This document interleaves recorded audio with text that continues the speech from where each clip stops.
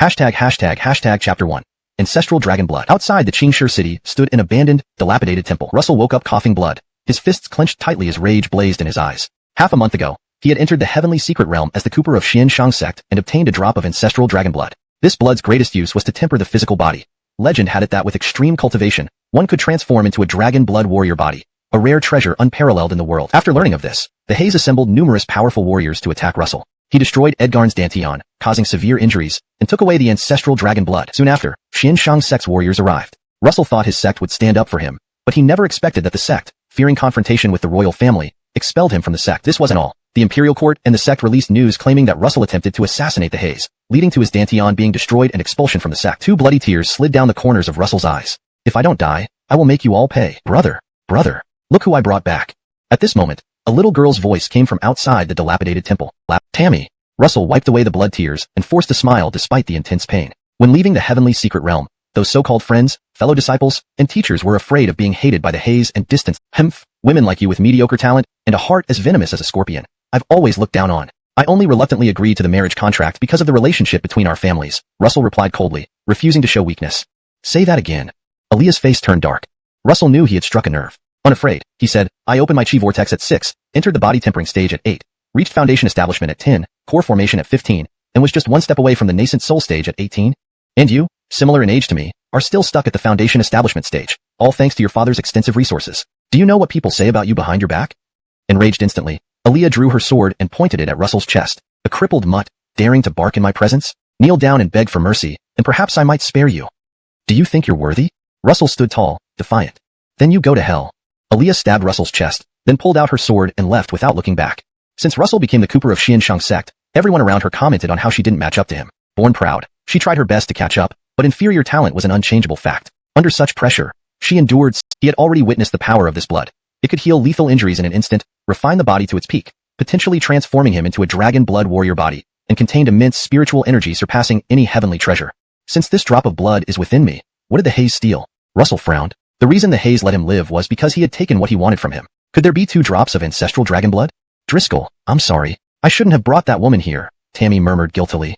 Don't blame yourself. Russell consoled her, eager to start refining the ancestral dragon blood. An ancient and profound dragon roar seemed to echo in his mind. A faint golden light enveloped his skin as bones, muscles, and blood underwent rebirth. It felt like every part of him was crushed, intense pain deeply stimulating his nerves. He hadn't expected the ancestral dragon blood to be so dominant, but he would not give up. Biting down hard, Russell relied on his astonishing willpower to endure. Veins popped on his forehead, drenched in sweat. Hours later, a resonant dragon cry echoed within him, releasing a surge of formidable energy that swept through all directions. Just refining less than a 10,000th of this drop of ancestral dragon blood helped me reach the pinnacle of chi vortex stage. If fully refined, it will surpass my former peak state.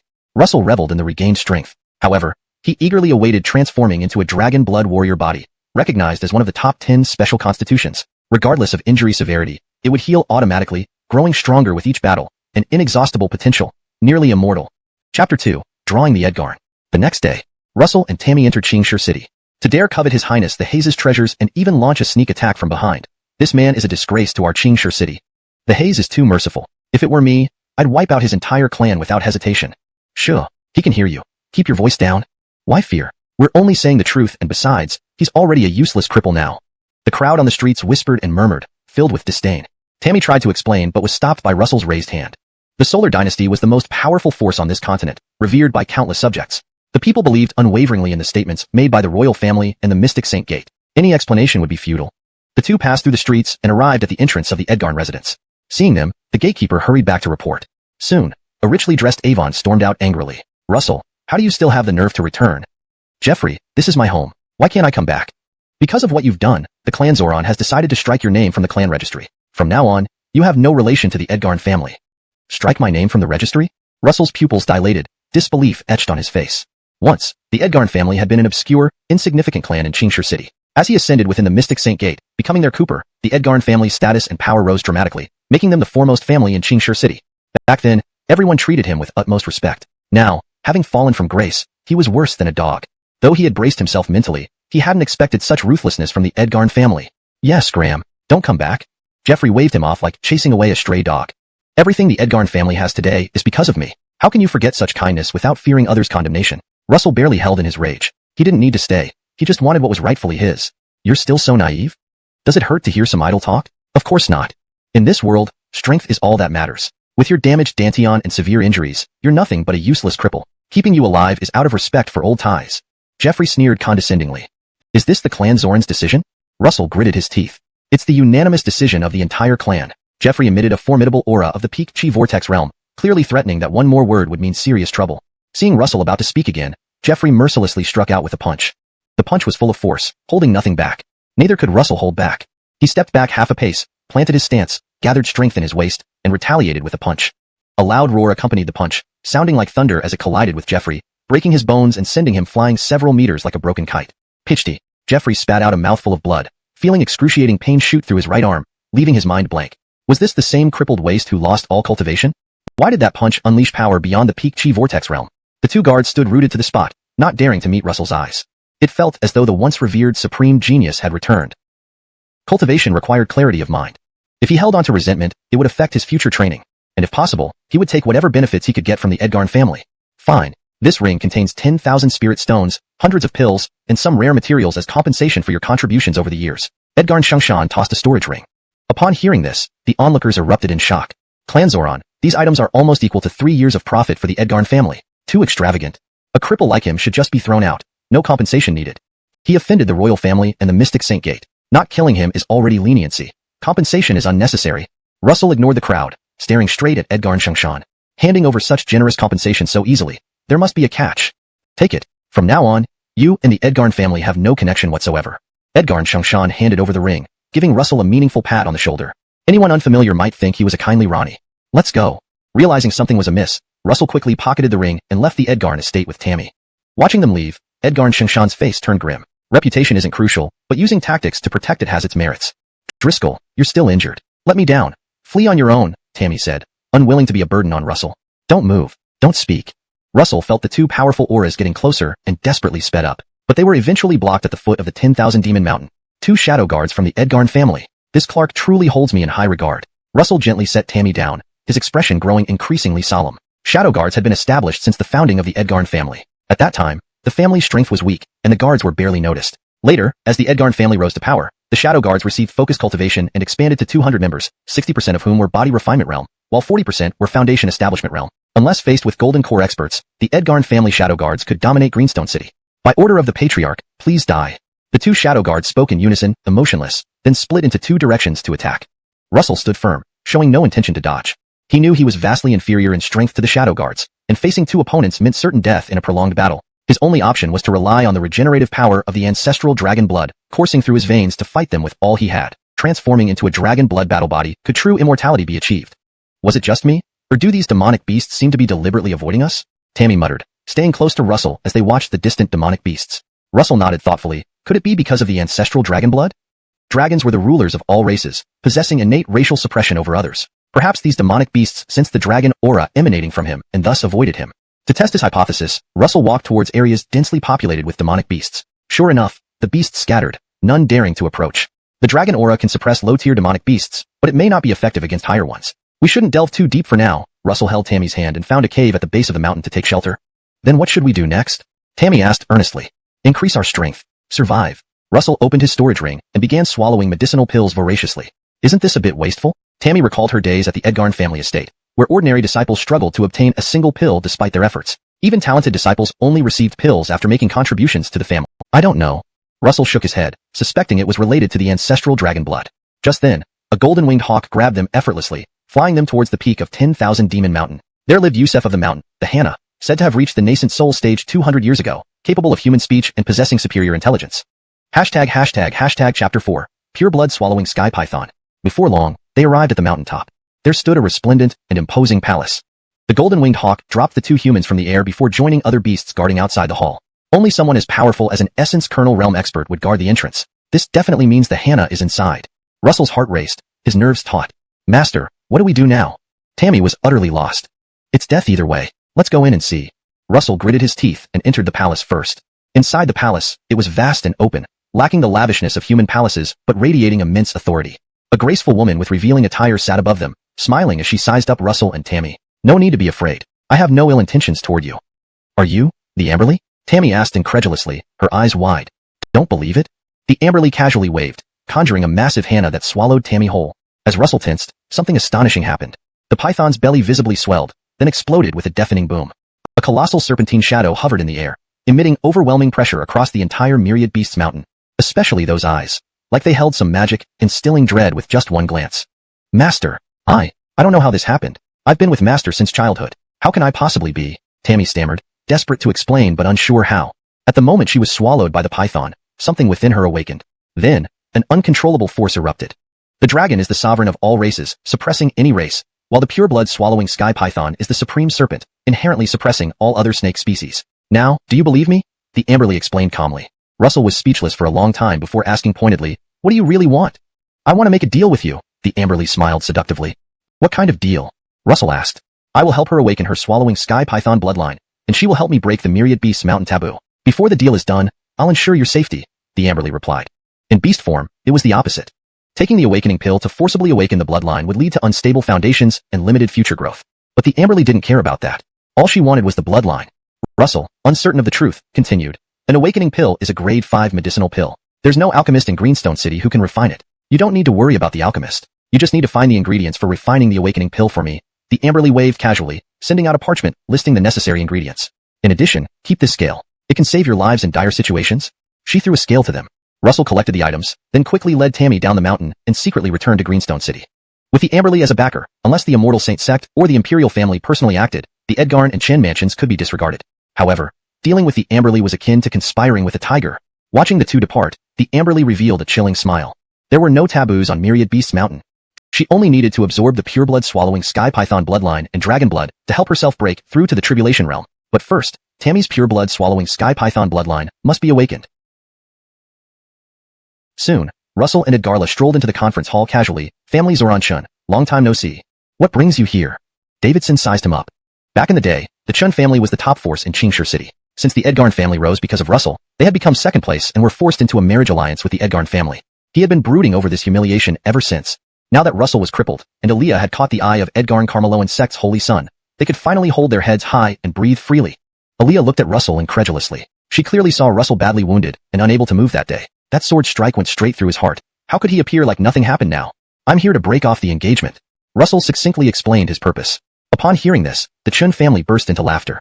A disabled person, whose dantian is ruined and meridian severed, also dares to come and break off the engagement with us? Even if Edgarn Xingshan came today, only the Chun family has the right to end this engagement. What are you? Nothing. Boy, since you're still alive, cherish this worthless life of yours and scram. Russell ignored them and took out a letter from his storage ring, slapping it hard on the table. A verbal breakup did not count. However, a written divorce decree was another matter entirely. In an instant, the atmosphere in the hall became oppressively tense as everyone stared at Russell with anger. Davidson picked up the divorce decree and coldly questioned, "Is this your idea or Edgarn family's? What do you think?" Russell retorted, "So, it is the Edgarn family's decision." Davidson's face darkened. He absolutely believed what Aaliyah had done. Since Russell wasn't dead, it must mean the Edgarn family spent great effort saving him. If Russell was still the Cooper of the Mystic Saint sect, this engagement couldn't have been ended. The Chun family wouldn't dare make a peep. But times had changed. The Chun family had already aligned themselves with the Edgarn Carmeloan sect. Only the Chun family had the right to terminate this engagement. Think whatever you want. Russell's vague response only reinforced Davidson's belief. And that was exactly what Russell wanted. Neither the Chen nor the Edgarn families were decent people. Making them fight amongst themselves would certainly be amusing. Russell, my Chen family has an unwritten rule. To break off the engagement, you must defeat Priscilla yourself. Fine. Swords can blind one. If you die in this sparring match, you cannot blame the Chen family. Of course. Alright, sign the death contract. A wasted life without a dantian challenging a foundation establishment expert, truly unaware of his impending doom. The crowd chattered mockingly, showing disdain, as if expecting this outcome. But what happened next stunned them. Russell grabbed the sword in Aaliyah's hand, and before anyone could react, he swiftly yanked it out and decapitated Aaliyah, just like killing a shadow guard. As long as the opponent hadn't reached the golden core realm without protective golden light, this life-for-life strategy always worked. Aaliyah's bloody head rolled several times on the ground, stirring everyone's nerves. Shuangyar! Davidson screamed hoarsely, his unique golden core pressure sweeping down like a flood. Aaliyah was his late-born daughter, his only offspring, and he loved her dearly. Despite knowing her mediocre talent, he disregarded family opposition and poured countless resources into her. Bold Russell, how dare you strike ruthlessly? Killing the Chun family's young miss. You will die. The Chen family experts glared fiercely and surrounded him. Waiting for Davidson's command, they would tear Russell to pieces without hesitation. Russell flashed behind Edgarla and covered his wound with his robe. Zoran of the Chen family, swords are blind, and we both know that. Moreover, we've signed the death contract. A respected clan leader and a famous Golden Core expert should not go back on their word. Don't try to flatter me. It won't work. Davidson's eyes were filled with murderous intent. If the Chin family wants a war with the Edgarn family, then proceed. Russell shrugged nonchalantly, grinding teeth in hatred. Upon hearing this, Davidson gnashed his teeth in frustration yet felt helpless. To align with Edgarn Carmeloan sect, Aaliyah was the key figure. With her dead, everything was ruined. Chapter 6. All here to kill me. The crowd of the Chin family seemed as if they had been doused with a bucket of cold water, all looking at Davidson in dejection. With the current strength of the Chen family, they absolutely couldn't stand up to the Edgarn family. A rupture was not a wise move. Get out before I change my mind. Davidson roared angrily. Tammy, let's go. After leaving the Chin family, Russell couldn't stop smiling. His original intention for coming here was just to vent his frustration under the protection of a Kelly. He never imagined it would stir up such a conflict between the Chin and Edgarn families. Once Aaliyah died, this conflict would be irreconcilable. Family Zoran, are we just going to let them go like this? And Ronnie of the Chin family asked unhappily. The rules were set by us. The life or death agreement was proposed by us. What reason do you have to stop him from leaving? Davidson glared viciously at the Ronnie, still enraged. However, he didn't expect the primordial dragon blood to absorb the remaining medicinal power and feed it back to his body. Under the dual effects of the elixir and dragon blood, Russell's realm soared continuously. Initial body refinement, middle body refinement, late body refinement. After leaping over 2 subrealms, the surging power inside his body gradually calmed down. Russell inspected his inner self and saw the droplet of primordial dragon blood floating above his dantian, revealing a joyful expression. This was just one drop of primordial dragon blood. If there were 2, 3, or even more, the scene would be unimaginable. Wash. Russell stood up and performed a series of vigorous punches. As his realm advanced, his speed, strength, and defense all improved dramatically. And under the effect of the primordial dragon blood, his strength and defense far exceeded those of cultivators at the same level. Master, it's time to eat. Tammy's voice came from outside. I'm coming, Russell replied, pushing the door open and walking out. Tammy cooked all Master's favorite dishes today. Tammy lifted her head proudly. Russell fondly patted her head. Tammy, come sit down and eat with me. No, how can a servant eat at the same table as Master? Tammy firmly refused and wouldn't agree no matter what Russell said. Dead men don't need to know. The lead parry spat and immediately drew his sword. They were all sent by Davidson to eliminate Russell. Seeing so many shadow guards confirmed their suspicion that killing Aaliyah was orchestrated by Edgarn Shangshan. Do you understand the consequences of opposing the Edgarn family? Humph. We kill precisely the lackeys of the Edgarn family. Both sides were evenly matched in numbers and strength, causing the battle to enter a stalemate. Tammy stood off to the side, bewildered, asking weakly, Master, when did you hire these guards? Why didn't I know about it? These black-robed men aren't my guards but strongmen sent by Davidson to kill me. They just happened to meet the shadow guards. Originally, Aaliyah's death established the conflict between both parties. Now with this battle, there will be more dramatic events in the future. Ah, Tammy gasped, covering her mouth with both hands. Let's sit and enjoy the show, Russell said calmly, still eating as he watched the bloody fight unfold. As time passed, the battle gradually came to an end. Only 2 people remained standing, both gravely injured, so they stopped simultaneously. Their eyes met, filled with hatred, wishing to tear each other apart. You can protect him temporarily, but can you protect him forever? Once you offend the Edgarn family, even if you escape to the ends of the earth, you cannot avoid death. The lead shadow guard gasped for breath, spitting venom. Witnessing Russell efficiently dispatching the remaining 2 intruders, Edgarla, who had recovered from her injuries, approached Russell and asked him quietly, No, not necessary. Just leave them here. We'll wait for people from the Edgarn family and the Chin family to come inspect. But obviously, we can't stay here any longer. Since these assassins and shadow guards found us here, it means that the Edgarn family and the Chin family can definitely find us too. We might have to temporarily leave Greenstone Town. It's just that I've caused you hardship, Edgarla. You followed a useless coal like me and haven't enjoyed anything. On the contrary, you're even dragged into fleeing with me, without a place to settle down. Edgarsoning to Edgarlia's question, Russell paused for a moment before slowly responding. His tone was filled with guilt toward Edgarla. Through the events of the past couple of days, he had truly come to understand human warmth and coldness. For Edgarla, the only person who stayed by his side when he hit rock bottom, Russell vowed in his heart to cherish her deeply, but also felt immense guilt toward her. As her master, he didn't provide her with a life of luxury. Instead, he put her in a position where she had to flee with him. He considered himself a failed master. Driscoll, here you go again. Edgarla once said, You were my master then, and you will be my master forever. Wherever Driscoll goes, Edgarla's home is there. Besides, who says you're a waste? In Edgarla's eyes, you've always been the most formidable person. A temporary setback means nothing. Edgarla believes that one day, you will stand at the pinnacle of this continent and take care of everyone who bullied us today. By then, Edgarla will bask in Driscoll's glory. Seeing the somewhat guilty expression on Russell's face, Edgarla hurriedly consoled him. She had been brought to the Edgarn family by Russell's parents when she was young, and in her memory, only Russell's parents and Russell were her family. Later, after Russell's parents mysteriously disappeared, only the 2 of them remained, relying on each other for survival. Therefore, Russell was her closest person. She did not want to see Russell fall into despair due to their current predicament. But, Driscoll, if we don't stay in Greenstone Town, do you know where we should go? After all, outsiders have been misled by the Hayes and the Xinqing sect, so their attitude toward us might not be friendly. If we want a safe place, it won't be easy. Yes, I know that. But running away is not a solution either. We need to leave Greenstone Town because it is the stronghold of the Edgarn family and the Chun family. Their power here is overwhelming. My strength hasn't fully recovered yet, so confronting them directly wouldn't be wise. But outside Greenstone Town, the threats from the Edgarn family and the Chun family would decrease significantly. Even if they send more assassins after us, it won't be as easy as today. As for others' opinions about us, it doesn't matter much because at most, they would only verbally belittle us. To make them actually do something harmful to us is highly unlikely. People generally prefer to avoid trouble. No matter how influential the Daeong dynasty and the Xinqiang sect are, changing ordinary people's ways isn't easy. As for where we're going next, you'll know when we get there. Russell's originally depressed mood lifted considerably upon hearing Edgarlia's words. He gently rubbed her head and took her small hand, leading her out of the courtyard. After leaving the courtyard, Russell carefully observed the surroundings, confirming that no one from the Edgarn or Chen families was ambushing or guarding the area. Then, he led Edgarla along a narrow path, swiftly heading eastward out of Greenstone Town. In that direction stood the strongest sect on this continent, the Xinqiang sect, which was Russell's former sect. Naturally, his intention to bring Edgarla this way was to return to this ungrateful sect that betrayed his trust. Don't misunderstand, he wasn't planning to rejoin as the sect's saint son. There were some things he must retrieve from that unfeeling sect. These items were left to him by his parents before they disappeared. His only keepsake. It was a piece of jade. Very ordinary-looking jade. But Russell still remembered the solemn expressions of his parents when they handed it to him. Thus, no matter what, he had to get back that jade. After a long journey, Russell and Edgarla finally reached the gate of the Xinqiang sect as dusk fell. Looking at the towering structures before him, Russell couldn't help but smile. A mix of mockery and something else. Come on, Edgarla. Let's enter the Xinqiang sect one last time. I wonder how the people here will greet their former saint son after 2 days.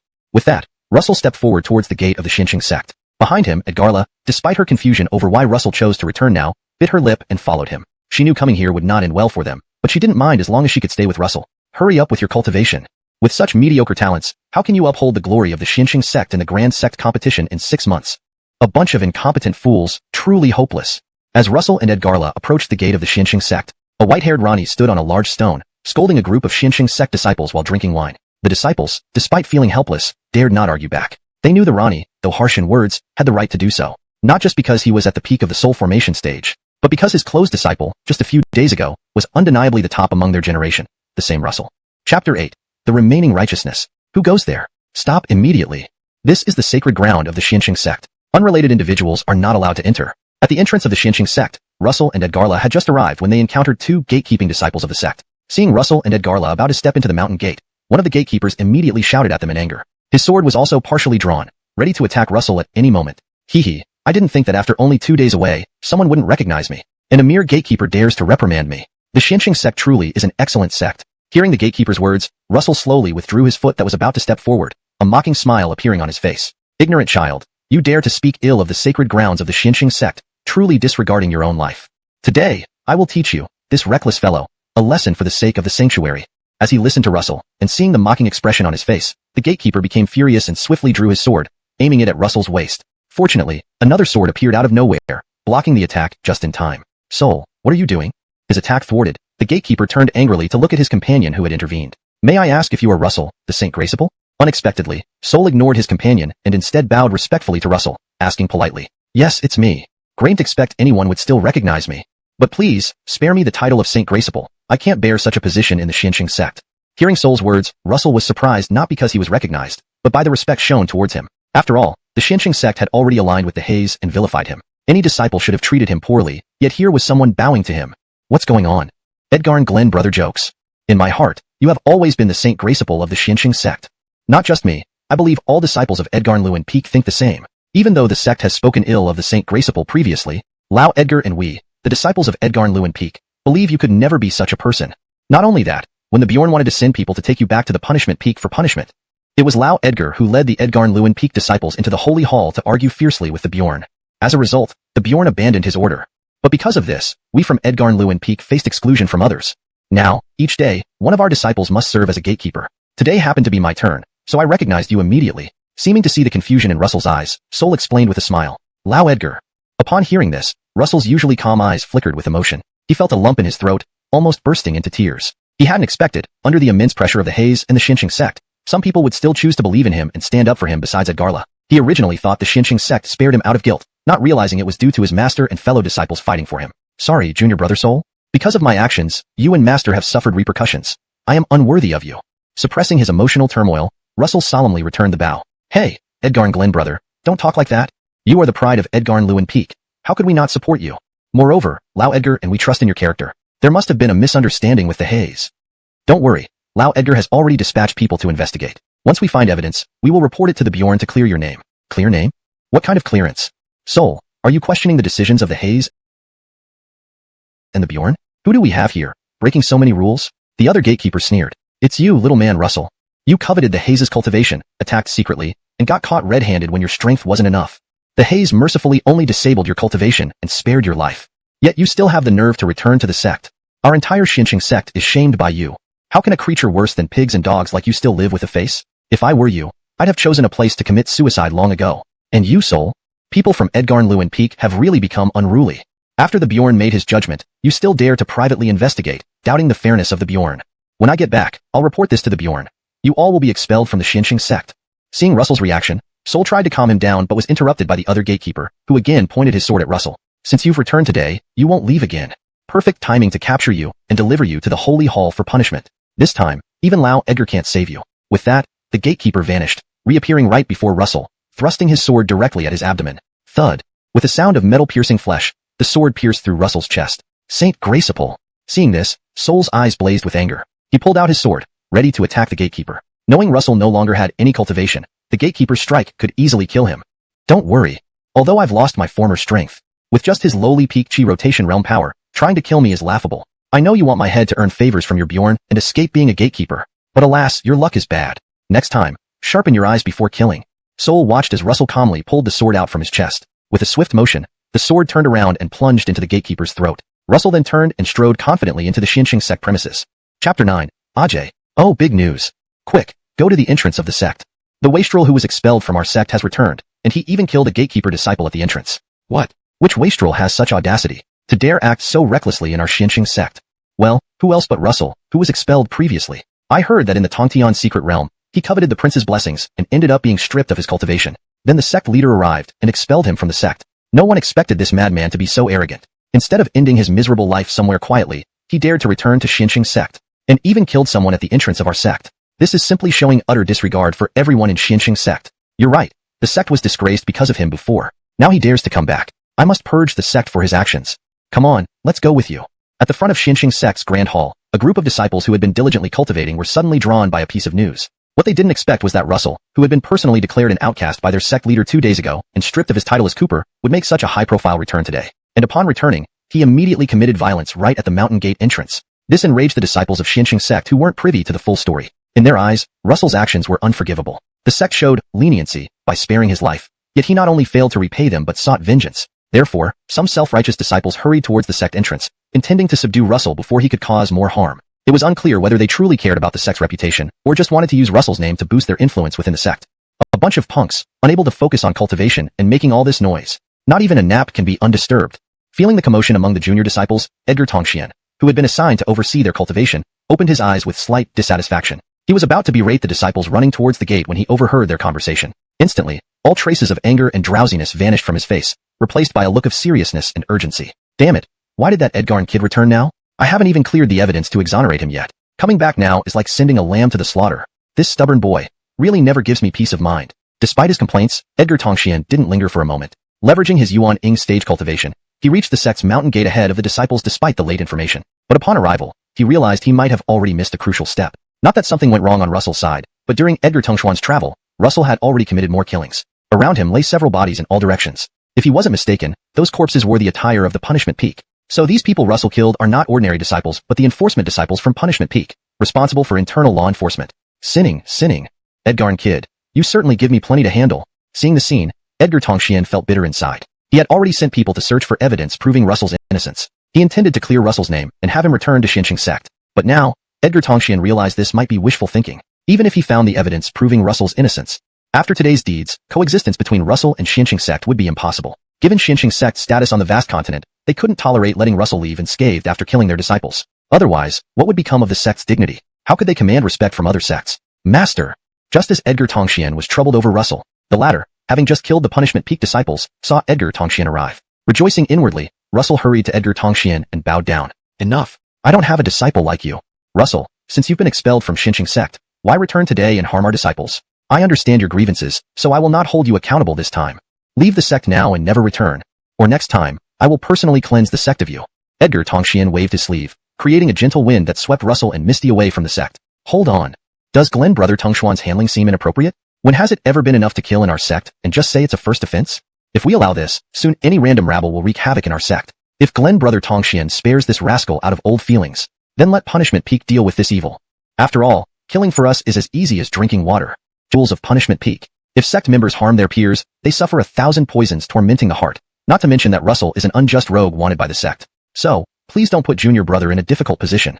You managed to protect him once before, but there's no chance this time. Upon hearing Edgar Tungshuan's inquiry, Ajay, who had just arrived, replied with a calm tone. Sigh, I should have known. Given your nature, how could you possibly make concessions for me? In that case, let's settle this then. I want to see how much your heavenly punishment technique has advanced over the years. Edgar Tongxian sighed, feeling somewhat helpless, then lowered his hands. Suddenly, a powerful aura erupted from within him. Do you plan to fight me? For a discarded disciple? Feeling Edgar Tungshuan's overwhelming presence, AJ's expression changed for the first time. I don't care if he's a discarded disciple or unrighteous. What I know is, he's my disciple, Edgar Tungshuan's disciple. My disciple, only I have the right to discipline. Others have no such privilege. If you want to take him back, step over my dead body first.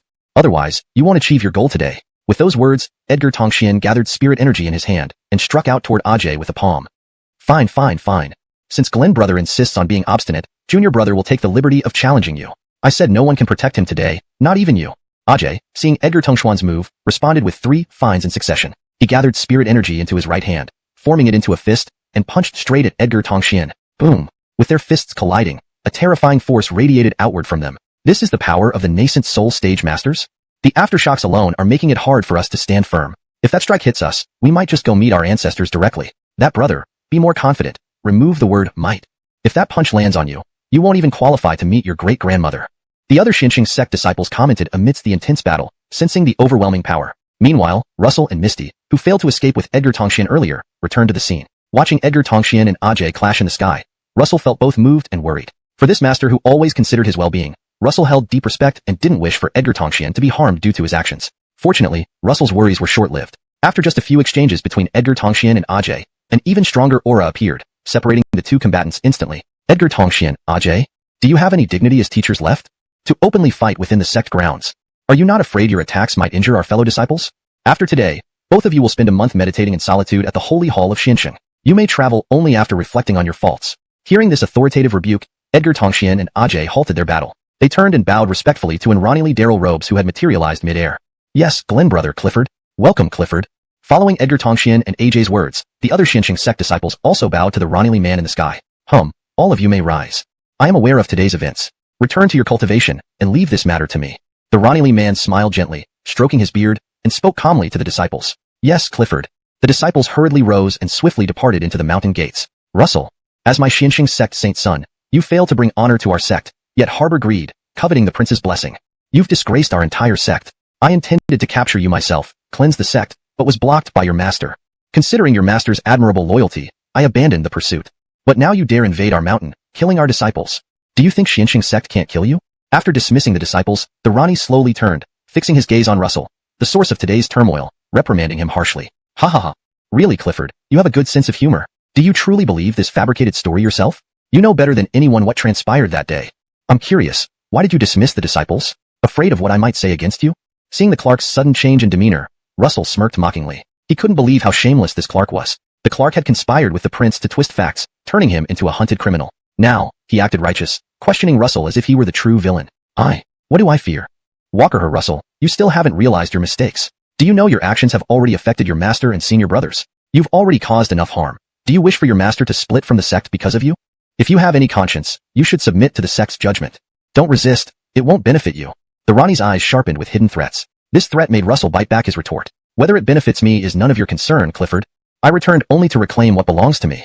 As for those I killed, they attacked first, so it was self-defense. To be blunt, if I truly wish to wreak havoc here, you might not be able to stop me. If you doubt me, try and see. Just bear the consequences. As he finished speaking, a colorful scale slid quietly from Russell's sleeve into his palm. Chapter 11. Startled Retreat. Oh. So, I really want to know how you, a mere youth whose cultivation has been completely nullified, can make me pay any price at all? The white-robed Rani was clearly enraged to the point of laughter when he heard Russell's words. As the patriarch of the Xian Saint sect, and with his own cultivation reaching late-stage nascent soul realm, he could be considered one of the paramount figures in the entire vast continent. At his level, besides a select few who could contend with him, everyone else didn't even warrant a glance from him. And now, Russell, whose cultivation was utterly destroyed and whose injuries might not have fully healed, dared to claim that he couldn't be stopped even if this Ronnie were to act. This was absurd. Thinking this, the Ronnie's eyes instantly turned vicious. He had always been thorough, leaving no loose ends. The only reason he hadn't killed Russell previously was because of Edgar Tongxian and concerns for his own reputation. Now, Russell had delivered himself right to his doorstep and provided a justified reason to act. It would be a shame not to take advantage of this opportunity. Without further ado, the Ronnie gathered a formidable amount of spiritual energy in his palm and aimed it straight at Russell's head. Brother! Just as things grew dire, a voice roared in anger. The white-robed Ronnie saw Edgar Tongxian flash in front of Russell, ready to intercept the blow. Tongxian, are you mad? Would you betray our sect just for this wayward disciple? Step aside or don't blame your senior brother for being unrelenting. Seeing Edgar Tongxian stand in front of him, the Ronnie's face darkened. Besides the previous reasons, another critical factor played into his decision not to kill Russell back then. Based on his years of experience, he believed Russell wouldn't survive his injuries and would merely cling to life for a while longer. But today, the Ronnie realized he was wrong. Russell managed to kill several disciples despite having lost all cultivation. This hardly indicated someone near death. Hence, he absolutely couldn't let Russell leave today. Only Russell knew what truly happened back then. The Ronnie had colluded with the Hayes to falsely accuse him, causing him to be universally reviled. If this dirty business were exposed, the rat running down the street wouldn't be Russell. Previously, the Ronnie wasn't overly concerned about Russell because he thought him near death. But now that Russell wouldn't die easily, caution was necessary. Earlier, if not for threatening his master and fellow disciples, Russell might have revealed the truth already. Even if no one believed him, spreading such rumors could still cause trouble. In the vast continent, although they held the position of the top sect, several other prestigious cultivation realms weren't far behind in strength. Should these rumors reach them, the Ronnie was sure they'd seize the chance to attack their sect. They had coveted the title of the first realm for too long. Thus, whatever it took, he must kill Russell today. Dead men keep secrets best. Brother, Tongxian has no intention of betraying the sect. But Tianya is my disciple. I cannot sit by and watch you kill him. So, Tongxian will have to offend. Edgar Tongxuan's face was filled with helplessness as he faced the Ronnie's scolding. He gathered more spiritual energy, knowing his early-stage nascent soul realm was no match for his senior brother. He could only do his best and hope for divine intervention. Fine, since it's so, brother can only apologize afterward. Russell has killed our sect's disciples. No one can save him today. He must die. Seeing his persuasion futile, the Ronnie vanished immediately after gathering his spiritual energy, reappearing right before Edgar Tongxian. Jade Essence Palm. Looking at the looming Ronnie, Edgar Tongxuan's face was solemn. He concentrated all his energy into his right hand, forming a green, horn-like layer resembling a palm. After completing the layer, his right hand collided with the Ronnie's. Crack! Immediately upon collision, Edgar Tongxian saw the green layer shatter under pressure, sending a powerful force back through his right palm into his body. He coughed out a mouthful of blood, thrown away midair, landing hard on the dojo floor below. Your strength has slightly improved. Within half a month, you should be able to advance to the middle stage nascent soul realm. But it's too early for you to fight me. After all, I've remained in the late stage nascent soul realm for many years. After forcing Edgar Tongxian back, the Ronnie even paused to assess his skills. Then he turned again towards Russell. Boy, anyone left to save you? Earlier, didn't you say I'd pay a heavy price? Now, I'm curious to see what this price is. Prepare to die. Don't blame me. Blame yourself for offending the wrong person. Speaking the last sentence softly, only Russell could hear. Without waiting for a response, the Ronnie extended his claw-like hand toward Russell's head. Brother, no? Seeing Russell about to meet his doom, Edgar Tongxian, who had been knocked back earlier, struggled to rise again but failed. The Ronnie had deliberately measured his force, not injuring Edgar Tongxian severely, but enough to prevent interference. Junior brother, lie there restfully. After I deal with this rogue and sever your connection, you'll understand my intentions. Now. Whoosh. Just as he intended to calm Edgar Tongxian, the Ronnie's body tensed and vanished like an electric shock from Russell's presence. A roar, laced with shock and anger, echoed from the distance. Boy, what damn thing are you carrying? Hashtag chapter 12, the white-robed ambition. What's wrong, Clifford? Grank, you come here to kill me? Why did you vanish on your own? Come on, I'm standing right here. Just make a move and my life will be yours.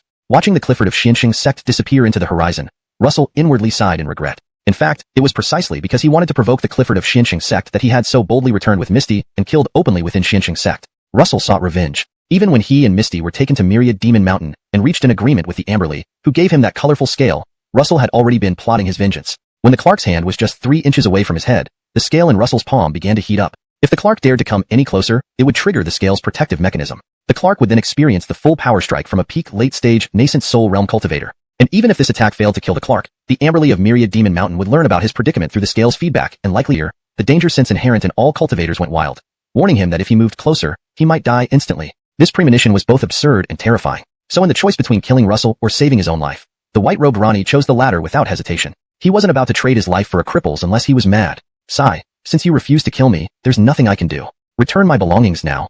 Otherwise, I'll stay in Xianxing sect and kill every disciple I see until your younger generation is wiped out. Seeing the white-robed Ronnie wouldn't fall for it, Russell felt helpless. The scale given by the Amberly could only be triggered passively. Russell couldn't actively use its power. The Rani escaping meant he had to use this valuable item to provoke others and potentially waste its powerful attack. After all, it contained the full force of a peak nascent soul realm expert, something most people lack the qualifications to even die from. Blasphemy, you scoundrel. Your Glenn brother offers you a chance to live, yet you remain here to provoke us. Were you too lenient on him? Glenn brother, please calm down. It's my fault for failing to discipline him properly. I'll expel this wretch from the sect and ensure he never returns. Upon hearing Russell's seemingly arrogant words, Edgar Tongxian, who had been injured earlier, stepped forward to stop him. Without waiting for a response, Edgar Tongxian swiftly grabbed Russell and Misty and fled the scene at top speed. Brother, what happened just now? And are we letting them go like this? What about our dead disciples? Ajay regained his senses as Edgar Tongxian's figure disappeared from sight. Wrinkling his brows, he questioned the Clifford. Rest assured, this won't go unpunished. Whoever kills one of ours won't live long. However, that boy was peculiar, and Tongxian insisted on protecting him. We can't really force him to break with the sect, can we? But don't worry. Since he wants to protect that scoundrel, let's indulge him for now. I've already marked the boy. Once Tongxian believes they've left, I'll send someone to pursue and kill him. That way, we uphold the sect's dignity and avoid a rift with Tongxian. A win-win, right? Hearing AJ's questions, the white-robed Rani glanced shrewdly before acting confident. You always think things through, brother. Should I send someone from Punishment Peak to handle this? That's usually our task, isn't it? No need this time.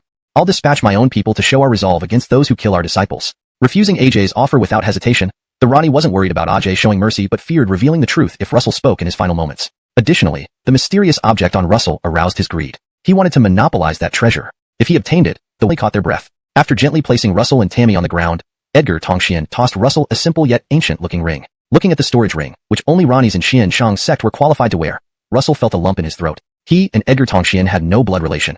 They only shared a master-disciple bond. But even so, Edgar Tongxian went to such lengths for him. Not only did he unwaveringly trust him despite the world's misunderstanding, but he also led other disciples in a tumultuous confrontation within the sect to secure his survival. Now, Edgar Tongxian was giving him all the means for his livelihood without reservation. How many people in this world would do something like this? Master. This is true to the vow of being a father for a lifetime, once having been a master for a day. Alright, that's enough. No need for emotional words. You know I can't handle that. Edgar, well, that's more important than anything. If all goes well, this will probably be our last meeting. In this final moment, there are a few words I wish to impart upon you. Edgar, your life without worrying too much about others' prejudices. As long as you do what's right and honest in your heart, pursue it boldly. Be upright and righteous to truly be a man. With no regrets towards your own heart, you can find the way through. With a smile, Edgar Tongxian didn't wait for Russell's response and turned to stride away into the woods. Master, I will remember your words. But I also want you to know that I am not the unrighteous person everyone claims. I cannot explain everything to you now because it would harm you. But please believe that you didn't misjudge me. One day, I will prove my innocence to the world, and I hope you can witness it with me. Seeing Edgar Tongxian leave without hesitation, Russell suddenly knelt on the ground, kowtowing 3 times toward Edgar Tongxian's back. His voice, filled with emotion, resonated through the mountains. Good. I'll wait for the day you reveal the truth. And to begin with, I always believed in your character, so there's no need to explain so much to me. Edgar, well, goodbye. Hearing the voice behind him, Edgar Tongxian paused slightly but did not turn around, waving goodbye before disappearing into the sky. Only his brief words lingered in the dense forest, echoing in Russell and Tammy's ears. I understand your intentions, master, but I don't want to disappoint you. Standing up after a while, Russell gazed at the distant sky, muttering softly to himself. Sir, where should we go now? Edgar Glenn took great risks to get us out. Don't do anything dangerous now. Seeing Russell this jade, so I suspect it might be the heirloom of our Edgarn family. But unfortunately, I've tried various methods over the years, yet it showed no reaction. It only reacts when I drip my blood on it, briefly showing a difference before calming down. So I still don't know its exact purpose. Seeing Tammy's skeptical eyes, Russell felt embarrassed, like a child whose new toy received skepticism from friends. The worst part? He couldn't figure out how to play with this toy. It frustrated him. Oh, what kind of difference does it show? Ignoring Russell's expression, Tammy asked eagerly like a curious child. Well, I can't describe it precisely, but whenever I drip my blood on it, it absorbs the blood instantly. Afterward, its color changes from this gray-black to a reddish-brown hue. It's kind of like a large patch of blood that has been dried by the wind, Russell explained, trying to give Tammy a better image of the mysterious transformation. Chapter 14. Another breakthrough. Great, you see that? That's exactly what happened. Deep within the forest, to allow Edgarla to understand the changes in the black jade more clearly, Russell gave a live demonstration. Using his spiritual energy, he cut open a small wound on his left pinky finger and squeezed out a drop of fresh blood, dropping it onto the surface of the black jade. Instantly, the previously unremarkable black jade of a pure-blooded swallow sky python, an ancient powerful beast comparable to dragons. Although according to Yusef of 10,000 Demon Mountain, Edgarla was currently only in her juvenile stage, the lineage within her still existed. Under such circumstances, the jade that his parents left him could still make Edgarla feel uneasy. Just how bizarre was the secret hidden within this jade? Thinking about this now? Even if it holds a significant secret, what difference would it make if I can't solve it? I shouldn't dwell on these pointless things. Restoring my cultivation is what really matters. However, upon further reflection, Russell felt somewhat dispirited. Even though he knew his parents' jade held a great secret, he couldn't unravel it despite all these years. It was akin to a beggar hugging a safe filled with gold bars, knowing that opening it would secure a prosperous life, but unfortunately lacking the key, could only gaze at wealth beyond reach. Fortunately, Russell's nature surpassed ordinary people. After acknowledging his current inability to handle the jade, he no longer lingered on the matter. Instead, he continued rummaging through the mystic ring left by Edgar Tongxian, searching for anything he might find useful. These assorted healing medicines must have been gathered frantically by Master in a short period. He must have been worried about my injuries and prepared everything accordingly. The debt I owe him will likely never be repaid. While searching the mystic ring, Russell discovered after by cultivators, causing its price to skyrocket. To this day, it remains priced at $1 million yet still sells for much higher, making it exceedingly precious. One should note, even as the sacred son of Mystic Saint Sect, one of the top cultivation sanctuaries on the vast continent, Russell's annual income of spirit crystals was only 50,000. In other words, to buy a small piece of this Snow Mountain Ginseng Lotus, he would need to save up for at least 20 years without spending anything. But this valuable item, Russell found a palm-sized chunk of it inside Edgar Tongxian's mystic ring. This was akin to a windfall from the sky. Edgarla, help me keep watch while I start cultivating. Suppressing his excitement, Russell told Edgarla beside him before directly breaking off a small piece of the ginseng from the mystic ring and swallowing it. The moment it entered his mouth, Russell felt a surge of pure medicinal power rush down his throat into his dantian. Boom! Suddenly, Russell felt a stir somewhere within his body. Subsequently, his cultivation, which had already recovered to late body refinement stage, suddenly began to increase again.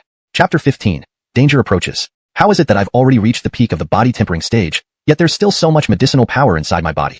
Could it be that today I will fully recover to the foundation establishment?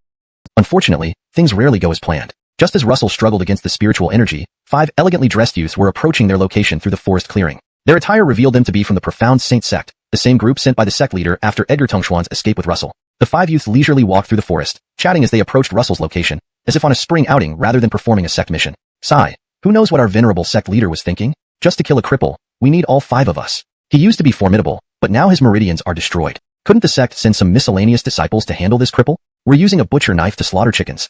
Edgar Mizey, you've been whining all the way here. It's getting annoying.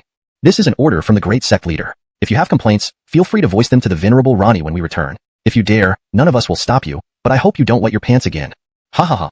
Among the 5, a burly man seemed annoyed by his teammate, Edgar Mizey, whose face was covered in freckles. Upon hearing Edgar Mizey's complaint, the burly man taunted him, eliciting laughter from the others. They knew he was intentionally teasing Edgar Mizey about his past. Long ago, as fellow recruits in the profound Saint Sect, chosen by the Patriarch at the same time, they considered themselves close brothers. They remembered how Edgar Mizey, due to his timid nature, had urinated in his pants during the initiation ceremony under the Patriarch's intimidating aura, almost leading to his expulsion. Only his slight cultivation talent saved him. This incident remained a source of shame for Edgar Mizey.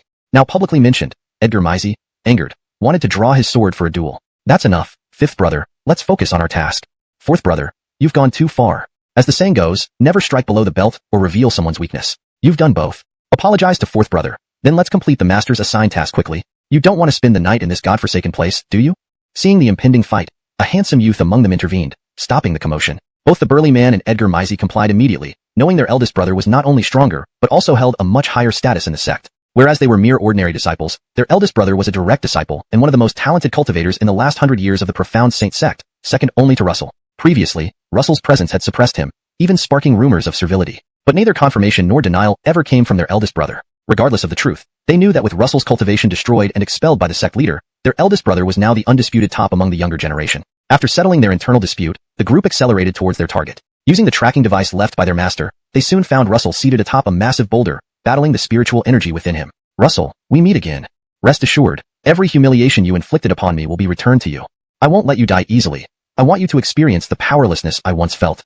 Chapter 16. Braden. Damn it. Why can't I suppress this spiritual energy? If it keeps going like this, my only options are either to break through to the Foundation establishment realm or die with my body exploding. In the midst of the forest, Russell, who had been frantically trying to suppress the spiritual energy within him, was now completely panicked. He had thought that compressing all the excess spiritual energy in his body would resolve the crisis. However, he soon realized that things were not as simple as he had hoped. No matter how much he compressed, the spiritual energy inside him kept surging towards his dantian. If he did not choose to break through now, when his dantian could no longer hold any more spiritual energy, there would be only one outcome. His dantian would rupture, and the spiritual energy would leak out. In a best-case scenario, he would become a cripple again. In the worst case, the accumulated spiritual energy would anyone who dared harm Misty. And who do you think you are to command me? Do you really believe you're still the Xinqing sect's sacred son? I'll tell you this, you're nothing but a cripple. What can you do if I kill this little girl right before your eyes? The muscular man felt a chill run down his spine at the formidable aura radiating from Russell, stepping back instinctively. Regaining his composure, he felt humiliated. As a peak Foundation establishment cultivator, He should not have been intimidated by an ex-cultivator. If word of this got back to the sect, wouldn't he be ridiculed by his fellow disciples? So, feeling humiliated, the muscular man vented his frustration on Misty, gripping her tighter with his large hand. Stop, I know you're after me. 5 grown men bullying a helpless girl. Aren't you ashamed? If you have issues, then direct them at me. Leave the innocent out of this. Seeing the muscular man's actions, Russell paused, hurriedly speaking up. Although he viewed this man as already dead, with Misty still in his grasp, Russell couldn't afford to be too forceful. Everything depended on rescuing Misty first before settling accounts. So what? Were you not so arrogant just now? Where's that arrogance now? Show it to me. Want to save her? Kneel and call me Grandpa, then I might consider letting her go. Hearing the hint of weakness in Russell's voice, the muscular man grew even more arrogant, not loosening his grip but instead shouting louder for Russell to kneel. Cough Driscoll, no? Misty. Isn't worth it? Before Russell could respond, Misty struggled fiercely in the man's grip. She had always considered Russell as family, unable to stand by and see him humiliate himself because of her. Besides, she felt she was only a burden to him, incapable of helping in any way. If her death could solve everything, then so be it. Even as the struggle made the man's grip tighten, she shouted out, "Stop, let her go, I'll kneel for you." Russell's heart ached upon hearing Misty's words. She had always regarded him as family, and likewise, he treated her like a younger sister. Now, with their parents missing, they had only each other. If kneeling meant saving Misty, then his dignity was a small price to pay. So without hesitation, he bent his knees to kneel, but a fan appeared out of nowhere, stopping his legs from touching the ground. Russell, you disappoint me so much. At least once, I always saw you as someone I wanted to surpass. But now, you're willing to kneel to my subordinate for a woman. It seems losing your cultivation has also stripped away your pride as a cultivator. Initially, I was excited to capture you, thinking of ways to torment you to repay the humiliation you caused me. But now, it's clear that's unnecessary. You and I are no longer in the same league. Lousy, release the girl. He's right. Our target is him, not for us to slaughter ants. Finish him quickly, we have orders to complete. I'm tired. Recognizing the voice and the fan, Russell's gaze slowly shifted to the handsome youth standing before him. Braden, I didn't expect the old scoundrel would send you to kill me. He must have feared others wouldn't be reliable enough. But his plans will likely fall short this time. But considering you're willing to release Misty, I might spare your life. Consider it a reward for your kindness. Chapter 17. Consecutive slaying of 5. Braden sneered twice. Back when Russell was the top figure among the young generation of Xinqiang sect, he might have shown some courtesy. But now, Russell was nothing more than a cripple and had long been expelled from the sect. Why should he show respect to such a person? What a joke. Russell, you are nothing but a stray dog now, yet you still dare to speak arrogantly. Russell stood silently on the side. He never took Braden seriously before, and certainly not now. Originally, he wanted to spare his life because Braden had released Edgarla, but since Braden did not appreciate it, he saw no reason to hold back. Just at this moment, his inner spiritual energy had swollen to a point where it could hardly be compressed further. If not released soon, either he would burst, or he would be forced to ascend to the Foundation establishment stage. One could say that Braden and the others appeared just in time, giving his spiritual energy an outlet for release. Since that's the case, all 5 of you come at me together.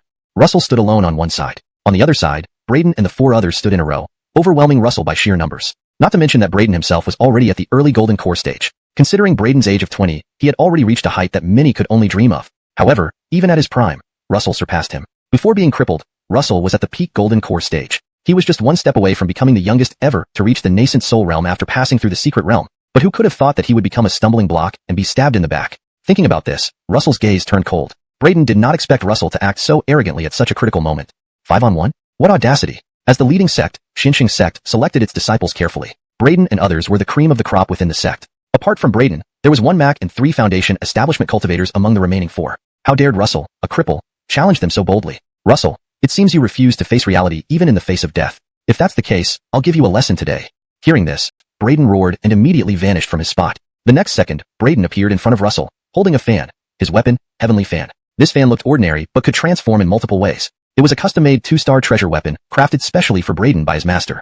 The fan could expand or shrink freely, offering both offense and defense capabilities. It could even withstand the full-force attack of a nascent soul expert. But under Russell's surging spiritual energy, such a treasure met its inevitable fate. Clothes fluttering, Russell unleashed a punch directly at Braden. They were originally fellow disciples of the same sect, so they knew each other's moves well. Just as Russell expected, Braden indeed used the fan to block. But unfortunately, Russell's strike contained a third of the spiritual power overflowing from his body. Braden did not anticipate this level of strength from Russell, leaving him caught off guard. Braden staggered back several steps, blood surging in his chest, eyes filled with shock. Grain't your Dantian get destroyed? When Russell returned to Xinqiang sect, Braden happened to be leading a team on a mission, thus unaware of Russell's condition. Upon returning, he learned that Russell had actually dared to infiltrate Xinqiang sect alone. Had it not been for Edgar Schwantong's intervention, Russell would have been sacrificed on Xinqiang sect's altar. Then Braden received a task from the Patriarch. The thought of trampling the once proud Russell filled Braden with smug satisfaction. But now reality slapped him hard across the face. Russell's strength wasn't weakened at all. Moreover, the strength Russell displayed gave him an ominous feeling. Seeing Braden being knocked back by Russell's punch, the remaining 4 faces showed astonishment but quickly stepped forward. Brother? Recognizing their tone, Braden waved, showing seriousness. It seems I underestimated you. But your strength is far below your prime. Let's see if the Cooper Russell can survive under my hands today. Saying this, Braden charged at Russell again. Watching Braden charge, Russell showed no panic. Even though he was currently only at the body tempering stage, he could enter the foundation establishment stage anytime if he wished. If not for worrying about unstable realms, Russell wouldn't suppress his strength. But this didn't mean Russell lacked the capabilities of a foundation establishment cultivator. With the help of dragon blood, he naturally wasn't afraid of Braden. Braden's smooth attack landed on Russell's chest. Surprisingly, even with the fan half sunk into his flesh, Russell remained unaffected, smiling calmly at Braden. By the time Braden realized something was wrong, Russell's sword had already sliced his neck open. The corpse collapsed. Without a glance, Russell walked towards the remaining 4, covered in blood. Dealing with the remaining 4 required no fancy moves. The Golden Core disciple among them had recently advanced, making his realm unstable. In Russell's hands, he barely differed from a foundation establishment cultivator. Slashing down 4 in quick succession, Russell finally exhausted the overflowing spiritual energy within him. Simultaneously, Russell let out a relieved sigh. Had Braden and the others not appeared, he might have pushed himself to the foundation establishment stage. Now, with his realm stabilized, he only needed to consolidate it and wait for the right opportunity to advance. Edgarla, watching Russell easily handle the 5, couldn't contain her fear and rushed into his arms. Master!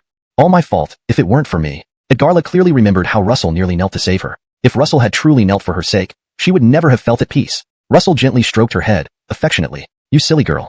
Chapter 18. Promotion. Tammy, I hope you understand that from the moment we left the Edgarn family and the Xianxing sect, the 2 of us are no longer master and servant.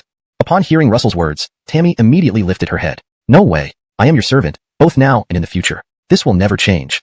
Seeing how persistent the young girl was, Russell felt a bit helpless. But for now, he wasn't. Fortunately, perseverance paid off. Russell finally found the elusive Hunyuan grass on a cliff. The grass was entirely white and usually required 10 years to mature, but this time Russell was lucky. Tammy spotted the white herb from afar and alerted him, making it easy for him to obtain it. With the herbs for consolidating his realm, Russell immediately led Tammy to a relatively clean cave. After preparing, he started stabilizing his current realm. Understanding the burden Russell carried, Tammy silently stood guard without disturbing him. Russell ate the herbs whole. As soon as they entered his throat, they turned into juice, blending into his meridians. Feeling the warm energy in his meridians, Russell carefully guided it to circulate within his dantian. As Russell focused on consolidating his realm, the Geno of the Xianxing sect was almost flipping the desk in front of him. Every disciple who joined their sect had an imprint bound to the eternal Edgar lamp. If a disciple died, the lamp would extinguish. Just now, upon realizing the lamps for Braden and others were out, the Geno was enraged. His top disciples, cultivated for so long, were dead because of Russell. The thought of losing Braden twisted the Geno's heart, wishing he could tear Russell apart right then and there. After calming down,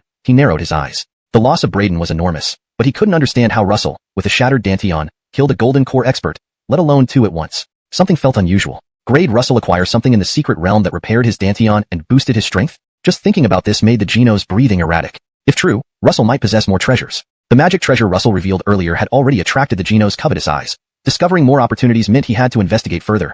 The next day, news spread that the Geno had entered seclusion. Yet, his cultivation room was empty. Instead, the Geno hurriedly flew south. Earlier, he had planted an imprint on Russell, which he passed to Braden to track. After killing Braden, however, Russell disrupted the connection. But the Geno knew where Braden had died. He bet that Russell hadn't bothered to bury the bodies. If he could retrieve the tracking tool from Braden's body, finding Russell would be effortless. Arriving quickly at the scene, he saw the lifeless bodies of Braden and others scattered across the open ground. Just looking at them gave the Geno an idea of the power behind Russell's weapon. Braden had been killed by a single, swift strike. Excitement surged within the Geno as he began searching Braden's body despite the revulsion. But he found no storage ring. How can this be? There must be a storage ring. Ignoring everything else, the Geno stripped Braden completely, but still found nothing. Not giving up, he moved to the other 4 bodies. An hour later, he shouted, Russell, if I catch you, I'll tear you to pieces. After thorough searching, he confirmed that Russell had indeed taken all 5 storage rings. Storage rings bind with their owners. Upon death, they become ownerless, allowing anyone to open them. Clearly, after killing them, Russell had looted everything. These disciples, heavily cultivated by the Xianxing sect, possessed numerous treasures that far surpassed Russell's previous holdings. Chapter 19. Wanted. Russell naturally had no idea about the current mood of the Geno of the mystical saint sect. If he did, he would probably burst out laughing right now. He had just randomly gathered resources and didn't expect it to directly prevent the Geno's subsequent investigations. Russell spent 3 consecutive days stabilizing his realm, finally securing his cultivation at the peak of the body tempering stage. But after consolidating his strength, Russell started pondering how to improve his cultivation again. Due to the bloodthirsty dragon clan within him, absorbing any medicinal herbs was harmless. This meant that if Russell wanted to, finding suitable herbs would make enhancement effortless for him. However, not all herbs were suitable for him. If they were like the previous snow lotus, Russell would still find them hard to digest. After thinking for a while, Russell left the cave with Tammy. We need to return to Greenstone City. Tammy widened her eyes. But aren't we being hunted by those people in Greenstone City? Russell's eyes were resolute. Still, we have to go back. This time, his target was the treasure medicine pavilion. As for what happened to mystical Saint sect, the Edgarn family, or the Chen family, it had nothing to do with him. If they were blind enough to challenge him, he wouldn't hesitate to act. Tammy nodded quickly, and they headed straight for the treasure medicine pavilion. The principle of the treasure medicine pavilion was simple. As long as you had money, you could buy any herb. Russell was already quite wealthy, especially with the 100,000 spirit crystals from the Edgarn family, and nearly another 100,000 taken from Braden and others. Money was definitely not an issue for him. As soon as they entered, the waiter's gaze immediately focused on Russell. At the same time, Russell felt several pairs of eyes watching him from the shadows. Clearly, places like the treasure medicine pavilion were well protected. Today, Russell wasn't there to cause trouble. He directly asked, "I need some herbs." The waiter smiled and took the list of herbs Russell handed over. Upon reading it, a look of surprise appeared on his face. "The herbs you require?" Russell lightly tapped the counter with one hand, his eyes narrowing. "Don't tell me the treasure medicine pavilion doesn't have these herbs?" The waiter gritted his teeth and then lowered his head. "Mr. Edgarn, it's not that we don't want to sell you these medicines, but the items on your list are quite valuable. I'm worried." The waiter didn't finish his sentence, but Russell understood his meaning. They feared he couldn't afford it. Considering Russell's current status in Greenstone City, this was understandable. The treasure medicine pavilion naturally worried about him paying the bill. Without caring, Russell took a bag of spirit crystals from his storage ring and slapped it on the counter. "Is this enough? If not, I have more here." The bag contained at least 50,000 spirit crystals. Seeing the wealth displayed, the waiter's expression turned flattering. "Certainly. Mr. Edgarn, please wait a moment. I'll prepare the herbs you need." The waiter rushed to the back room and returned shortly, laying out all the required herbs before Russell. "Please inspect these herbs. If everything is correct, I will pack them for you." After confirming the herbs were fine, Russell nodded. Although there were high-value herbs among them, none were as precious as the snow lotus. At most, they totaled 80,000 spirit crystals. After paying the remaining amount, Russell returned to the forest with Tammy. Unlike Russell, who was protected by spiritual energy, Tammy was visibly exhausted from traveling. Seeing this, Russell felt a twinge of guilt. "I'm sorry, it's my fault for dragging you along." Tammy lifted her head. "Master, please don't say that. Being able to follow you, seeing you here, is more than enough for me." Russell tenderly rubbed Tammy's head, a chill rising in his heart. One day, he would return to Greenstone City with Tammy. Of the many herbs Russell purchased, only one was crucial for cultivating. This herb could help Russell absorb and elevate his realm but might be harmful to other cultivators. Russell bought a large batch of less useful herbs to hide this critical one. Given the treasure medicine pavilion's reputation, news of his visit could reach mystical Saint sect. Indeed, as Russell suspected, the Edgarn family and the Chen family immediately went to the city gate upon hearing of his reappearance in Greenstone City. However, Russell had already left the city. This encounter led to conflict between the two families, resulting in losses for both. Naturally, tensions escalated further. Unaware of these events, Russell began absorbing the power from the herbs. With no constraints now, he aimed to advance to the Foundation Establishment realm. After thoroughly absorbing the herbs until they were dry, Russell opened his eyes, excitement evident in them. Eve Dragonblood was even stronger than he anticipated.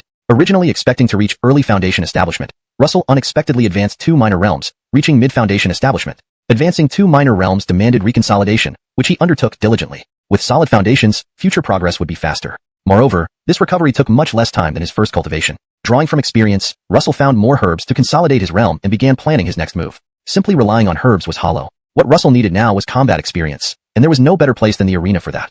Chapter 20. Arena Duel. When Edgarla heard that Russell wanted to go to the arena, her face also showed a trace of anxiety. "Master, shouldn't we avoid places like the arena?"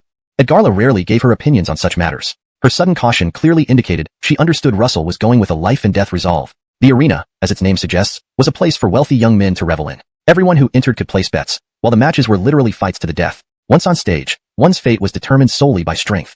Having been with Russell for some time, Edgarla knew about the arena's nature. She thought this trip was overly reckless, but Russell shook his head.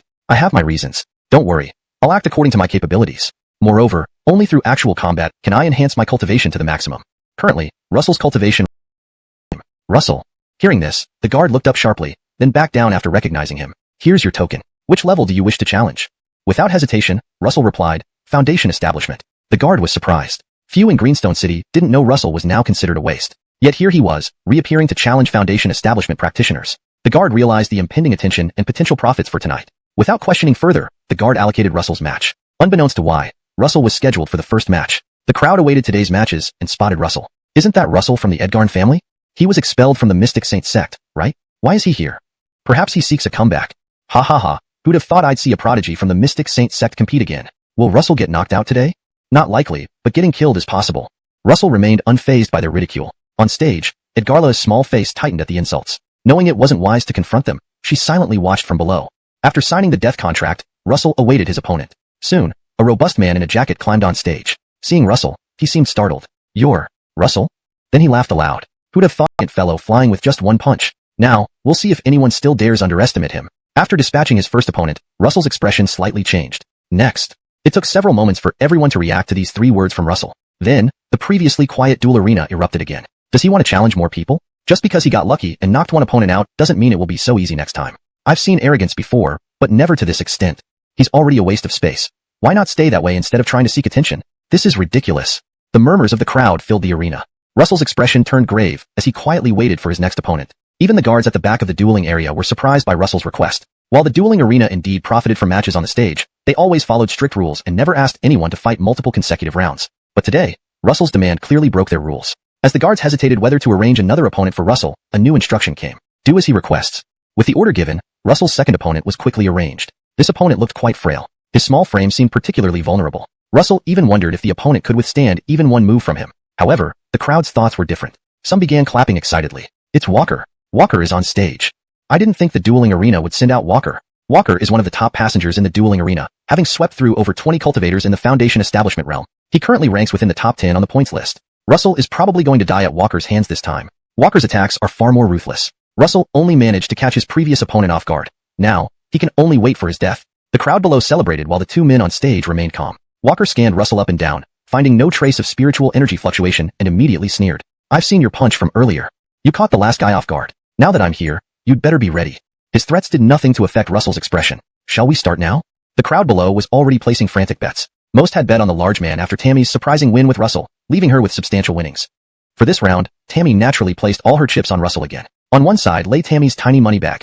On the other was a huge pot overflowing with coins. Compared to the crowd's bets, Russell's side looked rather bare. Betting had concluded, and both Russell and Walker moved simultaneously, as if they had telepathic understanding. Walker indeed had his reasons for pride. From the start, Russell sensed his strength, a mid-stage Foundation establishment realm cultivator. Moreover, his spiritual energy was thicker than the previous opponent, signaling an imminent promotion to late-stage Foundation establishment. Unfortunately for Walker, he faced Russell. Though Russell was just at the Foundation establishment stage, his comprehension of it far surpassed these opponents. Plus, without using weapons, he could easily crush any cultivator at his level solely with sheer physical power, thanks to the ancestral dragon blood reorganizing and strengthening his body. Unless facing a late-stage forest, Russell could handle any fight. So, he ignored Walker's attack, charging directly into Walker's palm strike. Everyone found Russell's actions puzzling. The sight of him not dodging and charging towards an attack left them stunned. After a moment, laughter erupted from the crowd. I can't believe someone would dumbly charge into an attack. Luck played its part in the last round. This time, against Walker, he's surely dead. This is probably the easiest match Walker has ever fought. Tammy clenched her fists in anger, her eyes fixed on the stage. Walker also felt the same confusion. Since Russell dared to confront his attacks, Walker intensified his blows, aiming for vital spots. Russell wasn't foolish. He knew these strikes wouldn't kill him. His goal was to make Walker lower his guard. Sure enough, when Walker's strikes hit Russell, Walker's expression relaxed. In the next second, Russell unleashed a powerful punch. The force exceeded Walker's palm strike. Almost instantly, Walker's body flew like a kite cut loose, once again hurtling off the platform. Struck by Russell, Walker's cultivation journey came to a definite end. Russell harbored no mercy. Those who signed the life or death contract upon entering the dueling arena must be prepared for anything. Chapter 22. Troubles after consecutive victories. Walker's defeat completely took everyone by surprise. In everyone's eyes, Walker's palm had clearly struck Russell, yet here he stood, as lively as ever on the platform. The spectators below were not fools. Having lost money for 2 consecutive rounds, their anger had reached its peak, and they began to curse Walker and the previously defeated burly man outright. Misty, however, remained calm amidst the crowd, her eyes twinkling with stars. Next. From the outside, Russell seemed unscathed, but in reality, Walker's blow had been quite heavy. It was just that the restoration effect of the Eve dragon blood was astonishing. Initially, Russell's vital energy had surged violently, but with the help of the dragon blood, he had almost fully recovered. The guards exchanged glances and, gritting their teeth, sent another contestant, a Foundation establishment realm fighter, onto the stage. As soon as this person stepped up, the crowd's anger quickly dissipated as if pacified. It's actually Frank. Frank's stepping up now. I really want to see how Russell can possibly turn the tide. Walker was already formidable. Now Frank is here. Could it be that he still can't defeat Russell? How could that be? Frank is ranked 3rd on the leaderboard. If even he can't defeat Russell, wouldn't that mean Russell isn't as weak as we thought? What the crowd really wanted to see was Russell pleading pitifully on the ground, not him strutting around Qingshi City despite being labeled a waste. People admired someone like a celestial child when they were at the top, but once they fell from grace, all people did was trample them. This was the psychology of the current crowd. Russell squinted his eyes at the opponent across from him. This person was stronger than expected. A late-stage Foundation establishment realm fighter, nothing unusual on the surface, but there was clearly more to him. Russell rarely frequented the arena, only visiting occasionally before he became famous. Back then, figures like Frank hadn't emerged yet. His appearance made Russell wary. Unlike the previous 2, Frank didn't underestimate Russell. Those who had reached this level weren't fools. Russell had proven he wasn't useless, but no one knew how his current strength compared to his peak. So Frank didn't dare act rashly. If Russell were merely a Foundation establishment realm fighter, Frank would have been confident. But given the unknown variables, caution was essential. Russell's strength was indeed only at early Foundation establishment realm, but to the crowd, it was virtually non-existent. The Eve dragon blood concealed his aura, making it impossible for others to gauge his true power. Even during the fight, no one could detect his true strength, which Russell found extremely satisfying. Eat this. Frank swiftly rose, his hand emitting lightning towards Russell's position. Sensing a powerful energy lock onto him, Russell immediately dodged. Though his wounds healed rapidly thanks to the Eve dragon blood, he didn't want to reveal his final trump card in front of so many people. Rapid healing was his ultimate ace and the basis for trading blows with death. Revealing it prematurely, especially while still recovering, would only invite more trouble. Thus, Russell chose to evade. After a few evasions, Frank started gauging Russell's capabilities. With no detectable spiritual energy fluctuations, Russell must be relying on physical strength alone. Realizing this, Frank's eyes flickered. His greatest desire was to enhance his own physical prowess, and Russell's performance had raised his expectations. As they traded blows, Russell sensed Frank beginning to yield, not out of being overpowered, but as if admitting defeat willingly. Suppressing these thoughts, Russell unleashed a final punch, sending Frank flying far away. The third round concluded, leaving a storm of insults and accusations from the crowd. Useless. I bet so much on you, and look what happened. Can't even beat a nobody. What a waste of my money. If I knew this would happen, I wouldn't have wasted so much time here. Frank hung his head, silently listening to the jeers. Russell had won 3 consecutive matches and decided not to challenge further. Seeing him step down, the guard backstage sighed in relief, glad that Russell hadn't continued causing trouble. Now that he had come down voluntarily, it saved him a lot of hassle. Russell walked straight toward the viewing stands where Misty was collecting her winnings from the house. She had placed a substantial bet of 50,000 spirit crystals, earning her 250,000 according to the odds, a significant sum. Misty was elated until the dealer scowled and said, "We'll give you your initial 50,000, but there's no way you're getting 250,000. He tossed a storage bag at Misty's feet. Enraged, she demanded, "Why? I clearly bet here. Why only return my principal? According to the rules, I should win." The dealer sneered. "Winning on a nobody like that? It's purely luck.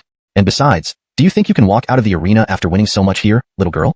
Just then, a clear, cold voice interrupted. "I'd like to see how you plan to keep our money." Russell had heard the dealer's words upon arrival and was enraged by his high-handed attitude. Chapter 23. An agreement reached. These scoundrels were indeed pushing their luck too far. Not only did they dare to manipulate things in such a place, but now they openly threatened others. How could Russell possibly indulge them? The dealer saw Russell come down personally and narrowed his inverted triangular eyes. As the dealer, he naturally knew that Russell had won 3 consecutive matches, even defeating Shane, a Foundation establishment realm powerhouse. If it were any other time, the dealer might have given some leeway. But Russell had no powerful family or sect backing him. Wasn't he just a minor nuisance that could be dealt with by a mere wave of a hand? The fighting arena had an agreement with the dealer. The dealer could set up a gambling den here, and the fighting arena would provide the venue. However, the dealer had to give 30% of the profits to the fighting arena. Today, Russell, this dark horse, had shocked everyone. Normally, the dealer should have raked in enormous profits. Yet, due to Edgarla, a little girl who had bet on Russell's victories, the profits dwindled significantly. If they paid out according to the odds, the dealer wouldn't have much profit left today. Wealth is the most alluring thing. How could the dealer let go of the meat already in his mouth? Today, I'm putting it straight. You're all a bunch of cheaters, blatantly breaking the rules. So, this money I can't give you. The dealer spoke eloquently, and if one didn't delve deeper, they might be fooled by him. But Russell wasn't going to fall for such tricks anymore. He sneered. So, following your logic from now on, the participant can't have anyone he knows betting on his win? Otherwise, we can't withdraw our winnings from you? Besides, in your casino, as long as we pay, we can bet on whoever we want. Why didn't you mention this rule beforehand? Now that we've won big, you start using underhanded tactics. The dealer's face turned green with rage and then pale. Enraged, he shouted. Since I set the terms, the rules are decided by me. What I say goes. Anyway, you won't get the money. As a favor, I'll let you take back your principal of 50,000 yuan. Otherwise, you'll never see that 50,000 again. Edgarlia's small face turned red with anger, her tiny fists clenched tightly. Although she wanted to beat up the dealer right there, they were still within the fighting arena's territory. Causing trouble would make it harder for them to enter in the future. Moreover, they had come into Qingshi City secretly, and stirring up trouble might draw attention from the various forces like the Edgarn family and Qin family again. Not wanting to bring trouble to Russell, she reluctantly tugged at his sleeve. "Master, why don't we leave for now?" Russell shook his head. He walked a few steps toward the dealer and stared at him coldly. "I'll ask you one last time. Will you pay the winnings or not?" The dealer was no fool. He could sense a faint murderous intent from Russell. Coldly, he replied, "Of course I won't pay.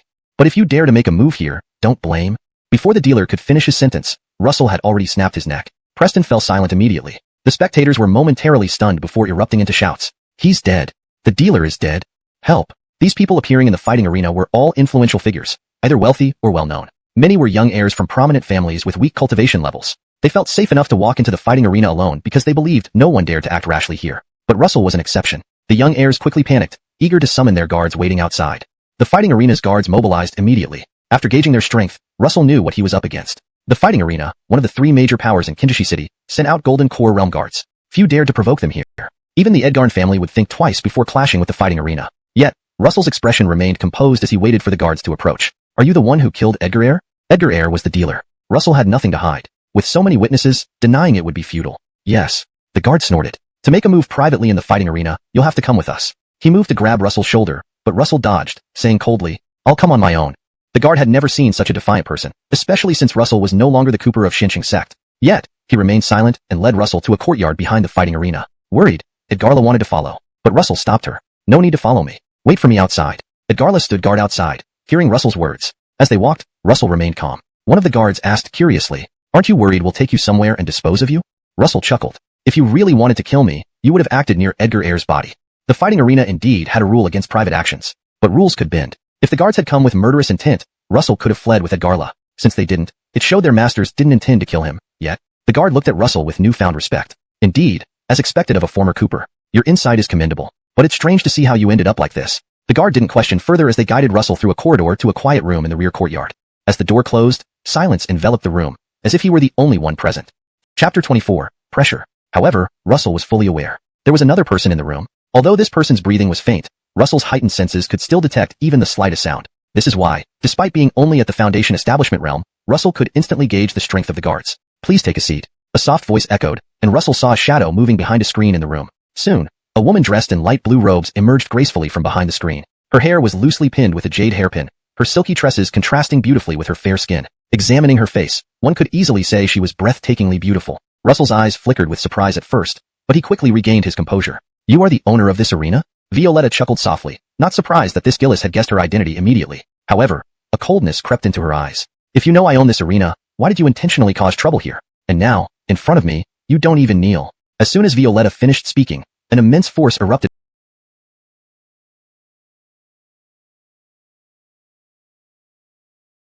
Even the Imperial family and the Shin Saint sect would have to hold back their actions. Such was the power of a major force. Yet Russell shook his head without hesitation. I won't join any faction. Since being expelled from the Shin Saint sect, Russell had seen clearly. When one had something valuable, one was useful. Otherwise, one was expendable. He considered himself a stranger to Violetta and had never shown any exceptional talent. No matter how much fame he once had, he was now like a rat everyone wanted to catch. If Violetta wanted to recruit him without ulterior motives, Russell didn't believe it. Surprised by Russell's refusal, Violetta soon smiled. Are you sure?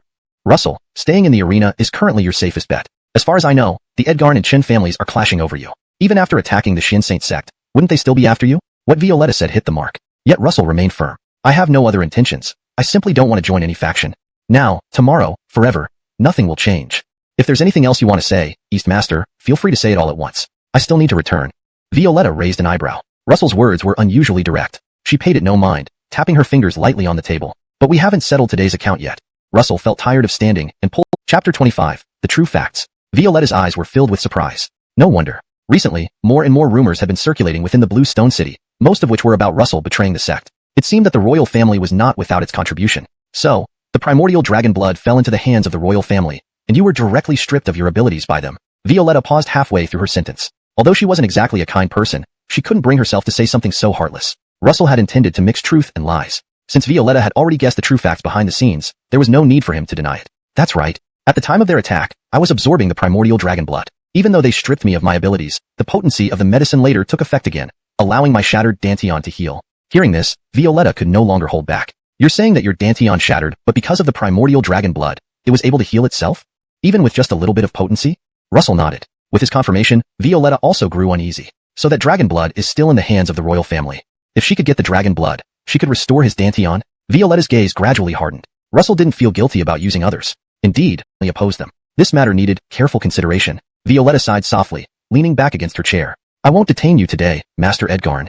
Russell put away the token, about to speak when he was suddenly dragged out of the room by a gust of wind. The door then closed tightly before him. Looking at the tightly shut door, Russell shook his head and immediately set off to find Edgarla, planning to leave the city. News of his performance at the arena must have spread throughout the entire Bluestone City by now. The Edgarn and Chen families would undoubtedly be waiting for his movements. Therefore, Russell needed to leave the city as soon as possible. Fortunately, Violetta had detained him.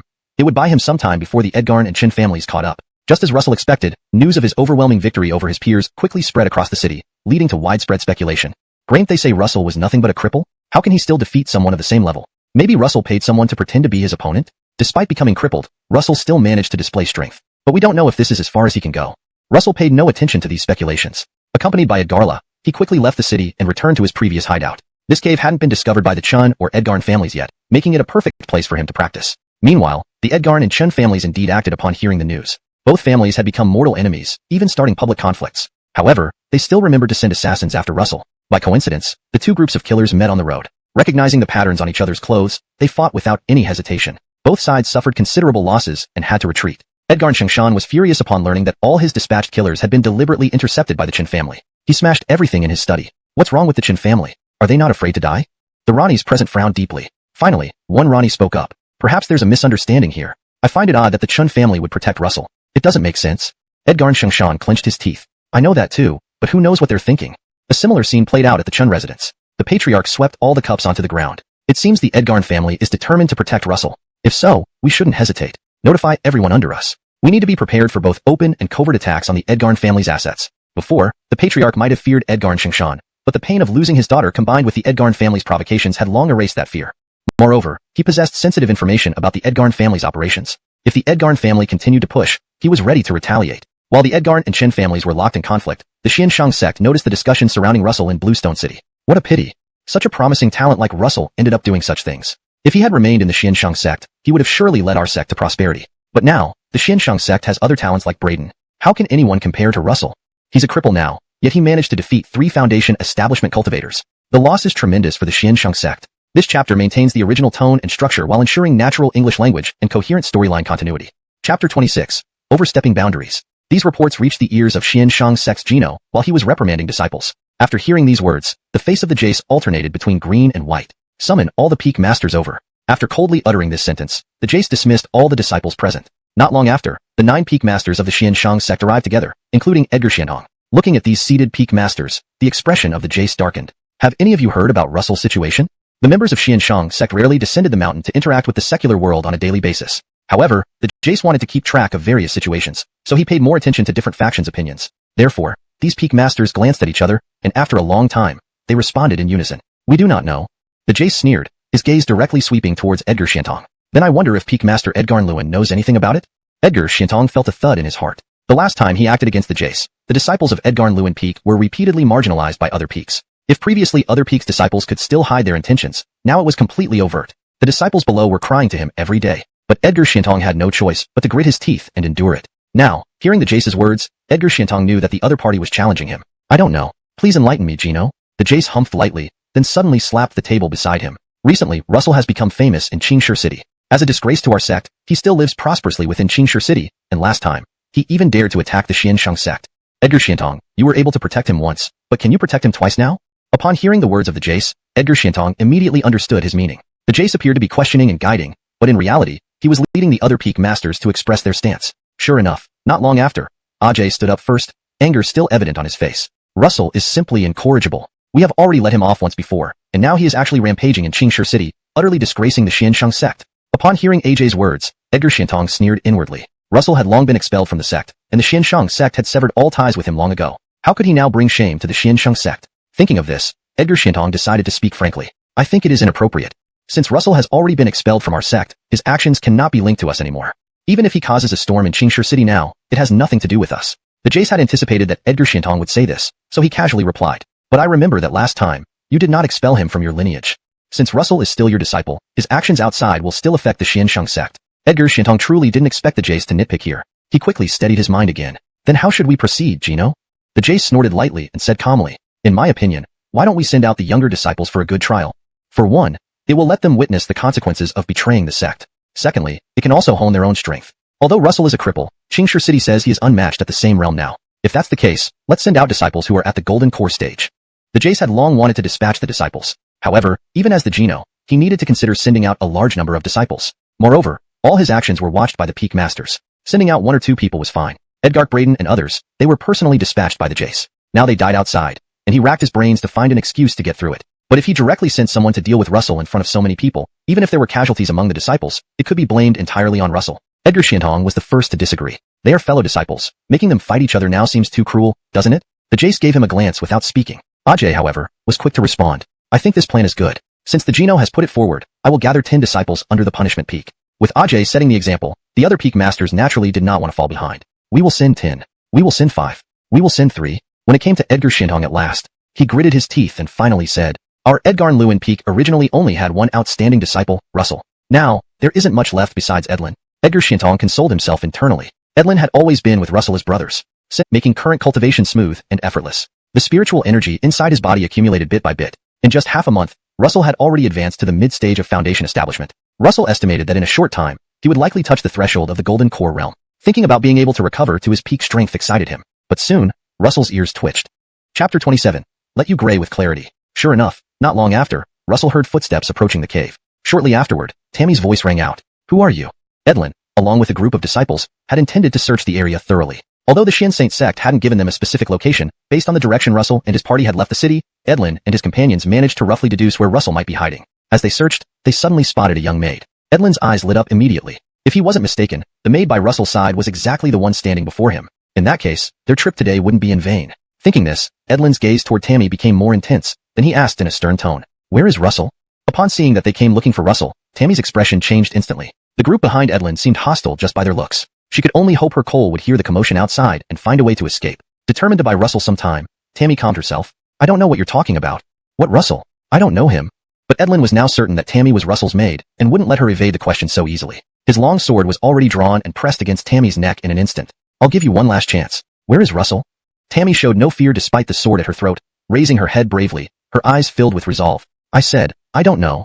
Seeing such stubbornness, Edlin felt a surge of anger. Back when Russell was the pride of the heavens, wasn't this how he behaved too? Now that the former prodigy had fallen, even his maid still acted this way. Truly a stiff mouth. Today, I'll see if cutting out your tongue will change that. Saying this, Edlin prepared to slash off Tammy's tongue with his sword. Despite being only a teenager, Tammy felt fear, but it was overshadowed by her concern for Russell. She stood resolutely at the cave entrance. At that moment, a small stone suddenly shot out from the cave, striking Edlin's sword directly. The force made Edlin's wrist numb. Who? Edlin almost lost his grip on the sword, but quickly raised his head to scan the surroundings with a venomous gaze. The disciples behind him also went on high alert. A laugh echoed from the forest, followed by footsteps. I didn't think it'd take so little time for a dog, once at my heels, to defy its master. Recognizing the familiar voice, Edlin's face turned grim. Almost gritting his teeth, he called out the name everyone knew all too well. Russell. Russell didn't disappoint. He calmly emerged from the cave. Seeing the direction Russell appeared from, Edlin realized that behind Tammy was the narrow cave entrance. Clutching his sword, Edlin barked. We are acting under orders of the sect to apprehend the criminal Russell. Russell ignored him, pulling Tammy back a step. Once assured that she was safe, he focused on Edlin. Was it the Geno who sent you? Hearing the mention of the Geno, Edlin's eyes gleamed with concealed satisfaction before he arrogantly proclaimed. Russell, you were already expelled from the sect, but you dared to use the sect's name outside, tarnishing our reputation. Now the Shin Saint sect cannot tolerate you any longer. Surrender yourself, or face the consequences. Russell hadn't expected the Bjorn to be so shameless. Since he was already expelled, why would his actions outside concern the sect? Thinking this, he couldn't help but laugh coldly. Seems like the sect has indeed nurtured a pack of lapdogs. Surrendering is out of the question. Since I have time today, why don't all of you come at once? Edlin and his companions burst into laughter upon hearing this. Do you still think you're the prodigy you once were? Funny, we've sent so many elite disciples, and you dare challenge all of us at once? But since you wish for clarity, today you will die with clarity. For disciples stepped forward from the crowd, swords pointing at Russell, ready to charge. Russell's expression changed slightly, but he began to gather spirit energy in his hands. When the four closed in, Russell unleashed a few powerful punches. With his enhanced strength and practical experience from gambling arenas, handling these disciples was easy. Moreover, protected by the Eve Dragon's blood, even if they injured him, it would ultimately be insignificant. Everyone was caught off guard by Russell's prowess, momentarily frozen in place. The four leading disciples were killed outright by Russell. Meanwhile, back at the Shin Saint sect, the Bjorn awaited news of Russell's demise eagerly. However, as time passed, his eyelid twitched non-stop. Reflecting on this, the Bjorn decided to check the Hall of Eternal Lamps. Before he could enter, for lamps had already gone out. Seeing the names of those disciples, the Bjorn's face turned black. These were precisely the disciples he dispatched to kill Russell. Their lamps extinguished clearly indicated they had perished by Russell's hand. Russell never planned to hold back. These former fellow disciples, choosing to confront him, had forsaken their bond. Thus, fighting them Gavel had been waiting for their attack. Enduring the excruciating pain in his body, Russell swiftly swung his sword several times. Immersed in the illusion that they were about to strike Russell down, none of them noticed that in the next second, Russell's sword had already cut across their throats. Without wasting any time, Russell advanced step by step towards Edlin, sword in hand. Watching Russell approach, Edlin suddenly felt an immense pressure, just as he had before when he was with Russell. It made him unable to move. Before long, the blood-stained sword once again rested against Edlin's throat. No matter how fast Edlin was, he could never match Russell. With a few simple movements, Russell severed Edlin's hand tendons and trampled him underfoot. Feeling the same humiliation as before, Edlin's last shred of courage vanished. All that remained was groveling and pleading. Russell, it's all my fault. I shouldn't have brought people to cause you trouble. But this was all specially arranged by the Geno. He ordered me to exterminate you. I had no choice. Edgarsoning to Edlin's pleas, Russell remained unmoved. Edlin was part of Edgarn Leuenfing's faction. Through Edlin's conversation earlier, Russell had already figured out that the disciples sent on this mission were selected from various peaks within the sect, with some providing more and others fewer. For instance, Edgar Luenfeng's peak had only sent Edlin. Edgar Xiantong clearly harbored ulterior motives, but he never expected Edlin to be a traitor, already in cahoots with the Geno. Now, without needing torture, Edlin confessed everything openly. Seeing Russell's darkened expression, fearing for his life, Edlin suddenly had an idea. Wait, there's one more thing I know. The Xinqing sect has an upcoming mission, specifically to obtain blue whale grass. Upon hearing blue whale grass, Russell hesitated slightly. This herb was rare to find. But why did the Xinqing sect need it? Russell didn't believe the sect would send out such a mission for no reason. The only possibility was that this blue whale grass held significant importance to the Geno of Xinqing sect, though he couldn't be certain yet. Seeing Russell's softened expression, Edlin breathed a sigh of relief and crawled over, pleading softly. Russell, I was wrong. I shouldn't have been petty. Please let me go. I'll never dare to do this again. Russell smiled as he listened. Walker her than believing you won't dare anymore. I trust myself more. It took a moment for Edlin to process what Russell said, but in the next instant, he felt a cold sensation on his neck. He instinctively touched it, finding it slick with wetness. Seeing the blood on his hands, Edlin finally realized. Russell never intended to spare him. As Edlin's body fell, Russell's gaze locked onto the remaining dozen or so disciples. Feeling like prey in front of a wolf, they wished they could flee immediately. But before they could run, Russell's sword had already pierced their hearts. Retrieving his sword, Russell found it covered in snow and blood. He needed to clean it properly to use it again. Otherwise, it would disgust him. Knowing they were in the mountains, finding a stream would be easy enough. After cleaning his sword, Russell returned. Edgarla saw how quickly Russell had defeated so many enemies, her eyes sparkling with admiration. Driscoll is amazing, taking them all down. Smiling, Russell patted the little girl's head and began to ponder the blue whale grass. While it wasn't particularly useful to him right now, the environment required for it to grow was extremely rare. Since it was now the time for blue whale grass to mature, the Xinqing sect dispatching disciples indicated they had a direction. Russell certainly didn't want the Xinqing sect to succeed, especially not its members. However, their operation was clearly well planned. If he intervened rashly, it might alarm them. Or worse, they might have already set traps for anyone trying to interfere. Russell didn't want to be the chicken in a scare the monkey scenario. Thus, he decided to abandon this medicinal operation for now. But as this thought crossed his mind, Russell felt a sharp pain in his head. Edgarla, noticing Russell's discomfort, was beside herself with worry, tears brimming in her eyes. Driscoll. Waving his hand, Russell then abruptly looked up, his eyes cold and fixed on a point in the sky, while Edgarla couldn't turning red. Seeing this, Russell's expression darkened. Are you threatening me? The Amberly snorted coldly. You can consider it a threat. If you don't comply, even if this little snake's pressure is heavy, I can crush her effortlessly. Russell knew the Amberly wasn't joking. He believed the Amberly wouldn't waste time on such games. Seeing Edgarla's blurred eyes, Russell had no choice but to agree to the Amberly's demands. It seemed he had no choice but to go on this dangerous mission. However, even though Russell nodded, the Amberly remained unconvinced. I'll take this little girl with me. Since she is about to awaken her talent, it's perfect for me to train her. As for you, when you bring back the blue whale grass, the Amberly weighed Edgarla in his hand. When you return the little girl to you. Looking at Edgarla in the Amberly's hand, Russell's gaze darkened, but he said nothing. I will bring it back.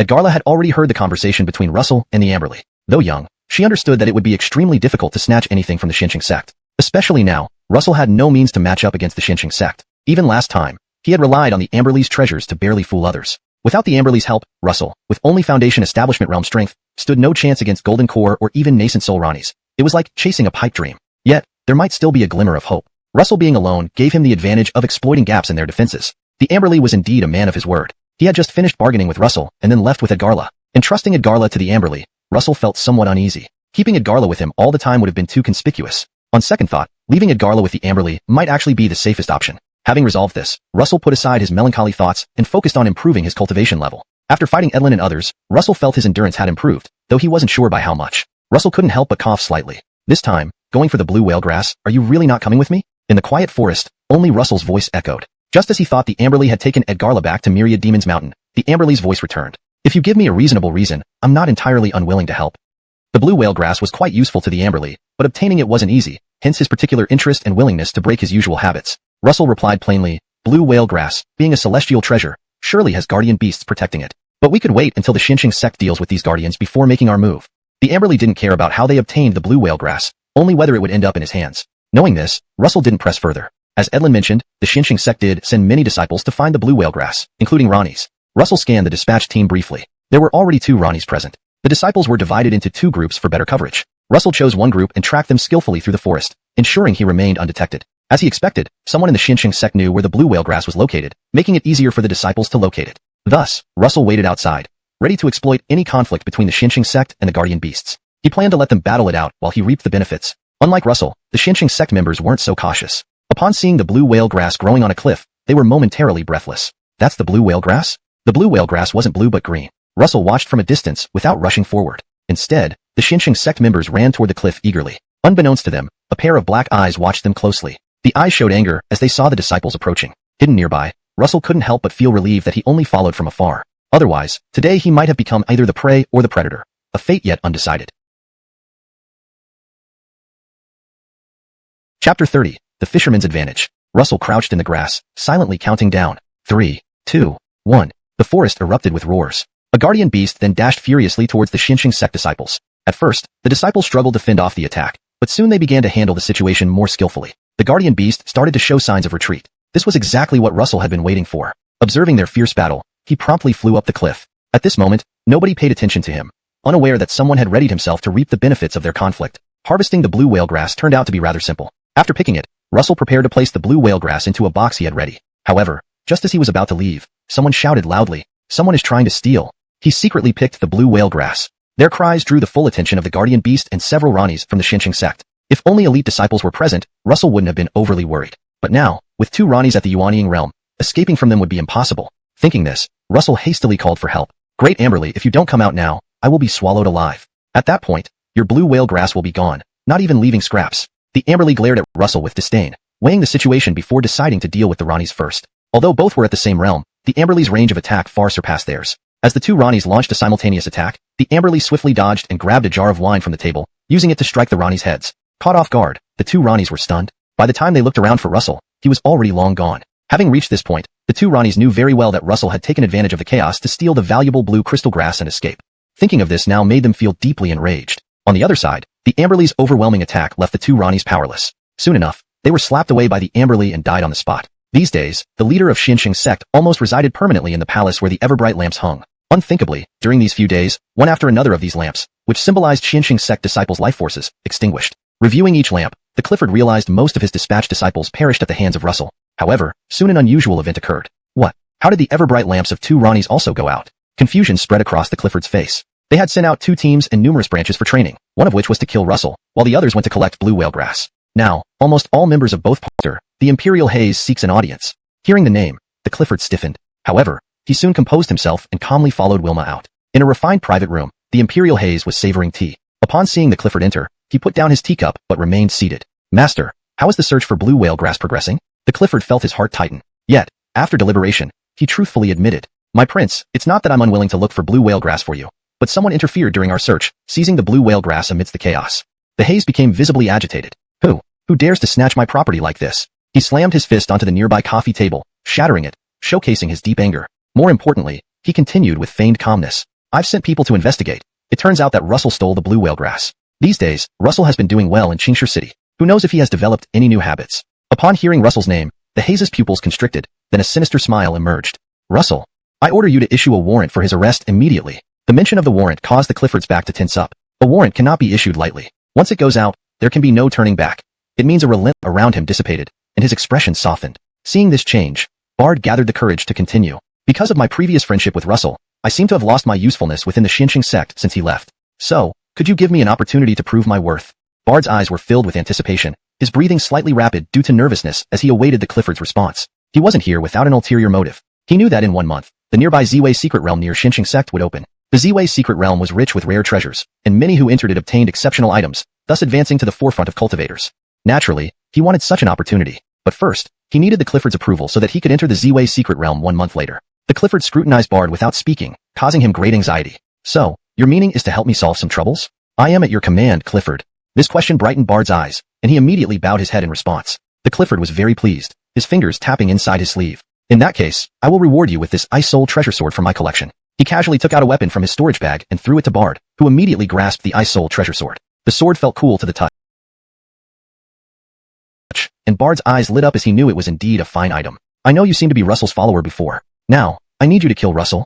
Russell is a thorn in my side. If you help me resolve this issue, I will offer you even more rewards. As long as you kill Russell, I can provide you with a continuous supply of spirit stones and elixirs." The Clifford tried to persuade Bard. Bard, Russell's former follower. If Russell were to die by his sword, it would undoubtedly be a humiliation for Russell. Thinking this, the Clifford smiled contentedly, while Bard's face was filled with excitement. He hurriedly assured the Clifford that he would complete the task, then turned and left, his figure quickly disappearing from Xinqiang sect. These past few nights, the Clifford of Xinqiang sect hardly slept well. Now, watching Bard walk away, the Clifford narrowed his eyes. He hoped Bard would help him resolve Russell. He did not want Russell to expose their deal with the Haze, especially since the latter had issued an assassination order. For the safety of the sect, Russell must be eliminated. Thinking about this, the Clifford felt extremely agitated. Russell's lack of consideration for Xinqiang sect was one thing, but now he was going to great lengths to disgrace Xinqiang sect. In any case, he wouldn't give Russell this chance. Since being taken by the Amberley last time, Russell and Edgarla had re-entered the forest to hone themselves, preparing for the coming battle. Russell and Edgarla had already spent over 10 days in the forest. Considering her successful advancement, Edgarla had nothing more to say. Still, things would take time. Before entering the forest, although Edgarla's strength wasn't low, she lacked practical combat experience. During these 10 days in the forest, both their sensitivity and combat tactics improved significantly. Edgarla even felt confident enough to challenge opponents above her level, which was a huge step forward. Edgarston to master, Russell said. The two aimlessly wandered through the forest, seeking new challenges. Since the forest was under the protection of the Amberley, they didn't have to worry about their safety, only focusing on self-improvement. Bored, Edgarla's gaze fell on the trees not far away. Suddenly, she excitedly pointed ahead. There seemed to be a rabbit lying there, and Edgarla's eyes gleamed with joy. We've been here for many days, and this is the first time I've seen a rabbit. Let me catch it right away. The rabbit looked large and plump, perfect for roasting. It was the first time they saw a rabbit in several days. Previously, they had been eating demon beast meat, which, because the beasts trained their physical bodies, was quite tough. The first time Edgarla ate it, she nearly choked. To be able to change flavors made Edgarla quite excited. Chapter 32, Bard appears. The rabbit suddenly opened its eyes and, upon hearing Edgarla's voice, immediately looked up at her and Russell. The rabbit and Edgarla exchanged glances, but soon, the rabbit's eyes showed it. Turning back thoughtfully, Russell noticed Edgarla right behind him and explained, "We don't know what it is, let's go check it out, but you need to be careful. I might not be able to protect you." Was Russell still treating her like the useless person she used to be? Without hesitation, Edgarla transformed into a snake, climbing up Russell's wrist as if she were a red bracelet. This way, they wouldn't easily part ways. Satisfied with her idea, Edgarla smiled inwardly, while Russell glanced at the red bracelet on his wrist, slightly displeased but saying nothing. Russell first observed the location where the group of demon beasts appeared. He wandered through the forest for half a day without finding any reason for their strange behavior. Just as Russell was deep in thought, a crisp sound seemed to come from the sky. Edgarla turned her head, initially unbothered. But when she saw a long sword flying straight towards Russell's chest, her scales flared up instantly. A giant Lexi suddenly appeared in the forest, its red body coiling in midair, swiftly flying toward Russell. Russell sensed the wind rushing towards him and turned around to see the flying sword. As he prepared to intercept it, a red snake flew over, positioning itself between him and the sword. Russell first called out Edgarla's name, then reacted quickly, trying to kick away the sword's owner, Bard. "I didn't call you. Why did you come out? Get back." He spoke too late. The flying sword had already pierced Edgarla's abdomen. The serpent quickly fell from the air, seemingly severely injured and lying motionless on the ground. Russell's expression darkened, and Edgarla raised her head to look at him. Recognizing the worry in Russell's eyes, she couldn't help but laugh, wagging her tail at him. "Fortunately, I saved Master this time." As a snake, she believed she had natural defensive abilities. A minor sword wound wasn't something to fear, so she hadn't hesitated when she saw the sword. However, only after the sword penetrated her abdomen did she realize the intense pain in her body. Edgarla soon reverted to her human form, clutching her bleeding abdomen, her face pale, leaning against a tree, barely able to move. Russell looked down at her worriedly, placing a hand on her shoulder. He needed to get Edgarla treated urgently. As for the person who attacked them, Russell would kill him without hesitation. He recognized Bard's face, recalling how the man used to follow him, always wearing a sycophantic smile. Now, his eyes were filled with malice. From a distance came rustling sounds, and Bard stepped out, smirking as he saw Russell's disheveled appearance. "You were once considered the pride of Qing Stone City and the Xinqiang sect, but now, how have you become so wretched?" Russell's brows furrowed tightly. Remembering how Bard had hurt Edgarla fueled his anger uncontrollably. His expression was grim as he finally asked, "Grade, you deliberately come to harm me?" "It's me." "So what?"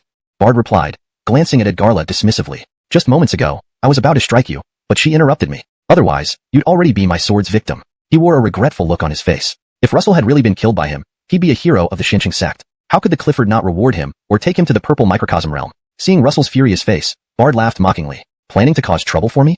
Do you remember your lofty attitude back then? You were once the best in the Xinqiang sect," he continued. "But you're not anymore. We both know that the haze has crippled your strength. Your cultivation is nowhere near mine. What do you have left to compare with me?" Bard, who followed Russell in the past, understood all too well. He also knew exactly how much Russell's current strength compared. Even if Russell started recultivating, he couldn't match Bard's abilities. Word of Russell's prowess spread throughout the Xinqiang sect, and Bard discovered through investigations that Russell was currently at the peak of the body-tempering realm. In contrast, he himself was at the peak of the Foundation Establishment realm. In a fight, Russell would undoubtedly lose, especially if he wanted revenge for Edgarla. That was wishful thinking. Bard's eyes gleamed with satisfaction, his smile uncontainable.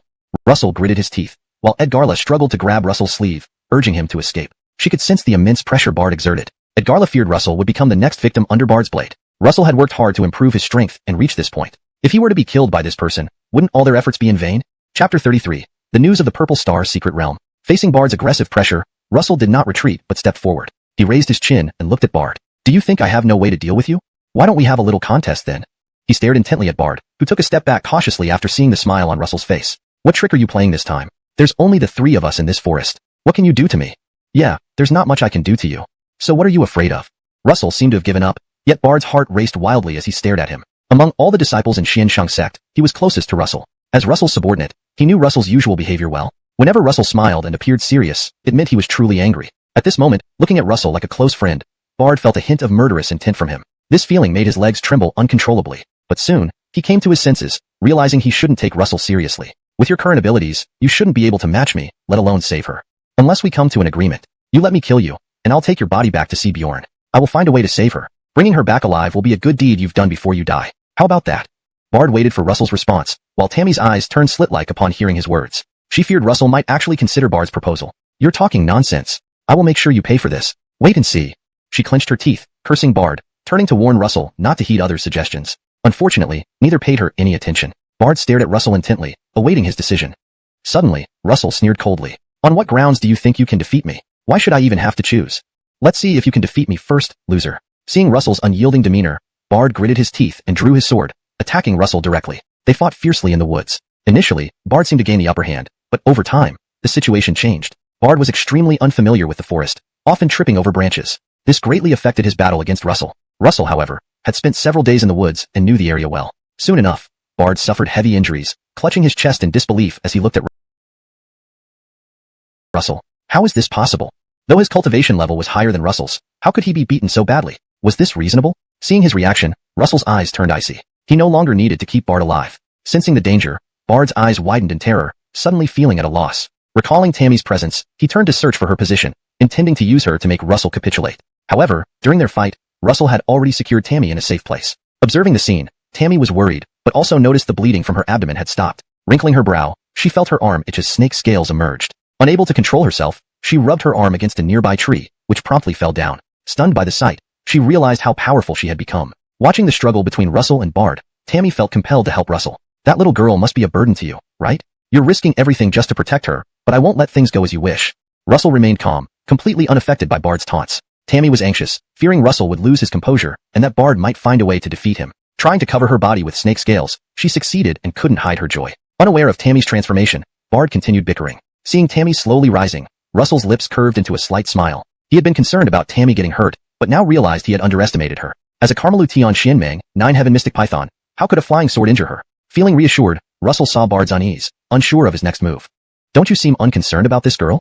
Or perhaps your earlier concern was just a show? Just as Bard was about to ask more, Tammy transformed into a snake and lunged at him. The Carmelution Xian snake wrapped around him. Startled, Bard tried to flee but exposed all his weaknesses while running. Russell appeared beside him, grabbing his arm with a smirk. Where do you think you're going? Failing to kill me and trying to escape. There's no such easy thing. Seeing Russell's expression, Bard couldn't help shivering. Attempting to retrieve his flying sword, he saw it already ensnared by the Carmelution Xian snake. Clenching his fists, Bard's eyes flashed with frustration. He wished to kill the snake, but knew it wouldn't matter even if he grasped the sword now. Russell sized up Bard, concluding, "It was probably the Bjorn who sent you to kill me, but he didn't expect you to be so useless. To meet your end after barely exchanging a few words with me." Initially harboring hope, Bard believed Russell wouldn't kill him. Chapter 34. Gray skies and await the secret realm. Preston took a step back, unable to meet Russell's gaze. Finally, he sensed the danger emanating from Russell and couldn't help but beg for mercy. "Please forgive me this once. I was forced into it by the Bjorn. Do you remember the times when we were close, with me following after you?"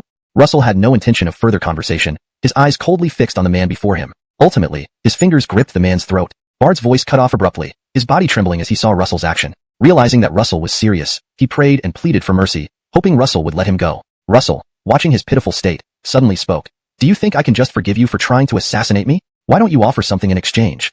This proposal was entirely new to Bard, who stared at Russell with wide eyes. "If what you say has no value, then it wouldn't be much of a loss to kill you," Russell continued. Hearing these words clearly, fear flickered in Bard's eyes. He closed his eyes briefly before opening them again. "I remember. There's something I know. Xiansheng sect is about to leave for a secret realm. It's called the Ziwei secret realm. They say all sorts of rare herbs and spirit artifacts can be found there. If you spare me, I'll tell you the location of the secret realm." After speaking, "And now you're going to betray me like an ungrateful beast?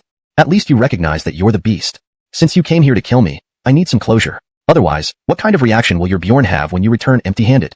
With ease, Russell killed Bard, leaving his body in the forest. Fearful that Bard hadn't told the truth, Russell and Misty investigated the Ziwei secret realm further. They learned more detailed information about the realm. On the third day of next month, Xiansheng sect would enter the secret realm, along with other sections. The disciples would stand at the entrance, ready to rush in once it opened. Inside, anything gained depended on individual prowess. To closely monitor news about the Ziwei secret realm, Russell brought Misty near Xiansheng sect. Misty had reservations about this plan, glancing up at Russell multiple times, wanting to speak. At first, Russell didn't notice. Then, turning to Misty, he asked, "Is there something you want to say?" "How did you know?" Misty felt awkward, unsure how to respond, but Russell smiled. "Of course I noticed. Several times on this journey, you seemed about to speak, but held back. I just thought we didn't need to get so close to find out about the Z-Way secret realm. If we're too close, the Bjorn might discover us and take action against you." Misty worried about this. Seeing Russell unperturbed, she frowned. Russell smiled, patting her shoulder. "I understand your concern, but don't worry. I've prepared for this." "Prepared? What preparation?" Misty was surprised. Russell had been with her all along, and she hadn't noticed him leaving. Before she could ponder further, Russell handed her a set of gray clothes. Looking at the plain attire, Misty's interest waned. Ever since discovering she had the bloodline of a 9 heavenly blood python, she had developed a liking for shiny objects. The gray clothes were dull and unattractive. Guessing her thoughts, Russell explained, "These are the clothes of a disciple from another sect, which I purchased without drawing attention. If we wear them, no one will notice us." Previously, Russell wouldn't have dared bring Misty out. Relieved, Misty nodded, reluctantly putting on the gray clothes despite her dissatisfaction. Dressed incognito, they soon blended in with the other sect's disciples. Meanwhile, the Bjorn of Xiansheng's sect grew impatient waiting for Bard, realizing the task likely failed. Chapter 35. The mocking of Xiansheng sect. This situation left the sect leader feeling agitated. Lately, his temper had been explosive, ready to flare up at the slightest provocation. With the imminent opening of the Z-Way secret realm, none of the disciples dared approach the sect leader for fear of upsetting him. They kept their distance, not wanting to risk displeasing him. At first, the sect leader of Xiansheng sect didn't notice this. He continued dispatching numerous disciples to deal with Russell. Initially, he saw no issue with it, but as the opening day of the secret realm approached, with only 3 days left, none of those disciples had returned. This created a crisis within Xiansheng sect. All the more talented disciples had been sent out by the alliance leader to hunt down Russell. Those remaining were ordinary and lacked potential. Either their talents were subpar, or they harbored personal obsessions. How could they possibly enter the Z-Way secret realm and improve the sect's strength? Due to this, the Ranis of Xiansheng sect held significant grievances against the sect leader. The atmosphere in Xiansheng sect had been tense recently. Even though the sect leader sensed this, he didn't take it seriously. The day for the secret realm's opening arrived quickly, yet Xiansheng sect couldn't even gather enough disciples to participate. The 5 peak leaders gathered in the main hall of Xiansheng sect. On this day, they were supposed to lead their disciples into the Z-Way secret realm and protect them upon its opening to ensure their safe entry. But now, who could tell them what these 100-odd disciples could achieve? Xiansheng sect had once been well regarded in the cultivation world. Now, it was being ruined by the alliance leader's actions. Russell, thinking about Russell all day long. Fanio peaked Desi Claude slammed a cup on the table, shattering it with a sharp sound. The others in the room saw Claude's reaction but remained expressionless. This is the alliance leader's decision. We'd better not meddle too much. With so few disciples, what are we supposed to do? Embarrass ourselves? Talking about gathering rare treasures, we're just delivering supplies. I'm definitely not going on this trip to the secret realm. Claude stood up abruptly, striding out of the hall, clearly intent on confronting the alliance leader openly. As he reached the door, the alliance leader appeared, his gaze coldly fixed on Claude. "Where are you going?" Under that stare, Claude felt uneasy but quickly composed himself. "Master, don't you think you've spent too much time on Russell? Just one Russell isn't worth sacrificing the future of Xiansheng sect." The alliance leader's expression remained unchanged as he suddenly raised his hand, releasing a gust of palm wind. Claude barely had time to react before blocking it. Realizing the alliance leader was attacking him, Claude's face turned red with anger. This further confirmed his resolve not to go on this mission. "I'm just giving you friendly advice. If you refuse to listen, then I can't help it." With that, Claude walked away. The other peak leaders watched the exchange between the alliance leader and Claude, their expressions complicated. The alliance leader's eyes, bloodshot, scanned the 4 remaining leaders. Who else doesn't want to go? "I'll take full responsibility for this mission." The 4 exchanged glances, then bowed to the alliance leader and left without a word. The alliance leader stood stiffly, watching them leave one by one. Once alone in the hall, he turned and headed to the main hall where the disciples awaited. In the main hall, the disciples of Xiansheng sect stood together, feeling uneasy and unsure of what was happening. The alliance leader appeared, staring at them coldly without a flicker of emotion. "This time, I will lead you into the secret realm. Form up quickly." The disciples were speechless and anxious but, under the alliance leader's stern gaze, quickly packed their belongings. When they arrived at the site, they found that most other sects had brought 10 times the number of disciples compared to Xiansheng sect. The Z-Way secret realm was highly coveted by everyone. Xiansheng sect should have prepared thoroughly for it, but their leader had focused entirely on Russell. As a result, they were woefully unprepared. Standing before the crowded entrance to the Z-Way secret realm, they felt intimidated and many thought of retreating. Alas dare, will we really be able to return safely from this Z-Way secret realm? They feared that even if they entered, they wouldn't stand a chance against the other sections. The alliance leader glared at them, unwilling to engage further. Before the secret realm, everyone has an equal opportunity. What is there to compete over? Or did you not practice diligently in the sect? No one dared respond and quietly huddled together. The alliance leader scolded them a few more times before finally stopping. Almost all the major sects had arrived for the Z-Way secret realm. Seeing how few disciples Xiansheng sect had brought, many looked on with derision. During this time, several Ranis from other sects approached to chat with the Xiansheng sect alliance leader. Is Xiansheng sect so certain they can't compete with us, that they only brought such a small contingent? This Rani had completely white hair and spoke arrogantly. Hearing this taunt, the alliance leader nearly clenched his teeth in frustration. After a moment, he forced a smile. These disciples are here for a reason. Outsiders don't need to concern themselves. This explanation wasn't convincing at all. The white-haired Ronnie snorted and dismissed him. His gaze shifted to the entrance of the Z-Way secret realm, his eyes gleaming with determination. The Xianxing sect alliance leader had already faded from his mind. These treasures in the Z-Way secret realm belong to our sect. The declaration made Xianxing sect disciples uncomfortable, but they dared not speak up. Despite the Ronnie's advanced age, his power far exceeded any of theirs. Had Russell been there, they might have had some leverage. But Russell had betrayed the sect, leaving them powerless. Other sects naturally showed no respect. After confirming Xianxing sect only had one alliance leader, the other sects pushed them to the back, preventing easy access to the Z-Way secret realm. Chapter 36. Taking someone's place. The leader of Xianxing sect was, of course, dissatisfied with the plight they faced. Previously, they had always stood at the forefront. There was no reason for them to be suffering now. Unfortunately, almost no one paid him any heed. Xianxing sect had become a sect relegated to the sidelines. Watching Xianxing sect being marginalized and despised, his disciples harbored deep-seated resentment, and the leader quickly blamed this situation on Russell. It's all because of Russell. If he hadn't betrayed the sect, how could we have ended up like this? If he hadn't provoked the prince, why would Xianxing sect need to tread so carefully? The disciples of Xianxing sect exchanged glances, feeling bitterly that they could not speak out. They had their thoughts, but for now, kept silent. Yet they knew that the leader's blame was somewhat unreasonable. Before the secret realm opened, Russell and Tammy had already arrived at the entrance of the secret realm. Several major sects had gathered, with countless people crowded around the entrance, forming an overwhelming mass. From a distance, these cultivators looked like tiny insects. Tammy turned her head, worry clearly visible in her eyes. There are too many people here. Can the two of us even blend in? At such a crucial moment, it seemed there were dedicated guards watching over the area. Though they had prepared thoroughly, Tammy felt overwhelmed by the scene before her. Russell smiled, completely relaxed and unbothered by the matter. Why wouldn't we be able to blend in? Have you ever heard the saying, in a crowd, eyes are everywhere? With so many people around, even if there were monitors, it would be hard for them to keep track of everyone. But you offended the royal family's crown prince earlier. They might react strongly when they see us. Would they try to arrest Russell and offer him to the royal family's crown prince? And then there was Xianxing sect. Their sect master had tried more than once to eliminate them. Tammy's concerns were not unfounded. These sects wanting to curry favor with Giselbert might see Russell as an indispensable offering. So upon seeing Russell, they probably wouldn't treat him kindly. Tammy glanced back at Russell and became quiet. Russell placed his hand on Tammy's shoulder. That's true. If we walk in boldly, it definitely won't work. We need to take someone else's place.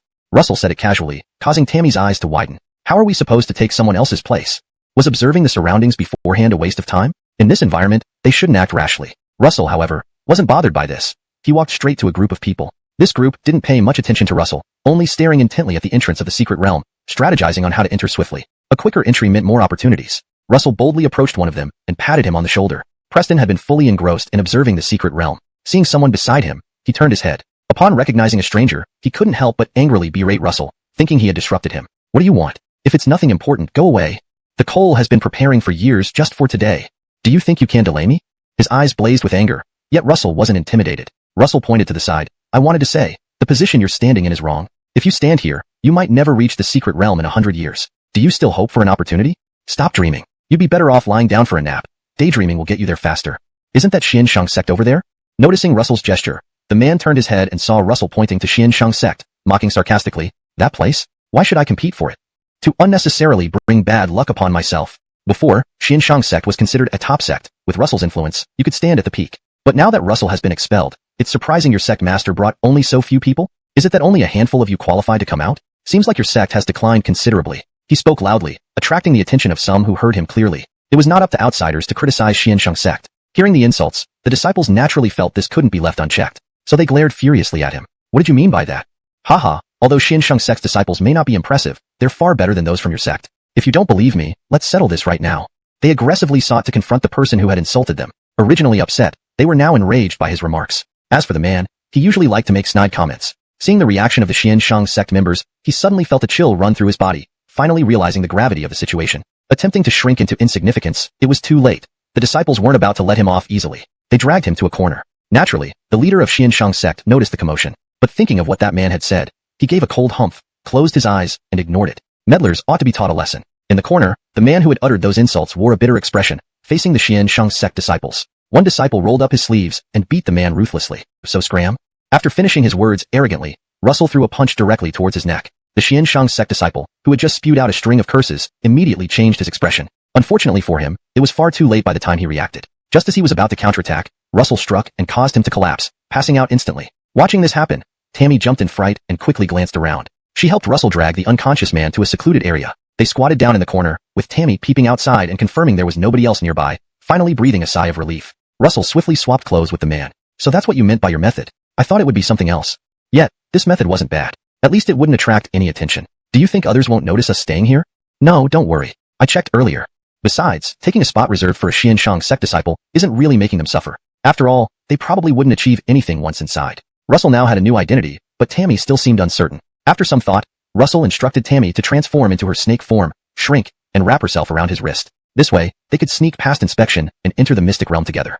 As Russell blended into the crowd, the leader of the Xianshang sect suddenly turned back, feeling like someone familiar was watching him. That gaze was very clear, making his heart lose its calm. Yet, upon turning back, he sensed nothing unusual and had to abandon the search. Onlookers around began whispering amongst themselves, thinking the leader of the Xianshang sect must be insane. It looked like the Xianshang sect was heading on a path of regression. Time passed quickly. Denvers from various sects appeared swiftly and used their cultivation to open the entrance to the mystic realm. Graceables watched as the mystic realm gradually opened, eyes sparkling with excitement. They hurriedly leaped towards the gate using whatever abilities they had, knowing it was a rare opportunity that should not be missed. If they didn't seize this moment, they might only regret it later. Many people had obtained treasures within the mystic realm and became figures others admired. Could they also become such figures if they entered? Everyone utilized every skill they possessed. Russell also flew rapidly to the front. Initially, the Xianshang sect leader did not notice Russell. He only felt a figure moving unusually familiarly, targeting areas where Xianshang sect disciples were present. Whenever a Xianshang sect disciple appeared beside him, Russell quickly set obstacles for them, preventing them from entering the mystic realm successfully. Quite a few Xianshang sect disciples had already fallen from the sky.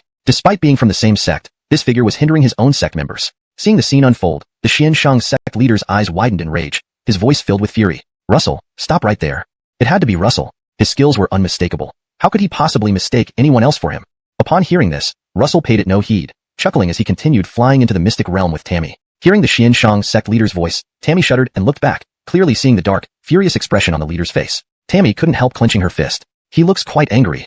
However, once we're inside the mystic realm, he won't be able to do anything anymore, right? Russell gave a light affirmative response, noting that they were not yet inside. Realizing this, the Xianshang sect leader charged toward the disciples. But before he could reach them, leaders and Ronnies from other sects gathered and blocked his path. They looked at him disapprovingly, cautiousness evident in their eyes. What are you doing? This is a place exclusively for our disciples' trials. It's open only to them. Weren't these terms agreed upon earlier? Everyone should understand. Or do you want to violate the rules yourself? If so, we won't hesitate. The leader of the Xianshang sect, hearing this, felt a sharp pain in his chest. He is a disciple and a traitor of the Xianshang sect. I need to take him back for questioning.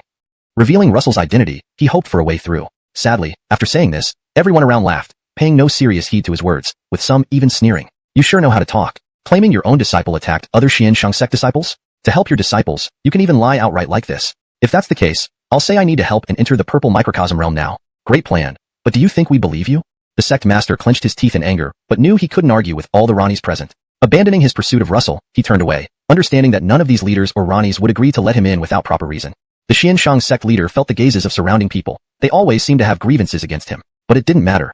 He'd wait for Russell to come out. Running monks can hide, but temples remain stationary. Russell would eventually come out of the purple microcosm realm, and he'd be waiting at the entrance to catch him. Meanwhile, Russell had already flown to the entrance of the mystic realm. Just as he was about to enter, he turned and flashed a smug smile. Seeing this, the Xianshang sect leader's anger surged, causing him to spit out blood and faint. Noticing this, several people rushed over to check on the sect master. While they gathered around, the doors to the mystic realm closed. Russell and Tammy had successfully entered, and not a single disciple from the Xianshang sect managed to get in. If the Xianshang sect's Ronnies and leader learned of this, one couldn't imagine their reaction. Desis of other sects started to comprehend the gravity, looking at the Xianshang sect with significant implications. The Xianshang sect seemed destined to decline without Russell. Chapter 38. 3 Walk into the Desert. Russell and Tammy successfully entered the secret realm. A burst of white light flashed before their eyes, revealing vast expanses of golden flying sand. Looking up, they found themselves in a desert region under the blazing sun. Even though they had just arrived, the intense heat was already drying their throats. Tammy raised her hand to shield her eyes from the sunlight. Where are we? Looking around, it seemed like there was no one else here. They had no idea where they were, let alone how to find the materials they sought. Despite her unease, Tammy felt a surge of excitement at the thought of all the treasures hidden within this secret realm. She reached out and tugged at Russell's sleeve. Driscoll, which direction should we go now? Every direction seemed identical. The choice of path was indeed problematic. Tammy looked up at Russell with bright eyes, awaiting his response. Russell surveyed the surroundings, then suddenly closed his eyes. When he reopened them, he pointed decisively. We should head 50 degrees south of north. Great, you know the location, Driscoll? That's great. Tammy couldn't help but wonder if Russell had a complete map of the Z-Way secret realm. Otherwise, how could he make such a quick decision? Just as Russell was about to tell Tammy that he was merely guessing, he noticed a shadow lurking in the sand cracks behind them. This shadow was stealthily following them, rarely showing itself, yet Russell was sure it had been tailing them all along. He narrowed his eyes dangerously and flicked a handful of sand particles. The shadow yelped in pain nearby, causing Tammy to whirl around abruptly. Who's there? Come out. Why are you sneaking behind us? You must be a disciple of some sect or family. What kind of dirty work are you doing? Tammy's voice carried an edge of menace. The shadow hesitated before slowly emerging. It was a Gillis unfamiliar to both Tammy and Russell. From his attire, it was clear they had no prior connection with him. Though initially tense, Tammy breathed a sigh of relief upon recognizing him as a stranger. However, her expression remained unyielding. Heh, trailing behind us. Are you hoping to take advantage of any leftovers? Or did you want us to lead the way for you? Regardless of the reason, Tammy harbored no good feelings towards him and waved her fist menacingly. Snake scales faintly covered her knuckles, making it look particularly dangerous. Seeing the snake scales appear, Russell quickly grabbed Tammy's fist and hid it behind him. From the Gillis' perspective, relentless rejection. Eventually, he settled for asking them to lead him to a populated or survivable area. As long as you bring me there, our sect will definitely offer generous rewards. He pledged earnestly, and after much persistence, Russell and Tammy reluctantly agreed. They hadn't taken a few steps when vibrations began to ripple through the area. What's happening? Is it shaking? The sand stirred, continuously floating under the exposed sky. While there were dunes around, once the base became unstable, sinkholes could form. Those near these holes could be sucked into the depths and perish. Initially, Russell and Tammy remained calm. Being cultivators, they weren't overly affected by the harsh environment, only slightly uncomfortable. But as the tremors intensified, the Gillis jumped up suddenly. Oh no, I sense beast spirits and they're second tier. It seems like a whole group is coming. We need to get out of here quickly. Seeing his anxious expression, Russell exchanged a glance with Tammy and trusted his judgment. The danger they sensed urged them to flee immediately. They ran toward the flatter sands ahead. Tammy and Russell managed to escape the dunes safely, but the Gillis struggled. Perhaps lacking training, or too frightened, he couldn't keep pace. The ground beneath him shook violently, and he collapsed, hitting his head against the sand, unable to rise. As the vibrations worsened, a large crack appeared in the middle of the sand. Russell suddenly stabbed toward the Gillis' spine. Quick, crouch down and roll away. Russell kicked the Gillis in the back, sending him sprawling into the sand. The unlucky man lifted his head with fury in his eyes, mouth full of sand. Just turning his head, he saw a thick scorpion's tail impaling the ground where he had been standing moments ago. If not for Russell's kick, he would have been skewered. With a loud thud, the man fainted from the shock. How useless can this guy be? They were already safe, yet he still fainted in fear. Edgarla sighed in exasperation. Russell comforted her a bit before pulling the unconscious man closer. The scorpion beasts, who had viewed the man as their meal, let out piercing cries in displeasure. Already, some scorpion beasts seemed ready to attack Russell and Edgarla. Edgarla was in sheer panic. They were vastly outnumbered, but Russell remained calm, instructing Edgarla to stand aside. He then walked confidently toward the scorpion beast leader. Without hesitation, the leader attacked him, its large tail mercilessly stabbing through Russell's chest. Edgarla's eyes turned red, almost ready to rush over.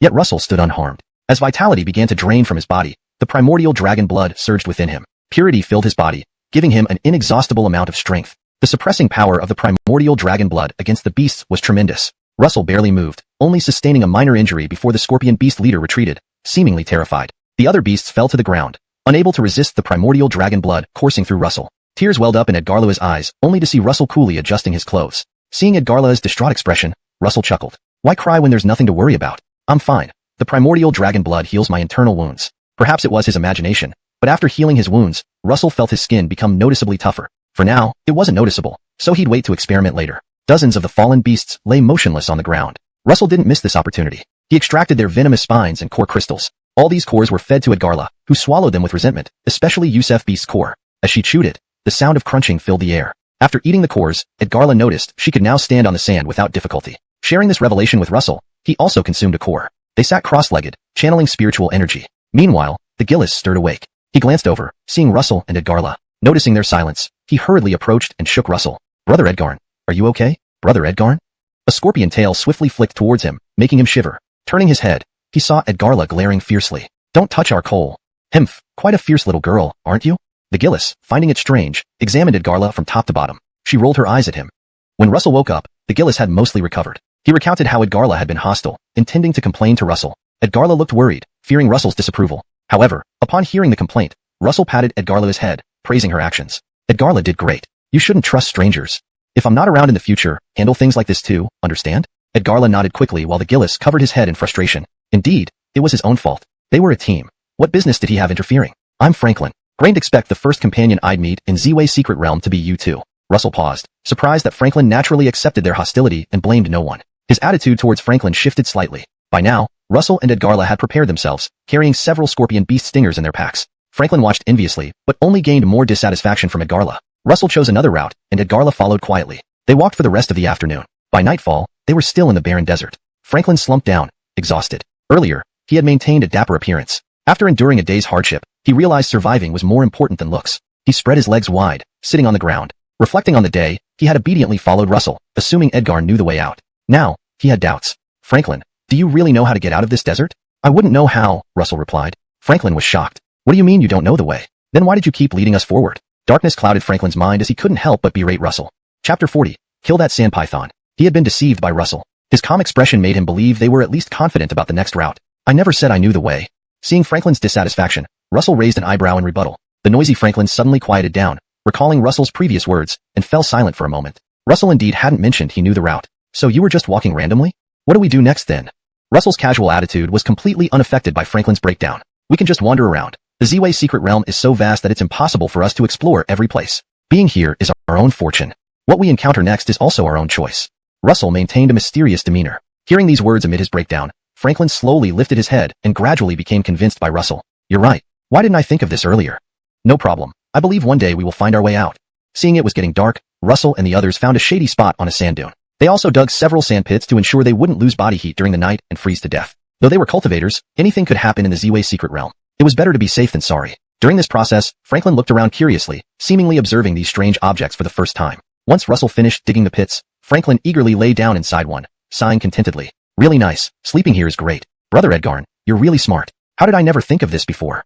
Regretfully slapping his thighs, Franklin grudgingly moved aside when Russell ordered him to, giving most of the space to himself and Edgarla.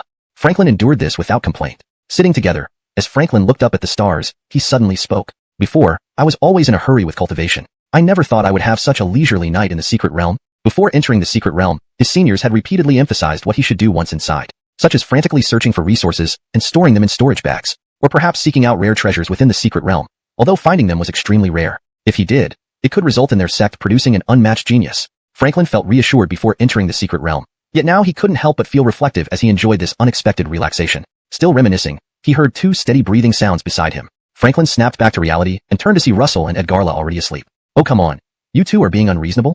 Crowding him to one side so he couldn't sleep well, and now making him stay awake? Frustrated, Franklin clenched his fists and gritted his teeth, staying awake in the narrow gap all night long. At dawn, he gently shook Russell and Edgarla awake. Both Russell and Edgarla had their eyes closed but were actually cultivating. As soon as Franklin reached out, Russell already sensed his action. He abruptly opened his eyes, causing Franklin to laugh awkwardly and point toward the rising sun. It's the second day. Where should we go next?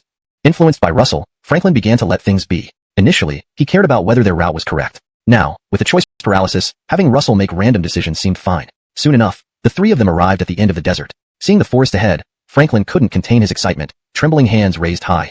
Oh wow, we actually found it? He thought they had been lost in the desert. During recent days, they had killed numerous strange desert creatures like snakes, lizards, and scorpions. Franklin was certain none of these had any value, meaning he had wasted a whole day and night inside the secret realm. Now seeing the forest, his excitement was understandable. Russell and Edgarla stood at the edge of the forest. Just as they stepped onto the forest floor, the desert behind them trembled. A cluster of snake tails appeared briefly before disappearing again. Looking closer, a massive sand python was slithering by. Sand python? Russell paused, looking down at Edgarla who approached excitedly. Since it's meant for me, let me handle it. She knew Russell was attentive to various high-grade snake cores to enhance her strength. Thus, a sand python in the Z-Way secret realm must be a valuable creature. Without hesitation, Edgarla rushed over. Russell kept watch from behind, but subtly placed his fingers on his waistband. If Edgarla encountered any trouble, Russell would dart forward like an arrow to save her. Witnessing Edgarla transform into a red snake stunned Franklin. He trembled, pointing at the scene. What is that? That's Edgarla. Russell's threatening gaze silenced Franklin, who shivered under it. Haha, I was just joking. Franklin quickly shut his eyes, trying to convince himself it wasn't significant. Russell ignored Franklin's indiscreet remarks, focusing entirely on Edgarla. Once Edgarla transformed into a snake, the sand python roared loudly, its entire body emerging from the desert. The heavenly serpent falling on the desert emitted sizzling sounds from the hot sand. Edgarla quietly hissed. Although the sand felt burning hot, she could endure it. Yesterday's insect cores were taking effect. The sand python pounced directly on Edgarla, pressing down heavily. Edgarla dodged gracefully and easily. The two serpents fought fiercely on the open ground. The sand python's tough skin resisted easy damage from weapons or Edgarla's attacks. Knowing she was at a disadvantage, Edgarla remained cautious. What are they doing now? Initially afraid, Franklin, driven by curiosity, approached again, staring intently at Edgarla and the sand python. Noticing Edgarla not moving, he decided to cheer her on. Go Edgarla, kill that sand python. Chapter 41.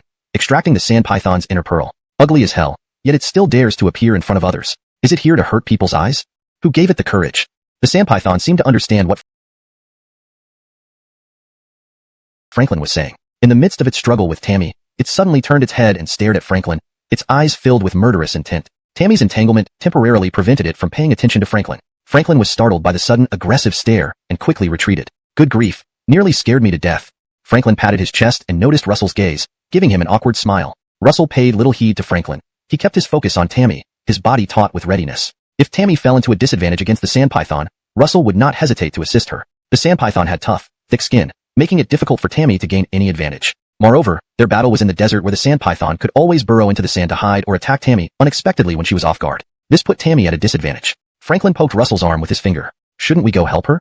If this keeps up, Tammy is going to get hurt. He urged Russell repeatedly, as if believing that would make Russell act accordingly. Russell remained motionless, only keeping his eyes glued to the distant fight. As the sand python bit down hard on Tammy's tail again, causing her to curl up in pain, Russell's voice suddenly appeared beside her ear. Don't be afraid. Follow what I taught you before. Expand your advantages and increase their disadvantages. Think about it carefully. What are its weaknesses? Tammy's vision was blurry as she kept rotating her eyes during the struggle. Russell maintained a calm expression, though his fingers were clenched tighter. He had made up his mind. If after 10 more seconds Tammy still couldn't handle the sand python, he would intervene.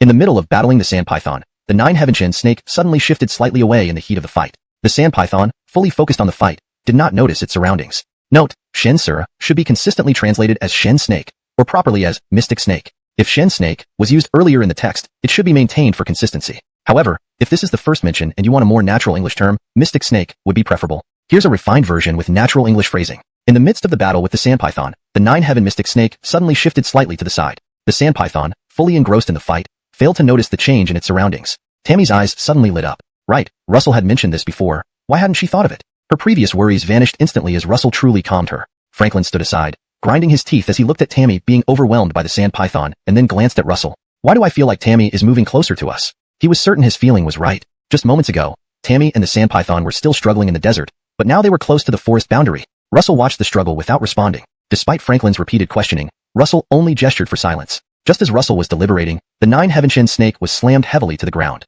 Note, the term Shen Sura is translated as Shen Snake to maintain consistency in terminology and style. In a full translation, we would ensure 9-heaven snake is consistently used. Enraged, the sand python saw the 9-heaven Sura trapped in the forest boundary and swiftly lunged forward. Note, Shen Sura is transliterated as Shen Snake, or can be translated based on context. If it's a specific term, please provide more context or the preferred translation for this term. For better readability and fluency, I will assume 9-heaven snake is the intended name.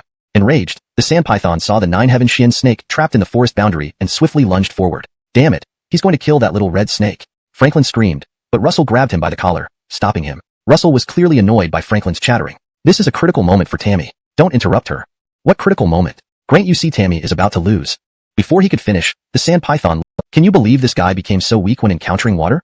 Franklin came over, unable to hold back laughter at Tammy's comment. Just a moment ago in the desert, I don't know who was getting pummeled. Tammy rolled her eyes, refusing to respond to Franklin. Russell extracted the sand python's inner pearl and placed it in his storage bag. Franklin glanced at Tammy, then at Russell, hesitant to speak. Compared to him, Tammy's expression was completely normal. Seeing Franklin staring at her intently, she shoved him to the side in disgust. Why are you staring at me? Get lost, go away.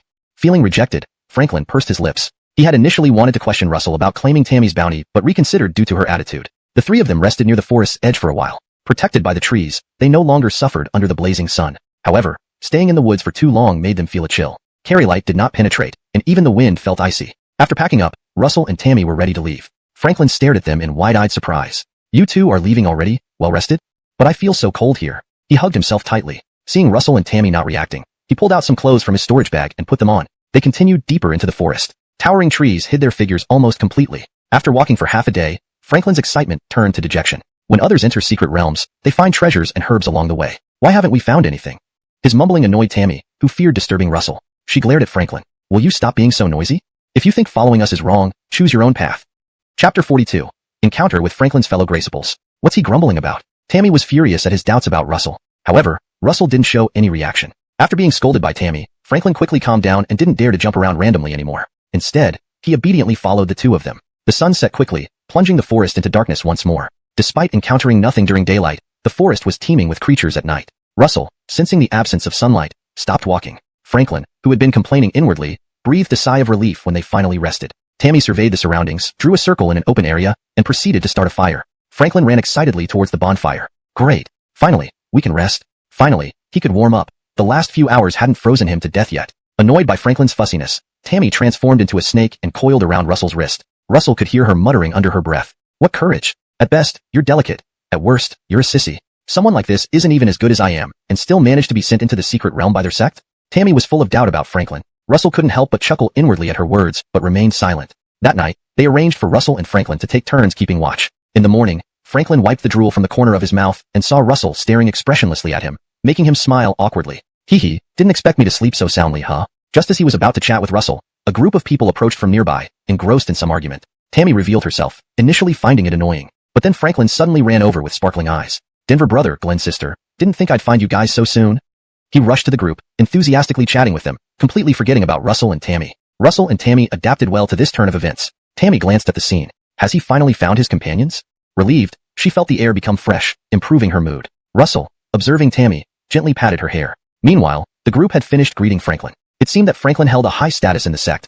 A handsome man, who had been quiet all along, finally spoke. Franklin never liked this third senior brother. He usually smiled pleasantly but was known for being ruthless and petty behind people's backs. Unfortunately, Denver brother and Glenn's sister never knew his true nature and considered him a sensible junior brother. Franklin had witnessed this third senior brother insult others before, so the sight made him uneasy. Upon hearing him stop Russell and Tammy, Franklin's heart raced. Before Russell or Tammy could respond, Franklin interjected. This is our business. What's it got to do with you? Stay out of it. The handsome man glanced at Franklin, seemingly hurt. Edgardo Yuan, why do you dislike me so much? The surrounding seniors quickly comforted Wong Carmelinen. Franklin watched in astonishment. Russell and Tammy thought they should leave, but Wong Carmelinen added, it's not quite right for you to leave now.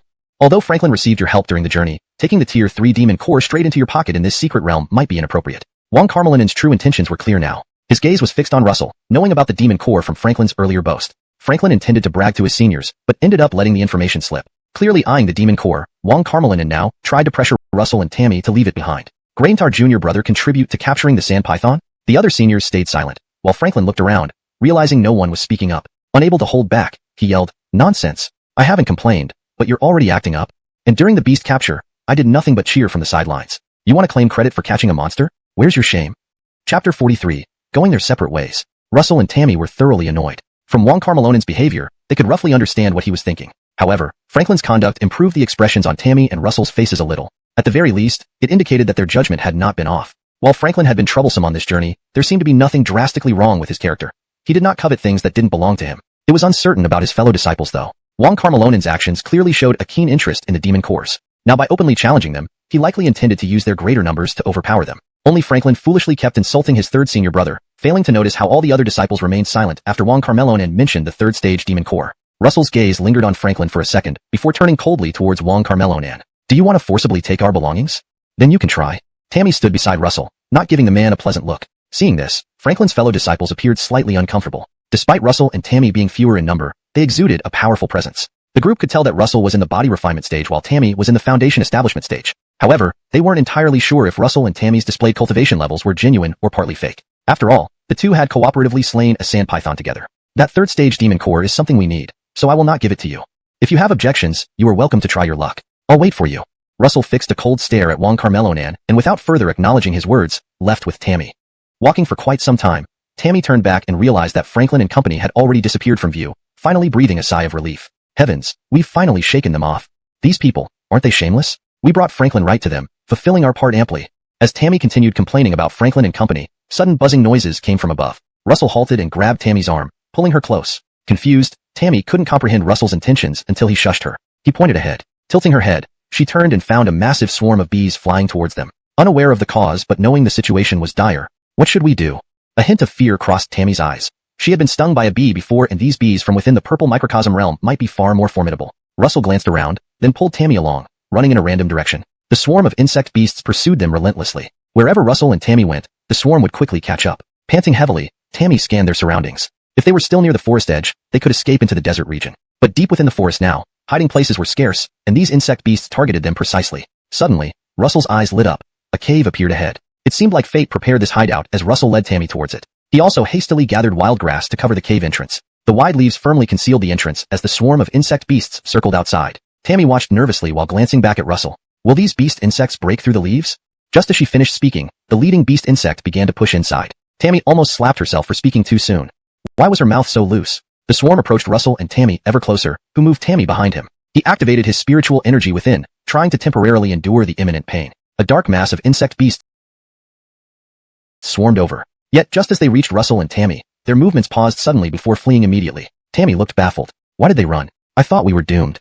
Russell noticed a bulky shape emerging from the shadows behind them. I think there might be something inside the cave, Russell speculated. Prompted by him, Tammy quickly saw the object lurking within. Before she could react loudly, Russell covered her mouth. Stay quiet and see what this creature does. Considering how quickly it made the swarm leave, this thing was probably not easy to deal with. Russell felt irritable as the creature approached, unwilling to remain hidden in the shadows any longer. Soon, it lunged at Russell and Tammy, its form revealed to them. This was an unusually shaped beast, with bulging eyes and a sharp horn atop its head. Its pointed tail swept continuously across the ground, those crimson eyes fixated on them, ready to pounce mercilessly at any sign of movement from Russell and Tammy. Crouched low, its claws thudded heavily against the ground. It then roared fiercely at them. The roar echoed out from the cave, audible throughout much of the forest. Not to mention, it resonated deeply before Russell and Tammy. They covered their ears, their faces twisted in agony. Sensing the aura of cultivators, or because Russell and Tammy hadn't fled after its roar, the beast perceived a significant threat. Without hesitation, it lunged again, opening its jaws wide. Russell swiftly picked up a stick from the wall, jamming it into its mouth. The beast thrashed wildly before snapping the stick with a crack. Dodging left and right, Russell and Tammy managed to distance themselves a bit. Observing the bizarre appearance of the beast, Tammy felt worried. Are we going to die here? She had no idea what kind of beast it was, but she could clearly sense that its cultivation surpassed her own. What a miserable fate. After battling those beasts and harvesting their cores, would her own core end up being someone else's contribution? No, don't worry, Russell whispered gently, noticing Tammy's anxiety. He attracted the beast's attention to himself, gradually engaging it in combat. New wounds appeared on the beast as it struggled against Russell, whose body bore matching injuries. Chapter 44. Meeting an old man playing chess. The moment the wound appeared on Russell's body, the Eve dragon blood within him began to circulate. A faint golden light emanated from his body, and because of this, Russell's condition visibly improved. He had been unable to stand earlier, but now, he coldly looked down at the strange beast in front of him. The beast was still panting heavily while standing before Russell, who had already returned to his normal state. The struggle between man and beast resumed quickly, with Russell gradually taking the upper hand. Edgarla stood behind watching the scene unfold, her eyes widening involuntarily. Sensing the growing danger from Russell, the beast opened its mouth, ready to bite down on Russell's neck. Be careful. Edgarla cried out in alarm. Russell immediately hurled the beast away forcefully. There was a small tremor inside the cave, but it didn't collapse. Only a few rocks fell. The beast remained motionless after hitting the ground, so Edgarla cautiously approached, nudging it with her foot. Is it dead? She asked, seeing no movement from the beast. Her eyes gleamed as she awaited a response. Russell rubbed his nose and went over to thoroughly inspect the beast before finally answering Edgarla. It's not breathing. Strange, it wasn't that scary just now, but why is it so weak now? Edgarla breathed a sigh of relief as Russell skillfully extracted the demon core from the beast. Seemingly changing his mind, he pulled another demon core of a sand python from his backpack and handed it to Edgarla. Why are you giving this to me, Cole? She asked, blinking her eyes. Well, it could be useful for you. These originally belonged to you, Russell replied. Edgarla hadn't felt they needed to separate anything between them, so Russell raised an eyebrow at her serious gaze, finding it amusing. He cleared his throat and said, Strength. Her eyes lit up with joy. Underscore this time, I can surely protect the Cole, right? Honor. Turning her head, she saw Russell sitting nearby, his brows tightly furrowed, deep in thought. At that moment, Edgarla sensed something was off. Young master, she called softly. Russell didn't respond, so she stopped speaking and stood beside him, her worried gaze fixed on him while keeping a vigilant eye on the surroundings. Fortunately, she had been alert, and Russell's eyes opened as well. Seeing Edgarla by his side, he chuckled inwardly and glanced at her. Why are you so scared all of a sudden? It's fine. Let's leave this place, he said. With the beast dead, there was no reason to stay longer, especially since Russell had explored several areas of the cave and found nothing useful. They naturally decided to leave. After walking a few steps forward, part of the cave ahead suddenly collapsed, revealing a small door before them. Edgarla, standing beside Russell, first examined the wooden door before turning to him. Why is there a door here? Without fear, Russell grabbed Edgarla's wrist and walked forward. Let's see what's beyond. Don't be afraid. As they approached the door, it remained closed. Russell pushed it open before Edgarla could speak. Behind the wooden door lay a narrow, dark, and empty passageway. Edgarla bit her lip and followed Russell into the corridor. To their surprise, the passage led to a hit game, so he was in a pleasant mood. Marion and Russell were astonished to find that the pieces on the table could still move. However, there was no one sitting opposite the Rani. It appeared as if the Rani was playing alone. Marion looked at Russell, speechless. Just as she was about to ask what was going on, Russell walked up to the Rani and sat down opposite him. He acted so quickly that Marion couldn't even offer a word of caution. His expression was conflicted, unsure of what Russell was thinking. Before she could intervene, Russell had already finished a game with the Rani on his own. Russell was itching for a game, and since he often played with his seniors in the mountains, he quickly won against his opponent. As the last black piece in his hand fell onto the board, laughter filled the room. The laughter was especially hearty. Russell faintly felt as if the Rani's stone statue had come to life. He blinked, and beside him appeared a young phantom.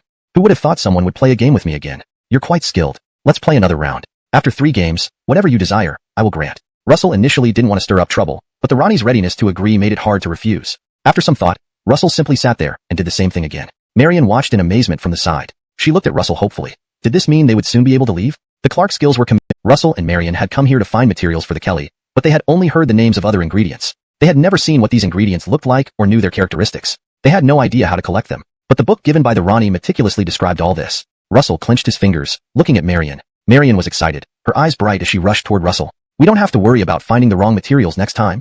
Russell agreed and continued searching the surroundings. Perhaps the Rani's remnant soul had finally achieved its wish, so it vanished almost immediately. Russell and Marion found no valuable items, so they decided to leave. This time, their exit was smoother. Looking at the sun outside, Marion took a deep breath. Finally, we're out. Her voice betrayed her excitement. Inside the cave, there was no daylight, and even with lighting tools, it felt different from the outside. Not to mention, the cave held few good memories except for the appearance of the Rani, who hadn't given them much trouble. Russell put the book and everything else into his storage pouch. Let's go. Marion immediately agreed, skipping along as they left. They hadn't gone far when Franklin and his fellow disciples arrived. One of them sniffed the air and concluded confidently. Russell and the others were just here. Could they have gone into the cave? Should we check?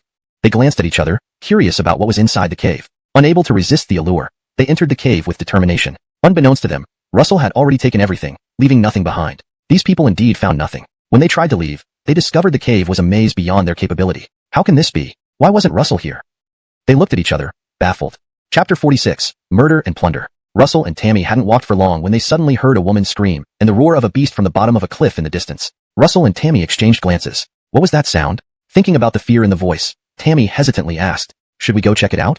Russell had just intended to do so. They quietly approached the edge of the cliff. Tammy's eyes flickered, and she transformed back into her snake form. She slithered along the ground to get a better view below. After looking, she didn't move anymore. Russell noticed something was off with Tammy and couldn't help but frown. What's wrong? It seems like a case of murder for treasure. Tammy wasn't quite sure, but the scent of blood rising from below made her quickly wrap herself around Russell's arm, perhaps not wanting to trouble him further. Russell looked down at the scene below without saying anything. Just as Tammy had described, several young men of unknown sex stood on the outskirts. In front of them were dozens of enraged beasts surrounding a white-robed woman and a child in the center. The beasts were eyeing them fiercely. The woman brandished her sword continuously, trying to intimidate the beasts not to come any closer. Unfortunately, there were beasts all around. No matter how cautious she was, she couldn't defend against all of them. Despite her lips bleeding from biting them and her body covered in wounds and blood, she stood unsteadily yet firmly in front of the child. The child looked up at the woman, seemingly deep in thought. Noticing a beast approaching nearby, he immediately raised his hand, signaling the woman to move elsewhere. Quickly hide. The woman raised her sword again. With one swing, a beast let out a loud roar that nearly deafened Russell and Tammy, who shrank back. That beast then fell backward. The young men standing on the outskirts watched the scene, a hint of surprise flashing across their faces. I never expected an outer sect disciple to be able to hold off so many beasts. Indeed, this is surprising. Feeling disappointed by the lack of action, the young men's tone turned temptingly persuasive. Do you want to live? If you leave him behind and go back alone, we will spare you and won't harm you. Just leave him here. The boy behind the woman lowered his head, biting his lip, deep in thought. Hearing these shameless words, the woman was almost amused. Tisi, how can there be such shameless robbers like you? She gripped her sword tighter, completely unmoved by their words. Her look of disdain grew even deeper. As long as I am here for a second, you will not touch him. The boy silently tugged at the hem of the woman's clothes. Sensing the movement, she turned to him. What is it? Are you scared? Don't worry, I'll handle it. Her gaze softened as she tried to reassure him, but the boy shook his head, moving closer and speaking slowly. Big sister, you should leave this place. Since they said this, it's best not to get involved. Serious though he sounded, the woman wouldn't listen. What are you saying? If I can't even protect you, how can I call myself your big sister? She pushed the boy behind her again, ignoring his plea. She shielded him tightly once more. Tammy observed Russell, her gaze revealing hope. The boy, noticing the group outside, suddenly shouted loudly. All you want is the location of the treasure, which I know and can choose whether to tell you or not. His eyes were cold. Why don't you let her leave first? When she's gone, I will naturally tell you. The boy remained eerily calm. The group of cultivators exchanged glances. Initially hesitant, they only agreed after making the boy swear an oath of heart demon. Reluctantly, they allowed someone to take the woman away. She struggled against them, but compared to the strength of the cultivators, it was futile. Successfully taken away, the boy watched her silhouette, secretly sighing in relief. Now alone in the center surrounded by beasts, he wouldn't have been able to remain calm if not for past experiences. The woman was tossed aside into the woods, tears welling in her eyes. Knowing the boy sacrificed himself to protect her, she found it unbearable if anything happened to him. As she was torn by conflicting emotions, a hand suddenly covered her mouth from behind, pulling her away. Mouth wide open, trying to shout, she struggled unconsciously. At this moment, Russell whispered softly near her ear. Don't shout. If you want him to survive, don't draw their attention. Initially planning to stand by idly, since this had nothing to do with them, Russell decided to intervene at Tammy's repeated insistence, unwilling to disappoint her. Tammy, ready for action, stood beside Russell. These people went too far. Watching the greedy, despicable group circle the boy infuriated her. She wished to teach them a lesson right away. Quickly advancing, her figure transformed into a 9-headed black serpent, while Russell quickly disappeared into the darkness. The cultivators remained unaware of the imminent danger. They glanced at each other, unsure of how to handle the boy next, pointing towards the direction from the surrounding cultivators, targeting those who had been most aggressive. The cultivators' demeanor shifted from initial calmness and superiority to disbelief, and finally, under Tammy's menacing glare, they were gripped with fear. What the hell? Where did this demon beast come from? It's probably at the 7th stage. The leader hadn't noticed the danger yet. His eyes were fixed on Tammy. If we catch this creature, its skin, flesh, scales, and bones would all be valuable treasures. Someone recognized Tammy. This is a heavenly dark snake, right? We've only heard of it, never seen one. Looks like it's still a young one. The cultivators transitioned from fear to eagerness, believing they could capture Tammy. A heavenly dark snake was a treasure in itself. Catching one would make their trip to the purple microcosm realm worthwhile. They exchanged glances and slowly surrounded Tammy. Tammy stared at them, sensing their ill intentions. She coiled her body, suddenly swelling to a massive size, and charged at the surrounding crowd. Many couldn't evade in time and were knocked to the ground, clutching their injured limbs and wailing. Those who had initially intended to attack Tammy realized a critical point. Heavenly dark snakes were rarely seen, especially in their juvenile stage. Yet, even a juvenile heavenly dark snake was too powerful for them to capture. From an unnoticed angle, Russell appeared swiftly, dispatching several opponents without revealing himself. Almost instantly, Russell had claimed lives before they could react. Russell and Tammy worked together flawlessly, creating a path straight to the boy. "Why are you still standing there? Hurry up and come over."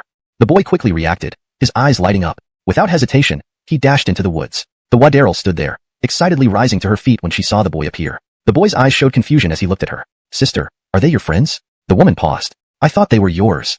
They glanced at each other, unsure why Russell and Tammy had saved them. But now, their best option was to stay put, waiting for Russell and Tammy to escape from the enemy's encirclement. Damn it, who's attacking us from behind? After Russell had taken down 6 or 7 people, they finally realized something was wrong. Initially spread out, they quickly grouped together upon realizing someone was killing their companions. Cautiously scanning the area, they prepared for any sudden danger. The leader gritted his teeth, glaring at the bodies of their fallen comrades, hating the boy and the Wadarel. The heavenly dark snake, after its collision, had already vanished. Russell and Tammy swiftly rejoined the boy and the woman. The boy and the woman were somewhat nervous seeing Russell return, intending to introduce themselves. "I'm Caitlin, and he's Percy. We're both disciples of the peaceful sect. My brother discovered a treasure in the purple microcosm realm, finding the Millennium Ice Lotus. When we found it, it wasn't yet blooming, and a high-stage beast guarded it." Caitlin clenched her fists as she recalled the scene. "We intended to find a companion to deal with the beast, but someone else found out and forced my brother to reveal the location of the Millennium Ice Lotus. Ha, they may dream, but it will never happen." Chapter 48, Make a Deal. Coldness spread across Caitlin's face. Thinking about the group's actions against them filled her heart with hatred. But their current strength was too weak. They could do nothing. For now, she could only hide this matter in her heart and deal with it after leaving the purple microcosm secret realm. As Caitlin spoke, the boy's gaze fell on Russell and Tammy. When Caitlin mentioned the Millennium Snow Lotus, his heart tightened even more, hoping to see a change in Russell's and Tammy's expressions. Unexpectedly, Russell did not show any reaction throughout. He seemed to be observing his surroundings as he looked around. "All right, since you two are safe now, it would be better for us to part ways here." "What? Leave from here?" Caitlin stared at Russell in disbelief, then asked cautiously after some time, "Grant you hear what I just said?" "I heard clearly, the Millennium Snow Lotus." But Russell didn't rush Caitlin to reveal the location. Instead, he reminded her again, "If you leave via this route, they probably won't find you easily." He, of course, had intentions regarding the Millennium Snow Lotus, but that expectation wouldn't make him turn against Caitlin and the boy. Tammy stood up along with Russell, who wasn't surprised by his decision. "Driscoll, where should we go?" Russell and Tammy had already determined their direction, a completely opposite route from Caitlin and the others. Caitlin and the boy watched Russell and Tammy's backs as they began walking away. Finally, when she realized they intended to leave without a word, Caitlin couldn't hold herself back. "Let's make a deal. How about that? You really have no interest in the Millennium Snow Lotus? I can tell you its location. We can split it half if we get the Millennium Snow Lotus."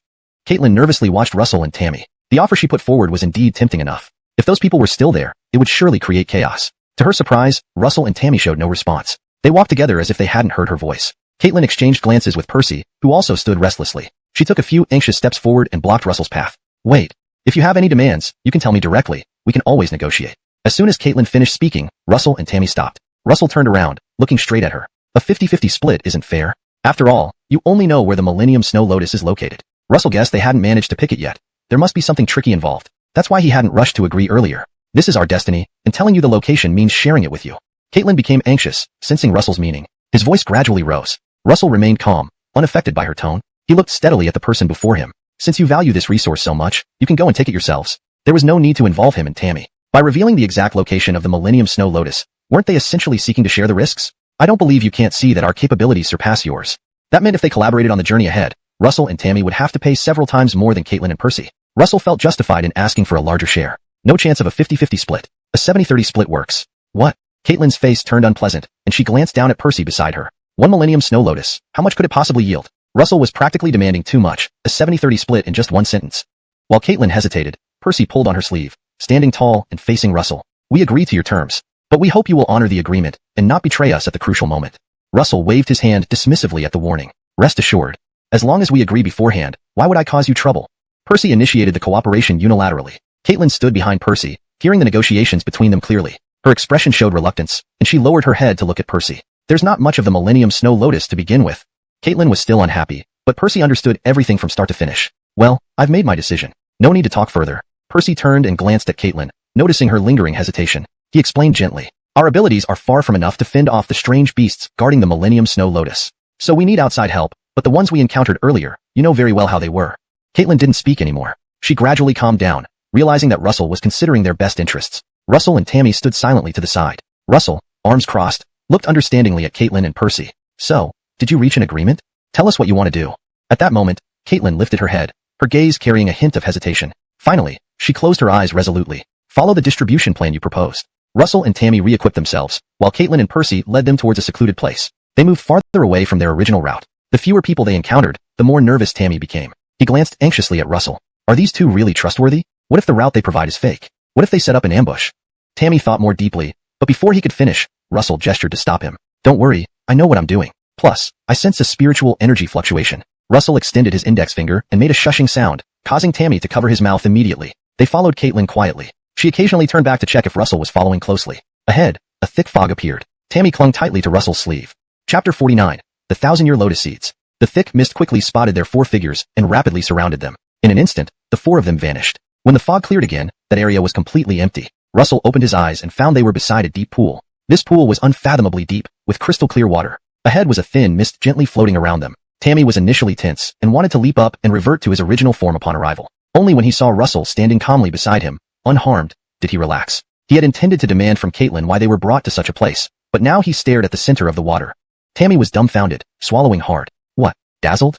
Russell noticed Tammy's unease and turned to look at him. His eyes carried a soft smile, and Tammy shook his head, taking a few deep breaths secretly. Indeed, the area around the pool was filled with the fragrance of flowers. If one paid close attention, one could sense that this floral fragrance actually contained strands of spiritual energy. This energy easily seeped into their bodies, providing them strength. In total, all four stood here in perfect condition, without any discomfort. Caitlin and Percy had been quietly observing Tammy and Russell. Seeing that they showed no dissatisfaction and even looked pleasantly surprised, they finally felt reassured. Caitlin explained with a smile. This place was discovered by us accidentally while fleeing from monster attacks. We didn't expect to find such a treasure trove. Initially, both of them had some injuries, but after staying here for a while, they found their wounds healed entirely. The surging spiritual energy in the air naturally restored their physical functions to peak conditions. Russell's gaze fell on the center of the deep pool where faint mists hovered above the water.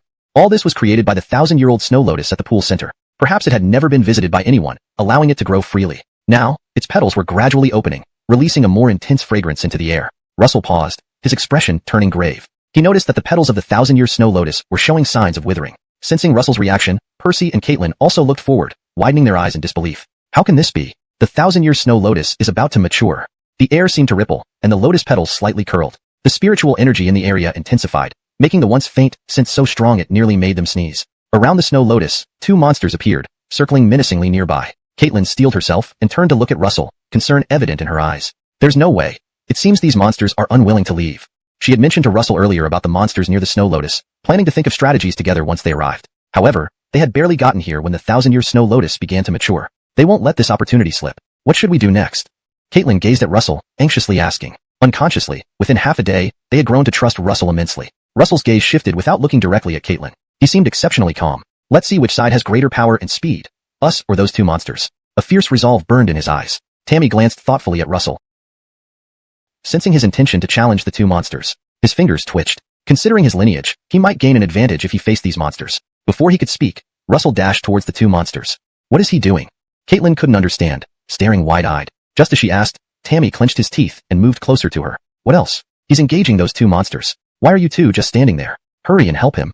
Caitlin and Percy agreed immediately to avoid conflict. Under their watch, Russell swiftly flashed beside the two monsters. At the same time, the thousand-year snow lotus reached the final stage of maturation. Its petals had withered into a yellow hue, and 10 plump lotus seeds emerged from the heart of the lotus. The fragrance grew stronger, gradually dispersing as the seeds appeared. The two monsters' eyes gleamed as they prepared to claim the lotus. However, Russell suddenly appeared, disrupting their plans. His hands moved faster than lightning. Before the two monsters could react, Russell had already placed the seeds into his storage bag. Once inside the storage bag, the spiritual energy surrounding the lotus seeds was sealed off. Realizing what Russell had done, the monsters roared in anger and lunged at him. Tammy quickly joined the fray. After a brief struggle, the two defeated monsters slunk away. Russell and Tammy bore numerous wounds, but landed gracefully. Tammy didn't examine his own injuries. Instead, he hurried to Russell's side, concern in his eyes. Are you alright?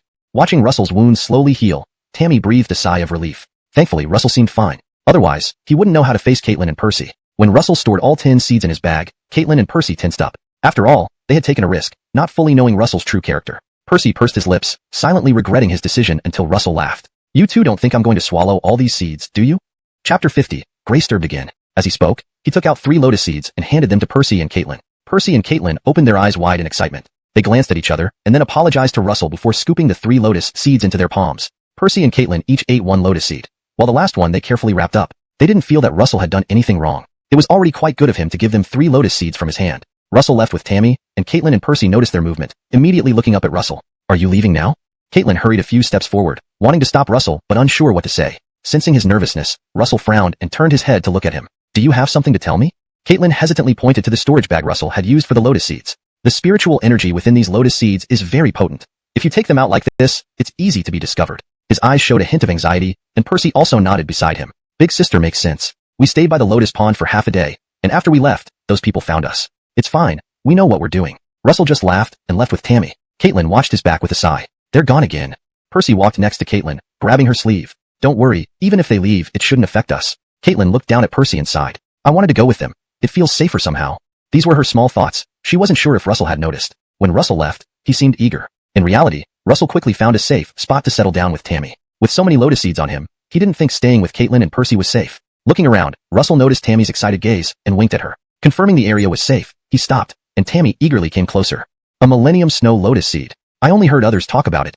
Finding such a treasure was unexpected. Although he had given some to Caitlin and Percy, there were enough for them to use. Russell and Tammy divided the lotus seeds, and Tammy swallowed them whole. He chewed a bit, but couldn't taste much, only feeling the abundant spiritual energy circulating inside him. These lotus seeds could be used as medicinal pills or refined, but considering their current situation, Russell decided to prioritize using them on themselves. Soon, Tammy closed her eyes and meditated next to Russell. Russell stood guard for her. When Tammy opened her eyes again, a golden glow flashed across her body. Tammy felt the spiritual energy inside her, but saw no immediate effect, tilting her head in confusion. Russell understood why. The spiritual energy was still filling her body, not yet fully refined. Once she absorbed all the energy, her strength would definitely increase. Reassured by this thought, Russell wasn't worried anymore. He ate the remaining lotus seeds himself. Now it was Tammy's turn to guard him. Throughout the process, she remained cautious, her eyes cold. Any slightest noise, and she would turn to check. Fortunately, there was no danger. When Russell woke up, he felt the same state as Tammy. Only he noticed that the spiritual energy and the ancient dragon blood seemed intertwined, still in chaos. After checking thoroughly and finding no danger, Russell relaxed. He ignored the issue for now. Standing nearby, Tammy noticed Russell's strange expression. She hurried over, concern on her face. Young master, are you alright? These 1,000-year snow lotus seeds being eaten by us. Wasn't it a waste of such treasures? Thinking of this made her uneasy. Russell had fed her half, and she remembered clearly. Seeing Tammy's worried face, Russell couldn't help but laugh. We must find a time to refine these lotus seeds. After we leave the purple microcosm realm, we might have to hide. Tammy finally understood, feeling less guilty. If we bring these 1,000-year snow lotus seeds back and the Amberly sees them, would we still be able to keep them? Comforted by Russell, Tammy said nothing more, visibly relaxing. Next, we need to find the materials the Amberly needs. Tammy quickly regained her spirits, eyes wary. They soon arrived at a hilly area. There seemed to be no one here, and cultivators paid no attention to this barren land. Tammy looked around curiously, her gaze falling on Russell, unsure why he brought her here. King Demon needs Terry Tongue, Blood Red Vine. I checked, this environment is suitable for its growth. Tammy bit her lip, hesitant. This place looked empty, how could it have Blood Red Vine? But trusting Russell, she nodded. Voices echoed from afar. Russell and Tammy exchanged glances. Before coming here, they noted almost no one came this way. So who were these people? Russell pulled Tammy behind a hill where it could hide them both. As the group approached at his shoulder consolingly. Oh, there's no need to be so angry. He's just a lowly person. If he betrayed you, why not just kill him instead of getting so upset? Preston in gray, who had just crawled up from the ground, heard this and immediately looked forward in fear. The subordinates nearby, upon hearing the conversation, pressed the man back to the ground. Before long, he had lost his breath. Edgarla covered her mouth in shock. Not long ago, they had also been pursued by others, almost ending up in a similar state. But that was because they had grievances. The Cole in white could easily have his men killed, showing his brutality. Staying in the hills, they searched for a way out as the group gradually moved away. Edgarla and Russell approached the man in gray and examined his condition. Russell checked his pulse first while Edgarla watched intently, worried. What's the situation? Is there any hope for him? Russell shook his head, negating Edgarla's hopes. Her gaze dimmed. She wasn't overly distressed. They planned to move the body to another place, at least to conceal it rather than leaving it here exposed. Otherwise, it might attract fierce beasts, and they only wanted to find the Terry Vine without further complications. With that thought, Edgarla and Russell went looking for a place to hide the body. At the foot of a hill, they found a suitable pit. But when they returned, the body had vanished. Edgarla and Russell exchanged looks. Edgarla rubbed her arm, moving closer to Russell. What happened? The body disappeared. Could it be he wasn't dead but just unconscious, and we didn't notice, then he got up and ran? It's impossible. I checked. His heart pulse was already gone. Russell was confident about this. But where did the body go? Could that group have come back? While contemplating this, Edgarla pulled Russell back to the original spot. The group that had left came back. The Cole in white stood in front, his clothes disheveled. He looked around, bewildered. How is this place exactly the same as before? His companions also seemed confused, unsure of the situation. Amidst their puzzlement, someone spoke up. I think it should be different. Ash's body was here earlier, but now it's gone. Everyone turned, seeing indeed the ground was clean, free of any body. They breathed a sigh of relief. I said this can't be where we were before.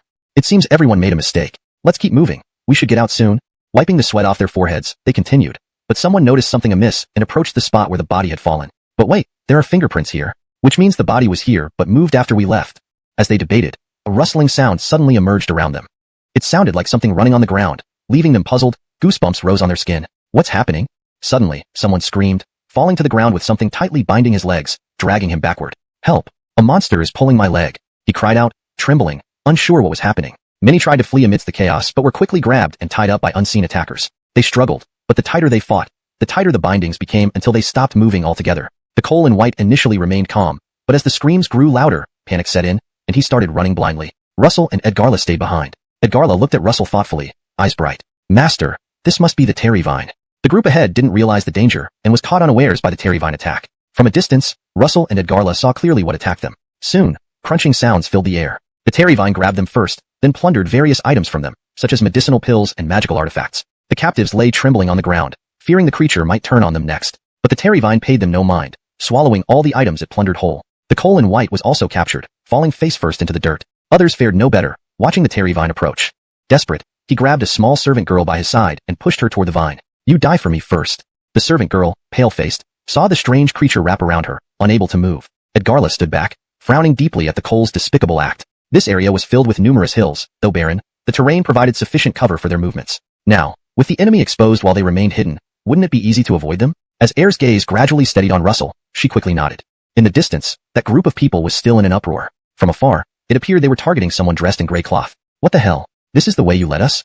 I trusted you, and this is where you brought us, this godforsaken place. A Cole in white stood up abruptly, his whip lashing out and striking the man in gray clothes who lay rolling and wailing on the ground. But the surrounding crowd merely folded their arms, admiring his humiliation without offering any help. Once the Cole was satisfied with his beating, he threw the whip aside. His companions patted him on the shoulder consolingly, saying, oh well, there's no need to get so angry. It's just a lowly person. Since he deceived you, why not just kill him outright? Preston and Gray had just managed to crawl up from the ground when he heard these words. He looked ahead in shock and fear. The henchman, hearing the Cole's conversation, pressed down on the man on the ground, and soon after, the life left his body. Air covered her mouth at the sight. Not long ago, they too had been hunted, almost ending up like this. But that was because they had enemies and conflicts. This Cole could easily strangle his underlings, revealing his brutality. While hiding in the hills, they were searching for a way out. The group gradually moved away, and Air and Russell walked over to examine the dead man in gray. Russell checked the man's nose first, and Air watched nervously. What's the situation? Is there any hope for him?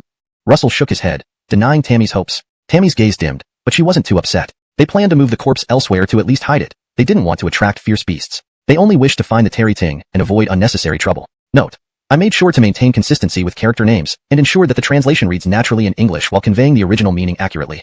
With this thought, Air and Russell went looking for a place to put the body. At the foot of the hill, they found a suitable pit. However, upon returning, the body had vanished. Air and Russell exchanged puzzled glances. Air rubbed her arm and edged closer to Russell. What happened? Great, he not die and just passed out, then crawl away while we weren't paying attention? Impossible. I confirmed his heart pulse had already stopped, Russell said confidently. But where did the body go? Could those people have come back? As she pondered this, Air tugged Russell back to where they were. Indeed, the group had returned. The Coles stood at the front, disheveled, looking around in disbelief. How is this place exactly the same as before? His companions also seemed confused, unsure of the situation. Amidst their confusion, someone spoke up quietly. It should be different. Ash's body was here earlier, but now it's gone. Everyone turned at his words. The ground was indeed clear, leaving no sign of the body. They breathed a sigh of relief. I said, how could this be the same place? It seems everyone made a mistake. Let's keep moving forward. We should find a way out. As they wiped sweat from their foreheads, someone noticed something amiss and approached the spot where the body had been. There are some fingerprints here. So, the body was indeed here earlier, but after we left, it was moved. While they argued, a rustling sound suddenly emerged around them, like something running on the ground. It sent chills down everyone's spine. What's happening? Someone screamed, his body collapsing to the ground, feet tightly bound, dragging marks across the ground. Help! There's a monster pulling my feet. The scream echoed, causing everyone to tremble, uncertain of what was happening. Many tried to flee amidst the chaos, but were quickly caught by unseen forces, bundled tightly and thrown to the ground. With dirt. The others didn't fare much better as the Terry Tongue approached. In a desperate attempt to save himself, he glanced around and pushed a small servant girl in front of it. You die for me first. The small servant girl's face drained of color as the strange vine began to wrap around her, her limbs stiff and unable to move. Watching from behind, Marlowe furrowed her brow, thoroughly disdainful of the Cole's despicable act. Note, Tarrytung should likely be Aaron, but without more context on how this term is supposed to be translated or if it's a proper noun, I've left it mostly unchanged. The servant girl, pale and terrified, couldn't move as the creature began to entwine around her. Air, watching from behind, frowned deeply at the Cole's despicable act. Hashtag chapter 52, controlled by Tarrytung. How could he even think of using others' lives to save himself? How can there be such a person? Edgarla looked at the spot where the white-robed man stood, disbelief etched on her face. The little servant girl's throat emitted pitiful wails, and everyone present saw what the white-robed man did. Fear filled their eyes. Yet, not a single person moved to help her. In the end, the little servant girl was forcefully dragged away by the Tarrytung, leaving only faint traces and bloodstains on the ground. Everyone shuddered involuntarily, suddenly realizing that they might share the same fate. The white-robed man trembled and glanced around at the others. He seemed to be searching for someone who could lend him a hand, at least to avoid being completely immobilized by the Tarrytung. Why are you all just standing there? Hurry up and untie me. But it was eerily quiet. No one responded despite the white-robed man's repeated urging. His actions had startled everyone. And what if he suddenly attacked them, leaving them unable to defend themselves? With this thought, almost everyone remained rooted in place. The white-robed man continued to plead, growing increasingly frustrated as no one obeyed his commands. What's wrong with you all? Do you not wish to receive our family's assistance anymore? At these words, the crowd, previously silent, shivered. They hurriedly approached to free him from danger. Once they confirmed he was safe, they breathed a sigh of relief. However, the Tarrytung still loomed menacingly around them. Initially, they planned to find Percy and Caitlin, hoping to acquire precious materials from the Z-Way secret realm. But encountering the Tarrytung was not part of the plan. Seeing the blood-soaked tendrils, everyone knew they needed a way out or risk being buried here. Such bad luck. How did we encounter this thing? I knew bringing him along would cause trouble. The white-robed man seethed beside them, venting his anger, while the others exchanged glances. The Tarrytung continued to circle them without stopping, compressing their space until there was nowhere left to stand. Only then did the Tarrytung halt. Feeling the pause, the white-robed man's heart raced wildly. Heaven has not forsaken me. I knew nothing would happen to me. With that, he ran toward a safer direction, the exact path where Russell and Edgarla were waiting. Edgarla followed closely behind Russell. As the white-robed man turned over the hill, he saw Russell and Edgarla standing on open ground, gazing coldly back at him. Why are you two here? Recalling his earlier humiliation, the white-robed man's face darkened. He stared coldly at Russell and Edgarla. And who are you? Why are you near the autumn forest, observing me? He spoke angrily, glaring disdainfully at Russell and Edgarla, urging them to explain. Russell and Edgarla ignored him, their cold expressions making the white-robed man uneasy. Those trapped by the Tarrytung noticed Russell and Edgarla, their eyes sharpening. They were in the Z-Way secret realm, and there was still much uncertainty. They hadn't found any important materials or herbs, but Russell and Edgarla's presence indicated they had been watching them. If they let Russell and Edgarla live, they might suffer in the future. Thus, everyone stared coldly at Russell, eyeing Edgarla, whose appearance didn't provoke a reaction, but their eyes flashed with malice. Edgarla took a step back in fear. He soon reacted, remembering he usually helped Russell and should have more courage, but retreating made him appear timid. As expected, seeing Edgarla tremble and retreat, the crowd laughed. This wasn't his intention. Thinking this, Edgarla stepped out from behind Russell, staring coldly at them, gradually radiating a strong aura. Just as Edgarla prepared to confront them, Russell stopped him. What are you doing? I have no intention of fighting them, so stay calm. With Russell's words, Edgarla immediately complied, standing quietly behind him. Russell lifted his head, politely nodding at the group. Sorry, we stumbled upon this place unintentionally. Russell did not mention his intent to gather materials, as there were plenty everywhere. Gathering a bit of the Tarrytung would suffice to report back to the Kelly. The white-robed man remained dissatisfied, growing angrier as Russell continued speaking and drew everyone's attention. Why are you all just sitting there? We waited for so long, yet they didn't emerge, clearly harboring ill intentions. So killing them is justified. With a casual wave of his hand, he sentenced Russell and Edgarla to death. Russell, however, remained unfazed, chuckling coldly before asking, perhaps you misunderstand your own strength. If I'm not mistaken, your men have already been immobilized by the Tarrytung. Upon hearing this, the white-robed man's face paled. He couldn't believe Russell would speak so openly against him. Since they are immobilized, you won't be able to leave anytime soon. So, perhaps you should reconsider targeting us. Don't keep thinking about causing trouble,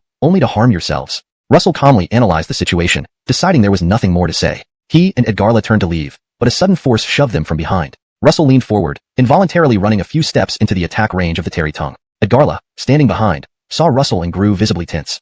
Chapter 53, Searching for the Root System. Master. They had just witnessed what Tarrytung could do. Hence, when Tarrytung gradually dragged Russell away, Tammy was in a panic. He reached out to grab Russell's arm, hoping to stop this thing. Unfortunately, it was all in vain. Soon, Tammy was dragged away with Russell by the Tarrytung. After dragging Russell and Tammy down, the Tarrytung on the ground finally decreased a little. Everyone looked at the scene before them and couldn't help but heave a sigh of relief. It seems they are the root causes. The Darrow quickly concluded, while someone else's gaze fell on Russell. They seemed thoughtful as they opened their mouths to speak but couldn't find the right words, ultimately only keeping these thoughts to themselves for now. Russell was dragged along by the Tarrytung until he reached particularly dark soil underground. Tammy clung tightly to the other end of the Tarrytung and was brought over too. As soon as they stopped, Tammy immediately got up to check on Russell's condition. Are you alright, master? What is going on with this Terry thing? It seems like it's attacking us. While speaking, Tammy didn't stop moving his hands. Only after being comforted multiple times by Russell did Tammy finally calm down. After pulling Russell and Tammy underground, Terry Tongue calmed down quickly, as if the previous savagery was a mistaken illusion. Once free from Terry Tongue's grip, Russell and Tammy hastily looked around to find an exit. Unfortunately, after searching for a long time, they found nothing. Tammy's mind was in chaos. He doubted more than once whether they could safely leave the Z-Way secret realm. Facing Russell, he repeatedly swallowed back his concerns. Russell could sense that Tammy's mood wasn't good. He waved his hand in front of Tammy. What's wrong with you? Tammy hurriedly shook his head and continued examining the surroundings. Soon, he bumped into a fleshy wall and let out a scream. His voice attracted Russell's attention. When Russell came over, Tammy pointed at the ground with a hint of urgency in his eyes. There's something on the ground. Something flashed by just now. I saw it clearly. Russell gestured for him not to worry and carefully counted the bodies they had encountered. The corpses we were dragged past should be the two we discovered earlier. There were no further clues available. It was evident that the upcoming workload for Russell and Tammy would be significant. After Russell explained, Tammy's pounding heart finally settled. He and Russell exchanged glances, with Russell's gaze conveying a strong sense of reassurance. Only then did Tammy come to his senses and move the two corpses to a safer spot. Terry Tongue remained indifferent, showing no reaction to their actions, as if it didn't care at all. Russell originally intended to look for a way out, but soon halted his movements. Tammy noticed Russell's hesitation and hurriedly followed, asking with a hint of confusion in his eyes, "Aren't you supposed to go out? We've been looking for an exit just now, yet now you're heading deeper in." He had opened his arms to try and block Russell's path, preventing him from going forward. Russell laughed. Looking at Tammy's serious face, he coughed slightly. "We came here to find Terry Tongue, so now that it has dragged us to its lair, I should focus on finding its root system. If we can't find it now, even if we come back later, it won't be easy to obtain the material." Tammy fully agreed with this reasoning. He and Russell walked together towards the location of Terry Tongue's roots. In reality, the area was barren, primarily consisting of Terry Tongue's branches. There weren't many clues beyond that, leading them to wander aimlessly. Despite wandering for some time, they still hadn't found anything worth bringing back. Tammy grew increasingly anxious. The place seemed to grow farther away from them, with an oppressive ambience that worsened their mood. Now what do we do? After searching for a long time without success, perhaps Terry Tongue had hidden its roots after they arrived. Russell turned his eyes and quickly thought of the Daryl. Then he went out with Tammy. When they stepped outside, they saw a group of people standing there, eyes filled with suspicion, seemingly waiting to see if Russell would meet his doom. Upon seeing Russell and Tammy, the crowd was taken aback, especially the Daryl, who dropped to the ground in disbelief. "This can't be happening. How can you two be back?" Russell couldn't help but sneer at his remark. That man had pushed his servant to die in his place when it was unnecessary. Even now, he continued to exert his authority. Sensing the people's unease after the Daryl issued orders, Russell's gaze grew sharp. "Do you want to end up like that girl? You saw him push her, causing her death by Terry Tongue. If you remove us, there will be no one left to stop him from doing whatever he wants." The Daryl's eyes darted around nervously as he retreated slyly. Perhaps realizing that Russell and Tammy had exposed his true nature, he wanted to slip away unnoticed. Unfortunately for him, Russell wasn't going to let him off easily. Seeing the man's reluctance to approach, Russell's expression grew cold. Before long, he grabbed the collar of the Daryl. Struggling to break free, the man tried to persuade Russell to let go, but Russell ignored him and even sneered at the fear in his eyes. "Since you've caused so much harm, sometimes bearing the consequences isn't such a bad thing." Realizing Russell's intent, the man froze, his eyes wide with terror. Just as he tried to say something to Russell, he felt pain in his legs again, falling to the ground, this time, with no one coming to his aid. Chapter 54, Terry Tongue's Deadly Attack. "You will all regret this. After I get out, my father won't let you off." The Cole and White kept shouting from afar, while the group standing together exchanged glances, a deep meaning reflected in their eyes. Edgark the Cole, who behaved like a child, they also thought of his father. Previously, it was out of respect for his father that they had treated him with care, but he had taken them for fools, a mistake they would not tolerate. Everyone remained unmoved as Terry Tongue slowly dragged him away. At first, the Cole was still angrily rebuking everyone, but eventually, fear set in. He cried loudly, wiping away tears and snot, yet no one paid him any attention. Russell and Tammy stood together, observing the Gillis's pitiful state. He looked sorry, but think about how he treated others around him. "I can't feel any sympathy," Tammy remarked thoughtfully. Russell turned to look at him, merely smiling at Tammy's observation. Not only did they feel no pity, even those who usually followed him wished for his demise. It was clear the Gillis wasn't well liked. Suddenly, Terry Tongue dragged the Cole further away, an unprecedented action. Russell and Tammy exchanged another glance, sensing something was amiss. "We should go check it out. We can't afford to miss anything," they decided, vanishing from the crowd's sight. Only after Russell and Tammy left did everyone else realize the situation. Some felt panicked, and one suggested shakily, "Why don't we wait until those two return before we leave together? They've been here all along and must be familiar with the surroundings, while we know nothing. Let's wait for them to lead us out." This idea garnered agreement, and everyone stayed put. Terry Tongue pulled the Cole close to its root system. When he noticed everything around him turning dark, a chill ran down his spine. Trembling, he shouted for help. Never had he imagined being in such a predicament.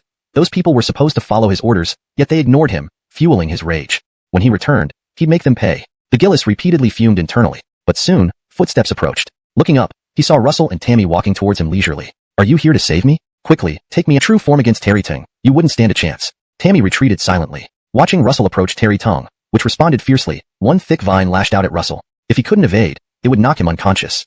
From behind, Tammy yelped in worry. The Gillis, seeing their cautious movements, laughed derisively. I thought you were tough, attacking Terry Ting head-on. Looks like you pose no threat to it, he jeered. Suddenly, a flying vine impaled his chest. Slowly lowering his head, disbelief filled his eyes. Why had this happened despite his caution? Feeling defeated, he gradually closed his eyes. Meanwhile, Russell and Tammy ignored him. Seizing the moment when Terry Ting thrashed wildly, Russell swiftly moved forward, grabbing its root and slicing it with his long blade. The severed root writhed in pain nearby. Chapter 55 Aaron turns into a child. Aaron could sense the threat posed by Russell and Tammy. While rolling on the ground, its tentacles would occasionally reach out toward Russell. Tammy watched Russell with wide, anxious eyes, fearing that Aaron might harm him. Be careful, Cole. When Aaron rapidly lunged at Russell, Russell grabbed one of its tentacles firmly and slashed at it with his sword as it tried to pull back. The previously rock-hard branch now oozed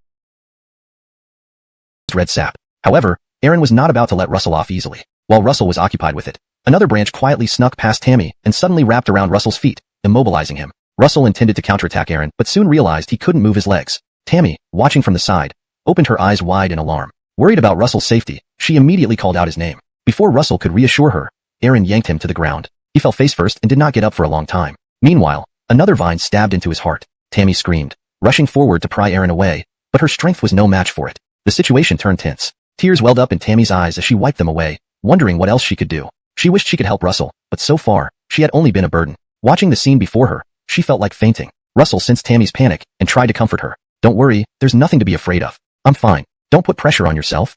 Tammy burst into tears. How could Russell be fine? There was a gaping hole in his body. Seeing the branch pulsating in Russell's chest and abdomen, the pain evident on his face, Tammy lost all rational thought. She transformed into a snake, ready to fight Aaron head-on, even if it meant dying here.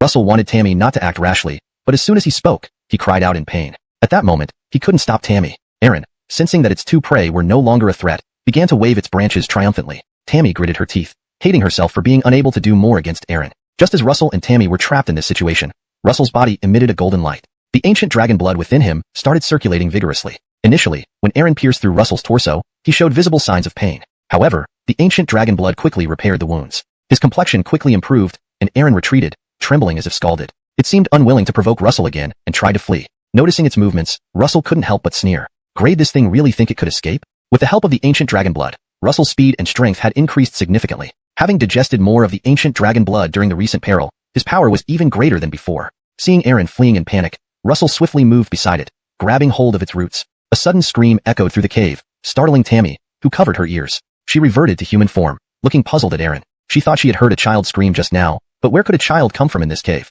Percy, the youngest they had met earlier, was already separated from them. Russell raised an eyebrow, eyeing Aaron curiously. In his hands, Aaron kept shrinking until it became a small child. Tammy stood dumbfounded, then walked over to Russell, staring at the scene. They exchanged glances, and Tammy pointed at the child. Hey, what are you? Why are you here? Could you be Aaron?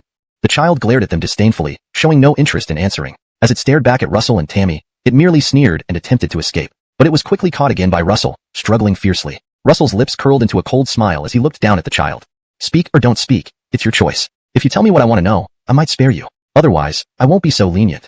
Russell slowly tightened his grip. Even though he held a child, he had no intention of letting it go. The child struggled, realizing that Russell's actions were becoming more aggressive, and it burst into tears. Its face turned red, and its plump arms waved frantically in the air. You dare to treat me like this? I may be small now and can't fight back, but I won't forgive you once I grow up. It glared angrily at Russell as if warning him. Russell reached out and flicked its forehead. The child immediately covered its head, which quickly developed a lump, making it look both pitiful and comical. Tammy covered her mouth to stifle a laugh, trying to maintain a serious expression under the child's glare. You're bullying me. How dare you treat someone of my stature like this? If my father sees me like this, he will never forgive you. Feeling pity for itself, the child immediately burst into tears. Russell and Tammy's smiles froze. Why are you crying? We haven't done anything too bad to you. Stop it right now.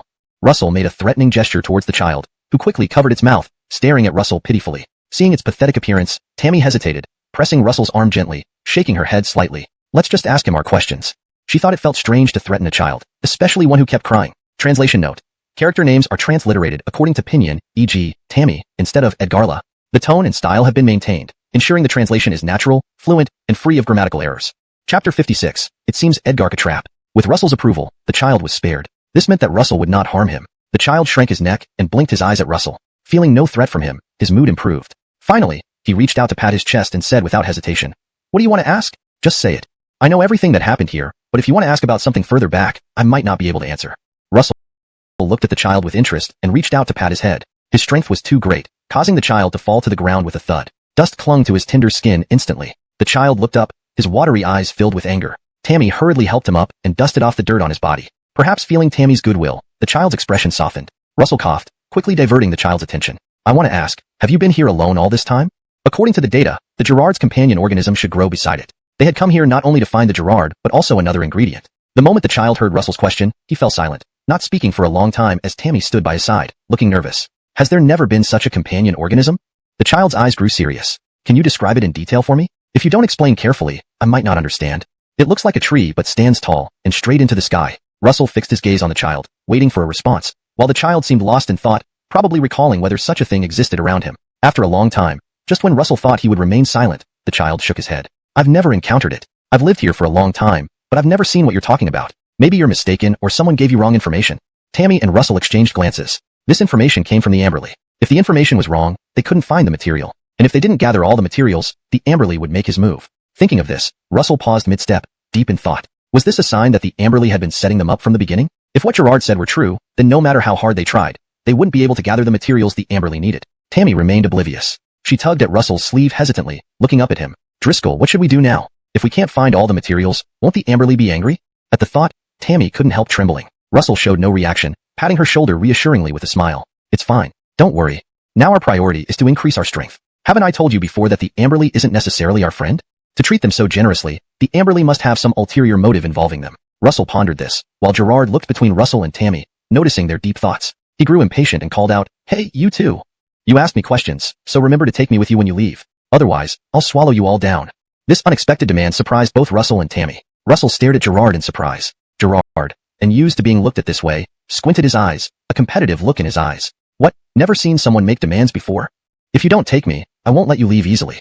Russell and Tammy had no doubt about the sincerity of his words. Just from the look in Gerard's eyes, they could tell what he was thinking. Russell pinched Gerard's ear lightly, making the child yelp. You're really bad. How dare you lay a hand on me? The child stared at Russell in disbelief, probably never imagining he'd be treated this way. Russell chuckled. No one has ever dared to threaten me. You're the first to talk to me like this. Why shouldn't I do something about it? Gerard was likely intimidated by Russell's demeanor and didn't dare to make further demands afterward. But when Russell and Tammy left, they still took him along. As they emerged, the people who had originally been with the Daryl noticed them immediately. Someone's eyes lit up, and he pointed at Russell, waving frantically to catch his attention. Hey, since you disappeared with our coal, did you see where he went? Is he alright? His eyes were full of anticipation, waiting for Russell and Tammy's response. Russell walked past without a word. Seeing that Russell wasn't going to answer, Tammy hurried after him, ignoring the man. Realizing they weren't going to acknowledge him, the previously chatty man turned bright red with anger. He glared at Russell's retreating figure and turned to look at the others. You're just watching? We saw them disappear with the coal. Shouldn't we help? The others exchanged glances, but remained stationary. Even though they were supposed to save the Daryl, they had to act on his own will. From the earlier behavior of the Daryl, it was clear he wasn't liked by the others. Russell and Tammy left without anyone daring to stop them, and they watched them go with trembling. After some time, once Russell and Tammy vanished, the people rushed into the cave. Inside, they found decomposed roots everywhere. The stench was unbearable, and they had to cover their mouths and noses to breathe inside. As they moved deeper, they found the highly decayed corpse of the Daryl. At this point, it was too late to save him. They couldn't understand what had happened. Chapter 57. Exiting the Z-Way secret realm. What's going on? Why is his body decaying so quickly? The crowd standing there couldn't help but shift their thoughts to Russell and Tammy. Unfortunately, Russell and Tammy had already left. Even if they wanted to stop Russell, they would need to think carefully about how to do it successfully. Tammy had been keeping an eye on the commotion behind them. When she heard those people calling out to Russell and her body stiffened slightly. If not for Russell's reminder, she might have really stopped to be questioned. Once they were far away, Tammy let out a sigh of relief and looked back nervously, saying, Luckily, these people didn't intend to chase us. Otherwise, we would leave. What's happening? Why did the sky suddenly crack? Clearly afraid, Tammy reached out to pull Russell's sleeve. Russell patted her arm, comforting her. Don't worry, it's just that the Z-Way secret realm is about to close. We need to get out quickly. If we stay too long and get caught by the Xinsheng sect, we'll be in big trouble. Tammy immediately responded. Terry Ting didn't know what they were doing but sensed the atmosphere and settled down quickly. A giant hand appeared in the sky, effortlessly tearing open a rift. At the same time, an Ronnie figure appeared at the horizon, his form extremely ethereal, coldly gazing at every disciple in the Z-Way secret realm. The Z-Way secret realm is closing. After a long pause, he simply said 6 words. The disciples still competing for materials were shocked. How could it be over so fast? We haven't gotten anything yet? What should we do? I didn't achieve anything, and the masters will surely be disappointed when I return. Glenn brothers and sisters, you won't die in vain. I'll find evidence to prove your innocence. The Z-Way secret realm became chaotic as everyone scrambled. Russell, sensing no danger, focused on the expanding rift. As it grew larger, he pulled Tammy and ran forward. Tammy wanted to say something but stopped herself, ultimately sighing deeply without speaking. Our materials aren't fully collected. The Amberly said there would be materials here, so there probably are. But we haven't brought anything back? Tammy worried about how to face the situation. Russell remained calm and smiled upon noticing her concerns. Don't worry. Worrying won't solve anything. With me here, what's there to fear? Tammy glared at him, thinking she was only worried because she cared about him. If we return empty-handed, the Amberly will be angry. We didn't bring enough materials.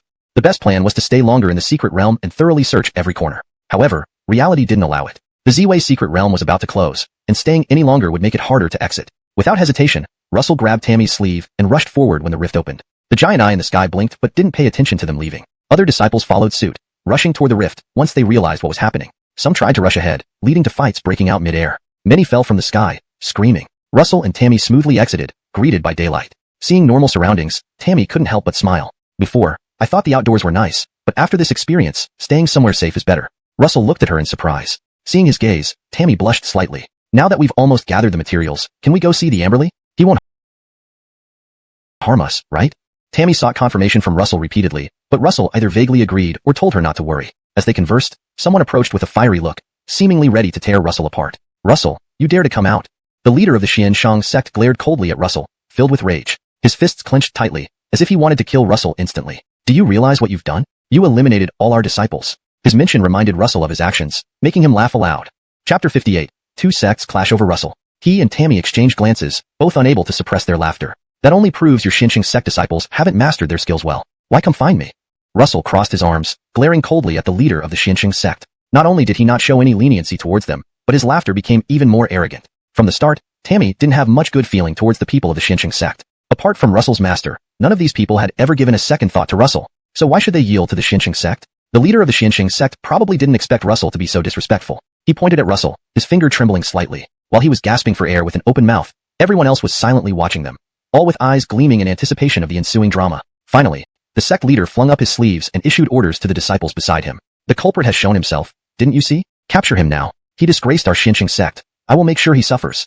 The sect leader's eyes were filled with rage, and the disciples around him exchanged glances, their eyes flashing with eagerness. They had been mocked by many earlier. Now, with Russell standing right before them, they, as victims, naturally intended to confront him. The eldest disciple, Zhou Grainsheng, stood out first, leading the charge. He glared at Russell, noticing that the latter wasn't taking the matter seriously. His eyes darkened. Do you still laugh about it, thinking you did nothing wrong? Russell simply gestured dismissively. He didn't intend to waste words on them. If they were dissatisfied, they could just act directly. If they wanted to cause trouble, they need to see if he agreed.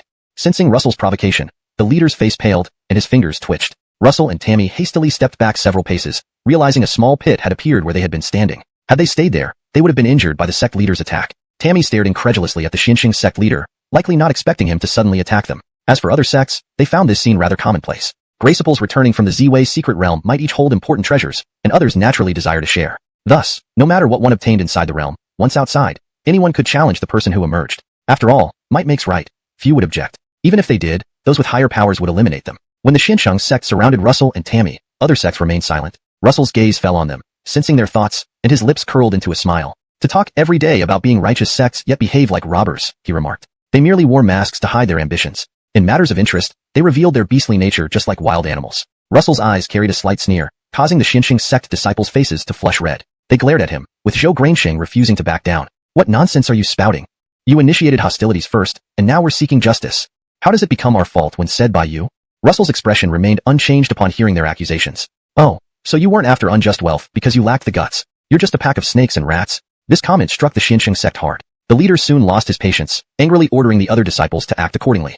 Why are you hesitating? Capture him, bring him back to Xianshang sect, and I'll interrogate him properly, preferably kill Russell outright. That way, they wouldn't live in constant fear, uncertain of what to do next. Russell's gaze remained, seemingly convinced by his words. Russell's lips curved into a smirk, but those bent on causing trouble showed no signs of backing off. Feeling the increasing scrutiny, they seemed irked.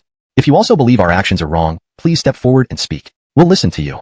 But now we are dealing with Russell. This has nothing to do with you. Unrelated parties, please leave immediately or else don't blame us for being impolite. Chapter 59. The Edgar siblings come to the rescue. The white-robed man's sect was evidently powerful. After one of their disciples spoke, the crowd immediately became much quieter. Those who had originally intended to gather together now dispersed slightly and averted their gazes, not looking at Russell. They probably wanted to ignore him completely. After all, this matter didn't concern them, and if they intervened, it would bring no benefits but might draw unwanted attention, which wasn't worth it. Tammy stood behind Russell, observing the scene before her. Sweat dripped down her face for the umpteenth time as she approached Russell and whispered, tugging gently at his sleeve. What should we do now? Should we just run? These people don't seem like good guys. Tammy's heart pounded as she stared at Russell, awaiting his response. Russell watched the expression on the Xianshang sect leader's face from a distance. He hadn't expected that someone would dare interfere when he was about to cleanse his sect. He didn't care whether these people were causing trouble for Russell or trying to protect him. If his plans were hindered, he would naturally be furious. Haha, you want to trouble him? That must also pass through the Xianshang sect's approval, he said, still remembering how long these people had mocked them when none of their students entered. He wouldn't let these people remain at ease. As for what they wished to do, the Xianshang sect leader was determined to thwart it. Once we deal with him, you can have your turn. But if you try to cut in front of us, I'm afraid I won't give you the chance. He coldly finished speaking, shoving the person at the forefront aside. That person stumbled back, but quickly regained his balance. His eyes widened in disbelief as he looked up, pointing an accusing finger at the Xianshang sect leader. His suspicions became clearer. I knew it. Claiming he is a traitor to your students is just an excuse. You've wanted to protect him all along. But to avoid being too obvious, you're hiding your true intentions behind these actions. We won't fall for your tricks. Now, I'm taking this boy away. The leader of the opposing faction squared off against the Alliance Desi at this moment, their eyes locking. Behind them, everyone trembled, watching the confrontation between the two leaders. Wouldn't this lead to a conflict between the two major sects? Such a war seemed inevitable. Several people hesitated about whether to pull the two leaders apart. Nearby, Percy and Caitlin appeared together. Seeing Russell in trouble, Percy felt anxious and took a step forward, intending to help. However, Caitlin quickly grabbed him. What are you doing? Helping him. Russell and Tammy helped us in the Z-Way secret realm before, so I need to return the favor. Percy answered straightforwardly, while Caitlin looked at him hesitantly. Are you regretting it now and not wanting to help? Remember, they saved us in the Z-Way secret realm. Can we forget such a kindness? Percy replied confidently. Caitlin took a deep breath and shook her head. Look at those who oppose Russell and Tammy. They belong to major sections. If we step in, we'll just be cannon fodder. If they attack us, what can we do? Resist? Not likely. They don't care about small sects like ours. It's better not to get involved. Percy frowned, disagreeing with Caitlin. So we just stand by and watch? That doesn't seem right. Russell saved me in the Z-Way secret realm. Without him, how could we have obtained what we wanted? Percy suddenly started shouting, ignoring the curious glances of nearby people. Shocked, Caitlin quickly covered his mouth. Why are you making a fuss? Be quiet and stop thinking about it. After noticing the surrounding gazes retracting, Caitlin sighed with relief. She gave Percy a fierce glare, indicating he shouldn't say more. Percy nodded, agreeing to keep silent. Caitlin glanced around. She had already surveyed this area during her previous visit to the Z-Way secret realm. She needed to be cautious to avoid danger. Seeing Russell and Tammy in trouble, she decided to repay their kindness. While the two major sects confronted each other, Tammy and Russell were debating what to do next when a hand suddenly pulled Russell's sleeve and Tammy's arm. Russell looked down to see a child looking up at him, blinking innocently. Brother, follow me. Neither Russell nor Tammy was noticed by the two major sections. Following the child, they quickly disappeared into the crowd. The child led them to a narrow alley and turned to two figures standing in the corner, asking for payment. The people are here. Pay up, I want spirit stones. Got it, thank you. Without you, we would have had much trouble, Caitlin acknowledged, handing over a bag. The child weighed the bag and left with a happy smile. Russell and Tammy exchanged puzzled glances, unsure why Percy and Caitlin had brought them here. You're brave, given that both sects are watching us closely. How can you talk to us so casually? Russell raised an eyebrow, uncertain what Percy and Caitlin planned. He kept Aaron hidden, signaling it not to come out. Aaron stayed cramped inside Russell's sleeve, occasionally rolling a few times. Of course, we're rescuing you. If you don't leave soon, those sect leaders may take action against you. Chapter 60, Making a Quick Escape. Percy spoke with utmost seriousness. From the earlier scene, he had already sensed that the current situation was not favorable for Russell and Tammy. So he proactively invited the kids, guiding Russell and Tammy to a dead-end alley. Seeing Russell still wanted to speak, Percy barely gave him any chance, pushing him directly towards the alley's exit. What are you still doing here? Hurry up and go in. Do you want to be splattered here without any hope? Russell looked up into Percy's eyes, wanting to tell him that his predicament wasn't as dire as it seemed. But Percy wouldn't listen, working with Caitlin to move Russell and Tammy to a new location. At this moment, the sect leader of the Xianshang Gate and the Ronnies from other sects were still facing off. Neither side was willing to back down. Their animosity could almost pierce through each other. After waiting half a day and realizing the other party showed no signs of retreating, the anger within the Xianshang Gate sect leader escalated, unable to hold it back any longer. If I recall correctly, before Russell came out, I already mentioned that he was our former disciple. He committed a mistake and naturally, I must take him back for proper punishment. So please move aside. I don't like dealing with these matters. He tried to soften his tone, awaiting the Ronnie's decision. The Ronnie stroked his beard and, hearing the words of the Xianshang Gate sect leader, couldn't help but sneer. You really know how to put a good face on things. We all have eyes and saw him push your disciples off the entrance of the Purple Star secret realm. The sect leader of Xianshang Gate didn't understand his true intentions but felt his eyes turning red at the mention of this incident. Since you're all clear, why aren't you moving aside? Do we need to be more explicit? The white-bearded Ronnie coldly stared at the Xianshang Gate sect leader, his expression unchanging. The sect leader suddenly felt like hitting cotton. No matter what reaction he had, the clerk wouldn't budge. Realizing this made his heart race and his gaze fixed on the Ronnie, waiting for a response. He stole from us and is also suspected of harming our members. Naturally, I must bring him back. Thinking about this, the Ronnie couldn't help but recall the recent status of their eldest son, which his disciple had just informed him about. He was brought by family yet left without even a bone remaining. Imagining returning empty-handed made him worry about how his sister would react. This thought caused great frustration, so now, the The Rani faced the Xianshan Gate sect leader without any courtesy. Seeing the Rani unwilling to leave, his eyes grew increasingly dangerous. Then let's see who's stronger. If I'm stronger, none of you can make another move. As he finished speaking, a strong gust appeared in front of him, nearly causing the Xianshan Gate sect leader to fall backward. Unable to control himself, he stumbled back. Realizing what had happened, his expression turned grim. How unreasonable. He is my sect's disciple. Can't I take him back to teach him a lesson? Instead, you try to snatch him here. Who knows what you're plotting? With obvious rage in his eyes, he ordered his disciples to attack the Rani. While the Rani wasn't to be trifled with, swiping his sleeve. Behind him stood over a dozen disciples like a solid wall, giving him confidence. Only a few on the edge exchanged glances, unsure if speaking up meant survival. Finally, one of them approached hesitantly, looking up at the Rani and the sect leader of Xianshan Gate. Greetings, honorable Ranis. But where exactly is Russell now? The Rani and the Xianshan Gate sect leader abruptly turned, scanning the crowd. Their faces turned grim simultaneously. They realized that after arguing for so long, Russell and Tammy were nowhere to be found. What are you all doing eating your meals and doing nothing? Grain, I tell you to keep an eye on Russell and not let him wander around? The Xianshan Gate sect leader was furious, glaring coldly at his disciples. His disciples lowered their heads, avoiding eye contact. Amidst their unease, the sect leader finally figured out his next move. Turning to the Rani, who also looked at him. It seems we need to capture Russell and Tammy together first, then decide how to divide things. In that instant, they reached an agreement. The Xianshan Gate sect leader sent out disciples to search for Russell's whereabouts. No matter what, he had to ensure Russell met his demise under his hands. With this resolve, the sect leader led his disciples away quickly. Russell and Tammy arrived at a small courtyard with Percy and Caitlin. It appeared long abandoned, seemingly uninhabited. Caitlin and Percy cautiously surveyed the surroundings before leading Russell and Tammy forward. After walking for some time, they noticed Russell and Tammy hadn't moved further, just standing at the gate of the courtyard, staring at them. Russell even looked wary, making Percy somewhat helpless. Why are you standing there? If they come and find you didn't go far, you'll be completely helpless. Both sects are powerful, how can we ordinary fish compare? When targeted, they needed to make a quick escape and get out fast. Chapter 61. I will save whoever it is. At this thought, he couldn't help shivering. Russell and Tammy's gazes grew even stranger. Russell took the initiative to step forward and pointed at himself. So you don't recognize me at all? Don't you know who I am? I'm Russell. Russell solemnly introduced himself again, hoping Percy would realize who he was. Hopefully, this moment of confusion would prompt them to leave quickly without further interaction. Percy and Caitlin exchanged puzzled glances, not understanding what Russell's words implied. Percy scratched his head, looking baffled at Russell. Grain't we already meet in the Purple Way secret realm before? Since that's the case, you don't need to introduce yourself again. This revision ensures the term Purple Way secret realm is consistently used and spelled correctly, while also making the sentence flow more naturally in English. They had already exchanged names in the Purple Mystic realm. Was Russell crazy, or something to say such irrelevant things now? Note, Way seems out of context in Purple Way secret realm, thus I believe it should be translated as Purple Mystic realm, based on common terminology in similar contexts. Seeing the skeptical look on their faces, Russell's eyes involuntarily twitched. He gradually fell silent, remaining quiet for a while. Unmindful of those thoughts, Percy noticed Russell wasn't going to speak anymore and pulled him closer. With Russell and Tammy, they quickly hid inside the room. They opened a crack in the window to observe the surroundings. Russell and Tammy exchanged glances, both feeling conflicted about whether to tell them that they weren't actually good people. Tammy coughed, about to speak, but Percy interrupted with a nervous whisper. Shua, are you crazy? Don't let them hear you. If they do you have any idea what will happen next? You must be careful at a time like this. And Tammy warned seriously, urging them to leave. Unfortunately, Percy and Caitlin seemed indifferent. Why should we leave? If we leave now and they catch up, what then? After all, you saved us. Leaving without recognition wouldn't be right, Caitlin teased, pulling Tammy close, signaling her not to speak more. I don't care about your identity or who you are. All I know is that you and Russell saved us. If not for you two, we'd be dead by now.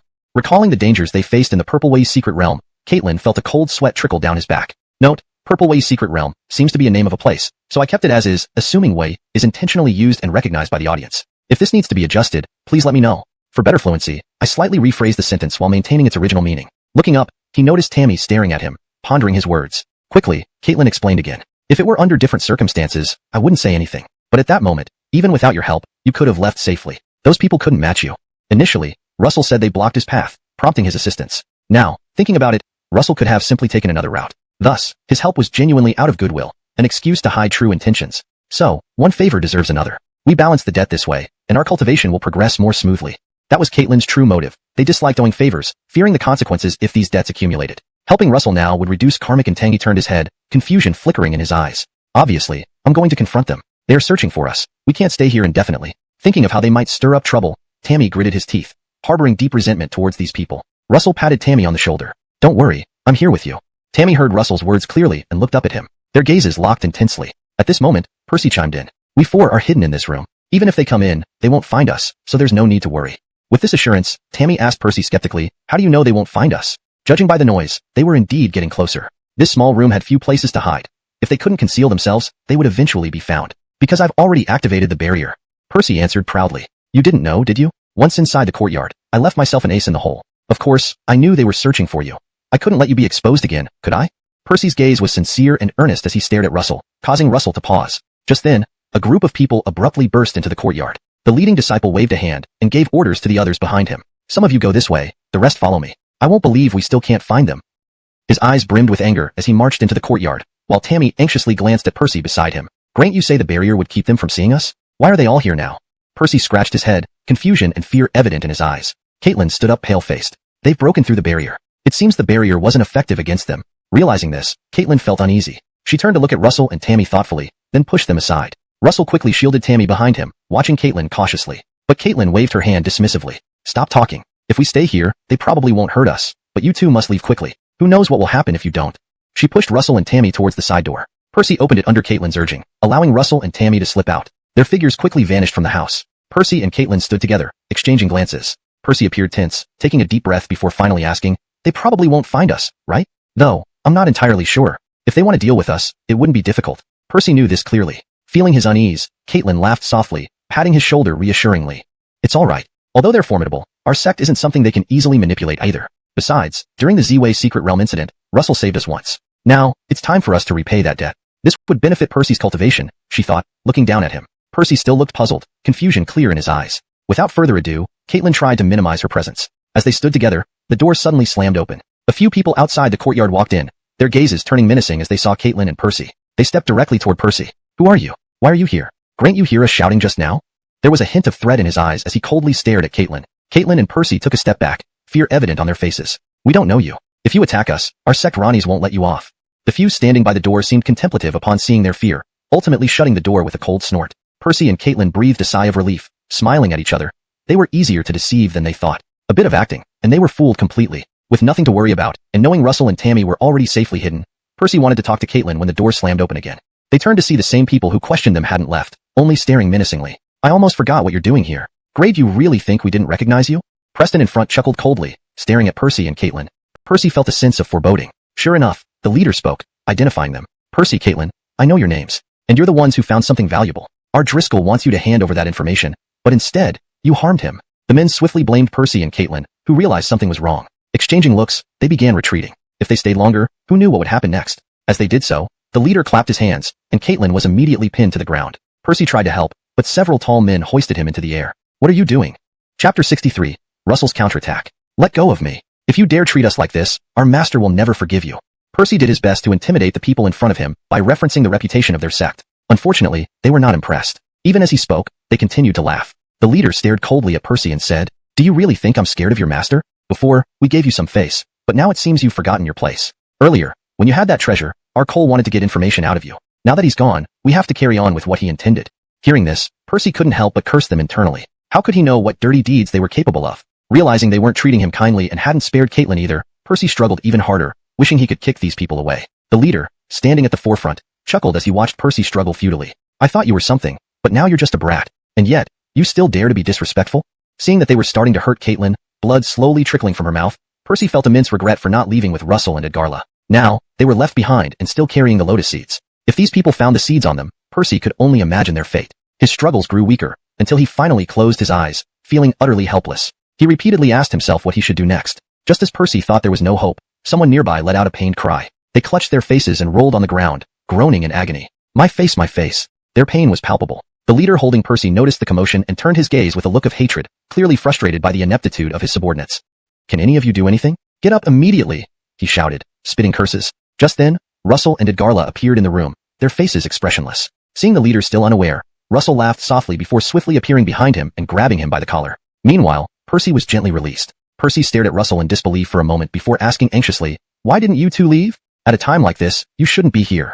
Russell merely glanced at him, then shifted his gaze elsewhere. We wouldn't abandon you while fleeing alone. Besides, given their predatory looks, it's clear they came here intending to take something back with them. Before Percy or Caitlin could respond, Edgarla stepped forward with a smile. It was natural for us to come back. After all, seeing them eyeing you both, we knew they wouldn't leave empty-handed. Percy and Caitlin were incredulous, unsure how to feel about being saved again. They owed Russell more favors now. Caitlin felt troubled, but Percy remained calm, looking up at Russell seriously. Thank you for saving us this time. We don't have anything right now to compensate you properly. After pondering, Percy suddenly brightened and suggested, How about this?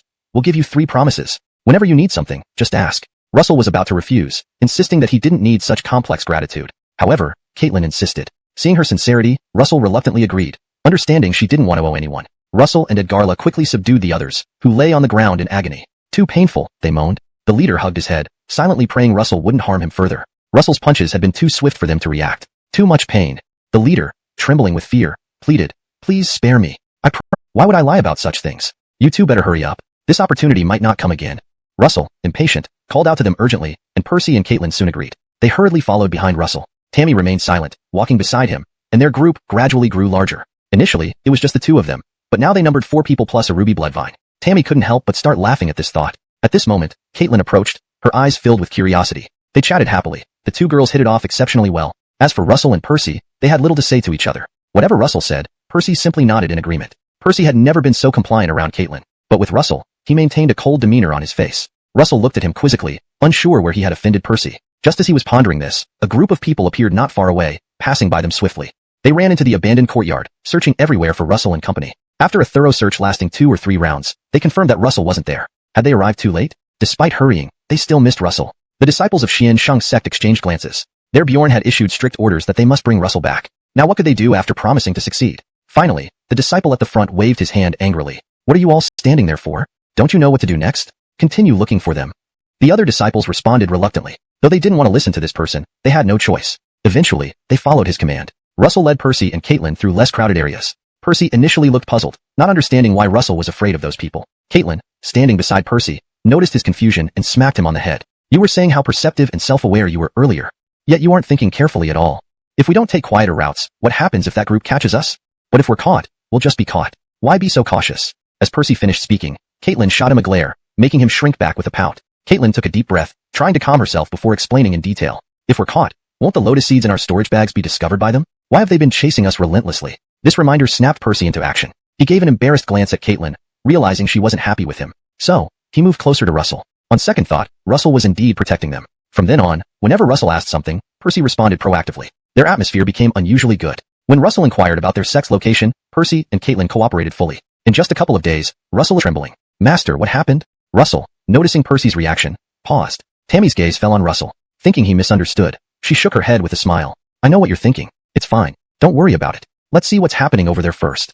####Chapter 65. Changes in the sect. Edgarla's understanding demeanor relieved Russell, and he quickly walked forward to stand behind Caitlin and Percy, who were standing at the door. For a moment, they hesitated about whether or not to enter the sect. Percy was nearly driven mad with fury. He stared intently at the Rani bound by iron chains ahead, his hands raised high, dragging the chains along the ground. The people around them looked on indifferently at the Rani's plight, doing nothing to help. "What have you done to my master?"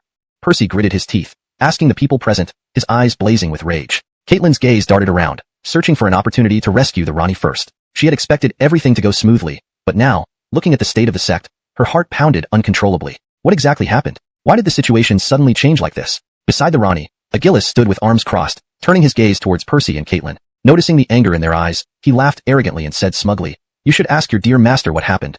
He told you something that got the major sects against us. We had no choice but to detain him and negotiate with him, so they would temporarily leave us alone." Upon hearing this, Percy could hardly believe it. He lifted his eyes and stared at the man in front of him, utterly bewildered by the audacity of the statement. He shook his head, unable to comprehend how someone from his sect could behave like this. If things were as good as they claimed, they wouldn't treat his master this way. Rage welled up within Percy, urging him to take them all down with him. Standing beside him, Russell noticed Percy's agitation and placed a hand on his shoulder. "What are you planning to do next? You need a plan if you want to deal with them." Russell's words jolted Percy back to reality. His eyes, filled with confusion, met Russell's. He clenched his teeth and asked, "Tell me, how should I handle them? They dared to lay a hand on my master. I won't let them off easily." Though Russell didn't say anything outwardly, he inwardly admired Percy's resolve. If anyone had acted similarly toward him, Russell wouldn't have been gentle either. "Then let me draw their attention while you save your master. My reputation is already bad enough. One more incident won't make a difference." Russell calculated swiftly and took action against the people in the sect. The Gillis who had been mocking Percy from the entrance of the Eastern Gate Square hadn't expected Russell to target him first. Panicking, he stumbled backward and shouted angrily at Russell, "Are you a disciple of Xian Sheng sect? This isn't your business. Stop immediately. Otherwise, I'll report to the Ranis that your disciple is involved in this." Russell paused, noticing the youth's franticness ease when he ceased attacking. But before the Gillis could fully relax, a cold smile spread across Russell's face. "I've never encountered anyone trying to use their former sect to pressure me. Don't you know my former sect and I have deep-seated enmity? I blocked them from entering the Purple Star Mystic Realm. Have you not heard of that?" The Gillis gaped at Russell, whose image grew larger in his mind, making his heart tremble involuntarily. If that's the case, he suddenly realized Russell's strength. Seeing him standing beside Percy, the Gillis felt almost no chance of winning and signaled for some of the people behind him to retreat. Edgarla and Caitlin watched from the doorway. Caitlin was still in a daze, while Edgarla couldn't help but laugh. I thought he was such a big shot, but he turned out to be nothing. Russell just said a few words, and he got scared like that? Edgarla was more skeptical. Why? If this Gillis seemed incompetent, could they capture Percy and Caitlin's master so easily and harm him so much? While Edgarla doubted, attacked again, the Gillis couldn't react. How did you get so powerful? Grade, you encounter something extraordinary in the Purple Star Mystic Realm? Terrified, he tried to run as Percy drew his sword, but Russell easily pierced through his body without giving him any chance to escape. Chapter 66. The clan's greatest villain. Percy's decision not only went unnoticed by those who were contemplating it, but also left Russell and Tammy astonished. Russell and Tammy exchanged glances. He killed someone from his own sect. What kind of punishment will he face? How can he stay in the sect after this? Tammy couldn't help but worry. She was concerned for Percy, feeling that he didn't need to take such a drastic step now. Russell glanced at her with a touch of helplessness after hearing her words. What are you thinking? After killing a sect member, do you think he can continue staying here? Moreover, they dared to treat his master like that, which means they never took Percy or Caitlin seriously. If not for today's events, their lives in the sect were already far from ideal. Indeed, if things had been better, why would Percy and Caitlin always stick together? When they were hunted in the Purple Star secret realm, no one came to their rescue either. Rexley, sect disciples should stand united, given their shared fate. But Russell had never seen a sect treat its disciples so poorly. Russell lowered his head to look at the Ronnie man in his hands, who had already passed out. Unaware what they're doing? I mean, everything happens for a reason. We met under Destiny's guidance. They're in danger now. Logically, we should ignore them. But thinking about the past and present, could you just watch them face threats? Russell stared earnestly at Tammy. Pausing, she shook her head firmly, clearly resolved. I know what to do. No matter the danger, I won't complain. We'll leave together. And those sect members aren't exactly good people. Why should we stay here pretending? As Russell and Tammy decided, Percy and Caitlin continued fighting off surrounding sect disciples. The disciples, glaring at Percy and Caitlin with hatred, were visibly shaken by the death of the eldest disciple. To them, Percy and Caitlin ignoring orders and killing the senior disciple was laughable. Truly laughable. Your unity was acceptable before, but now you disobey direct orders and kill the senior disciple. Do you think we'll forgive you? After Percy acted against the senior disciple, Ronnie stepped forward, angrily pointing at Percy, cursing while Percy stood coldly amidst the crowd. Coldly observing, after hearing the Ronnie's tirade, Percy sneered. You speak grandly, yet it's all for personal gain. Grant you stand idly by when I acted? You did nothing because it wasn't your disciple. Now he's dead, making yours the top disciple. So, my action benefited you. Why suddenly oppose me? Don't think I don't see through your schemes. Percy's bluntness left the Ronnie trembling, wishing to tear Percy apart verbally. How dare you? Insolent child. I'll rid us of you in my master's name. The Ronnie's fury was palpable, reflecting deep-seated ambitions exposed by Percy's frankness. Chapter 67. Rescuing Percy. Immediately after the Ronnie finished speaking, an overwhelming aura rose from him. Standing at a distance, Caitlin saw the fury on the Ronnie's face and felt her heart race uncontrollably. Looking at Percy, who seemed to be in deep trouble, she couldn't help but worry. She wanted to run forward and shield Percy, but the disciples surrounding them tightly would likely prevent any such attempt. Even if she tried, there was little chance of successfully getting Percy away. What could she do now? Caitlin's heart pounded wildly, unsure of the way forward. As she wrestled with this dilemma, laughter suddenly echoed from not far away. Russell stood at the doorway, his eyes cold as he observed the disciples. I thought you people had some moral high ground. Now it looks like you're just animals fighting over benefits. Upon hearing these words, the disciples immediately turned towards him. Sensing Russell standing by the door and repeatedly provoking them, many of the disciples' eyes flashed with obvious anger. Staring incredulously at Russell, realizing he was still trying to rile them up, some decided not to hold back and approached him with their before leaving, he whistled, and Tammy rapidly shrunk into a bracelet, settling on Russell's wrist. As Tammy shrank, Terry Tongue, who had initially intended to confront the newcomers, retreated upon recognizing the Nine Heavens mystical snake, knowing its power. The disciples could only watch helplessly as Russell and Tammy led Percy and Caitlin away, their figures growing smaller in the distance. The Ronnie, realizing what had happened, angrily ordered the disciples to pursue them. However, the disciples were left frustrated. They felt that the Ronnie was unfairly blaming them for something he should have taken responsibility for. Meanwhile, Russell and the others reached a safe location. After ensuring there were no immediate dangers, Russell helped Percy and Caitlin to their feet. Percy, still uneasy about the Ronnie's condition, thanked Russell and gently tried to rouse the Clark, but to no avail. Percy grew anxious, wondering how to revive his master and regretting not staying by his side. Caitlin comforted him, reminding him that they needed to focus on healing their master and moving forward. They turned to Russell for help, but he reminded them of his limitations and the challenges ahead. Unfortunately, his reaction was too slow. Russell's move was only a feint, creating an opening for him to escape. Realizing the Ronnie was distracted, Russell quickly led Percy and Caitlin away from the main hall. Before leaving, Russell whistled, and Tammy quickly shrank into a bracelet form, landing on his wrist. As Tammy was shrinking, Aaron emerged. Initially, he had intended to confront the newcomers, but upon recognizing the same aura from the Nine Heavens mystical snake, he immediately retreated. Aaron knew exactly what Tammy was and understood the incredible power of the white bracelet. The disciples could only watch helplessly as Russell and Tammy carried Percy and Caitlin away. Their figures became smaller and smaller until they were out of sight. Pale-faced, the Ronnie fell to the ground. When he came to his senses, he jumped up angrily and ordered the distant disciples. How could you let them escape like this? Go after them right now. If you don't bring them back, you won't come back either. His eyes filled with agitation, while the other disciples remained silent, lowering their heads. They dared not speak, but inwardly found the Rani's commands irksome. Why should they take all the blame when the Rani himself did nothing? Even if something went wrong, shouldn't the Rani also bear responsibility? Regardless of the disciples' thoughts, the Rani wouldn't care.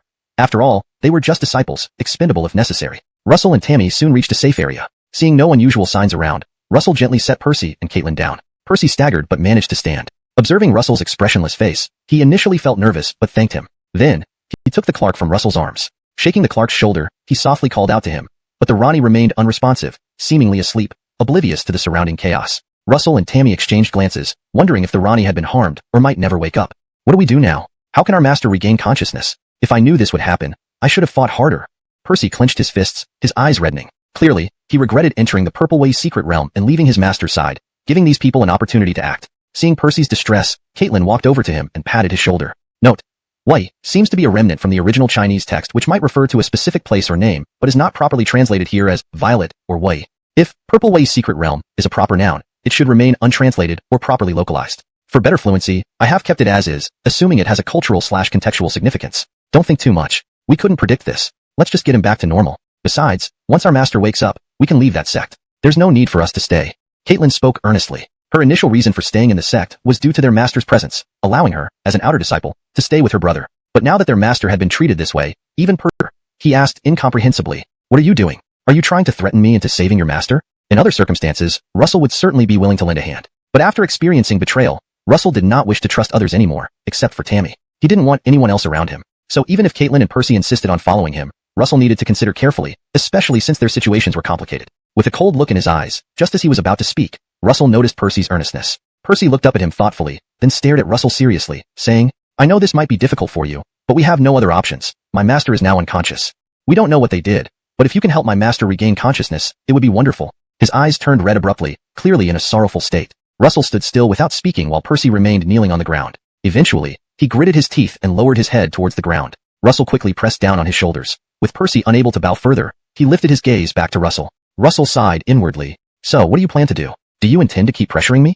Russell glared coldly at Percy, awaiting his response. After taking a deep breath, Percy raised his eyes.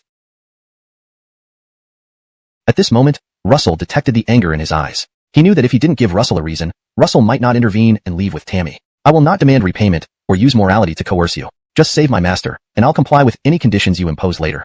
Just as they spoke, the Ronnie man on the ground suddenly coughed a few times, his face turning increasingly painful. He clutched his chest, trembling all over. Upon noticing the change, Percy and Caitlin immediately rushed to his side. Caitlin anxiously patted the Clark's face, but this action did not bring him back to consciousness. Instead, he appeared more tormented. "What should we do? How can we just let Master endure this pain?" Caitlin and Percy felt utterly lost. Observing their appearance, Russell couldn't help but recall Percy's words again. Ultimately, Russell sighed, blaming his bad luck. Initially, he hadn't planned to help Percy. However, considering Percy's recent behavior, Russell's heart softened involuntarily. This might be the last time he showed kindness to Percy and Caitlin. Therefore, he pushed Percy and Caitlin aside as the Clark clutched his chest, coughing up a mouthful of blood. Seeing this scene, Percy and Caitlin were completely at a loss. Their eyes widened in disbelief. Percy's eyes were already red. What happened? What did those people do to his master? Before leaving, their master was ill but still able to get out of bed and teach disciples. But after they left, these people dared to treat his master like this. Percy's fingers clenched tightly, and before he could say anything, Russell had already nudged him aside. Sensing Percy's unusual emotions, Russell frowned and called out,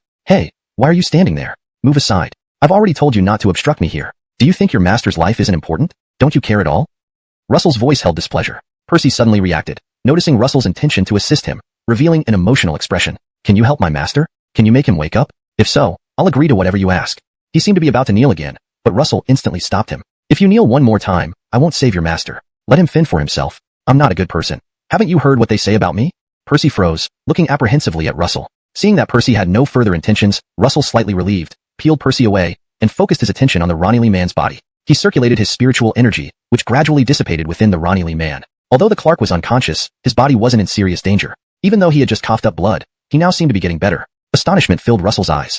As he opened his eyes, Percy and Caitlin immediately approached him. The two watched Russell nervously. Caitlin paced anxiously beside him, eager to ask about the Clark's condition. However, their awkward positions made them hesitate. Tammy, standing nearby, observing their hesitation, pushed them aside and walked to Russell, asking seriously, "How is the situation?" They wanted to ask but felt embarrassed. "Tell them directly, don't waste time." Russell, hearing Tammy's voice, glanced at Percy and Caitlin, who both wore awkward expressions. They were unsure what to say. Percy recalled the earlier scene and, under Russell's gaze, hesitated, unsure of how to react. Meanwhile, Russell reached out towards them. Chapter 69. The Denver regains consciousness. Percy immediately looked at Russell's palm, only to see it was empty. Just as Percy was puzzled, Russell impatiently said, "Are you two really that foolish or just pretending? If you want to save your master, you must give something up. I was signaling to you, but you ignored everything." Hearing Russell clearly, Percy's eyes showed confusion. He didn't understand what Russell meant. Just as he was about to speak, Russell sighed again. "Naturally, you should hand over the lotus seed you found in the Z-Way secret realm. Your master's meridians were damaged, which is why he coughed up a large mouthful of blood earlier. Because his spiritual energy couldn't find a breakthrough point, it clashed violently within his body, causing damage. As long as the lotus seed can repair his meridians and body, everything will be fine. So, aren't you two supposed to give me the lotus seed? I won't keep it all for myself. Or do you not even want to save your master?" A suspicious glance flashed across Russell's eyes as he stared silently at Percy and Caitlin. Percy shuddered all over. He immediately took out the lotus seed from his body and handed it to Russell, looking expectantly without any fear. What if Russell deceived him now? His heart was entirely set on saving his master. Seeing this, Russell seemed to understand, and his gaze softened. "All right, you few wait over there. Soon, this Clark should wake up." Russell then stood beside the Rani, placing his hand on the Rani's shoulder. His spirit power smoothly entered the Rani's body, instantly clashing with the existing spirit power inside. When the latter retaliated against Russell, pain spread visibly across the Rani's face. This was a battle between two cultivators' spirit powers. Normally, this would cause severe damage to the Rani's body. No cultivator would willingly let another probe into their inner workings during such times. Standing behind, Percy and Caitlin noticed the Rani's obvious discomfort and exchanged glances, growing increasingly uncertain about Russell's actions. As Percy was about to stop Russell, Misty stood nearby with crossed arms watching them. This eased Percy's mind. They had been wondering how to verify Russell's claims. Yet, seeing Russell act so openly, Percy felt somewhat embarrassed. How could he doubt someone who had helped him greatly? Percy glanced at Caitlin, who gently patted his arm before coming closer to take care of the Rani. About 5 or 6 hours passed before the Rani slowly regained consciousness. By now, it was already bright outside, and this remote place they arrived at had almost no trace of human habitation. Thus, those people hadn't found them yet, and were likely still searching frantically for their whereabouts. While calculating where those people might be searching right now, Russell heard the Rani's voice. Opening his eyes, the Rani looked around confusedly for a moment before asking Percy and Caitlin slowly, "Why are you two here? Weren't you supposed to go to the Z-Way secret realm? Why are you here, and who are these two beside you? Why am I here too?" Immediately after waking up, the Rani asked several questions in rapid succession. Caitlin and Percy, their eyes filled with excitement, hurriedly approached the Rani. Caitlin held on to him, helping him sit up as she wanted to ask more seriously. Caitlin patted his arm and said, "Master, rest well for now. There's nothing much wrong here, and we returned from the Z-Way secret realm with a Millennium Snow Lotus, which healed your injuries." Clearly, Caitlin only shared the good news. Upon waking, she mentioned multiple times their great accomplishment during this mission, easing the Rani's mood. Seeing the Rani's expression soften, Percy cautiously approached with trepidation. "Master, there's something else we need to tell you. We brought you out of the sect because some people intended harm towards you. We had no choice but to do this." As he spoke, Percy couldn't help but lower his head, staring at the ground, unable to face the Rani. Watching his behavior, Russell, standing nearby, felt displeased. Was this guy feeling ashamed of following him? "You Clark, you should thank these two disciples. Otherwise, you would have died in the sect." Chapter 70 Poison Outbreak. Russell spoke nonchalantly, while Caitlin and Percy stood obediently beside him, not daring to provoke their master's anger. Occasionally, they would glance up at their master. If the Clark didn't speak, they were ready for any outcome. Noticing he hadn't uttered a word for a long time, their faces gradually turned pale. Caitlin and Percy directly knelt on the ground, heads bowed as they helplessly apologized to the Clark in front of them. "Master, we're truly sorry. We didn't expect things to turn out this way. If we had thought more carefully and thoroughly when doing things, perhaps it wouldn't have ended like this." Caitlin said this sincerely, her eyes filled with confusion, unsure of what to do next. But just as she finished speaking, the Clark looked up at them oddly. Seeing his two disciples kneeling neatly, his forehead twitched, and he slapped their backs abruptly. "I was merely thinking about whether they took anything from our peak after dealing with me. Otherwise, I would have gone back to ask them for it. So what nonsense are you two thinking about? Graydon, I already tell you before?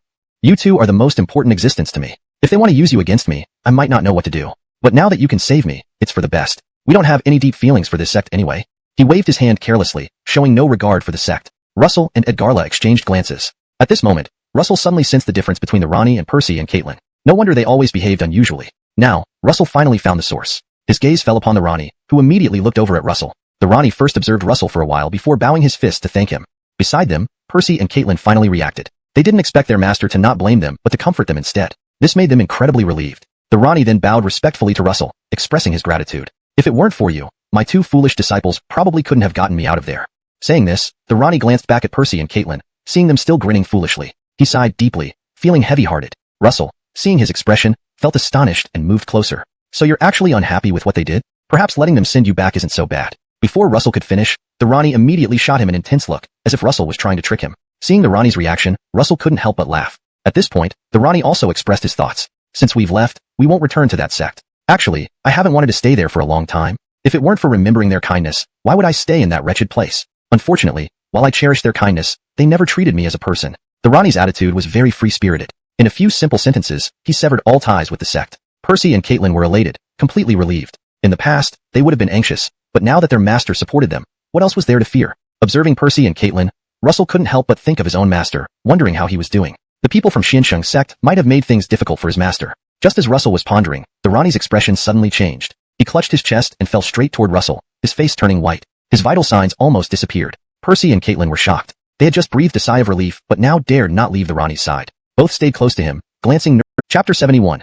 Taking you to detoxify. But there's no way to cure the poison in his body. You'd better wake your master up first, and ask what kind of poison he has contracted before it's too late. Percy's face turned white as soon as he heard Russell's voice clearly. He walked over to the Ronnie, shook him by putting a hand on his shoulder. Unfortunately, the Ronnie did not show any signs of regaining consciousness after a long time, which left Percy utterly dejected. Caitlin and Percy moved the Ronnie further away from Russell. Russell originally thought that spending more time with these two people would turn them into friends. But now, unexpectedly returning to square one, the Ronnie had already fallen into a coma, while Percy and Caitlin blamed him for it. They had never mentioned anything like this previously. Russell silently distanced himself from them, without saying another word. Not long after, the Ronnie gradually regained consciousness nearby. He held his forehead, seemingly feeling dizzy. Percy and Caitlin noticed his movement. They immediately went forward to support him, their eyes filled with obvious grief and joy. Master, you've finally woken up again. We've been guarding you for a long time. Grant you wake up once before? You even transformed the 1,000-year snow lotus. How could you suddenly faint again?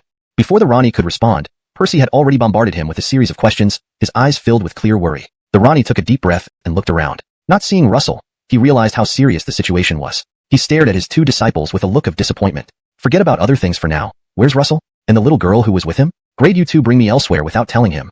His eyes were full of anger. Percy and Caitlin exchanged glances. Despite their hesitation, they told him exactly where Russell had gone. Upon hearing that Russell was nearby, the Ronnie heaved a huge sigh of relief, muttering that it was good, without intending to explain himself to Percy or Caitlin.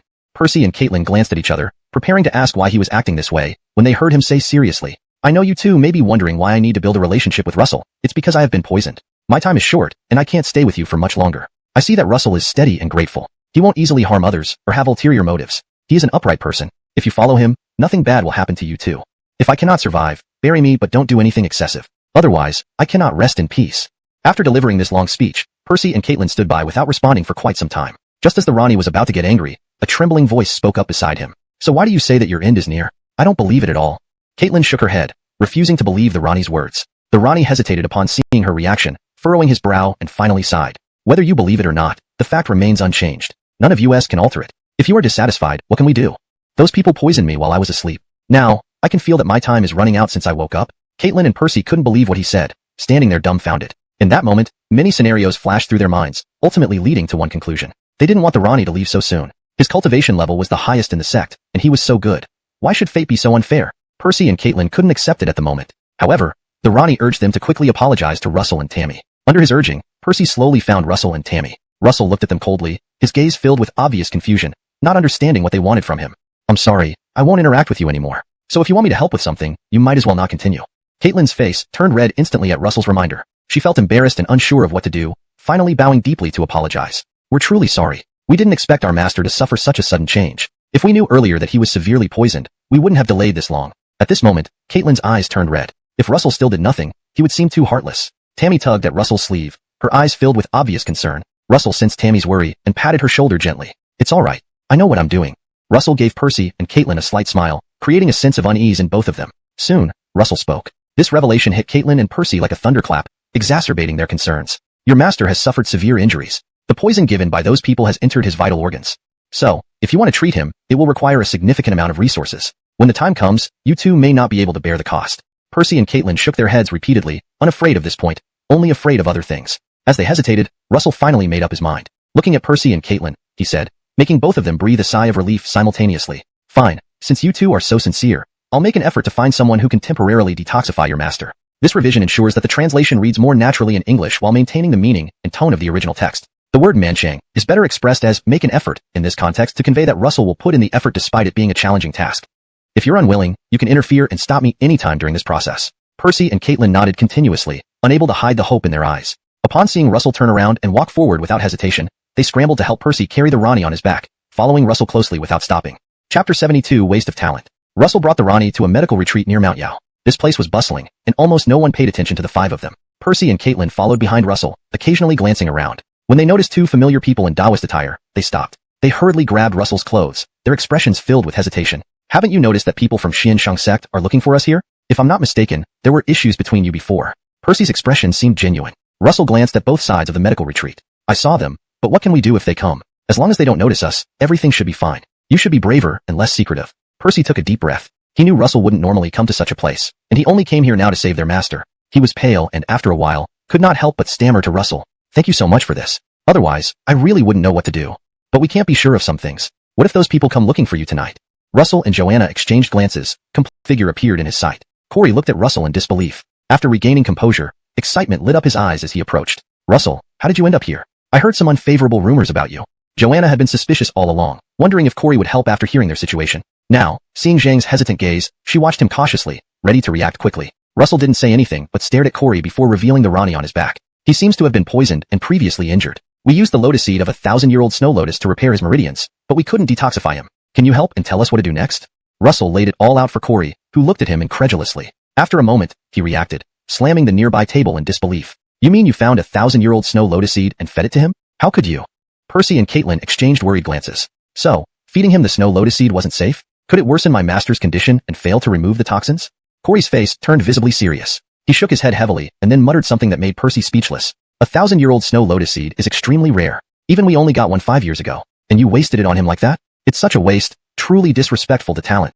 Pained, he continued speaking. Russell hadn't done anything wrong, just overly extravagant. Percy and Caitlin felt relieved. Recalling his words, Percy blushed under Russell's half-amused glance and lowered his head, admitting his mistake. "I'm truly sorry. I was too worried about my master. I just wanted to know if he was safe, or if there were problems. If I did anything wrong." He apologized silently, but Russell ignored him. Joanna stood beside coldly, arms crossed, blocking Percy's view of Russell. "What good guy act are you putting on now? Where was that suspicion towards Russell earlier?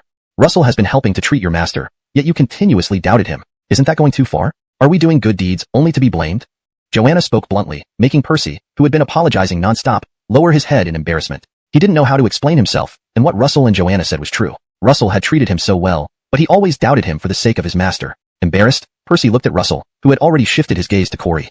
Chapter 73, A Sudden Way Out. "So, what do you have to say? Is there still any way to cure the poison in his body? We were at a loss before. Even after searching many places, it seems they couldn't do anything either. So, can you help us now? You can't just let your family's reputation be ruined, right?" Russell mentioned the previous conditions again. Ahill waved his hand hastily, his eyes carrying a hint of helplessness as he looked up at Russell and finally sighed. "Great, I say I wouldn't help you? I had everything ready. Besides, only we can treat the severe poison in him. If you take him elsewhere, he might not survive for long." Percy and Caitlin shuddered upon hearing this. They didn't speak, standing quietly on the side as they watched Ahill detoxify their master. Fortunately, Russell still had one lotus seed left. As they lamented Percy and Caitlin's wastefulness, Ahill's eyes lit up when he saw the 1,000-year-old snow lotus seed in Russell's hand. He kept nodding, assuring Russell that he could be trusted. Then, he supported the Clark into the room. Russell and Edgarla initially wanted to follow but were stopped by Ahill outside. "I merely want to check the wounds on his body. Are you planning to take him away directly? If you are, I won't have any objections."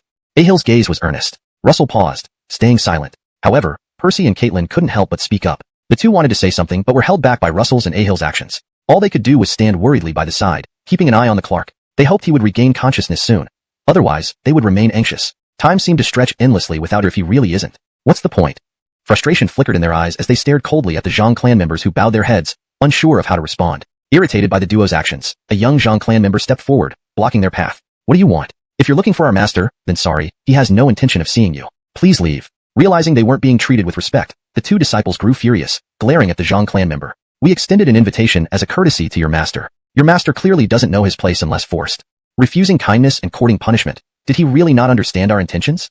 The Zhang clan member stepped back, unprepared for their aggressive move. Almost instantly, he lay on the ground clutching his chest in agony, realizing the disparity in strength. The two disciples relished their actions, showing no fear. "If you feared pain, you shouldn't have blocked us." Walking into the courtyard brazenly, they froze upon spotting Russell. "Why are you here? No wonder the Zhang clan didn't let us in." The disciples pointed at Russell accusingly, clearly upset. Russell remained unperturbed, smiling coldly. "It seems you need a wake-up call. Since Ahill has made his stance clear, why make things difficult?" Standing behind, Percy and Caitlin heard Russell's words and glanced at the oblivious disciples, chuckling coldly. "I know why they act like this. It's because they don't have a clue." Upon hearing this, the disciples' faces turned sour, incredulously staring at Percy. Who is this guy? But they knew Russell's identity. Isn't he the traitor of our sect? Having sought him in vain, they now had a way to find him. Chapter 74, Loyal Advice. Russell, do you know how much trouble your presence here has caused for our sect?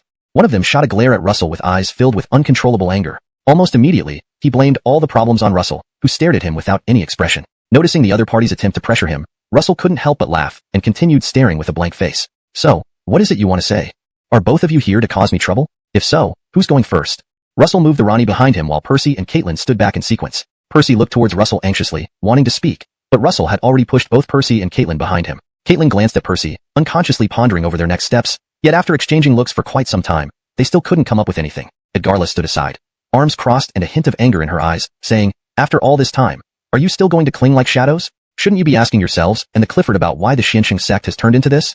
I think you chose punishment over respect. We were too polite before, which led you not to understand the situation.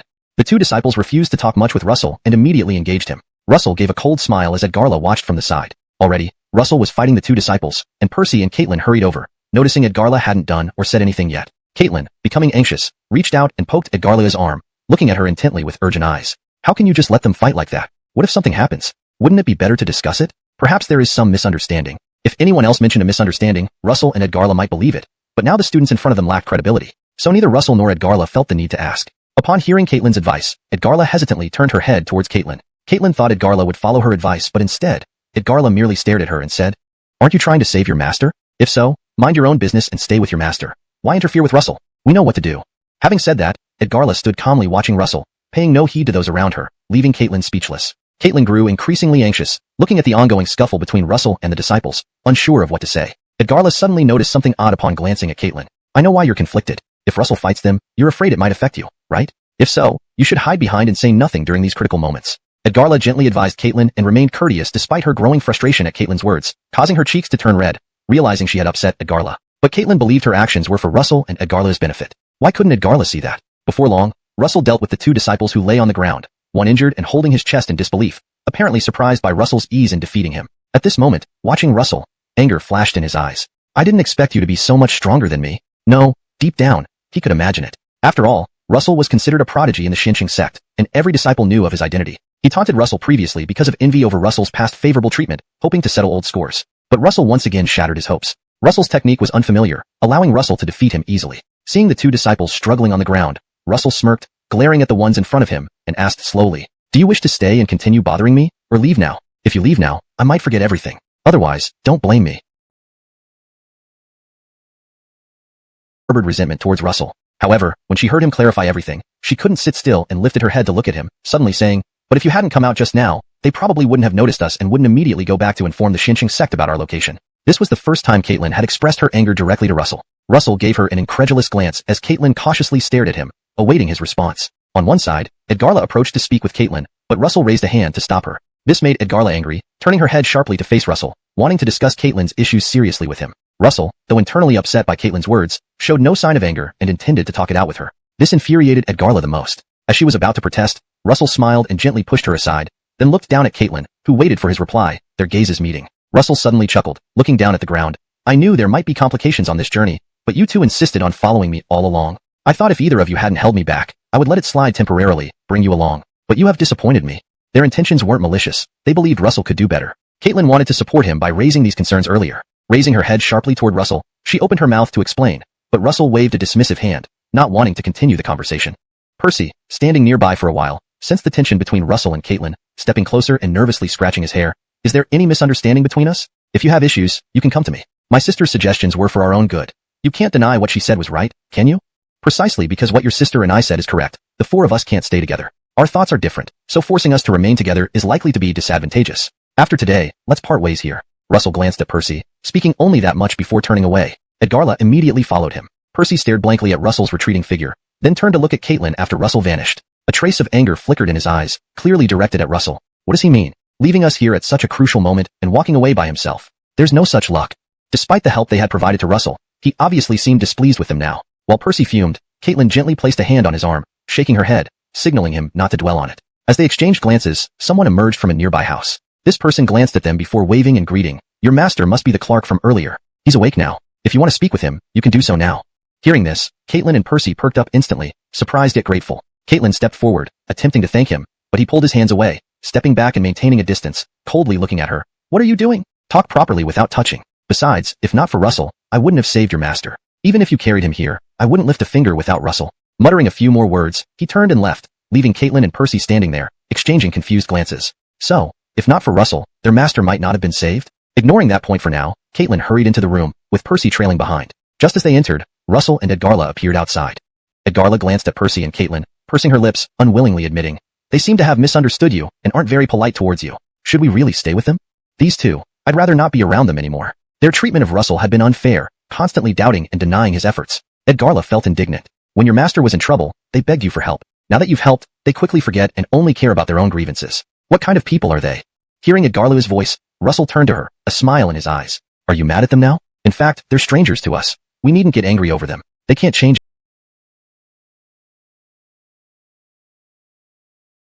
He was still being hunted by the mystical saint sect and the Carey Empire. The herbs needed for the awakening pill hadn't been gathered yet. His actions over this period could be described as prioritizing minor matters over major ones. After thinking everything through, Russell calmed his breath and resumed his cultivation, which had fallen behind. Before entering the purple micro-secret realm, he was already at the peak body refinement stage. Later on, within the purple micro-secret realm, he experienced several battles, fully consolidating his cultivation and gaining some fortune. Therefore, with just a bit more time, he could re-establish his foundation establishment stage. And cultivation was a continuous process. Once he reached the foundation establishment stage, the speed at which he could refine ancestral dragon blood would increase, and his strength would rapidly improve. Sitting cross-legged on the bed, Russell began cultivating. Because he hadn't yet entered the foundation establishment stage, he was still focused on refining ancestral dragon blood. Time passed slowly over the next few days. During these days, Russell immersed himself in cultivation, hardly leaving his room, with even meals delivered by Tammy. But such behavior looked different in the eyes of Caitlin and her brother. Especially Caitlin. In her view, she believed that Russell didn't want reconciliation, so he had been avoiding them by staying inside. This made Caitlin even more determined to leave once her master recovered, severing ties with Russell entirely. Russell was, of course, unaware of all this. He was now solely focused on cultivation. Even if he knew, he wouldn't bother to explain. However, it was different with the Geno of the Zhang family. Due to Russell's involvement, he had spared no effort to help detoxify Caitlin's master. Over the past few days, the Clark showed signs of waking up. On this day, as Russell was engrossed in cultivation, suddenly, the door was pushed open. Russell opened his eyes to see Tammy rush in with a panic-stricken face. He was momentarily taken aback before asking, "Tammy, what happened?" In fact, Russell was somewhat puzzled. Did something happen? Usually, Tammy would knock before entering, whether bringing food or for other reasons, only coming in after receiving his permission. But now, she barged in without knocking, clearly agitated. What could have possibly caused Tammy such distress? "Brother, we're in trouble," Tammy said anxiously. "The people chasing us have arrived at the medical manor's entrance. It was told to me by the head of the Zhang family, who asked me to inform you to use the back door and quickly leave the manor." "Brother, what should we do now?"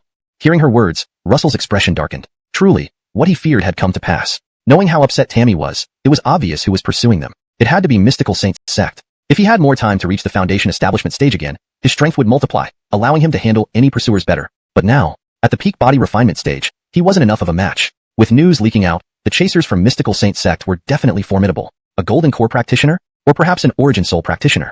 A hint of regret surfaced in Russell's mind. Had he known it would be futile and troublesome, he wouldn't have pretended to be helpful towards Caitlin and her brother. He had only made things difficult for himself. "Let's go." He grabbed Tammy's hand and bolted out of the room. If they didn't leave now, they might never get another chance. However, just as they stepped out, Russell felt an overwhelming pressure descending upon him like a mountain, enveloping the entire Zhang family medical manor. An origin soul practitioner. This was the presence of an origin soul practitioner. Was it one of mystical saint sect's peak desis who had arrived? Russell's scalp tingled with fear as he unleashed all his peak body refinement cultivation, his speed instantly multiplying several times as he raced toward Myriad Demon Mountain without looking back. Facing an origin soul peak desi. With Russell's current strength, even using all his hidden trump cards, he would still be far from a match. His only hope lay in seeking protection from the Hannah in Myriad Demon Mountain. He must enter Myriad Demon Mountain as fast as possible before the peak desi noticed him, seeking refuge under the Kelly. Only then could he escape this ordeal. That moment, at the entrance of Zhang family medical manor, mystical saint sect's execution peak desi Ajay was sweeping the area with cold eyes. Among those present were the Geno of Zhang family, Caitlin, Edgar Imo, and the recently awakened Clark. But Russell was nowhere to be found. Though Russell wasn't visible, Ajay knew he was either within the medical manor or had visited there a few days ago. A few days prior, 2 disciples of mystical saint sect reported seeing Russell near Myriad Demon Mountain. Upon receiving this information, Ajay didn't even consult the Bjorn. He brought men to capture Russell personally. As a disgrace to mystical saint sect, Ajay had to apprehend Russell himself. Suddenly, Ajay's gaze landed on the Geno of Zhang family, coldly demanding, "Speak. Where is Russell hiding?" If not for the Jerson neutrality of medical establishments in the cultivation world, Ajay would have captured and searched them long ago. But unfortunately, he couldn't do that. This medical manor was part of the Physician Alliance, which, though not a cultivation sect, held significant influence in the cultivation world. If he acted rashly, mystical saint sect's reputation would take a hit. Ajay didn't want to cause such a scandal. The Geno of Zhang family seemed to understand this. Though his strength was inferior to Ajay, his aura did not waver. He fearlessly responded, "This is a medical manner. Anyone who comes for treatment will receive my aid, regardless of who they are. So the Russell you mentioned, I don't know him or recognize him." Looking at Ajay, he added, "Now, please leave. You are not welcome here." Before he finished, a mystical saint sect disciple approached Ajay, whispering in his ear, "Peak Desi, we've located Russell. He's fleeing towards Myriad Demon Mountain."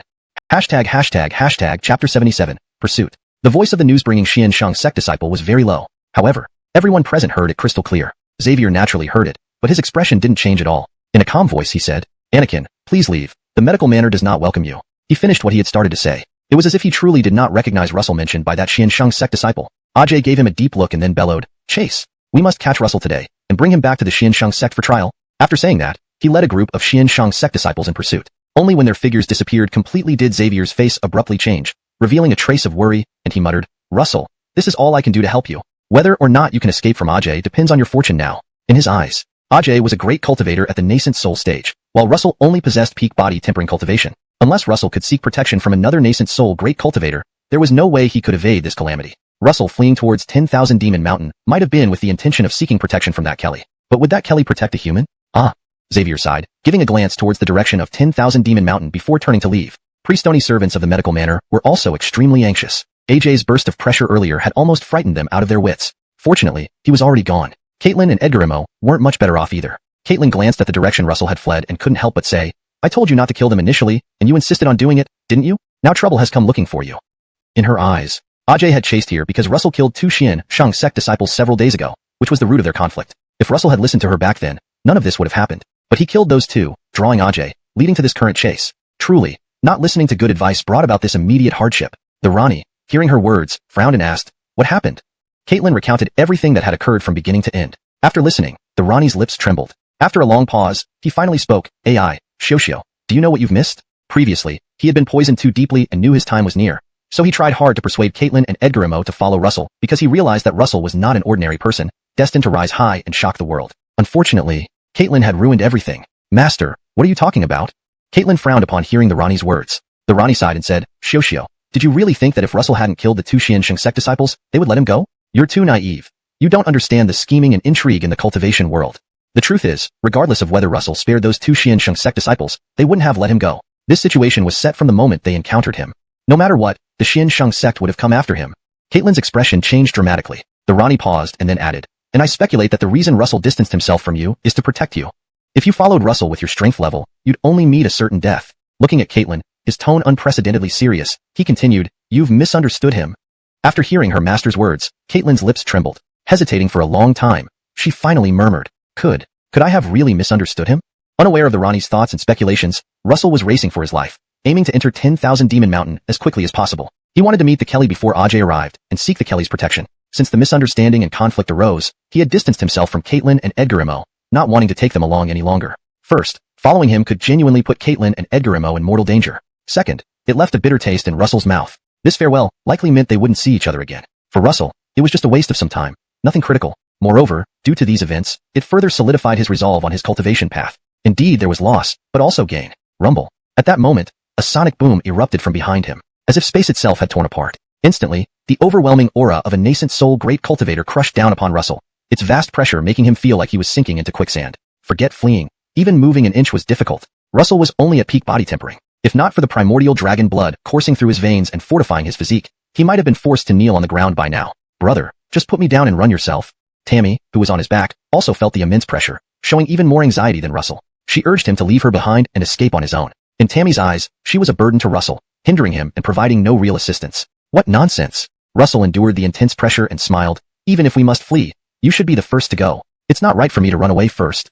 Finishing, he put Tammy down and earnestly instructed, "Tammy, we're close to 10,000 Demon Mountain. Go ahead and see if you can ask that Kelly for help." Tammy was startled, her heart filled with uncertainty. Can I really do it?" Russell nodded. "You can." Previously, the Kelly had mentioned that Tammy's true form was a pureblood celestial python, whose formidable potential and bloodline power even the 9 heavenly black pythons coveted. Having her approach the Kelly for help was most fitting. Moreover, with a nascent soul great cultivator hot on their trail, Russell couldn't escape. Even if 10,000 Demon Mountain was right in front of him, Russell placed Tammy down and added one last thing. "Tammy, whether I can get out of this alive depends entirely on you." Tammy nodded vigorously. "I understand." With a reluctant glance at Russell, she dashed towards 10,000 Demon Mountain and quickly vanished into the forest depths. "I will save my brother, I must." Tammy reminded herself repeatedly, and her originally heavy steps became light and swift, increasing her speed significantly. This was the sign of her inner pureblood celestial python awakening. Soon, Tammy noticed this and ran as fast as she could. Just as Russell suspected, the Xiansheng sect, or rather, Ajay, had always aimed for him. As long as Russell remained, even if Tammy escaped, it wouldn't affect much. To Ajay, one little Tammy couldn't stir up much trouble. Capturing Russell would be enough. Chapter 78, The Truth. Seeing that Russell had given up fleeing, Yul slowed down his pursuit. Leveraging the cultivation of a great cultivator at the nascent soul stage, he descended from the sky toward Russell as if walking on flat ground. Very soon, he stood in front of Russell, looking down from a height, and sternly shouted, "Russell, do you admit your guilt?" Russell sneered coldly. "What crime did I commit?" Hearing this, Yul was instantly furious. As the peak master of punishment peak and a nascent soul cultivator, he usually maintained an impassive demeanor, which often gave people a sense of authority without needing to express anger. But this time, his fury was genuine. "Russell, you still don't know what you did wrong? At the Z-Way secret realm initially, you ambushed the Haze, trying to snatch the opportunity originally meant for him. Unfortunately, your plot failed, and you were individuals who protected the Haze and prevented your ambush are the best witnesses." Russell replied, "They belong to the Haze. Can you believe their testimonies?" Now, the most important thing was to stall for time, so Edgarla could find the Hannah King in time. If she succeeded, there would be a chance to save him. Therefore, he didn't mind arguing with Yul, even if he knew it wouldn't change anything. Just delaying time a bit would suffice. Caught off guard by Russell's counter-question, Yul paused momentarily. Indeed, those powerful individuals entered the Z-Way secret realm alongside the Haze, so naturally, they believed whatever the Haze said. However, Yul's anger flared up again. Staring straight at Russell, he asked, "You mean the Haze framed you?" "Fine," he continued. "Even if the Haze really framed you, how about the Bryce? As Xiansheng Sect's Saint Son, the Bryce has treated you well. Would he collude with the Haze to frame you?" Upon hearing this, Russell couldn't help but scoff. "In all of Xiansheng Sect, only my master Edgar Xianong treated me well. As for the others, I refuse to recognize them." He looked directly at Yul, enunciating each word seriously. "Do you think the Bryce can withstand the entire Solar Dynasty's pressure and protect me from the Haze? Or perhaps directly collude with the Haze to eliminate me, burying the truth?" Turning to Yul, he added, "Since you're the peak master of Xiansheng Sect's punishment peak, give me a direct answer." After saying this, Russell added, "Let me remind you, when my Dantian was destroyed, I was nothing but a cripple. What do you think the Bryce would do then?" Aged, Yul snapped, "If that's the case, don't blame me for capturing you. Humph, I know you're stalling for time. But do you think that Kelly of the 10,000 Demon Mountain range would risk offending Xiansheng Sect just to protect you, a human cultivator?" Russell replied coldly, "You can try." Yul stopped wasting words and decided to act directly. Surrounding spiritual energy converged rapidly, forming a large spiritual hand that lunged towards Russell. This was a nascent soul cultivator's strength. Every move could stir the spiritual energy within a 100-mile radius. Hold on. Withstand the nascent soul cultivator's pressure, Russell used his physical body to resist the spiritual hand. Boom. The spiritual hand shattered. Russell spat blood, severely injured and retreating. But due to the ancient dragon blood in his body, his formidable healing ability began to mend his wounds, allowing him to remain mobile. Seeing this, Yul's face darkened, and he coldly said, "It's your fault." With that, he stepped forward and appeared in front of Russell in the next second, extending his hand towards Russell. A nascent soul cultivator's attack hadn't taken down Russell, a fact that both surprised and delighted Yul. Preparing to take action himself, he moved forward. Desperation flashed in Russell's eyes as he saw Yul's hand coming closer but couldn't move to avoid being captured. Ultimately, his cultivation was too low. Even with the ancient dragon blood, it couldn't make up for the huge gap between them. "Humph, now you'll cooperate." Yul, seeing that he was about to catch Russell, smiled. Suddenly, unexpected changes occurred. An equally overpowering aura burst from deep within the 10,000 Demon Mountain range. Next, Yul saw a graceful figure appearing step by step before him. It was the Amberly of the 10,000 Demon Mountain range, the Hannah. "Peak Anakin, capturing someone on my territory without consulting me first. Isn't that a bit presumptuous?" Chapter 79, Retreat. Ajay saw the humanoid form of the Amberly and sensed a power no weaker than his own. His face changed abruptly, and his tone turned stern. "Lexi, Amberly, do you intend to become an enemy of the Xiansheng Sect?" Both were at the nascent soul realm. However, Ajay was human, while Lexi was a beast demon. When cultivation levels were equal, beasts were clearly more formidable due to their much stronger physiques compared to humans. Unless he could overpower her physically, he would only be at a disadvantage in a fight. Even as the peak leader of Xing Fa Peak in the Xiansheng Sect, Ajay did not dare to take any risks. Therefore, he immediately invoked the name of the Xiansheng Sect, hoping that the reputation of being the first holy land of cultivation would make the Lexi wary. However, Lexi appeared to ignore him. She slowly stepped forward from the distant void, directly approaching Ajay, and said indifferently, "Xiansheng Sect, what a grand name. But don't you forget, this is the 10,000 Beast Mountain, not the Xiansheng Sect." Her steps seemed slow, but each step penetrated the void, bringing her right before Ajay in an instant. She glanced at him and continued, "To capture someone in my 10,000 Beast Mountain, whether it's you or even the Geno of the Xiansheng Sect, it won't happen. Desicia, will you leave on your own accord, or do I have to ask you to leave?" Upon hearing these words, Ajay's face darkened instantly. After finally tracking down Russell, if he let him escape again, it would be incredibly difficult to find him next time. No matter what, he had to bring Russell back today. Ajay stared intently at the Lexi and coldly asked, "Amberly, does it seem like you've made up your mind to protect Russell?" The Lexi shook her head. "I've already said this isn't the Xiansheng Sect, it's the 10,000 Beast Mountain. Even the Geno of the Xiansheng sect cannot capture anyone here. Ajay countered. What if I insist on taking Russell? In an instant, the Lexi's eyes turned icy cold. You can try. Pausing, she added. Outside the 10,000 Beast Mountain, I wouldn't care, but form into a dragon. This was why she targeted Russell and Tammy. If she relied on her own cultivation, it might take ages, perhaps even her entire life, to reach the dragon stage. Although she was only one step away from transforming, that step was insurmountable.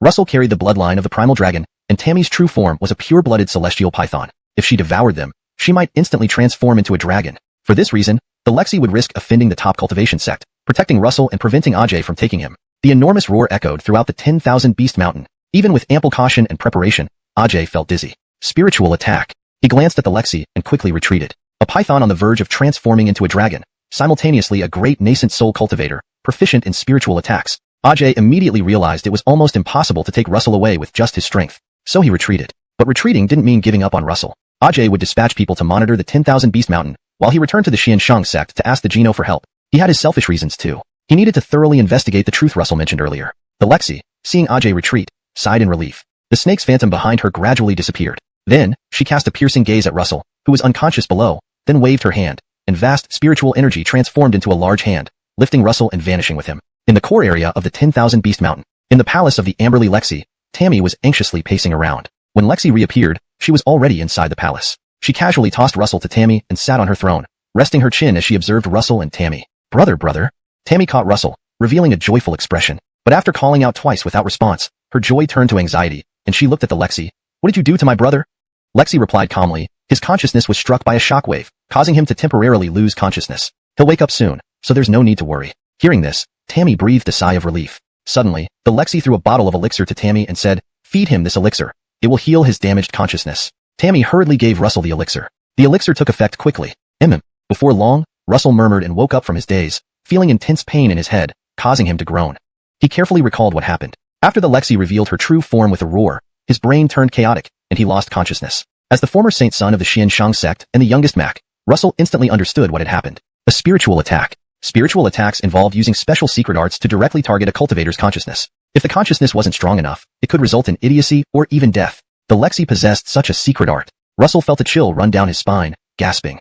Chapter 80. Foundation Establishment. Russell indeed possessed the blood of the ancestral dragon, but the powerful restorative ability brought by the ancestral dragon's blood could not repair damaged spiritual senses. He hastily rose, holding his breath and concentrating, internally inspecting his spiritual sense. Even ignoring Tammy's shouts, he was only focused on checking whether his spiritual sense had suffered severe damage. If his spiritual sense were severely damaged, causing his cultivation to remain at the peak of the body tempering stage for life, it would be a disaster. After a thorough examination, he found that his spiritual sense was neither damaged nor impaired, and he finally breathed a sigh of relief. Don't worry.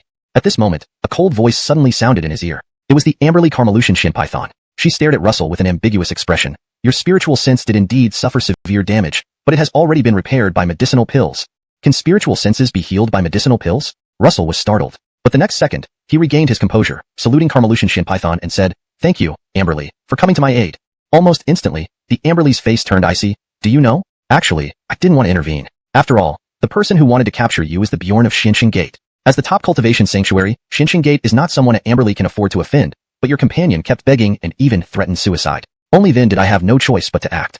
Russell looked at Tammy and said, Tammy, thank you.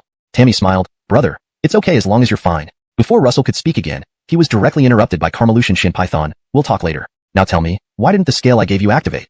When she first met Russell, Carmelucian Shin Python had once given him a scale that could save his life in critical moments. But just now, when a cultivator at the nascent soul stage attacked him, the scale did not react. There was only one explanation. The effect of the scale had disappeared. Carmelucian Shin Python was very curious about what Russell had done. Russell's expression became somewhat embarrassed. On the way, I was searching for the ingredients needed for the awakening pill, encountering some dangers. Fortunately, with the gift from the Amberly, I managed to avoid danger. He dared not say that he went to Xiansheng Gate, attempting to incite conflict between Xiansheng Gate and 10,000 Demon Mountain, which ultimately angered the Chris of Xiansheng Gate, triggering the scale's effect. Dare not say. Once said, Carmelucian Shin Python would definitely slap him dead. Tammy also noticed Russell lying, glancing at him briefly before quickly regaining her composure. All their minor actions were observed without fail by the Amberly. Himph! She sneered and said, So, you have gathered all the materials required for the awakening pill. Let me see them.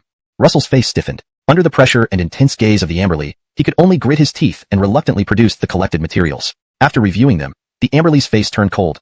Why are these so few? The two most important ingredients for the awakening pill, why have none been gathered? With her voice, immense pressure erupted, enveloping Russell. Russell again felt the colossal pressure as if bearing an ancient divine mountain. He gritted his teeth. Amberly, please calm down. The materials required for the awakening pill are extremely precious and rare, so it takes more time. Please rest assured, I will definitely gather all the materials. Is that so? The Amberly's icy voice rang out. The materials required for the awakening pill are indeed precious and rare, but they are not impossible to collect. With some effort and sacrifice, they can be found. She stared at Russell, enunciating each word. Do you think I am easy to fool? Tammy's pure-blooded, heavenly python lineage had begun to awaken. She couldn't wait any longer. She needed to gather all the materials for the awakening pill within a short period, allowing the pure-blooded, heavenly python to fully awaken, then devour it to transform into a dragon and soar into the sky. But finding the materials still depended on Russell. Therefore, Carmelucian Shin Python merely wanted to warn him. The pressure came quickly and left swiftly. Russell was drenched in cold sweat, still dazed, when Carmelucian Zuampathon's voice sounded again in his ear. I've found news of one of the most important ingredients for the awakening pill. It will appear at an auction. The rest is up to you. Hope you do well.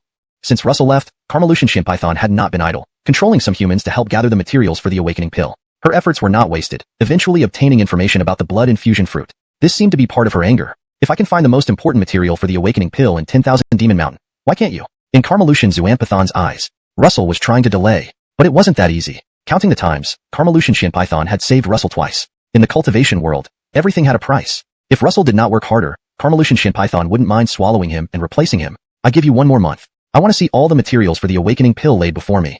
Carmelucian Shin Python coldly said, then tossed a bottle of pills to Russell. Yes, Amberly, in 1 month, I will bring back all the materials. Russell knew the matter could not be refused unless he wanted to die. He picked up the pill bottle from the ground, opened it, and his pupils suddenly contracted. This is a foundation establishment pill?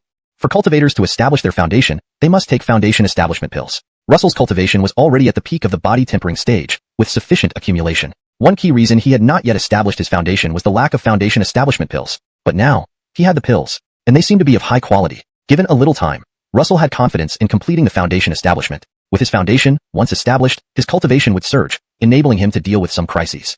This moment, in a room of the palace, Russell sat cross-legged on the ground. He had maintained this posture for 3 days. If not for his prior instructions not to disturb him, Tammy outside the door might have long since burst in. Boom. At this moment, a sound like a sonic boom emerged from Russell's body, seemingly triggering a chain reaction. His bones crackled. Immediately after, his aura began to rise dramatically. Instantly, he transcended from the peak body tempering realm into the foundation establishment realm, and it didn't stop there. Foundation establishment level 1. Foundation establishment level 2. Foundation establishment level 3. Foundation establishment level 4. Finally stopping at foundation establishment level 4. Foundation establishment has 9 levels. Levels 1 to 3 are early stage, levels 4 to 6 are middle stage, and levels 7 to 9 are late stage. Thus, Russell entered directly into the middle stage of foundation establishment upon establishment. If others saw this scene, their jaws would drop, because such occurrences were extremely rare in the cultivation world, achievable only by exceptionally talented geniuses. Even though Russell was once the Cooper of Shinshin Gate, he hadn't accomplished this. After assimilating the blood of the ancestral dragon, his cultivation talent became even stronger. ##### Chapter 81. The Hunt. Finally, I've established my foundation. Russell felt the surge of power within him and was exhilarated. With the completion of the foundation establishment stage, and they needed to act quickly. As for whether Russell could break through the Xianshang sect's encirclement and successfully reach the auction, or even obtain the materials for the awakening pill, those were not concerns of the Hannah.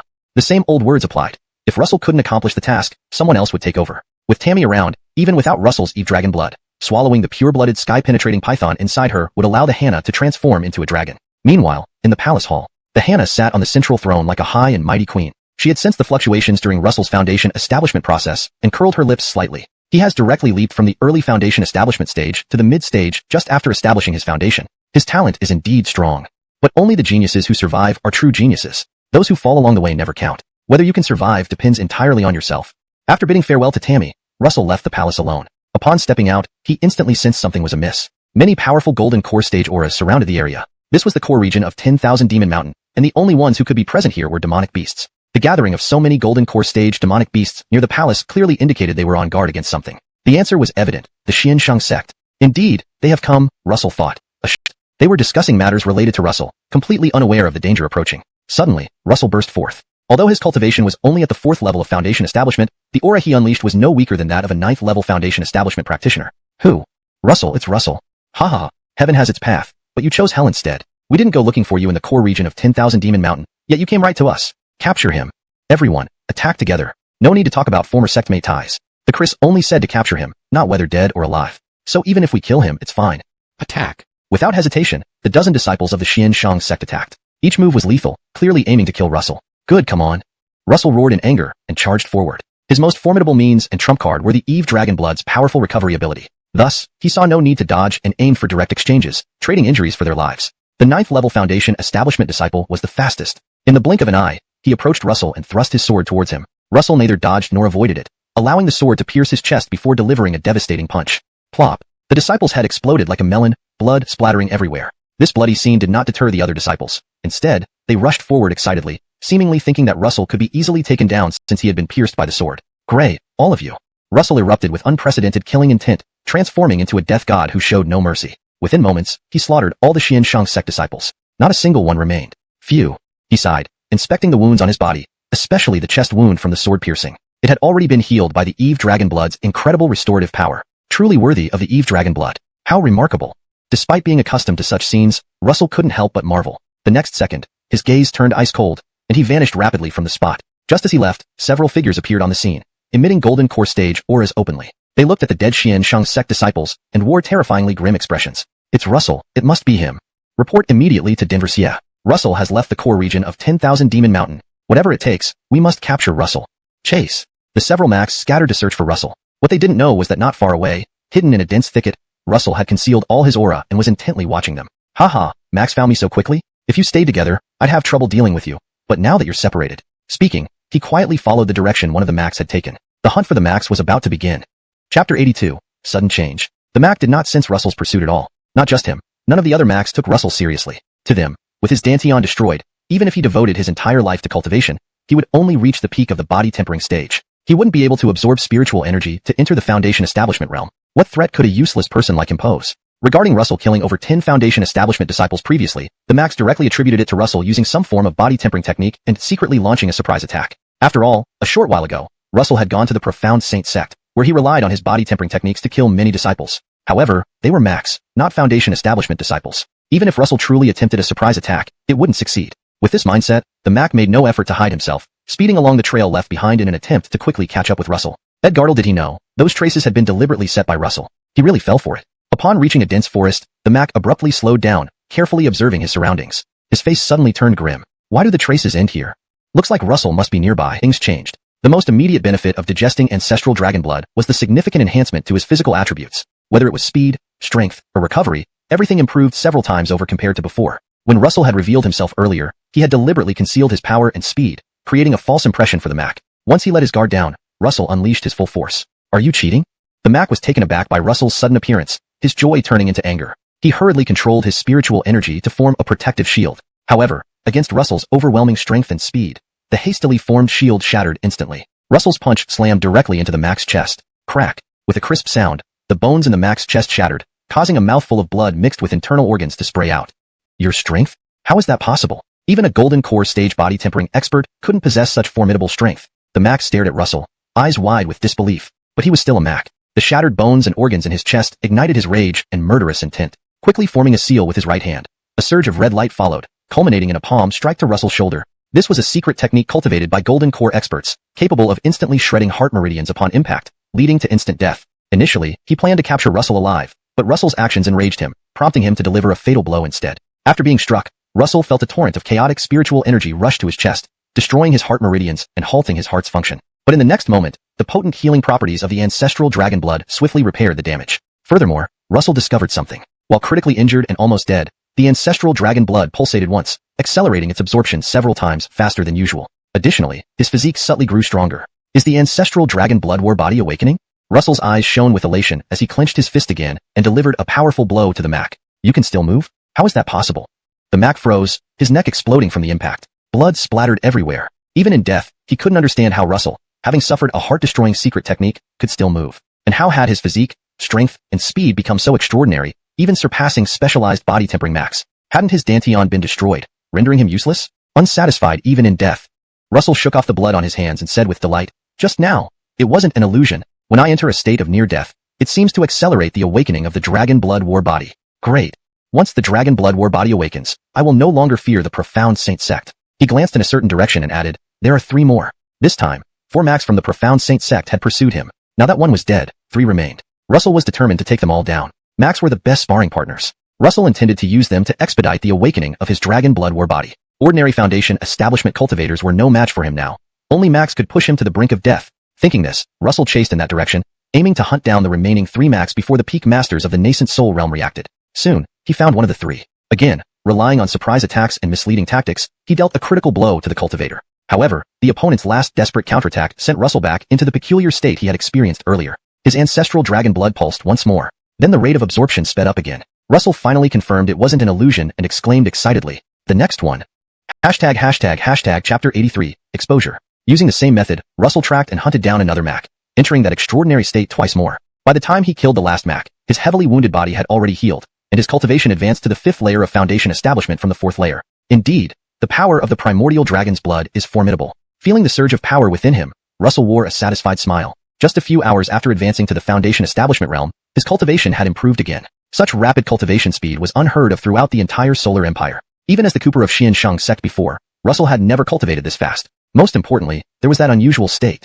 If he could repeatedly experience near-death situations like before, perhaps Russell could directly awaken his dragon blood battle body and rise to prominence. Clenching his fists, Russell spoke coldly, "Xiansheng sect, Solar Empire, Hayes, I will definitely settle accounts with all of you for framing me. When my dragon blood battle body awakens, it will be the day I confront you." With that, he prepared to leave. After all, a battle had taken place here, and his breakthrough caused spiritual energy disturbances in 10,000 Demon Mountain. If an early-stage nascent soul cultivator were to come investigating, it would be difficult for him to escape. While Russell could ambush and kill Max, facing an early-stage nascent soul cultivator offered almost no chance of victory, merely a futile struggle. To a nascent soul cultivator, Russell's struggle would be nothing but a ripple. "I should go find that auction." In a flash, Russell vanished from the spot. Hardly had he left when another figure appeared where Russell had stood. It was Ajay, the head of Xiansheng sect's punishment peak. After returning to Xiansheng sect previously, Ajay hadn't invited the Clifford to take action. Instead, he brought along another peak Zoran. According to the Clifford's fury towards Russell, he should have immediately come to 10,000 Demon Mountain upon learning of Russell's whereabouts. Yet, he did not. Something strange was certainly afoot. Ajay began to suspect issues with the Clifford. However, to uncover the truth, he needed to persuade Russell to return to Xiansheng sect first. Looking at the mangled corpse on the ground, Ajay shook his head and murmured, "It seems nearly impossible to convince Russell to return to Xiansheng sect willingly. How could he kill a Mac in just 3 days? 3 days ago, Russell absolutely lacked such ability. That meant he had boosted his strength enough to kill a Mac in only 3 days. What terrifying talent." Ajay whispered. Could his talent have been restored? No, it's more than just restoration. He has advanced further. Of 10,000 Demon Mountain, more patrolling disciples became present and stronger, each patrol led by a Mac. Under such circumstances, Russell could not afford to engage with any patrol team. A conflict would immediately draw attention from nearby Xiansheng sect disciples, making it hard to escape afterward. Additionally, there was another reason. Russell frequently sensed a powerful divine sense periodically sweeping through the outer regions of 10,000 Demon Mountain, a nascent soul cultivator. Only a nascent soul cultivator possessed such formidable divine sense. Combined with the earlier sensed aura, 2 nascent soul cultivators were gathered outside 10,000 Demon Mountain, the 2 peak Zorons. "Himph, do they think they can catch me so easily?" Russell sneered. At that moment, the strong divine sense appeared overhead. Russell quickly stopped, using secret techniques to hide his presence and aura. Every time the divine sense swept by, he halted, ensuring not to expose himself. Soon, the divine sense disappeared. Russell resumed his frantic flight. Suddenly, a voice rang out. "There's someone over there." Who's there?" It's Russell. Report immediately to the 2 peak Zorons. We found Russell's whereabouts." Upon hearing this, Russell's face changed drastically. Turning around, he saw a patrol team led by a Mac rapidly approaching. Without hesitation, Russell turned and ran. He no longer held back, pushing his 5th layer foundation establishment cultivation to the limit. His speed increased several times over, vanishing from sight in a blink. Since his presence was exposed, hiding further was pointless. He had to leave the area as soon as possible. Otherwise, once the 2 peak Zorons arrived, escaping would become impossible. So fast.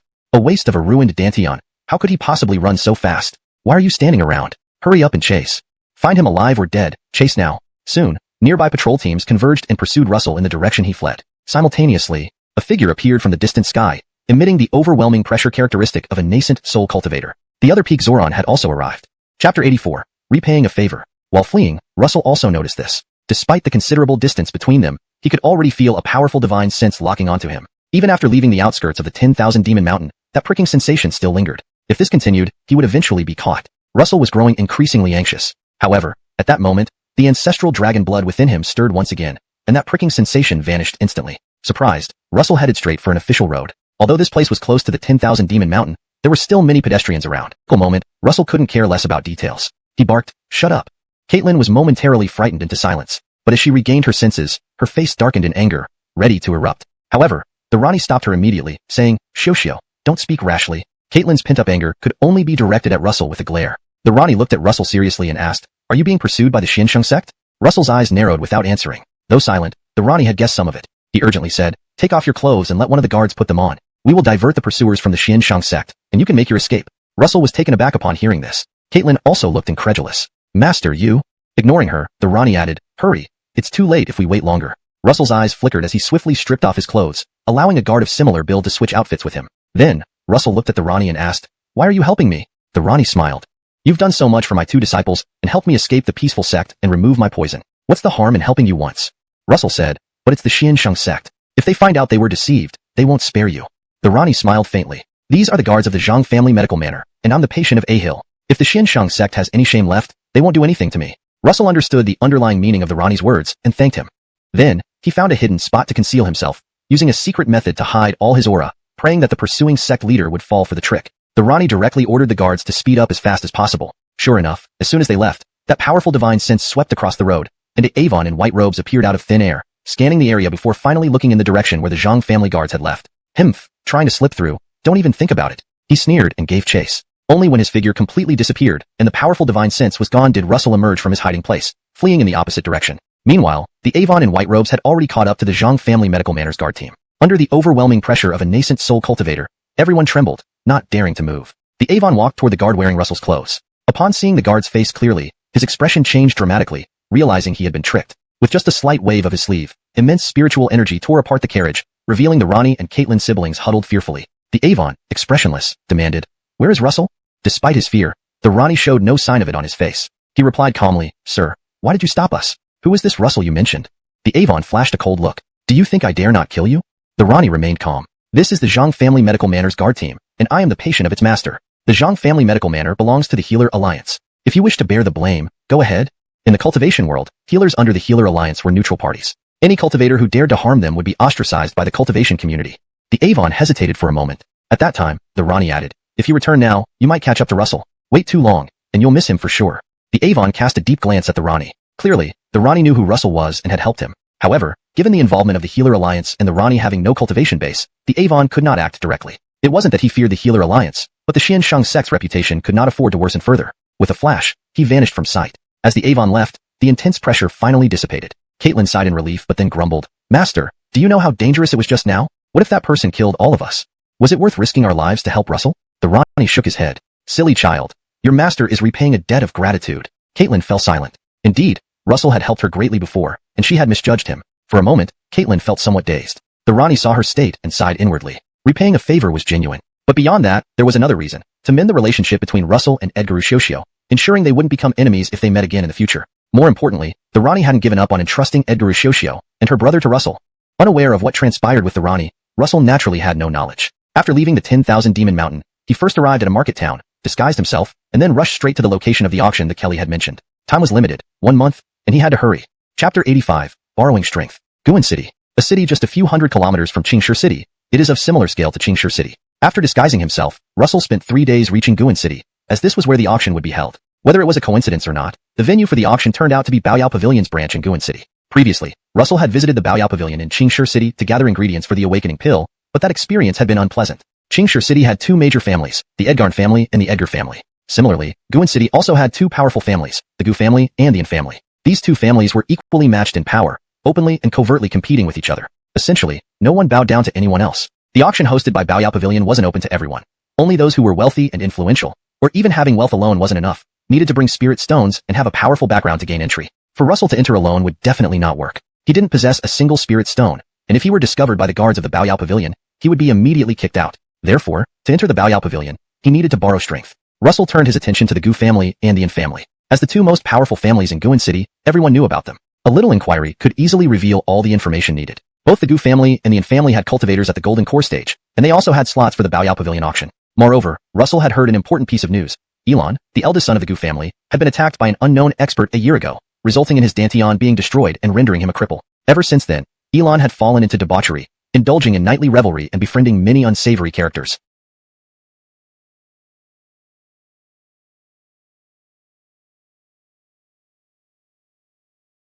Russell's eyes flickered. Elon was undoubtedly the most suitable person to borrow strength from. He stopped a passerby and inquired briefly, learning that Master Elon almost daily visited the most luxurious building in the city, the Fenghua Tower, to hold grand banquets and invite his friends. Without hesitation, Russell headed straight for Fenghua Tower. Master Elon typically arrived around noon, and considering the time, it was about right. Having experienced the fury and frustration of having his Dantian destroyed while being the former Bray of the Xianshang sect and the eldest son of the Edgarn family, Russell's situation shared some similarities with that of Master Elon. Thus, Russell understood what the Cole wanted. First, he took a roundabout path through the alleys near Fenghua Tower before heading inside, ordering a lavish meal for himself alone. Soon, a group of youths dressed in brocade entered the tower. The leader among them was abnormally pale, despite having no cultivation, with a long sword hanging from his waist. At first glance, Russell knew this was Master Elon. He went straight to the third floor without a word. Fenghua Tower had 3 floors. The first floor catered to ordinary citizens, the second floor to wealthy individuals, and the third floor to those who were both wealthy and influential. Master Elon and his group belonged to the third category. Russell, however, due to his unfamiliarity and lack of known background, could only enter the second floor despite carrying some money.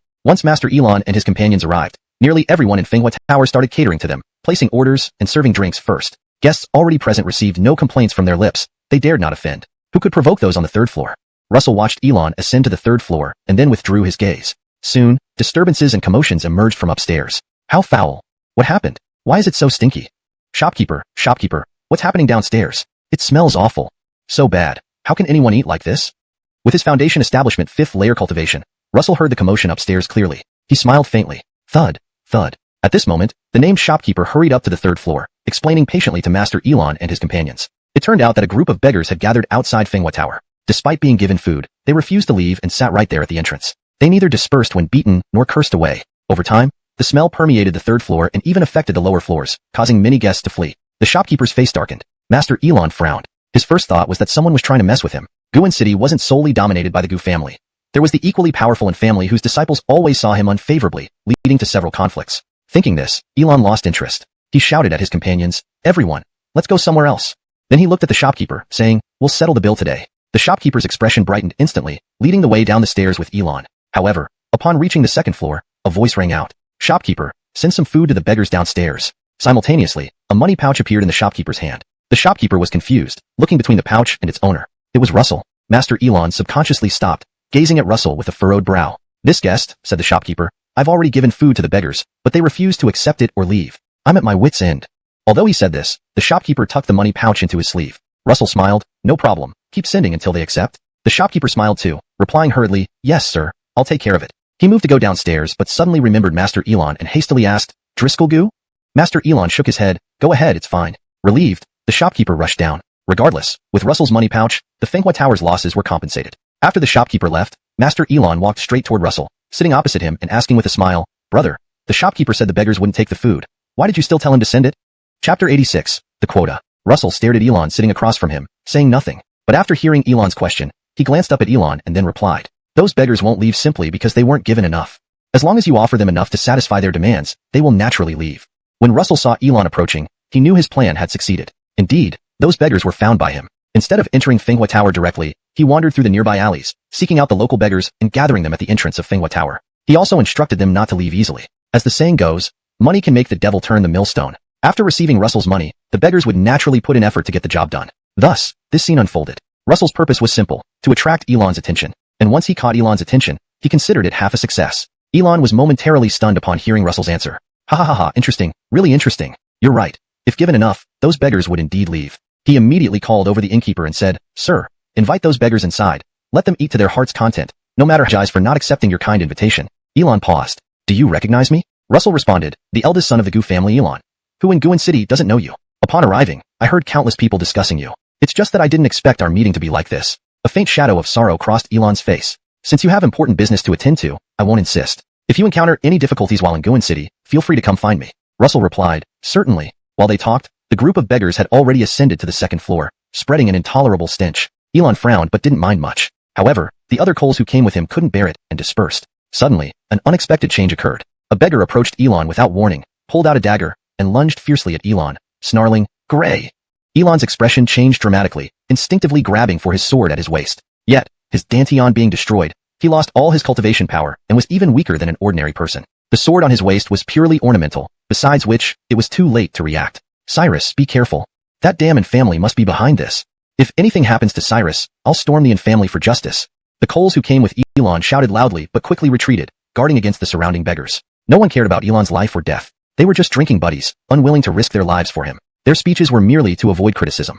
Seeing this, Elon's face showed despair, closing his eyes awaiting death. Suddenly, a clanging sound rang out. The beggar's dagger vanished from his hand, flying towards the nearby wall, embedding itself over 3 inches deep. The beggar's hand was tightly gripped by Russell, who tugged lightly, sending the beggar tumbling to the ground. Scram! Russell shouted fiercely. The beggar scrambled up hastily and fled downstairs. The other beggars scattered immediately. Elon looked at Russell in disbelief, feeling a shiver of fear. Meanwhile, Russell stood up and headed downstairs. Elon quickly followed. Friend, wait a moment. The other Coles looked between Russell and Elon, glancing back and forth. In the next instant, they quickly followed Elon, showering him with concern. Cyrus, are you alright? Are you injured? Damn and family, I won't forgive them. Elon ignored them, swiftly chasing Russell downstairs while shouting, Friend, please wait a moment. Russell stopped, turning to look at Elon calmly. I came to Guin City solely for some business. I don't wish to get involved in the feud between the Gu and Garn. I've already instructed the servants to prepare a guest room for you. Please rest for a moment. Elon smiled at Russell and said, I have some matters to attend to, but I'll be back shortly. When I return, I'll take you to meet someone.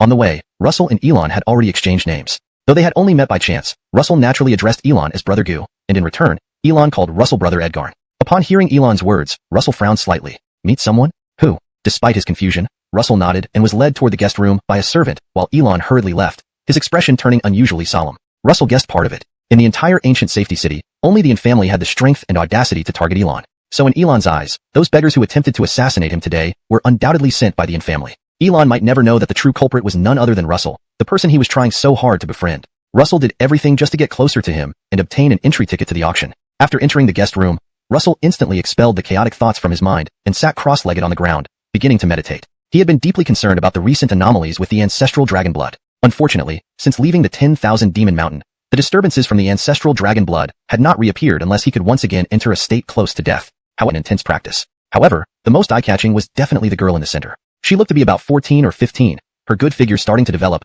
paired with her beautiful face. She was bound to grow into a stunning beauty. At that moment, she was practicing swordsmanship with fierce, powerful moves, showing considerable talent. Russell, previously a Cooper of profound Saint sect, couldn't help but nod when he saw her, though he then felt puzzled. Was Elon bringing him here to watch the Gu family's young disciples train? What was the meaning behind this? She's called Lorraine, my younger sister, Elon suddenly explained, and she is currently the most talented genius among our family's younger generation. The majority of the family's cultivation resources are now allocated to her. If we can convince her to agree, Brother Edgarn will surely gain entry to the Precious Medicine Pavilion auction.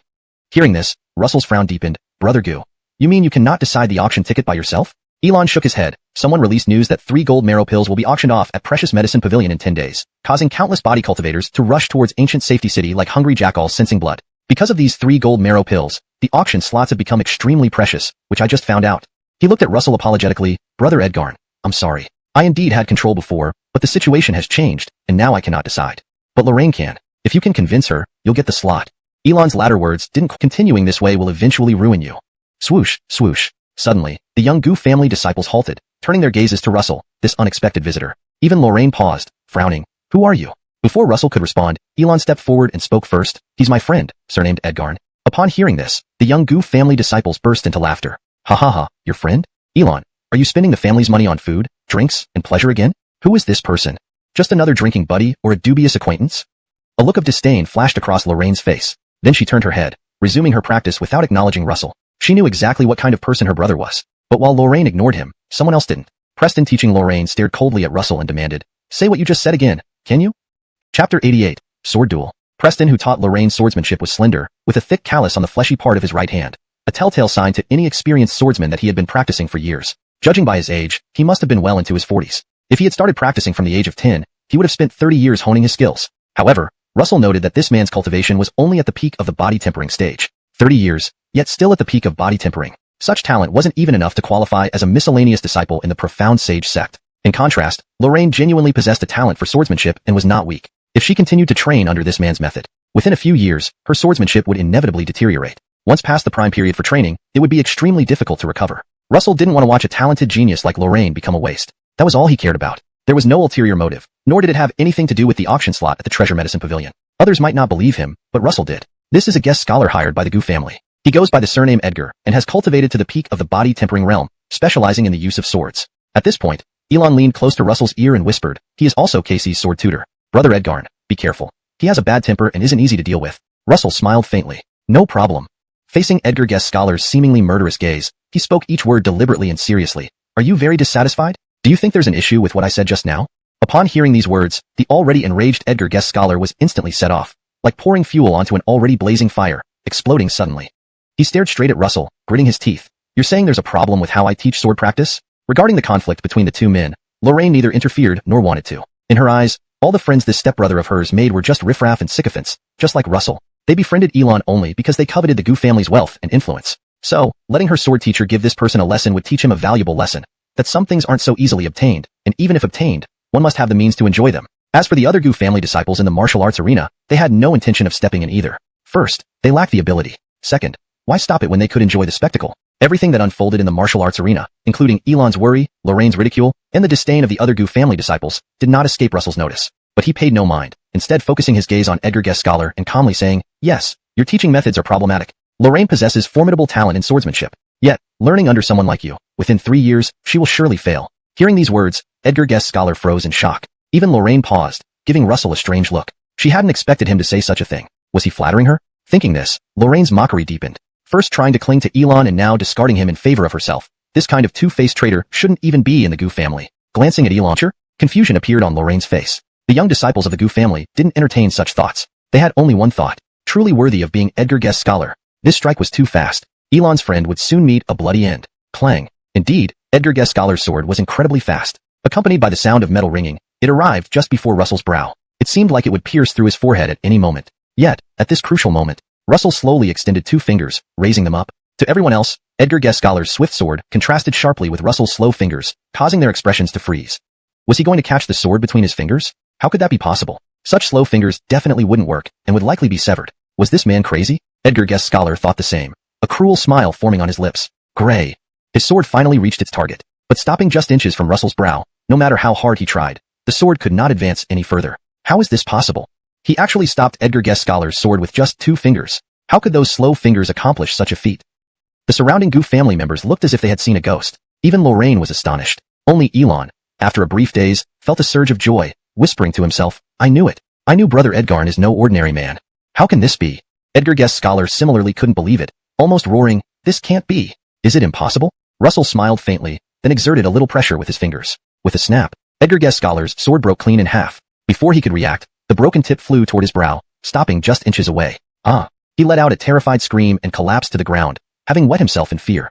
Chapter 89, Conquered. The terror on Guest Scholar Edgar's face and his miserable posture as he slumped to the ground were all witnessed by Lorraine and the young disciples of the Gu family. In their eyes, Guest Scholar Edgar was an extremely powerful swordsmanship master. Despite only having peak body tempering cultivation, his incomparable sword skills allowed him to challenge Foundation establishment experts. Not just any new Foundation establishment cultivators, but those at the mid-stage, 4th, 5th, even 6th level. This was also why the Gu family valued him and appointed him as Lorraine's sword teacher. After all, Lorraine was currently the Gu family's greatest genius, receiving almost all the family's resources. Yet such a sword expert could not land a single blow against Russell, and was utterly frightened. Everyone's gaze immediately fell upon Russell. Unbelievable. Impossible. Especially Lorraine, her eyes shining brightly as she looked at Russell. Of course, there was one exception. Guest Scholar Edgar's gaze was filled with anger and hatred. This defeat meant he could no longer stay in the Gu family. Money, women, fame, cultivation resources, all would be lost. How could he not hate the person responsible? Russell sensed his hatred, his lips curling in derision before turning around as if Guest Scholar Edgar was a mere ant unworthy of his time. Seeing this, resentment flooded Guest Scholar Edgar's face. Suddenly, he sprang into action, almost without warning. A second ago, Guest Scholar Edgar was lying terrified on the ground. The next, he lunged, the broken sword in his hand slashing towards Russell. He moved incredibly fast, faster than ever. In an instant, he was behind Russell, aiming for a vital spot with the broken sword. The event unfolded too quickly for Elon, Lorraine, and the young disciples to react, let alone warn Russell, leaving them helpless witnesses. However, Guest Scholar Edgar did not hit Russell's vital spot. Instead, it was as if he himself suffered a severe injury, retreating several meters before stopping. He spat out a mouthful of blood, staring at Russell in shock, exclaiming, "You deliberately provoked me to attack you, right?" Before waiting for Russell's response, he died with wide-open eyes. Russell gave his corpse a faint glance, still regarding him like an insignificant ant. A peak body tempering cultivator dared to ambush him? What did he know about death? Killing him now would be too easy for Russell. Even if Guest Scholar Edgar had not attacked, Russell wouldn't have spared him due to the boundless hatred and killing intent in his eyes. Such people were best eliminated. Lorraine and the other disciples were stunned, instinctively stepping back. Where did Elon bring this man from? He was not only powerful but decisive and ruthless, killing anyone who opposed him. Wasn't it excessive to kill Guest Scholar Edgar just because he lost a sword duel? Only Elon was unfazed, swiftly approaching Russell to ask, "Brother Edgarn, are you alright?" Russell shook his head and smiled slightly. "I'm fine. Just a body tempering cultivator, no matter how skilled with the sword, couldn't kill me." Ha ha ha. Hearing this, Elon laughed loudly. "I knew Brother Edgarn wasn't ordinary, but I underestimated you. Knowing you is an honor."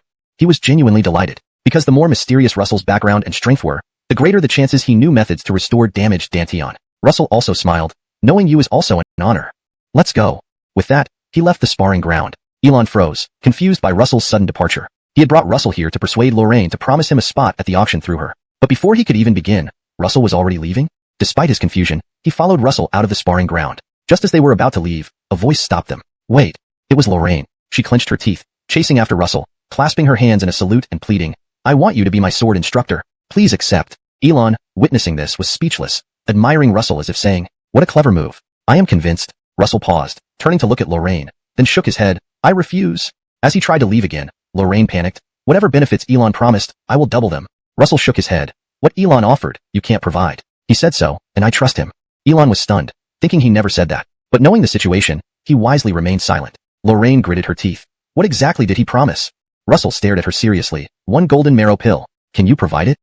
Lorraine was momentarily dumbfounded. As the strongest current talent and future heir of the Gu family, she knew what the golden marrow pill was. It was being auctioned by the Treasure Medicine Pavilion in 10 days. Moreover, the Treasure Medicine Pavilion had 3 pills up for auction. Given the Gu family's reputation and influence in the ancient city, securing one should not be a problem. This man was underestimating her. Staring straight at Russell, she stated firmly, it's just 1 golden marrow pill. If you become my sword instructor, I promise I will get it for you.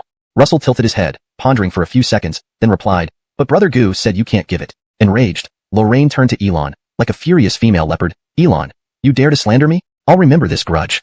Elon forced a laugh. Brother Edgarn, this is the Gu family's princess. She will keep her promise and help you secure the golden marrow pill. You can rest assured. Russell nodded, looking at Lorraine. All right, I'll be your sword instructor, but I won't stay long in the ancient city, so how much you learn depends on you. Saying this, he turned and headed back to the sparring ground. Lorraine followed closely, feeling slightly vexed. 1 golden marrow pill. To teach her for just a few days? But when Russell picked up the sword, Lorraine was instantly conquered. Chapter 90. Testing. Who was Russell? Once the sage son of Xinqiang sect, he still possessed discernment and insight, even though his cultivation had been lost due to his damaged dantia. And among the teachings of Xinqiang sect were sword techniques. Xinqiang sect, known as the premier cultivation Holy Land, held sword techniques that were almost akin to a higher dimensional assault for someone like Lorraine, an ignorant young girl. Coupled with Russell's understanding of swordsmanship, he merely demonstrated a few moves effortlessly, instantly winning over Lorraine. Her eyes lit up with excitement, nearly pledging her discipleship on the spot. After finishing a set of sword techniques, Russell paused and said, I mentioned before that your talent in swordsmanship isn't weak. You just followed the wrong person and took the wrong path. It's not too late to correct it now. These techniques are suitable for you. I'll teach them to you today. Watch carefully and practice diligently. Don't slack off. If I find out you've been lazy when I come back tomorrow, don't blame me. Lorraine asked curiously, what will happen if I slack off? Russell replied, whether you practice or not is your decision, but teaching is my responsibility. If you don't practice, I won't teach anymore. Also, the previously promised Carmelansui pill must be handed over. Lorraine was speechless for a moment, muttering irritably, isn't this taking advantage? When she turned around, Russell had already walked away. She immediately called out anxiously, where are you going? I told you to watch carefully and practice diligently. No slacking off. I've taught you the sword techniques. If you choose not to pay attention or practice, that's not my concern. Russell responded without turning back, then left. Lorraine stood there, feeling bewildered, questioning her existence. After Russell left, Elon quickly followed him, chasing while wiping the cold sweat from his forehead. He finally caught up and couldn't help asking, Brother Edgarn, is this really okay? Russell stopped and looked at him, then said, what are you referring to? Elon said, of course, it's about teaching Lorraine swordsmanship. Is this kind of perfunctory teaching appropriate? From Elon's perspective, Russell merely demonstrated a set of sword techniques and left with just a few words, leaving Lorraine to figure it out on her own. Was this even proper teaching? Would Lorraine really learn after seeing it only once? Previously, Glenn Edgar had meticulously guided every move and watched closely every moment. The two teaching methods were polar opposites. Russell gave a faint smile. So, do you think I'm being perfunctory? Elon laughed awkwardly. No, that's not what I meant. Whether or not it's true doesn't matter. I don't care, Russell remarked. I can't stay in the ancient city for many days. How much she learns depends entirely on her. Also, I mentioned before that Lorraine has extraordinary sword talent, but she followed the wrong person and used incorrect methods. Correcting this relies solely on her own effort. This is something I can't help her with. Do you understand? Elon nodded, but then hesitated. He understood, but maybe not. Russell continued, if you don't understand, it's fine. With that, he walked straight to his quarters. He also needed to cultivate and couldn't fall behind because of teaching Lorraine. Elon, watching Russell's retreating figure, felt equally bewildered. He wanted to follow but ended up inexplicably turning back, standing outside the training ground, watching Lorraine, who was frowning deeply.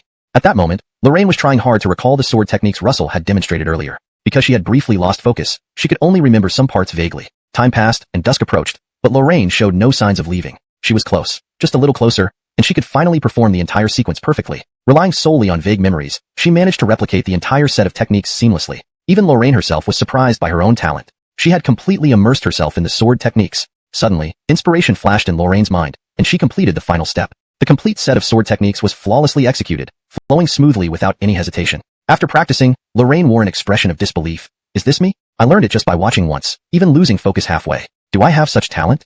Why did I never notice before?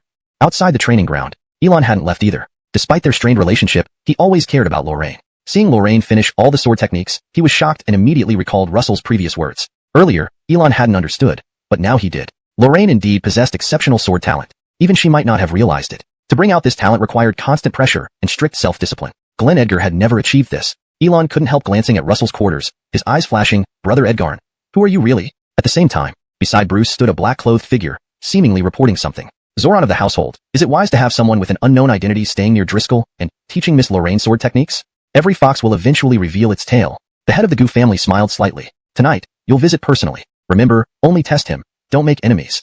The black-clothed figure nodded solemnly, replying, "Understood, Zoran of the household." With that, he vanished instantly. The head of the Gu family remained in the room alone, murmuring, "Another one here for the Carmelansui pill?" Night fell deeper. In Russell's room, Russell, who was meditating, suddenly opened his eyes and shouted toward the window, "Who's there?" Almost immediately, the window shattered as a black-clothed figure burst through, holding a long sword pointed directly at Russell's brow. The move was nearly identical to what Glenn Edgar used during the day. Russell's gaze turned cold, preparing to unleash his strength to strike down the intruder. But he halted abruptly. Although the black-clothed figure aimed the sword at him, there was no murderous intent. This suggested the attacker wasn't trying to kill him but had other reasons. Reflecting on the day's events, Russell instantly deduced it must be related to Elon and Lorraine. He slowly extended 2 fingers, stopping the sword tip just before it reached his brow, then applied slight force, snapping the blade. Good skills indeed.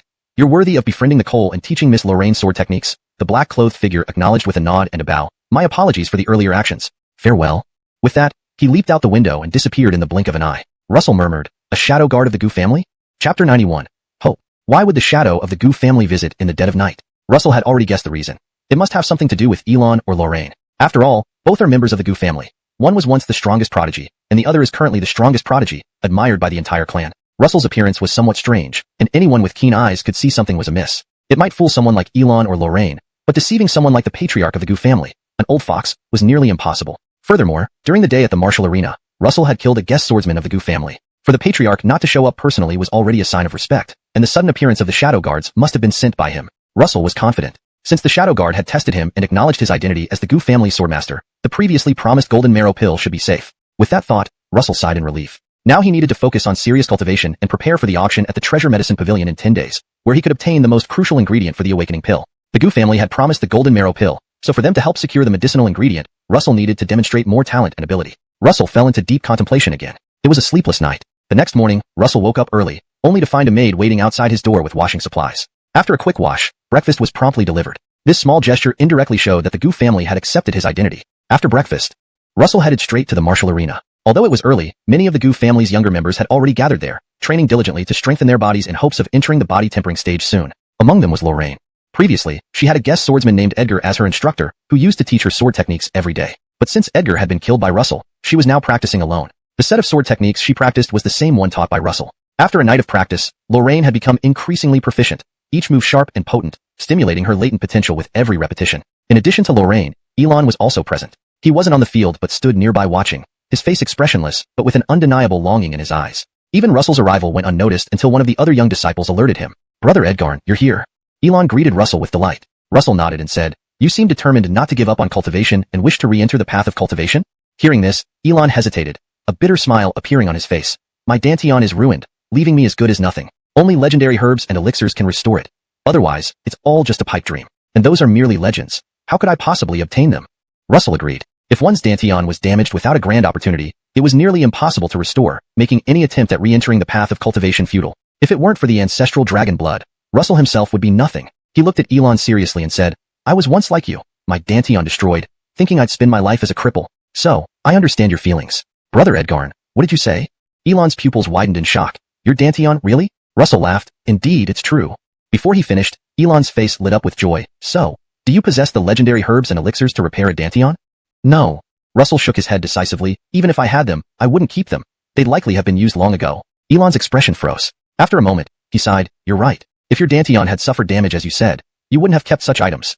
He then looked at Russell curiously. "Brother Edgarn, why tell me all this?" Russell replied, "While I don't have the herbs or elixirs to restore your Danteon, I do have a method that might help, though it has a very low success rate and no guarantee." Elon's excitement surged again as he grabbed Russell's shoulders. "Brother Edgarn, is this true?" Russell nodded. "Absolutely." Elon asked, "Are you willing to help me?" Russell said, "Yes, but as I mentioned..." Elon interrupted, No matter how low the chances, I'm willing to try. I've waited for this day for a long time, dreaming almost every night about re-entering the path of cultivation. Pausing to take a deep breath, he continued. Is there anything you need from me, Brother Edgarn? Just say the word, and I will do everything within my power to help.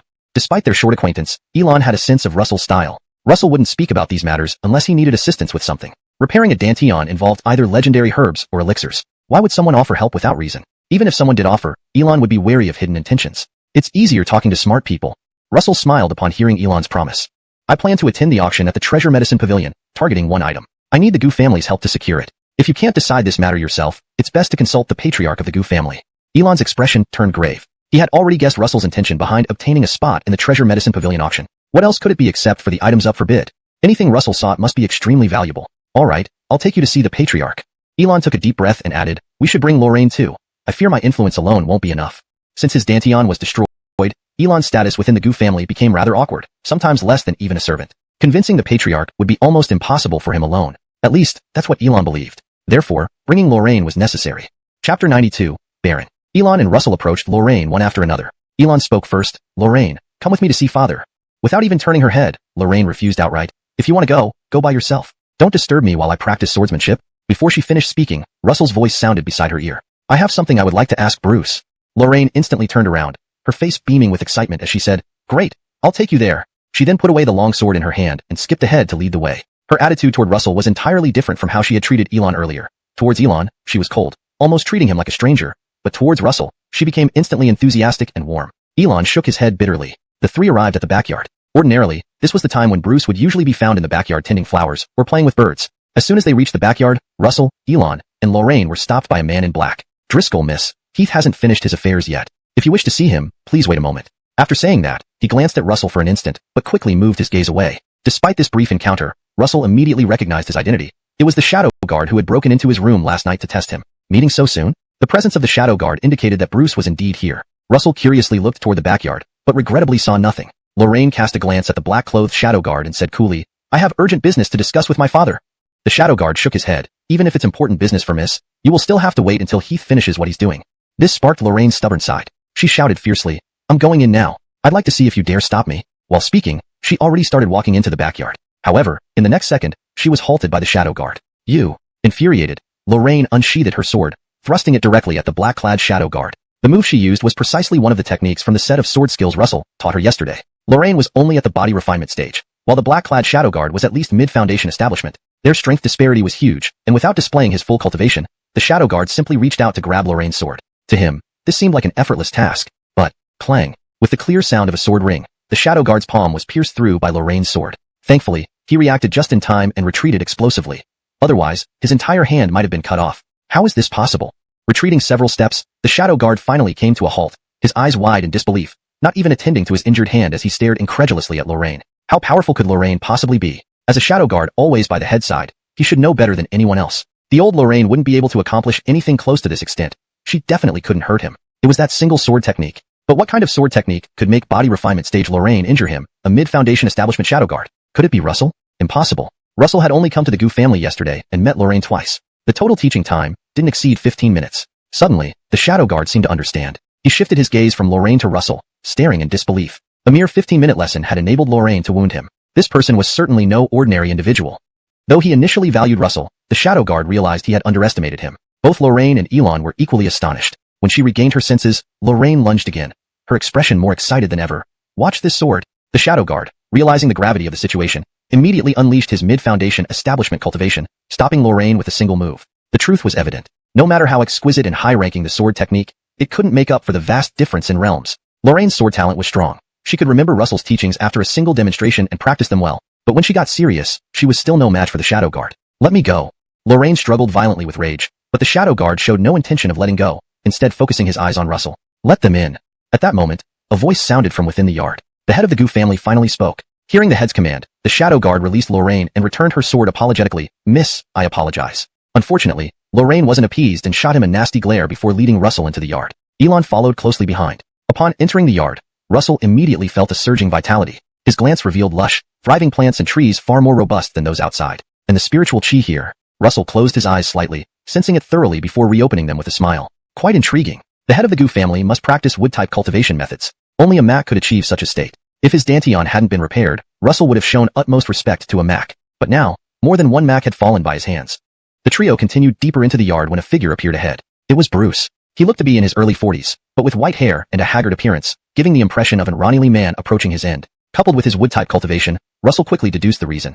He had likely suffered severe injuries and lost a great deal of vitality. Thus, he chose to cultivate wood-type techniques to prolong his life. As Russell sized up the head likewise observed him, smiling. "You must be our new sword instructor, I presume?"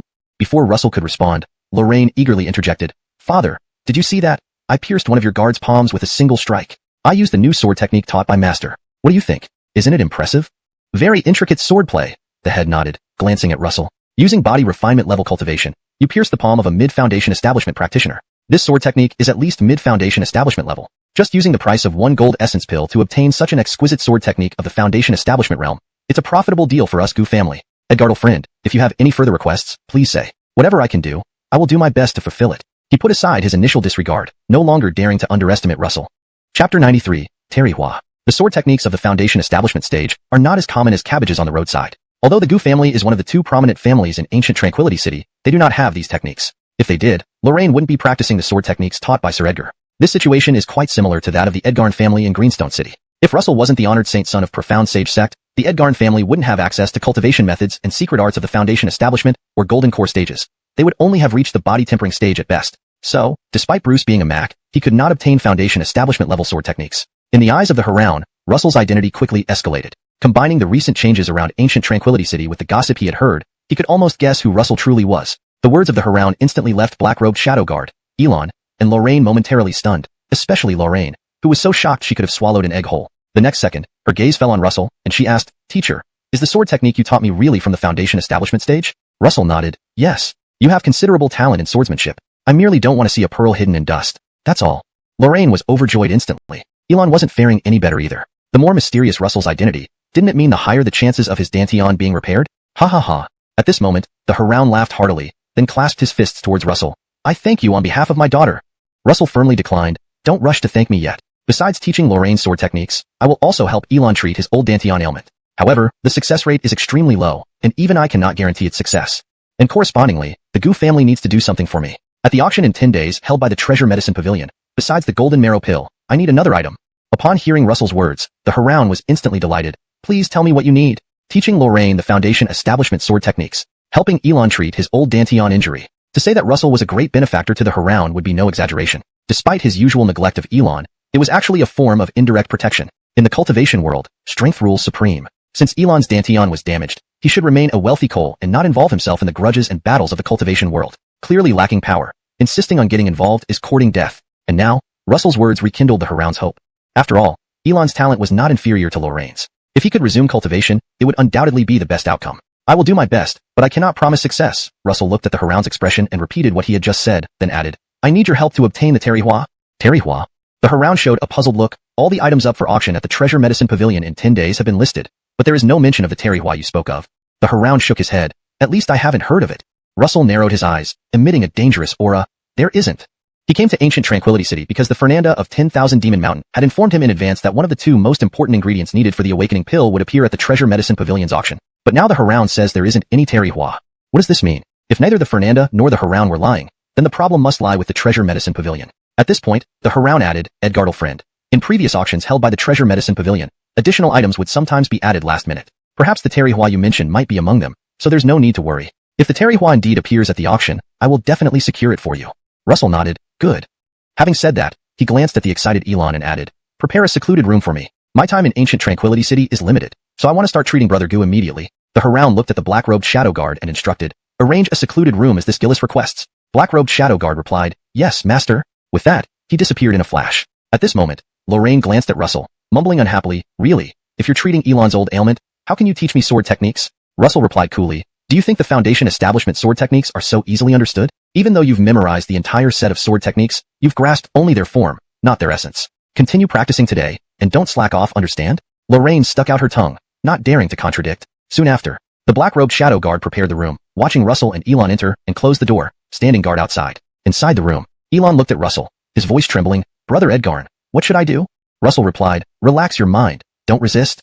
Having said that, he sat cross-legged on the ground, closed his eyes, and began to refine the primal dragon blood. Initially, Russell's Danteon had been destroyed but was ultimately repaired by the powerful restorative power of the primal dragon blood. Therefore, Russell intended to use the same method to repair Elon's Danteon. Of course, it wasn't about directly passing the primal dragon blood to Elon, but transferring the refined power from the primal dragon blood into Elon's body. With the power of the primal dragon blood, it was sure to work.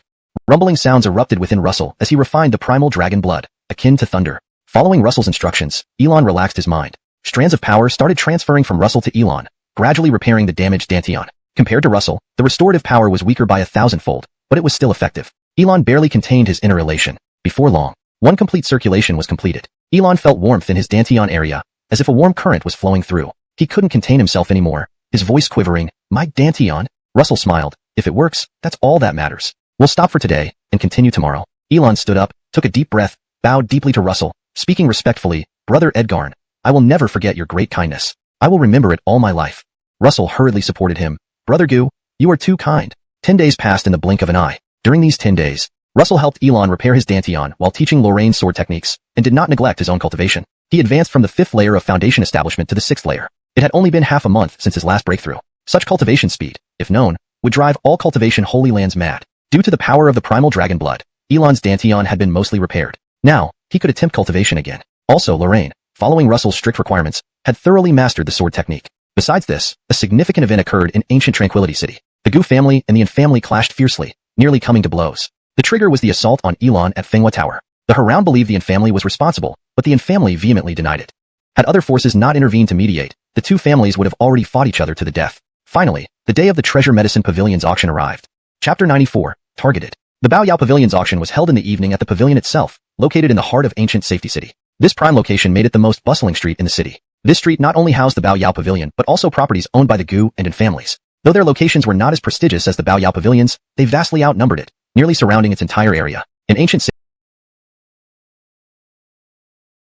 Safety City, only the Gu and Yin families possessed such influence. If the Gu and Yin families were considered the first and second powers of ancient Safety City, then the Baoyao Pavilion would be the third. No one contested this ranking. Although the auction was scheduled for the evening, Elon, Lorraine, Russell, and others from the Gu family set out eagerly during twilight, heading towards the Baoyao Pavilion in the city center. This was Russell's first time stepping out since moving into the Gu residence. As he walked along the street, he immediately noticed the difference. 10 days ago, while there were practitioners on the street, most were body tempering cultivators, with the strongest being foundation establishment cultivators. But now, although body tempering practitioners were still common, many foundation establishment cultivators filled the crowd, more than before. Additionally, Russell even sensed several Mac auras among the people. So many Macs, all here for the Baoyao Pavilion's auction? Russell furrowed his brows, muttering to himself. Hearing him, Elon instantly leaned over, grinning. Brother Edgarn is right, but not entirely.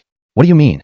Russell asked. Elon replied, these practitioners are indeed here for the Baoyao Pavilion's auction, but more precisely, they are here for those 3 golden marrow pills.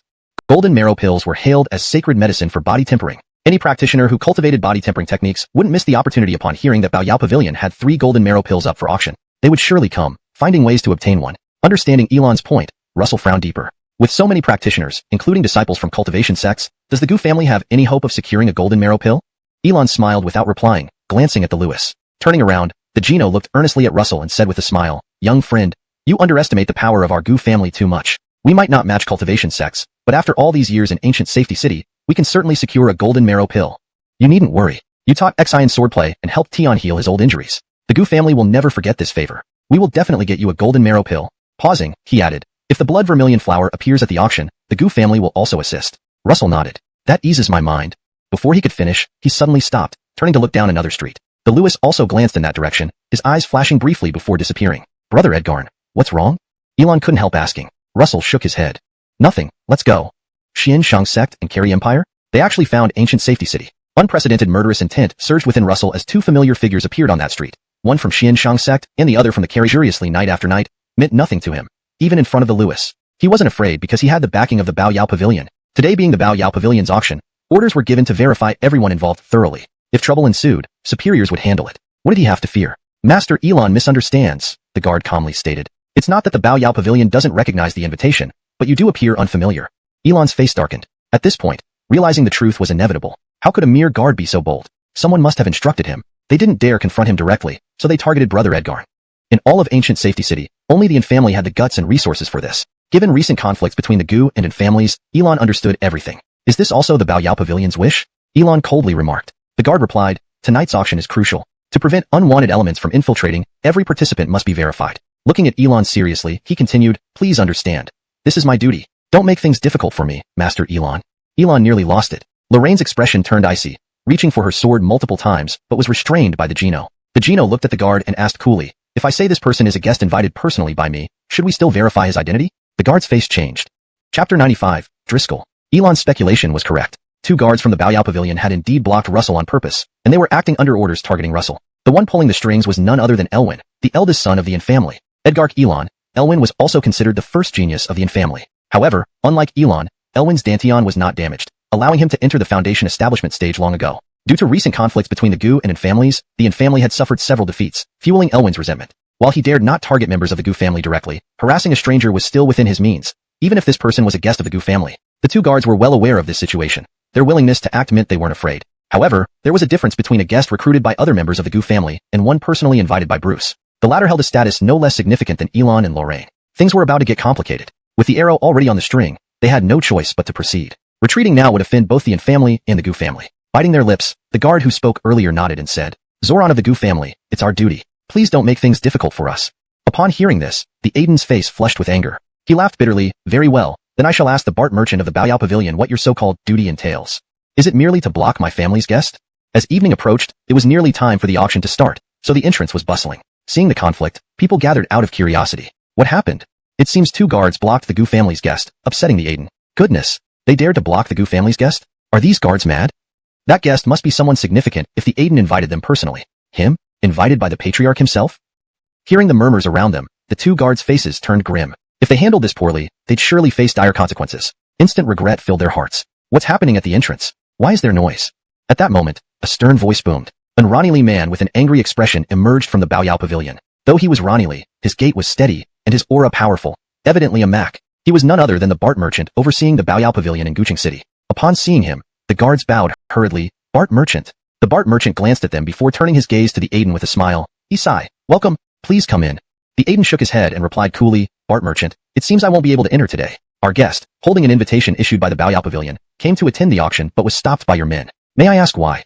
Startled, the Bart merchant's formidable aura erupted instantly, forcing the 2 guards to kneel in submission as cold sweat poured down their faces. Having done that, he looked back at the Aiden and smiled again. "Satisfied, Isai?" The patriarch nodded, turning to Russell. "Young friend, let's go in." With that, he led the way alongside the Bart merchant, while Russell followed behind. However, just as they were about to enter the Baoyao Pavilion, something unexpected happened again. A lazy yet chilling voice suddenly sounded, "Bart merchant, those guards were following my orders to thoroughly check every entrant. What wrong have they committed?"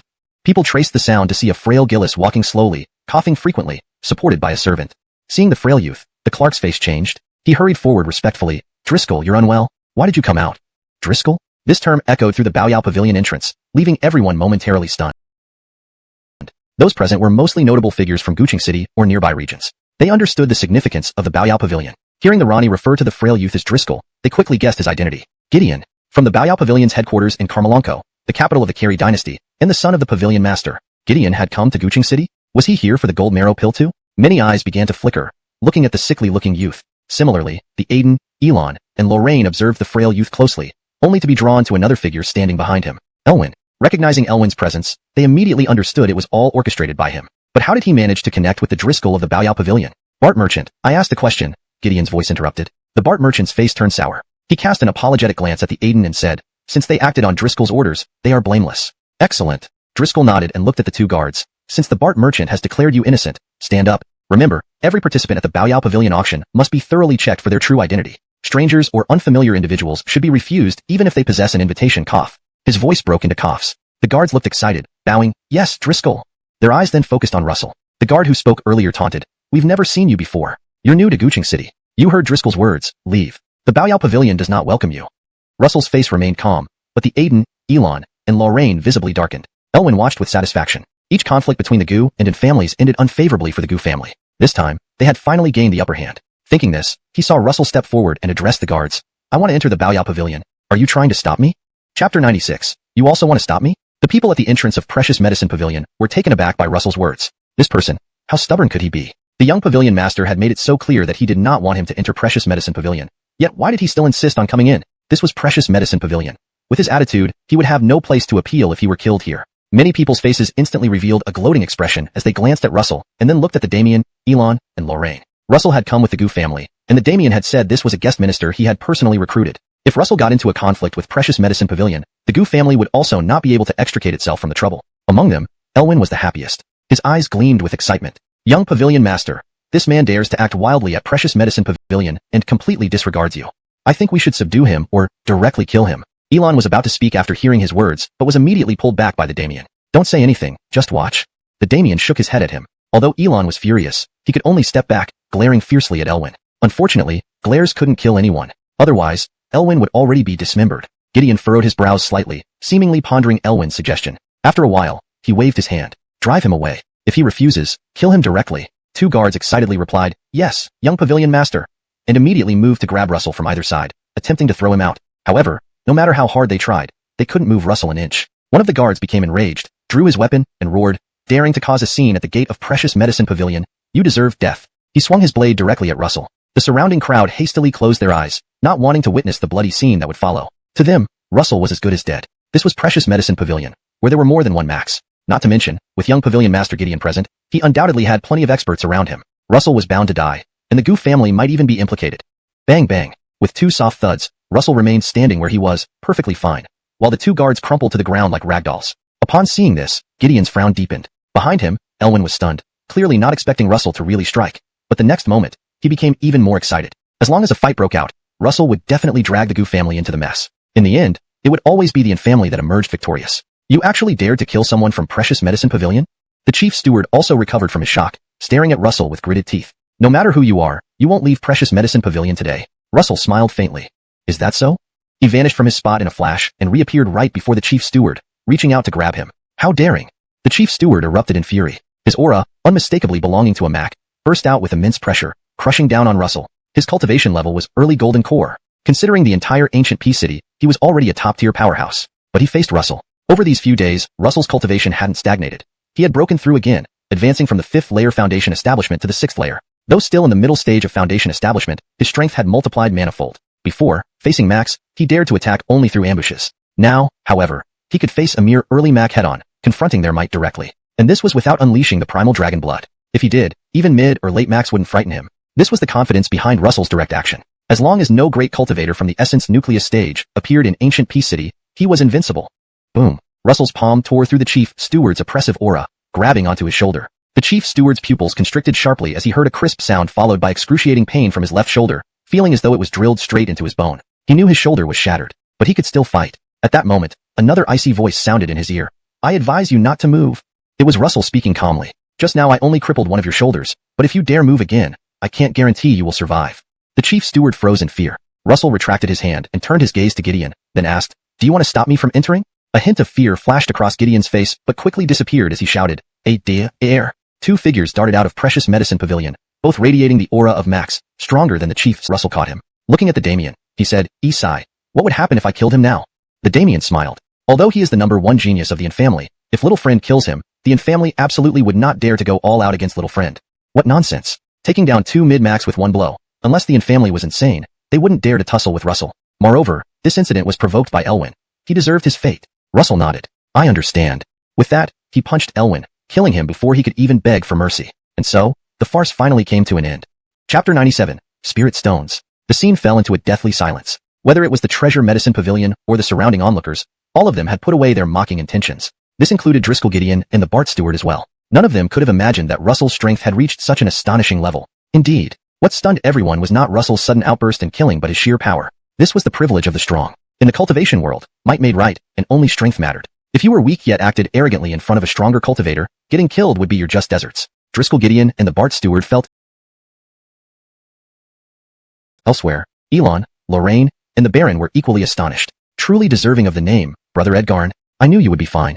Elon laughed heartily. Lorraine looked at Russell with admiration, slightly disappointed that he used his fists instead of a sword earlier. Had he used a sword, she could have secretly learned a few moves. After being shocked, the Baron furrowed his brows. After several days of inquiry and observation, he had developed a Jerson understanding of Russell's true identity. If Russell was indeed the person he suspected, he should be low profile. Why had he chosen to act so openly? Wasn't he afraid of attracting the attention of the profound sage sect and the Carey Empire? But the Baron wasn't foolish enough to ask such questions. Since Russell chose to act, he must have had his reasons. The important thing was to keep his mouth shut and not leak Russell's identity. Let's go in.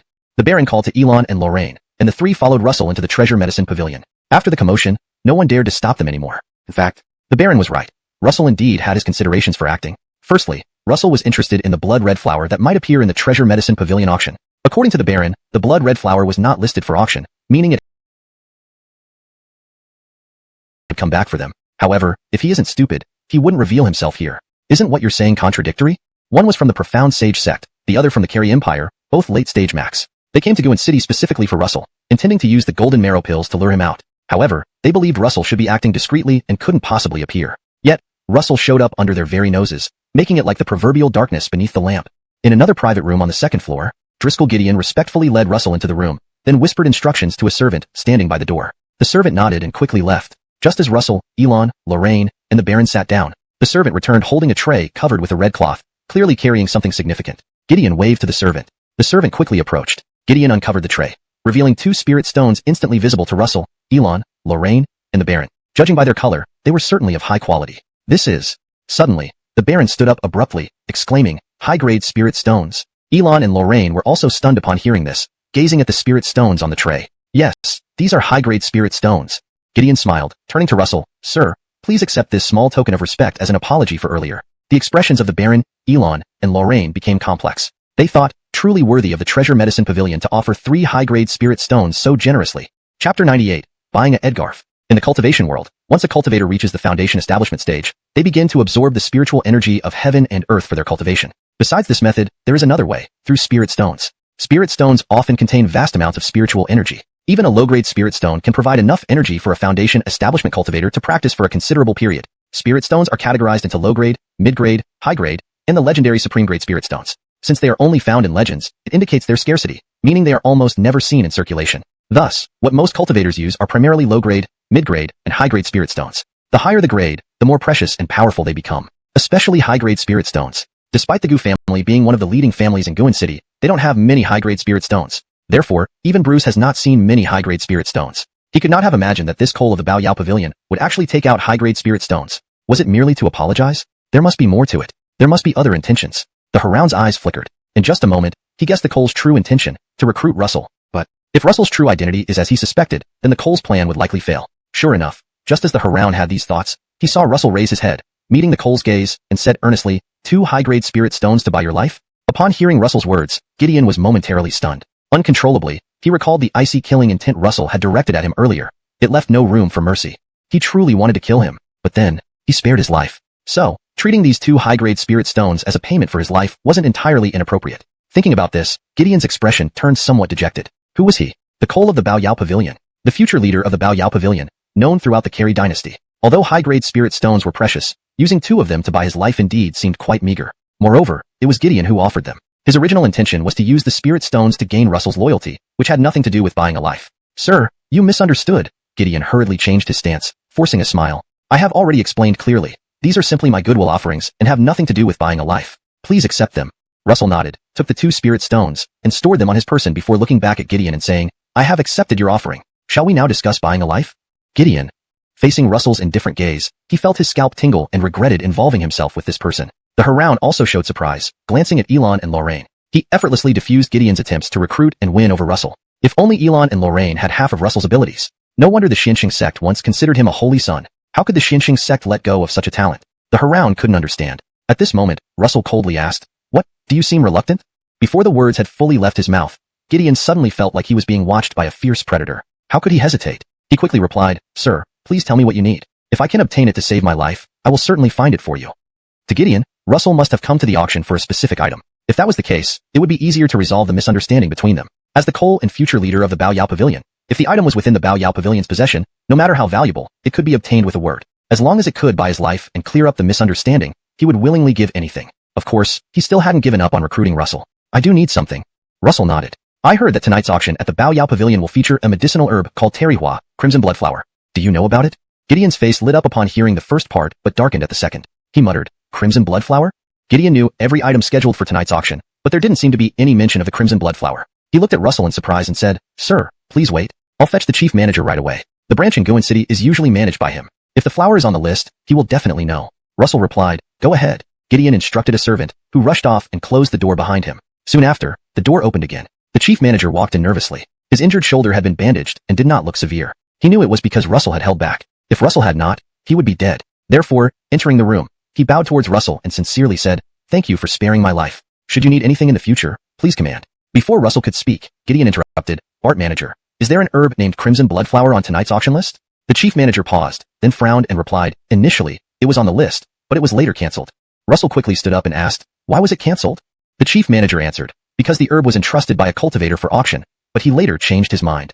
Russell followed up, "Where's that person now?" The chief manager responded, "He is here in the Bao Yao Pavilion and will attend tonight's auction." Russell's eyes lit up with joy. "Lead me to him immediately."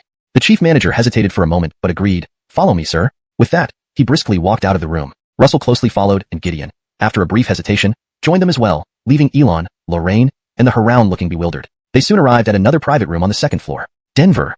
The chief manager knocked on the door. Before anyone inside could respond, Russell pushed the door open and saw a figure completely shrouded in a black robe, staring straight at him. Russell was about to speak when, in the next instant, a bone-chilling coldness surged up his spine, racing to his brain, setting off alarms in his soul. This feeling, it meant danger. Chapter 99.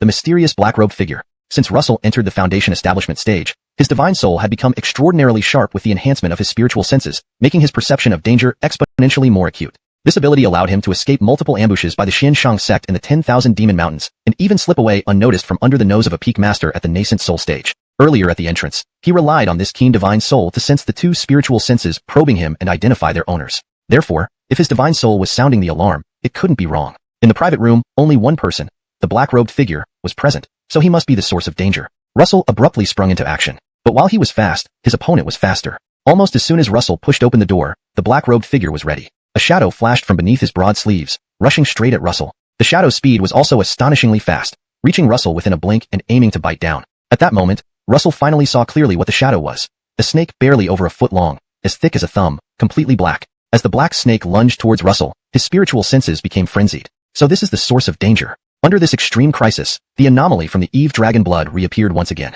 Thump, thump, thump. The Eve Dragon blood pulsed in tandem with his heartbeat, like a series of thunderclaps, producing a drum-like sound. Russell's eyes underwent a transformation too. Golden rays shone from his originally pitch-black eyes, and simultaneously, a faint pressure emanated from him, slowly spreading outwards. Unclear whether it was due to the overwhelming pressure or another reason, the snake, despite being inches away from biting Russell, ultimately recoiled at the last second. It landed on the ground, casting a terrified glance at Russell before darting back into the black-robed figure's sleeve, disappearing without a trace. Then, an utterly astonished voice rang out in the private room. "Who are you? Why do you carry the aura of a dragon?" The events unfolded too swiftly. Neither the Bart manager nor Gideon could react in time. Only Russell and the black-robed figure knew the truth. With the danger gone, the abnormality of the Eve Dragon blood and the golden radiance in his eyes faded. Russell's eyes returned to their original black color. He looked at the black-robed figure coldly and asked, "Who are you? And why did you attack me?" "Humph." The black-robed figure scoffed. "You barged in uninvited, yet accuse me of attacking you? What kind of logic is that? Why do you carry the aura of a dragon? If you tell me the truth, I will let it slide. Otherwise, don't blame me for being harsh." Russell shook his head. "I have no idea what you're talking about." The Eve Dragon blood was his biggest secret. Even Misty, whom he trusted, wasn't told, let alone a stranger. He looked at the black-robed figure with an ambiguous smile. "Feel free to be harsh. I'll take it all." If the black-robed figure didn't make a move first, Russell dared not act rashly. After all, this black-robed figure was mysterious.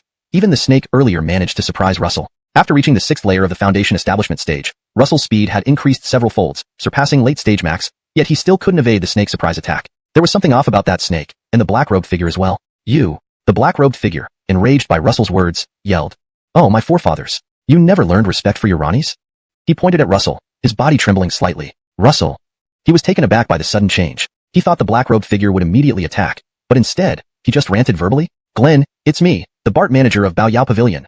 The Bart manager finally reacted, quickly stepping between them. "This person came with me because I want to buy the scarlet blood flower from you. Weren't you planning to sell the scarlet blood flower? Well look, here's your buyer. How about we arrange a private transaction?" Indeed, the Bart manager lived up to his role as the manager of Bao Yao Pavilion in ancient Peace City. With a few words, he changed the black-robed figure's attitude. The black-robed figure stopped focusing on the dragon aura, staring at Russell for a long time before laughing. "You want to buy the scarlet blood flower? Fine, I can sell it to you, but tell me, what is its purpose? Is it for refining elixirs?" Russell frowned slightly, but then noticed the Bart manager awkwardly gesturing to him. This man was unpredictable. Following his lead would easily get the scarlet blood flower, but going against him would complicate matters. Russell understood the Bart manager's hint and relaxed. Whatever it took, getting the scarlet blood flower was paramount. He looked at the black-robed figure calmly. "You guessed right. My intention is indeed to refine an elixir." "Ha ha, I knew it. It has to be for elixir refinement." The black-robed figure laughed heartily, but then turned curious. "However, there are only a few types of elixirs that require scarlet blood flower. Let me guess." He stared at Russell and said, "Are you trying to refine awakening pill?" Russell's gaze sharpened as he sized up the black-robed figure again. He then shook his head. "You're wrong. Someone else will be refining the pill, not me." By saying someone else would refine the pill, he indirectly confirmed using the scarlet blood flower for the awakening pill. The black-robed figure smiled. "Scarlet blood flower, I can sell it to you for free." Russell was puzzled. "For free?" "Yes, for free, but I have one condition. When you refine the awakening pill, I need to watch the process, and if successful, should there be any extra pills, I get one." Russell shook his head. "That's not up to me." The black-robed figure interrupted. "No worries, I'll follow you. When you have the authority, let me know." Russell, not knowing how to respond, he tried to explain further, but the black-robed figure's attention had already shifted to the ongoing auction, ignoring Russell. Russell gave up and asked the BART manager, "Who is he?" The BART manager whispered, "He arrived in ancient P City a year ago and has been acting erratically since. No one knows who he is, but he calls himself Glenn." Pausing, he added, "To be honest, I suspect he was once a nascent soul cultivator but suffered spiritual damage for some reason, leading to a fall in cultivation and mental instability." A nascent soul cultivator? Russell's eyes widened in disbelief as he stared at the black-robed figure. Chapter 100, Bionic Tear. A great cultivator at the nascent soul stage was an Rani in their own right, a revered figure across the entire cultivation world. Xianshang sect, reputed as the premier cultivation sanctuary, boasted only a handful of nascent soul cultivators, Parkers, the DeAndre, and the various peak masters. The Carey dynasty, which governed vast territories, had few nascent soul cultivators too. They were either royal ancestors or dukes and princes. Very few of them actually ventured out. Thus, one mustn't underestimate the title Great Cultivator at the nascent soul stage. This was precisely why Russell was genuinely shocked. He never imagined that this seemingly deranged black-robed figure could be a nascent soul cultivator. No wonder he could detect peculiarities about him, even seeing through dragons might. But such keen discernment was likely beyond the average nascent soul cultivator. Beside them, Driscoll Gideon's eyes flickered intensely after hearing the BART manager's words. He was about to step forward to engage the person when the BART manager stopped him. "Wait, Driscoll." Gideon hesitated. "Why?" The BART manager explained. "When this person first appeared, I sensed he wasn't ordinary and reported the matter to the main hall. The pavilion master warned us to stay away if we didn't want to bring unnecessary trouble to Medicine Treasure Pavilion." Gideon sucked in a cold breath. Others might not know the power of Medicine Treasure Pavilion, but as its Cole, how could he not? Though Medicine Treasure Pavilion only sold various herbs, its influence was formidable. They returned to 10,000 Demon Mountain. "You can come along to find the person capable of refining awakening pill." The Perry smiled. "I'll follow you starting now." "If you wish," Russell replied casually, then left the private room. The Perry hurriedly followed. Gideon hesitated, but still trailed behind. Despite wanting to avoid Russell, since he had personally invited him, he had to take responsibility. Back in the private room, although Elon, Lorraine, and Bruce wondered about the Perry, they wisely stayed silent. As the guests for the auction gathered, it officially began. A graceful woman in a cheapao, accompanied by a servant holding a tray, slowly approached the auction hall podium. "Ladies and gentlemen, I believe everyone is already familiar with tonight's auction items. So, let's get straight to the point." She smiled. "Let's start with the first item." Before the auction, detailed menus had been distributed to attendees. Therefore, her statement held true. If anyone wanted to know more, all the information was in the menu. Following her announcement, the servant placed the tray on the counter and retreated. The woman lifted the red cloth, revealing a transparent porcelain vial containing a single drop of clear liquid. The first item is called Bionic Tear. The Bionic Tear is a herb used exclusively for refining bionic pill. For those unfamiliar, it is essentially a disguise pill, she explained. As the name suggests, it can replicate someone else's appearance, aura, height, bone structure, making you indistinguishable from them. In a room full of cultivators, many may have enemies. In dire straits, Bionic Pill offers your only chance at survival. Her words caused immediate excitement. If the Bionic Pill worked as described, it would indeed be an invaluable tool. Several bidders immediately saw its value. However, some remained cautious. While the Bionic Pill was remarkable, it required other auxiliary ingredients and specific formulas to be truly effective. Without these, owning it alone wouldn't serve much purpose. Observation was wise. The woman, noticing the audience's reactions, smiled again. Starting bid is 10 lower-grade spirit stones. Minimum increment is 1 stone. Let's begin. Immediately, bids were shouted. 20 stones. 25. 30 stones. 50. 100 lower-grade spirit stones. The bidding soared quickly to 100 lower-grade spirit stones.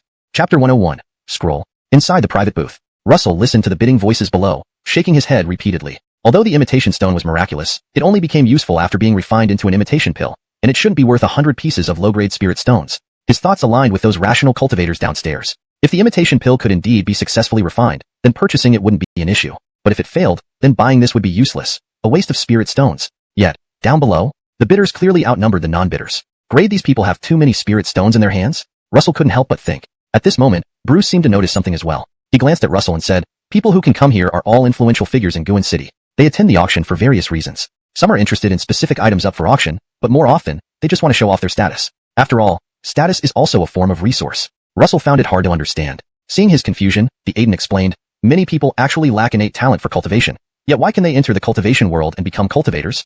Because they have status and rank, and more importantly, they possess spirit stones." Hearing him speak so plainly, Russell instantly grasped the meaning. If he still didn't get it, He'd be stupid. It meant that most of the people bidding below weren't truly intent on purchasing the imitation stone. Their purpose was simply to highlight their status by bidding, signaling to others, I have status, I have influence, and I have spirit stones. Come seek cooperation with me or swear allegiance to me. Russell shook his head involuntarily. Indeed, these were very worldly thoughts. Fortunately, Guin City was only a small city, and major powers within the cultivation world hadn't heavily interfered. Otherwise, there might be a massacre to eliminate loose lips. After all, in the cultivation world, wealth should not be exposed. In contrast to some secular beliefs, the bidding continued below, finally stopping at 150 pieces of low-grade spirit stones. Ultimately, the drop of imitation tear was won by someone for 150 pieces of low-grade spirit stones. Then, the cheapao-clad woman clapped her hands, and a servant carried a tray up, placing it on the counter before slowly retreating. Following the same procedure, the cheapao-clad woman lifted the red cloth covering the tray and smiled. Now, let's begin the auction for the second item of the night. Please look closely. Suddenly, everyone in the auction hall, whether on the first or second floor, followed the woman's gesture, focusing their attention on the counter. On the tray sat a scroll made from an unknown type of hide. Though tattered and worn, it exuded an ancient and weathered aura. Just looking at it gave the impression that it was at least hundreds of years old. Russell furrowed his brows. He sensed a familiar energy from the leather-bound scroll, similar to what he felt when the primordial dragon blood within him reacted. Could this scroll be related to dragons? Suddenly, a series of such thoughts uncontrollably flooded his mind, even surprising him. Buy it, we must buy it. At this moment, the hooded figure, who had been silent until now, suddenly became extremely agitated, staring intensely at the scroll on the counter. Dragon eye grass. I sense the presence of dragon eye grass. Dragon eye grass? Russell frowned slightly, taking special note of the word dragon in dragon eye grass. However, he didn't move, instead turning his gaze to the cheapao-clad woman downstairs to hear what she had to say. Ladies and gentlemen, this is a map of a broken secret realm. Although the map is incomplete, this secret realm is not ordinary. According to the cultivator who drew this map, they once discovered bones suspected to be from a dragon and heard what sounded like dragon roars inside the secret realm. The cheapao-clad woman smiled and added, this secret realm likely points to a place where a dragon fell. The significance of a dragon, I believe, everyone here understands better than I do. As soon as she finished speaking, someone immediately asked, is the person who drew this map still alive? The cheapao-clad woman nodded, yes, he is. Upon hearing this, the person laughed loudly, ha ha ha. Isn't your explanation contradictory? The material of that scroll appears to be the skin of a powerful demon beast, which should be several hundred years old. Yet you claim the map drawer is still alive. Has that person lived for several hundred years as a core formation cultivator? Many people nodded, finding this logical. But the cheapao-clad woman, anticipating such questions, had already prepared her response. She explained, I never claimed the person who drew the map and the skin used for the scroll belonged to the same era. According to him, he found the skin in the secret realm. After hearing this explanation, the person who had questioned nodded in agreement. This explanation was indeed more convincing. The skin used to draw this map was also found in that secret realm, implying that the realm has existed for at least several hundred years, possibly even where a dragon fell. The cheapao-clad woman smiled. The auction begins now. Starting bid 20 pieces of low-grade spirit stones. Each subsequent bid must be no less than 10 pieces of low-grade spirit stones. No one bid. Although people wanted to show off their status, they weren't foolish. A fragmented, incomplete map pointing to an uncertain location containing a dragon. Only a fool would bid on that. Moreover, many present had families and weren't keen on risking their lives on adventures just to show off their status. Thus, none bid. The cheapao-clad woman, noticing no bids, appeared unusually flustered. Upstairs in the booth, the hooded figure kept staring at the scroll, shouting, buy it! We must buy it! Dragon saliva grass. That place must have dragon saliva grass. With dragon saliva grass, there must be a dragon. Hearing this, Russell's eyes suddenly flickered. He looked at Isai and said, Isai, you promised to help me bid for Terry Flower, but now that I've obtained it, could we switch to this scroll instead? 20 pieces of low-grade spirit stones wasn't much. Unfortunately, Russell didn't have them. Isai smiled, you're too kind, friend Edgarn. It's just a scroll. Since you're interested, I'll help you bid for it as a gift. With that, he signaled Elon. Elon understood, 50 pieces of low-grade spirit stones. I'll take this scroll. Seeing the item about to fail to sell, the cheapao-clad woman quickly regained her composure upon hearing a bid, calling out, 50 pieces of low-grade spirit stones. Are there any higher bids? Chapter 102. Hostility. The cheapao-clad woman shouted for a while, but no one offered a higher bid. She felt a little disappointed but quickly regained her composure. It was still better than the item going unsold. First call, 50 low-grade spirit stones. Second call, 50 low-grade spirit stones. Third call, 50 low-grade spirit stones. Just as she was about to say third call, a voice suddenly rang out. 100 low-grade spirit stones. Hearing this voice, the cheapao-clad woman felt refreshed, like taking a cool shower on a scorching summer day, shivering in excitement. 100 low-grade spirit stones. Anyone willing to go higher? She shouted with excitement. Everyone present was momentarily stunned and looked towards the second-floor private room from where the voice came. They wondered who the fool was that would spend 100 low-grade spirit stones on such a useless item. Russell furrowed his brows slightly. Elon wore an annoyed expression and glanced at the Aiden, who remained expressionless, signaling him to raise the bid again. 150 low-grade spirit stones. Before his words had fully left his mouth, the same voice responded, 200 low-grade spirit stones. The cheapao-clad woman became even more excited, shouting, 200 spirit stones. Elon's frustration grew as he continued to raise the bid, 250 low-grade spirit stones. 300. 350. The two voices went back and forth, pushing the scroll's price up to 500 low-grade spirit stones. Everyone's heart sank, wondering if this scroll truly contained some valuable secret, perhaps leading to a dragon's resting place. They too joined the bidding frenzy. In a blink of an eye, the scroll's price soared to 800 low-grade spirit stones. The cheapao-clad woman was so agitated that her body shook as she shrieked, 800 low-grade spirit stones. Any higher bids? Before she could finish, the voice slowly spoke up. Gentlemen, I come from the Carey dynasty imperial family. Please give me some face. His voice carried a tinge of anger. A scroll worth a mere 100 low-grade spirit stones had been driven to 800. How could he not be angry? But all this was worthwhile. If the aura from the scroll really matched the legendary dragon tobacco, then the map drawn on it must truly lead to a dragon's burial ground. Thinking of this, the clerk in the private room also grew excited. He was the same person who had earlier tested Russell. Beside him sat Avon who, though not participating in the bidding, was also ready to venture into the hidden realm if the map was genuine. Carey dynasty. At these 4 words, the entire auction hall fell silent, including the cheapao-clad woman who had been trembling with excitement. She chuckled nervously. Any higher bids? The audience collectively shrank in their seats, almost cursing under their breaths. Compete with someone from the Carey dynasty imperial family? What nonsense. Some who had previously raised bids now regretted it, cowering in fear, wishing they hadn't bid knowing that the Carey dynasty imperial family was involved. The cheapao-clad woman was somewhat disappointed. If the man hadn't revealed his identity, this scroll would have fetched an even higher price. Alas, no higher bids? She regained her composure, announcing, I declare. Before she could finish, a slow voice cut in, 801 low-grade spirit stones. The voice belonged to Russell. After hearing about the Carey dynasty imperial family, Elon stopped bidding, and the Aiden had reservations. Russell had no choice but to step in himself. The entire auction hall was dead silent. Preston's declaration clearly carried a threat. Someone dared to challenge him, even bidding against him. All eyes were fixed on Russell's private room, curious to see who would dare challenge the Carey dynasty imperial family. Inside the room, Gideon stared at Russell in shock, feeling a chill run down his spine. He felt he had gotten himself into something huge. Daring to snatch away something from the Carey dynasty imperial family? Was this man insane? What if he got dragged into it? He might not die, but living hell wasn't much better. Why did I agree to come along? Russell's face hardened as he recognized the other party. This was definitely one of those tracking him. Since they came looking for him, it was better to strike first. Good, very good. Suddenly, a cold laugh echoed in the silent auction hall. You dare compete with me? You'll regret it if you can't enjoy what you've won. The voice was filled with palpable killing intent. Clearly, he had targeted Russell, planning to kill and steal after the auction ended. Russell smiled faintly and shouted down, You can announce now. The cheapao-clad woman reacted, trembling slightly, forcing herself to remain calm as she said, 801 low-grade spirit stones. The scroll is sold to this distinguished guest. The auction continued. Due to the presence of the Carey dynasty imperial family, everyone was on edge, cautious with their bids for fear of offending them. Unfortunately, the man never bid again. This worked in Russell's favor. Originally, he only planned to bid for 1 golden marrow pill, but now he used the same amount to win 2 golden marrow pills and some medicinal herbs for body refinement. In everyone's eyes, Russell had offended the Carey dynasty imperial family. So, whenever he bid, others immediately silenced themselves, not daring to compete with him.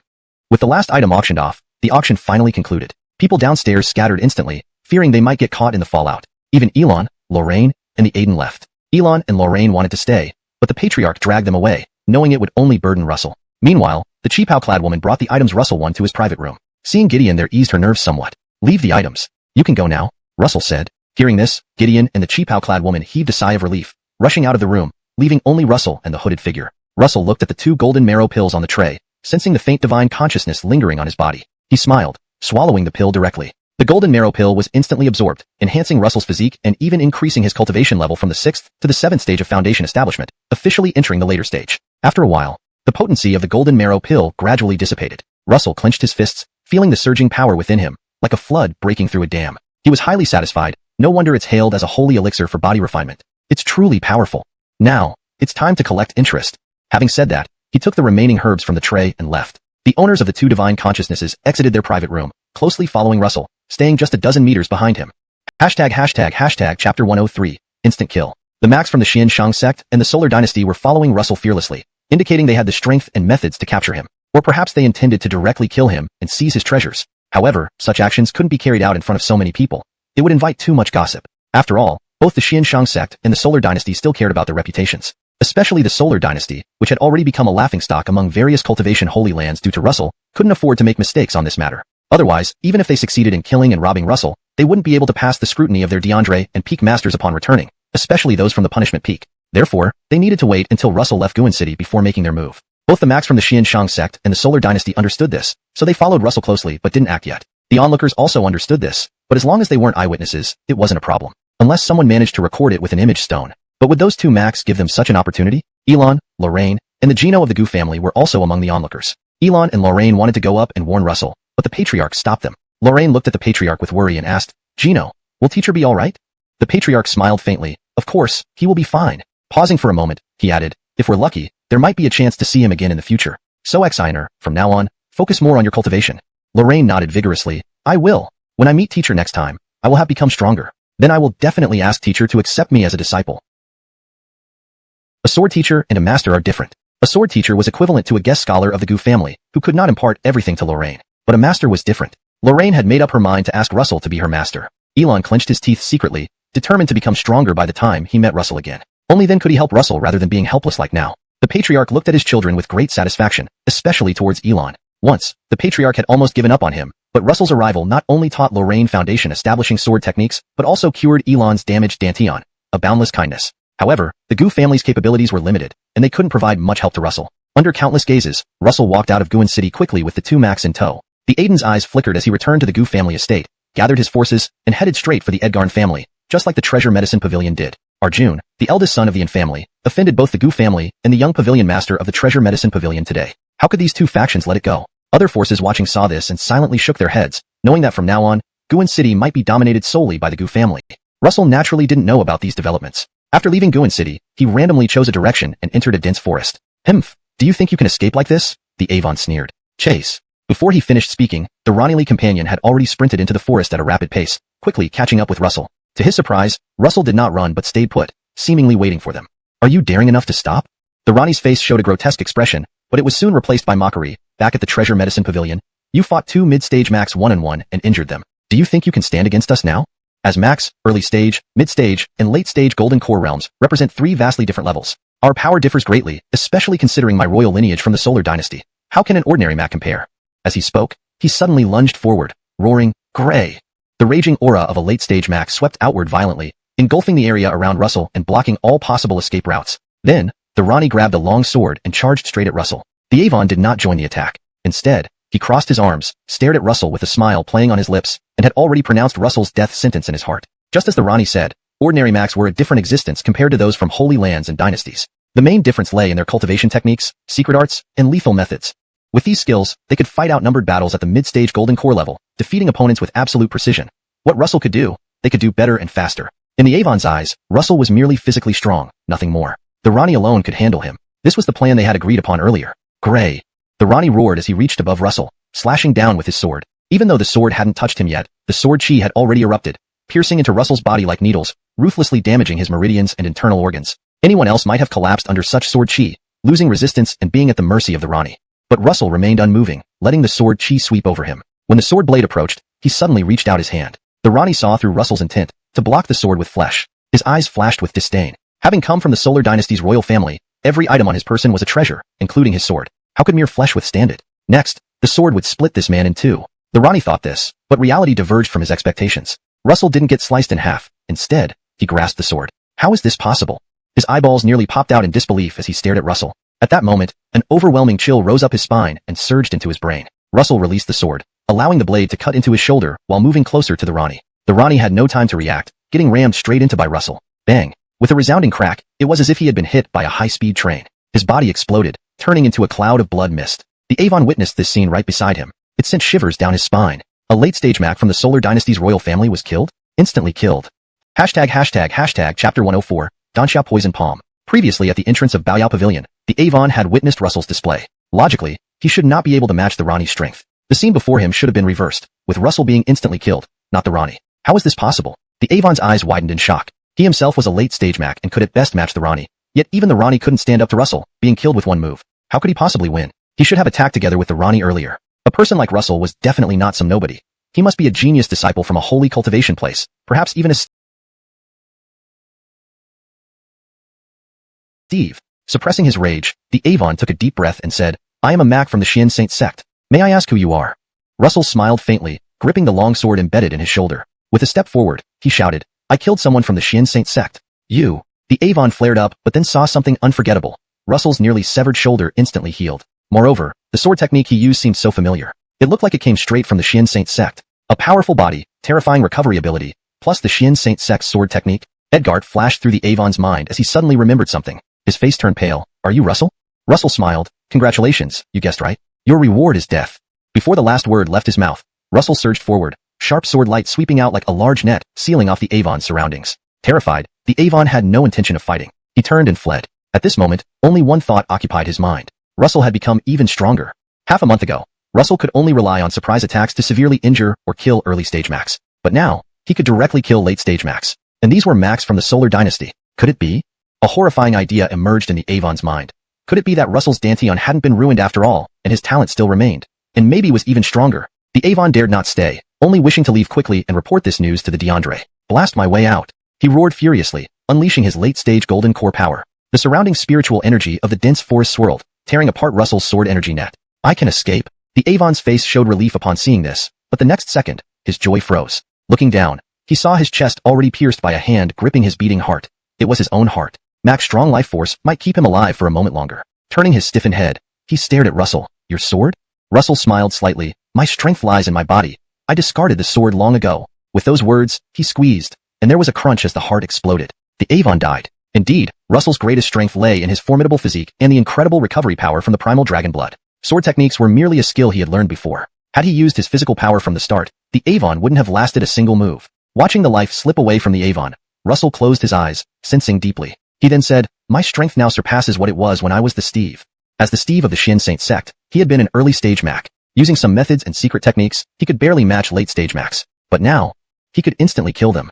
Much stronger than before. Once I reach the Golden Core stage, I will seek revenge on the Solar Dynasty and the Shin Saint sect. Hatred flashed in Russell's eyes. Squatting down, he searched the bodies of the Avon and the Rani, taking their storage bags before vanishing into the forest. He didn't clean up the scene. The news of the Avon and Rani's deaths would spread quickly. When the Shin Saint sect and the Solar Dynasty received word of their deaths, they would certainly send people to investigate. That was his plan, to reveal his presence without hesitation. Though he couldn't exact full revenge now, extracting a little interest was feasible. As long as no great nascent soul cultivators intervened, the Macs sent to pursue him, however many came, he would kill every single one until the Shin Saint sect and the Solar Dynasty trembled with fear. Note, Yuan Ying should be nascent soul in this context. At present, Russell was traveling with the black-robed figure, stopping overnight at a trading post before moving on to another destination. For the awakening pill, two main ingredients were needed. One was Zhu blood flower, which Russell had already obtained from the black-robed figure. The other ingredient was called Danxia poison palm, for which he had received clues from the Kelly. It was found at the Danxia sect. Due to its unique geographical location, the Danxia sect cultivated certain spirit herbs, including the Danxia poison palm. In addition to asking the Kelly about the Danxia poison palm,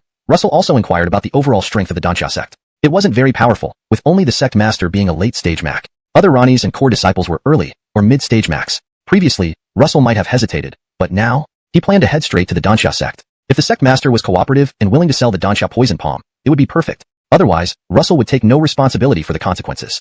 About half of the month-long deadline, agreed upon with the Kelly had passed. Time was running out, so he didn't want to waste any more time. A few days later, Russell and the black-robed figure entered the territory of the Danxia sect, arriving at a city called Danxia City to rest for the night before heading to the sect the next day. However, Russell sensed something. His gaze swept past the crowd, looking toward a particular direction. He muttered, great, to expect the Blaze Carry sect's holy maiden to show up here. Hope she's not after the Danxia poison palm. Otherwise, don't blame me for destroying her ruthlessly. Hashtag chapter 105. The Carry Pamela. Almost every sect's mountain gate is surrounded by countless commoners seeking protection from cultivators, escaping from beastly monsters. Over time, this would naturally lead to the formation of cities. Xinshang sect had such a situation, and Danxia sect did as well. Danxia City was formed in this manner. Due to the presence of Danxia City, more commoners were drawn, providing a large influx of fresh blood for the recruitment tasks that occur every few years. Hence, Danxia sect allowed it to develop freely. Moreover, Danxia sect would dispatch Ranis to reside in Danxia City to ensure the safety of the city's commoners. In Russell's original plan, he intended to visit the Danxia sect Rani stationed in the city tonight. If he could resolve the Danxia poisonous palm issue with the Rani, there would be no need to go to Danxia sect tomorrow. However, if the Rani couldn't make decisions, he would have to make a trip. But now, Russell felt there was no need to go tonight, because he saw a Danxia sect Rani who was greeting the Carry Pamela walking toward him. Additionally, the entire city started cheering because of the arrival of the Carry Pamela, as if they had been preparing for this moment for a long time. Russell shook his head, pushed through the crowd, and headed towards an inn. Clearly, the Rani was busy welcoming the Carry Pamela tonight and wouldn't have time to see him, so he could only visit Danxia sect early the next morning. Just as he turned his head, the Gaylord following him had vanished without a trace. Russell glanced around but stopped paying attention, as this kind of situation had happened too many times along the way. The Gaylord always disappeared mysteriously for some time, and returned with herbs that even Russell couldn't name. If he brings back the Danxia poisonous palm directly next time, Russell muttered to himself, walked straight into the inn, booked a room, and hurried upstairs. After a simple night's rest, the next morning, Russell set out early, heading straight for the gates of Danxia sect, and ran into the Rani and the Carry Pamela he saw yesterday. Apart from these two, there were several young talents. They were likely disciples of Danxia sect. Russell originally didn't intend to interfere, but he sensed something very familiar from one of them, as if he had met him somewhere before. Upon careful reflection, Russell was suddenly struck by the realization. He saw a resemblance to the Hayes of the Solar Dynasty on this person. Yes. Although it wasn't the Hayes, this person looked at least 60% similar to the Hayes. Is this a member of the Solar Dynasty's royal family? Russell guessed the identity of the person, and his gaze grew cold. That person seemed to sense something, turning his eyes directly towards Russell. After locking gazes with Russell, he hesitated momentarily, then approached. Do we know each other, or do you have a grudge against me? As he walked closer, he asked with a half-smile. Yet looking at your face, I don't recall ever meeting you, let alone having any enmity. Before he finished speaking, he stood right in front of Russell and said, Please enlighten me. His actions immediately drew everyone's attention, including the Carrie Pamela. Russell remained expressionless and replied coolly, You are from the Solar Dynasty's royal family? Preston smiled, I am Yusef, from the Brooklyn estate. Apart from the legitimate descendants of the Carmelin dynasty, the Solar Dynasty also has 4 regional princes, East, West, South, and North, all of whom possess formidable power comparable to the peak leaders of cultivation Holy Lands. This person surnamed Edgar came from the Brooklyn estate, with the bloodline of the Solar Dynasty's royal family, making him a member of the royal household. Due to his connection to the Hayes, he harbored hostility towards the entire Solar Dynasty royal family. Russell's expression froze instantly, his voice icy. You look very much like an enemy of mine. Seeing you reminds me of him involuntarily. Oh. Hearing Russell's words, Yusef suddenly became interested and asked again, Whom did you offend? Someone who looks like him? In the entire Solar Dynasty, only the direct bloodline of the royal family would resemble him. So, who exactly was it among the 4 major estates? Or could it be someone from the capital? Daring to offend the Solar Dynasty's royal family while showing no restraint and emitting undisguised killing intent indicated this person must have come from a non-trivial background. Russell gave her, hoping to win her favor. Now that the opportunity presented itself, they wouldn't let it slip away. Seeing this, the Carrie Pamela smiled faintly, stepping back slowly. Yusef had also retreated, his eyes continuously examining Russell. Meanwhile, the Dansha sect Rani tried to stop them, but it was too late. Why did you provoke me? Throughout his journey, Russell hadn't concealed his tracks, intending to speed up the refinement of the ancestral dragon blood through combat, forcing himself into extreme situations to awaken the dragon-blooded war body more quickly. However, this only applied to Max. The few Dansha sect disciples in front of him were merely Foundation establishment late-stage cultivators, whom Russell barely noticed, yet his temper flared after the provocations from both the Carrie Pamela and them. Without hesitation, Russell erupted. A single punch sent shockwaves through the air, producing a piercing sonic boom. The violent force lifting several approaching Dansha sect disciples and knocking them unconscious. One move to incapacitate the foes. Yusef, the Carrie Pamela, and the Dansha sect Rani's expressions changed drastically. ##### Chapter 106, Tyranny. Even though Russell held back, the tyrannical nature of the primordial dragon blood made his physique and strength extraordinary. Although he had already reigned in 80% of his power, he still left several of the Danteon sect's Foundation establishment disciples coughing up blood. In the territory of our Danteon sect, you actually dare to injure our disciples, and with such cruelty and heavy hands? The Rani, momentarily stunned, suddenly erupted in fury. This was the Danteon sect, yet Russell had dared to attack the Danteon sect's disciples right in front of this Rani, Yusef, and the Cynthia of Edgarai. If he didn't step in and seek justice for these disciples, wouldn't it be a laughingstock to other sects? Facing the Rani's rebuke, Russell slightly furrowed his brows and said calmly, I only used 20% of my strength. They were just too weak. If I hadn't pulled back, they would have been killed. Yusef. Cynthia of Edgarai. Danteon sect Denver. While every word Russell said, even down to each punctuation mark, was true, it sounded like an act to Yusef, the Cynthia of Edgarai, and the Danteon sect Rani. It was extremely irritating. The Rani's anger, which was already bubbling up, instantly flared into flames, not only causing trouble in Danteon sect, but also slandering us. No matter who you are or what identity you have, you will not leave here easily today. As he spoke, he rushed at Russell in a sudden burst of movement. His initial stage golden core aura surged like a tiger roaring through the forest, instantly stirring the surrounding spiritual energy into chaos. This is Tiger God transformation? Yusef's eyes flashed as he recognized the cultivation technique the Danteon sect Rani had unleashed. A powerful technique passed down for generations within the Danteon sect, suitable for Max. Once activated, it transformed him into the most formidable among the 4 Gravine beasts, Hayden, Baihu, Xuanwu, Zhuke, the white tiger that could tear apart opponents with one claw. The Cynthia of Edgarai instinctively took a step back, then curiously sized up Russell. Himph, do you really think I'm afraid of you? Russell looked at the Rani now transformed into a white tiger, and gave a cold snort. If it had been a month ago, before he reached the Foundation establishment stage, encountering a Mac would have sent him fleeing. But now, the times had changed. Though he was only at the 7th layer of Foundation establishment, the more than 10 Macs he had taken down meant he wasn't about to fear a single initial stage golden core Rani. Per his original plan, if he could obtain the Danteon toxic palm through negotiation, that would be best. But if negotiation failed, it didn't matter much. Just taking it by force. The entire Danteon sect's strongest master was only a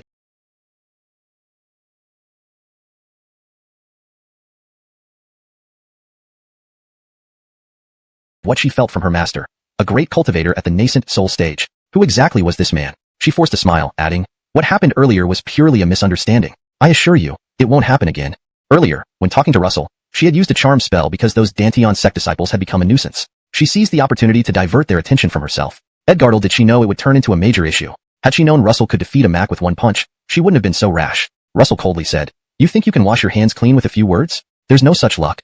With some annoyance rising, the Cynthia replied. Then what does fellow Taoist want?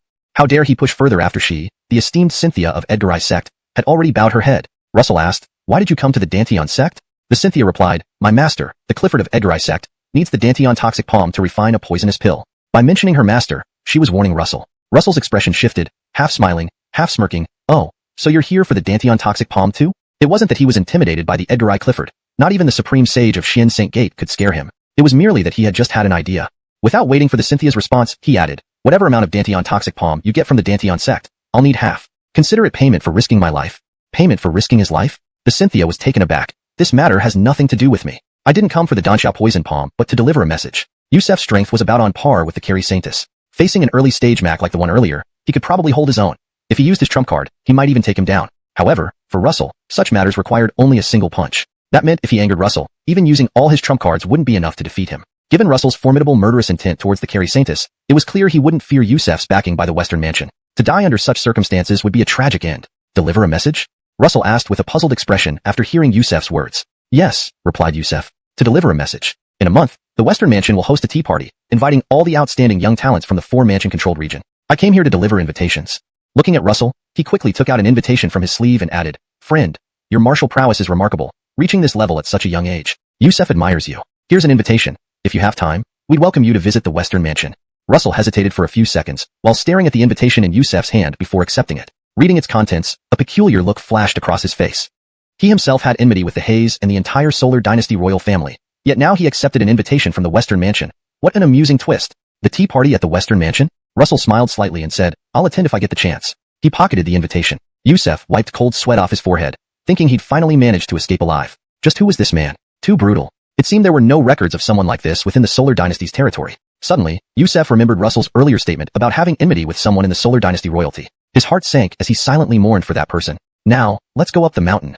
After putting away the invitation, Russell's gaze returned to the Carrie Saintis, saying, from now on, I am your guard. Use whatever methods you need to obtain the Danxia poison palm, or I'll beat you to death. The Carrie Saintis' beautiful face instantly turned green, hastily explaining, my master has an agreement with the Ezra and will provide us with a batch of Danxia poison palms, so it shouldn't be a problem. Russell nodded. I hope so. On the way up the mountain, Russell played the role of the Carrie Saintis' bodyguard, following closely behind her, escorting her to Holy Mountain. Yusef pretended to have met them coincidentally, trailing behind the two. As for the Danxia sect Rani and disciples, they had been left unconscious in the forest by Russell, each receiving an additional punch to ensure they wouldn't wake up for 3 days. Russell's ruthless behavior served as a warning to the Carrie Saintis and Yusef not to entertain any ulterior motives, lest they suffer a tragic fate. In their hearts, Russell had clearly become a formidable figure. An hour later, the trio finally arrived at the sect entrance, where 2 disciples were already waiting. Upon seeing the Carrie Saintis, they were instantly mesmerized by her captivating figure and voice, leading her into the sect. Russell and Yusef were largely ignored. Seeing this, Russell remained expressionless, but Yusef couldn't help but comment. They really hadn't learned their lesson. Just because they got threatened earlier, they still dared to behave this way? Yusef knew that such pomp and circumstance were necessary when the Cynthia of the Carrie sect went out. It was just their bad luck to encounter Russell today. The 2 disciples escorted the Carrie Saintis, Yusef, and Russell into a building, meeting the Ezra inside. Corbin smiled faintly, nodding, Master, according to the agreement between you and my master, I've come to collect the batch of Danxia poison palms. The Danxia Bjorn appeared somewhat embarrassed, laughing sheepishly. Well, Saintis, there's been an issue with that batch of Danxia poison palms. It might take some time to deliver them to the Carrie sect. The Carrie Saintis' originally smiling face darkened immediately upon hearing this, her tone grave. What exactly do you mean, Corbin? Please clarify.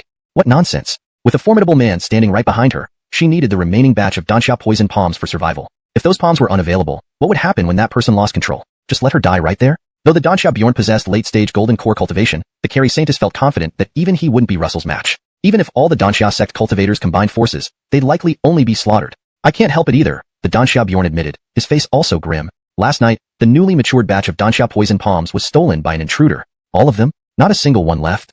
The Carrie Saintis' voice suddenly sharpened, demanding, what about our agreement? Do you know the consequences of deceiving the Carrie sect?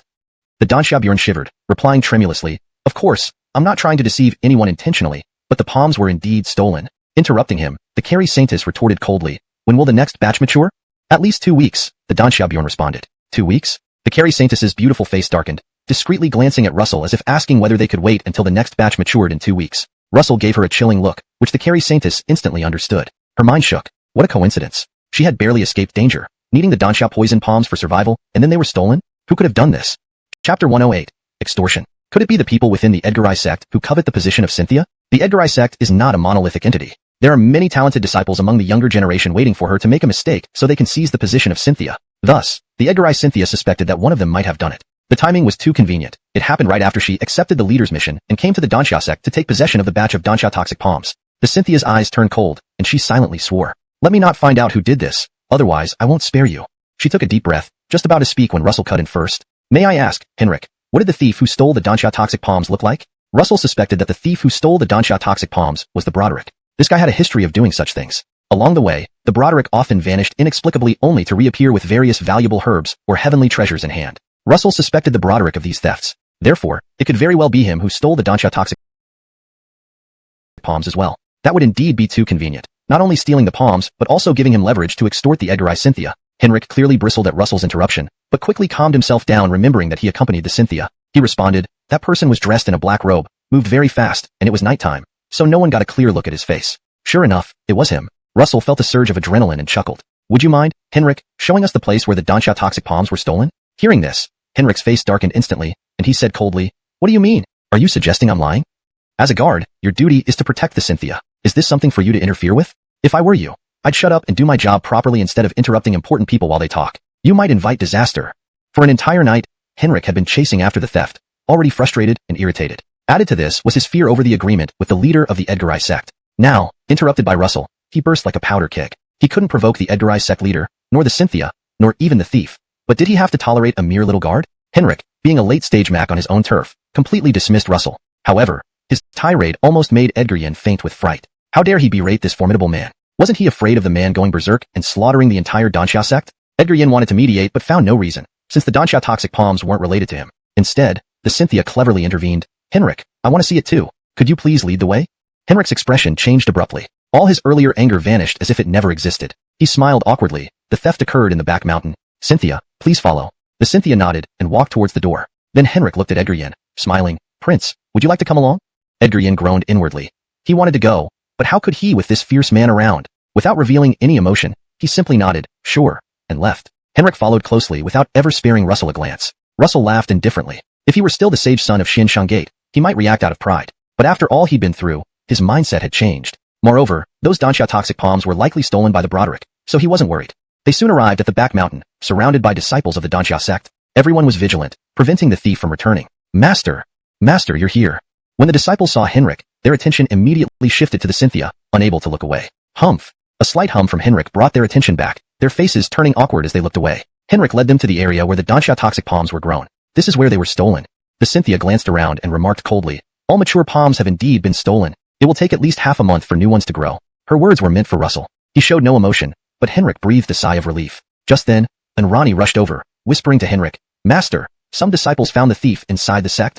"Excellent." Henrik grew enraged. "To steal from our sect and remain inside. He's asking for death. Summon all golden core Ranis. We'll capture him together." Saying this, he bowed respectfully to the Cynthia and hurried off. Russell's heart skipped a beat. Would the Broderick get caught? Though once a great cultivator, he was now unpredictable due to severe damage to his divine sense. If the Danxia sect prepared thoroughly, they might catch him. Russell knew he should leave, but not before extorting some more. Once Henrik left, the atmosphere became awkward. The dynamic between Russell, the Cynthia, and Edgar shifted drastically. The Cynthia forced a smile. "Friend Taoist, how about?" Russell interrupted her. "Since there are no Danxia toxic palms, I'll take your life for spiritual stones instead." To her relief, she didn't get angry. In fact, she felt relieved. She feared Russell would demand the palms immediately, which she couldn't provide, causing trouble. Spiritual stones were easier to handle.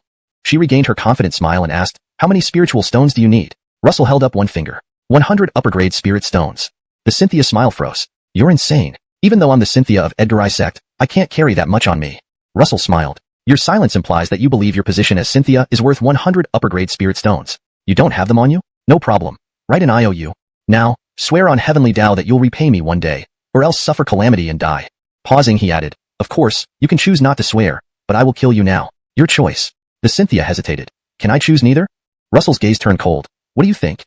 ##### Chapter 109. Teasing. Facing Russell's icy expression, the Cynthia of Edgar I Carey sect could only force a laugh. Although she was unhappy inside, she didn't dare to overreact. As the esteemed Cynthia of Edgar I Carey sect, 100 high-grade spirit stones might be a huge fortune for others, but she could afford it. From childhood to now, Edgar I Carey sect had spent countless high-grade spirit stones on her. Yet, oddly enough, she didn't have them on her person at this moment. The Cynthia glanced at Yusef. "Don't look at me. I don't have 100 spirit stones either." Without hesitation, Yusef took a step back and quickly explained. Being the Hayes of the Western royal manor in the Solar Dynasty, he possessed many treasures, some even surpassing the value of 100 high-grade spirit stones. If borrowing these treasures were an option, he might have considered it. But spirit stones? Honestly, Yusef didn't have any. He usually just asked for whatever he needed for cultivation and had never worried about lacking spirit stones. Yusef remained silent for a few seconds, considering their shared journey to Dancha Mountain sect. He gave the Cynthia a subtle wink, offering his limited help. If she didn't catch on, then there was nothing more he could do. Understanding dawned on the Cynthia's face as she saw Yusef's signal. Looking at Russell, she smiled and said, I don't have spirit stones, but I do have treasures or natural rarities worth 100 high-grade spirit stones. Can I use those as substitutes? Russell shook his head. I don't want treasures or natural rarities. I only want spirit stones. He only wanted to advance to the golden core stage as soon as possible and awaken the dragon blood warrior body. Those treasures and rarities held no interest for him. Once he awakened the dragon blood warrior body, what kind of treasure couldn't he obtain? Upon hearing this, the Cynthia's face darkened. All she could manage was a forced laugh. Then, I can only write an IOU. Though unwilling, she made a heavenly vow in front of Russell. After she finished, Russell felt a strange connection form between their souls. He knew that this connection was tied to the 100 spirit stones she owed him. If she failed to repay, she would forever be constrained by the vow, potentially affecting her cultivation and future achievements. For many successors of prestigious cultivation realms, who naturally harmonize with the heavenly Tao, such vows were not to be taken lightly. The Cynthia understood this too, but she had no other choice. She could also borrow from Dancha Mountain sect. Surely, the large sect could gather the required spirit stones, but pride wouldn't let her do so. Having secured what he wanted, Russell cupped his hands towards the Cynthia and Yusef with a smile. Ladies and gentlemen, we may meet again if the opportunity arises. With that, he left. The corners of the Cynthia's and Yusef's mouths twitched. One of them owed Russell 100 high-grade spirit stones, while the other had given him an invitation. This meant Russell's words might indeed come true. They might meet soon. Many disciples guarded the back mountain. Having witnessed Russell entering with the Clifford, seeing the situation getting heated, Yusef hurriedly interjected. Dan Clifford, what happened? The Clifford replied coldly. Ask this, Cynthia. Just now, we had captured the thief who stole the Dancha poison palms, but her guard appeared and attacked me, rescuing the thief. They were accomplices. Guard? Yusef looked at the Cynthia. She met his gaze and instantly thought of Russell. They spoke in unison. Is Dan Clifford talking about the person who came with us earlier? Who else? The Clifford responded icily. Upon hearing this, if the Cynthia and Yusef still didn't understand, they must be stupid. Yusef laughed bitterly. That person was really part of the thief's gang. I even gave him an invitation. How regrettable. The Cynthia's voice grew sharp. He already made someone steal the Dancha poison palms, and still extorted me for 100 high-grade spirit stones? One was the Cynthia of Edgar I. Carey sect, the other the Hayes of the Western royal manor. They were both fooled by the same person. If this spread, wouldn't they be laughed at endlessly? Exchanging looks, they decided to keep this matter secret, avoiding mentioning it. They couldn't afford the embarrassment. The Clifford, seeing their reaction, was stunned. You mean that person wasn't with you? Not him, they chorused. He's part of the thieves' gang. The Clifford. Russell was unaware of the conflict between the Cynthia, Yusef, and the Clifford. After rescuing the black-robed figure, he directly headed towards the Myriad Beast Mountain with him. ####Chapter 110, Carnage. The two most crucial ingredients for refining the awakening pill, Zhu blood flower and Dancha poison palm, had now been fully obtained. The next step was to return to the 10,000 Demon Mountain and hand the materials over to the Amberly, so she could refine the awakening pill to help Edgar awaken. But before that, Russell had another matter to attend to, boosting his strength as much as possible to re-enter the Golden Core stage. This way, he would have a fighting chance when facing the Amberly. Russell had long seen through the Amberly's intentions. She coveted Edgarla's pure-blooded sky python lineage, planning to devour Edgarla after her awakening to evolve her own bloodline, transforming from a snake to a flood dragon. Apart from Edgarla, she also had her eye on Russell's ancestral dragon blood. With half a month left until the agreed-upon time, Russell had to advance to the Golden Core realm, and the best way to do that was through battle. Conveniently, the Xianshang sect disciples outside the 10,000 Demon Mountain hadn't withdrawn, but instead had increased in number. Additionally, members of the Solar Dynasty's royal family had joined them. Russell respectfully nodded to the black-robed figure and said, I don't know if Glenn can understand me, but I must request one thing. Before he finished, the black-robed figure interrupted him coolly. Speak? Russell was taken aback, gasping inwardly. Due to the presence of Foundation Establishment, Golden Core, and even nascent soul cultivators among the Xianshang sect and Solar Dynasty disciples, Russell planned to ask the black-robed figure if there was any way to delay the few nascent soul cultivators. He only tried because the black-robed figure, who had suffered a severe blow to his divine sense, seemed mentally unstable and might not comprehend his words. However, the black-robed figure responded clearly, showing no signs of insanity. Sensing Russell's thoughts, he glanced at him, causing Russell to feel like his soul was being pierced. Such a terrifying gaze. This black-robed person was definitely not an ordinary nascent soul cultivator. Aware of Russell's thoughts, the black-robed figure said, My divine sense has indeed suffered a heavy blow, but I occasionally regain clarity. What do you need? Speak quickly. Considering the awakening pill and the dragon blood within you, I can offer assistance. Hearing these words, Russell's heart surged with waves of emotion. Grade this person know about the ancestral dragon blood in him? How is that possible? Could it be that the dragon's aura revealed everything during the burst of power that day? If true, that would be truly frightening. Russell discreetly glanced at the black-robed figure. Suddenly,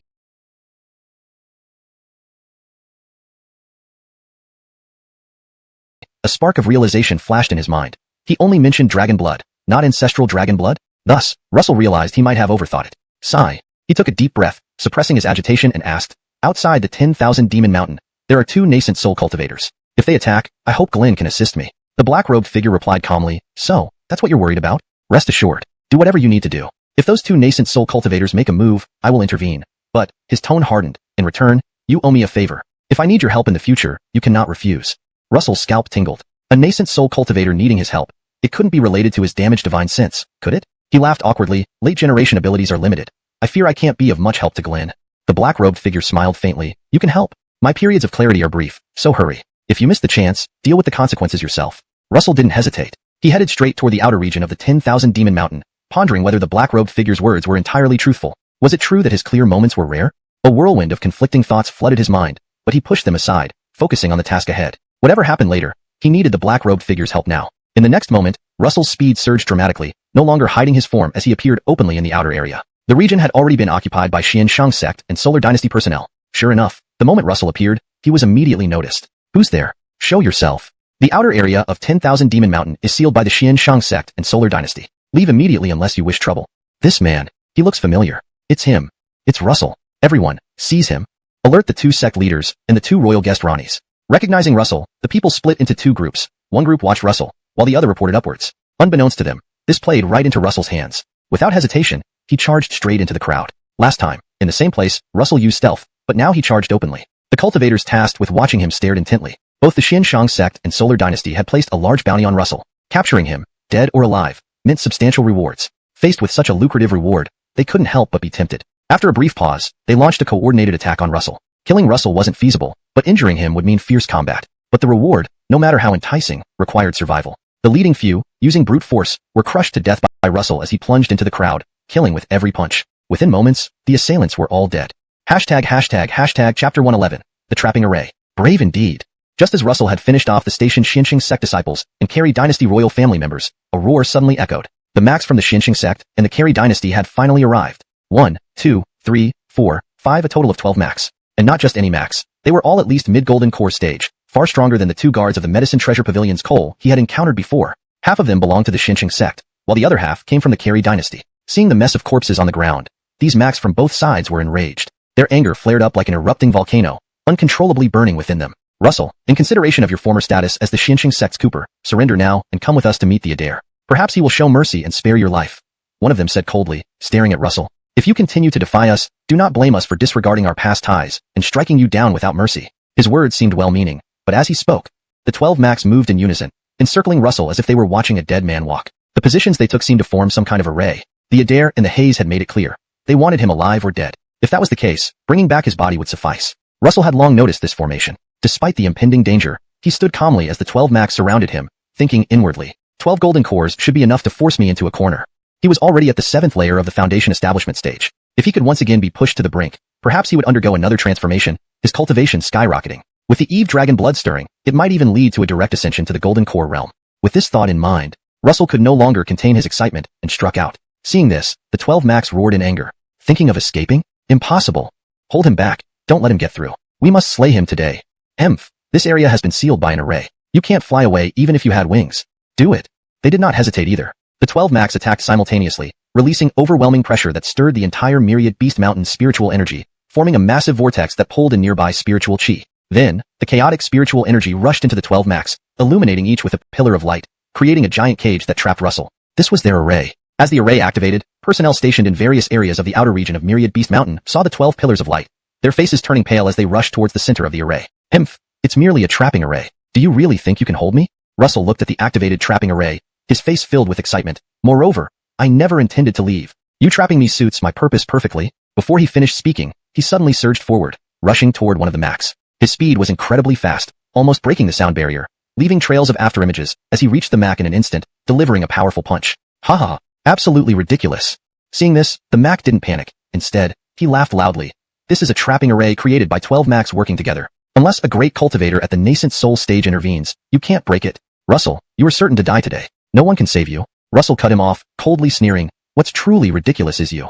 As he spoke, bones and tendons resonated within him. The strength, power, and speed granted by the Eve dragon blood erupted, gathering all its might into his punch. Boom. The space around him seemed unable to withstand the force of the punch, creating a deafening sonic boom. Ripples formed in the air, groaning under the pressure. Then, with a sharp crack, the light pillar surrounding the Mac shattered. How is this possible? Impossible. It simply cannot be. The shattering of the light pillar exposed the cultivator to Russell's punch. His face showed shock rather than fear, unable to comprehend how Russell broke through the array. But being a late-stage Mac, he quickly regained composure, casting several spells to form several layers of spiritual shields in front of him. Simultaneously, he pulled out a tattered black flag from his storage bag, waving it slightly. Instantly, countless dark mists poured out, accompanied by eerie, anguished screams. From the flag emerged waves of ghostly figures, screaming as they surged towards Russell. Tens of thousands of them, dense and oppressive. It would terrify anyone ordinary, causing them to collapse in fright. But Russell remained fearless, identifying the magical artifact aloud. Spirit summoning banner. So many ghosts, looks like you've killed plenty. Russell sneered, smashing his fist into the spiritual shields, shouting, break, crack. Another resounding snap. The spiritual shields protecting the Mac shattered instantly, yet his expression did not falter. He continued to sneer. Because the spirit summoning banner was his greatest trump card. Cultivators who fought like Russell, once close to the banner, would be instantly devoured by the spirits, ultimately becoming part of the banner. The Mac could already hear Russell's agonized screams as he was devoured by myriad spirits. However, nothing happened as expected. Instead, the ghost from the spirit summoning banner crumbled into dust the moment they touched Russell's fist. How can this be? The Mac finally showed signs of panic, incredulously staring at Russell, roaring, your cultivation! Your Danteon wasn't destroyed? Before he could finish, he exploded into a spray of blood mist, his voice echoing eerily in the air, reaching the ears of the remaining Macs. The remaining 11 Macs' expressions towards Russell changed drastically. Undestroyed Danteon? How is that possible? With one corner of the trapping array broken, Russell could have easily left, but he didn't. Instead, he shook his wrist, scanning the remaining Macs with a slight smile. Now it's your turn. Covered in blood, his smile appeared more terrifying than any specter in their eyes.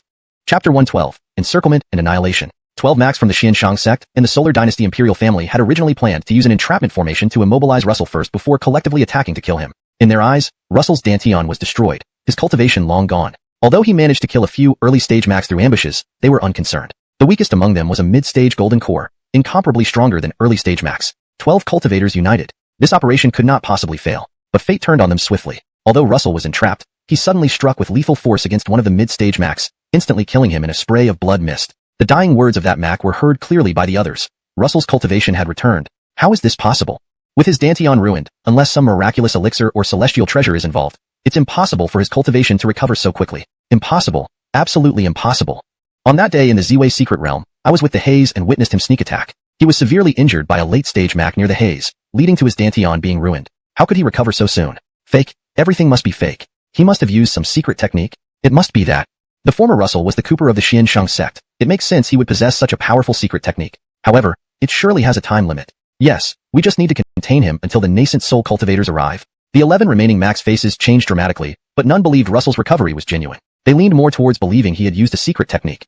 Since Russell possessed the power to instantly kill Macs, the best plan was to restrain him and buy time until the nascent soul cultivators arrived to finish him off. However, such behavior amounted to self-deception. Half of these 11 Macs came from the Xianshang sect and had never heard of any such potent secret technique that could instantly empower a ruined cultivator to kill Macs, not just within the Xianshang sect but throughout the entire cultivation world, and waiting for nascent soul cultivators. Now that Russell's location was exposed, and even they, the Macs, were here, logically, nascent soul cultivators should also have arrived. Yet, no nascent soul cultivators appeared. Was there an unexpected turn of events? None of the present Macs were fools. They immediately sensed something was amiss. However, they carried orders from both the Xianshang sect and the Solar Dynasty and could not retreat. Those words were mere self-comfort. Even if the truth was as they feared, they could only press on, showing no hesitation. Otherwise, even if Russell did not kill them, they would face retribution upon return. Due to Russell's significance, both the Xianshang sect and the Solar Dynasty's high-ups issued strict orders. Violations would be punished, regardless of rank. Together, use the entrapment formation to hold him back, one of them shouted. The other 10 Macs acted swiftly, forming seals rapidly. In the next second, golden ropes like whips burst forth from various pillars of light, binding Russell. Moreover, even the corner shattered by Russell now regenerated its light pillar, spewing out another rope. The entrapment formation required 12 Macs to execute, now missing one person, the others compensated using their own strength. Their goal was to secure Russell, preventing his escape. Unfortunately, Russell had no intention of leaving. Russell struggled but couldn't break free from the bindings. Unable to resist, he said, "This entrapment formation is quite powerful. It must be high-ranked. And these ropes, they are likely treasures. If it were anyone else, they might truly be bound and unable to move, but I am not just anyone. To think you could trap me with just this? Dream on." Before he finished speaking, someone interrupted him, shouting angrily, "Russell, this entrapment can bind even early-stage nascent soul cultivators. Will you surrender?" Snap. As the speaker finished, Russell's bindings snapped instantaneously. Before he could react, Russell's figure appeared in his eye's reflection. "You dare." He managed only 2 words before Russell's fist exploded him into pieces. After killing another mid-stage Mac, Russell lunged at the nearest survivor, roaring, "All of you attack at once, or I'll exterminate each one of you." Attacking together might allow you to resist. What are you waiting for? Attack. These words should have been spoken by the Xian Shang sect and Solar Dynasty's Max, but they were stunned by Russell's strength. Thus, Russell urged them on. His sole purpose: to make the remaining Max unite and see if he could once again be forced into a desperate situation. Russell's roar had an effect. The remaining 10 Max reacted, realizing the entrapment plan was thwarted and nascent soul cultivators hadn't arrived. To survive, they must strike first. Kill. All together. Soul-slaying technique, destroy. 10 Max abandoned attempts to entrap Russell, changing tactics to directly confront him. Especially the mid-stage golden core targeted by Russell, who unleashed his strongest secret art, a thin, needle-like sword thinner than cicada wings. The moment it appeared, it shot straight toward Russell. Instantly, his soul began issuing warnings. His entire body went cold as if plunged into an ice cellar. This little sword posed extreme danger. If struck, his consciousness would shatter instantly. A Kelly skilled in mental attacks? Russell made his judgment instantly. Abandoning his intent to kill, he chose to retreat while simultaneously unleashing a punch filled with all his power. Crack. Space seemed to shatter, rippling violently with black fissures appearing. Spatial rifts formed only when space itself fractured. The appearance of spatial rifts created an unprecedented suction, causing the little sword's trajectory to deviate slightly, passing alongside Russell's hair. Indeed, this was a crisis. But the ancestral dragon blood showed no reaction. Russell inwardly lamented, then halted abruptly, charging forward once more to kill the earlier Mac.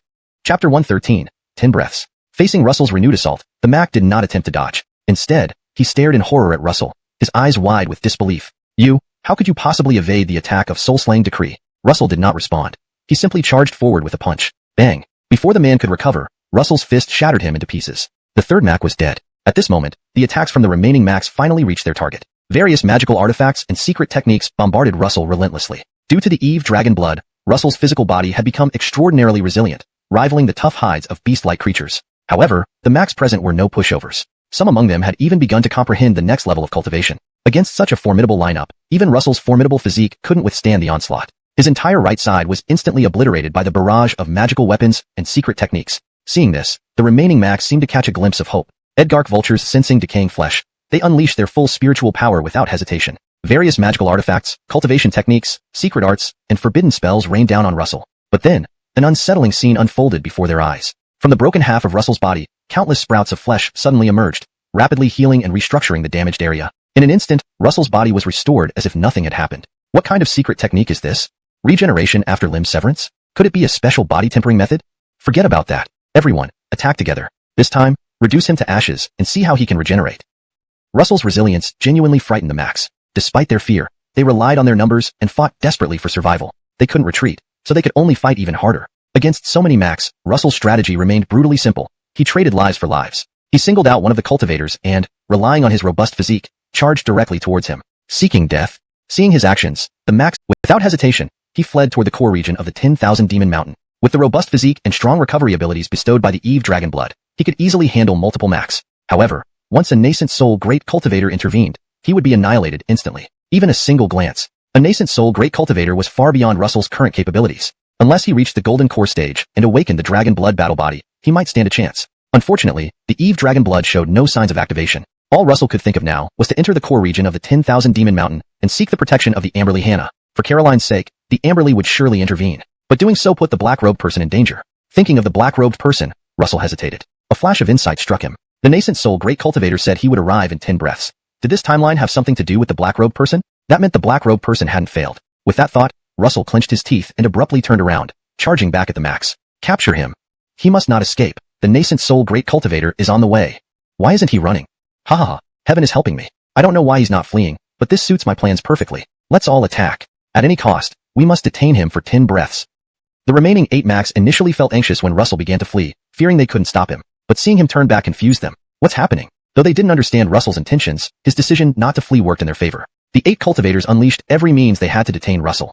In Russell's mind, he began counting silently. First breath. Almost instantly, he surged towards one of the cultivators amidst the flurry of attacks, still trading one life for another. Sacrificing an arm, Russell pierced through the man's chest, crushing his heart. Then, he resumed his count. Second breath. He lunged again at the nearest cultivator. His arm had already healed in the briefest of moments. Clenching his fist, he delivered a devastating blow, shattering the man's skull. A gaping hole appeared in Russell's chest, revealing his beating heart, but it quickly closed up as he moved on to the third victim. With one punch, he shattered the man's spiritual shield and turned his entire body into a cloud of blood mist. Third breath. In just 3 breaths, he had killed 3 late-stage Macs. His methods were brutal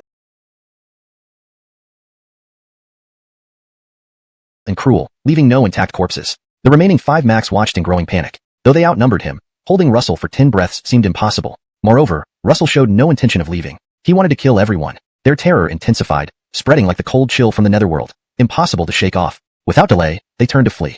Chapter 114, Awakening. This time, no one was killed. It was clear that the Max from the Xinqiang sect and the Solar Dynasty's royal family were also in trouble. Staying here meant certain death. Even fleeing would likely lead to death, but at least they would have a whole body. The remaining 4 Max, driven by sheer terror, had only one thought in their minds: to escape as far as possible. They preferred to die at the hands of a nascent soul cultivator rather than be killed by Russell, leaving no remains behind. But by fleeing, they exposed their backs to Russell's sight. "Imph, you think you can escape?" Russell sneered. "Can you really escape?"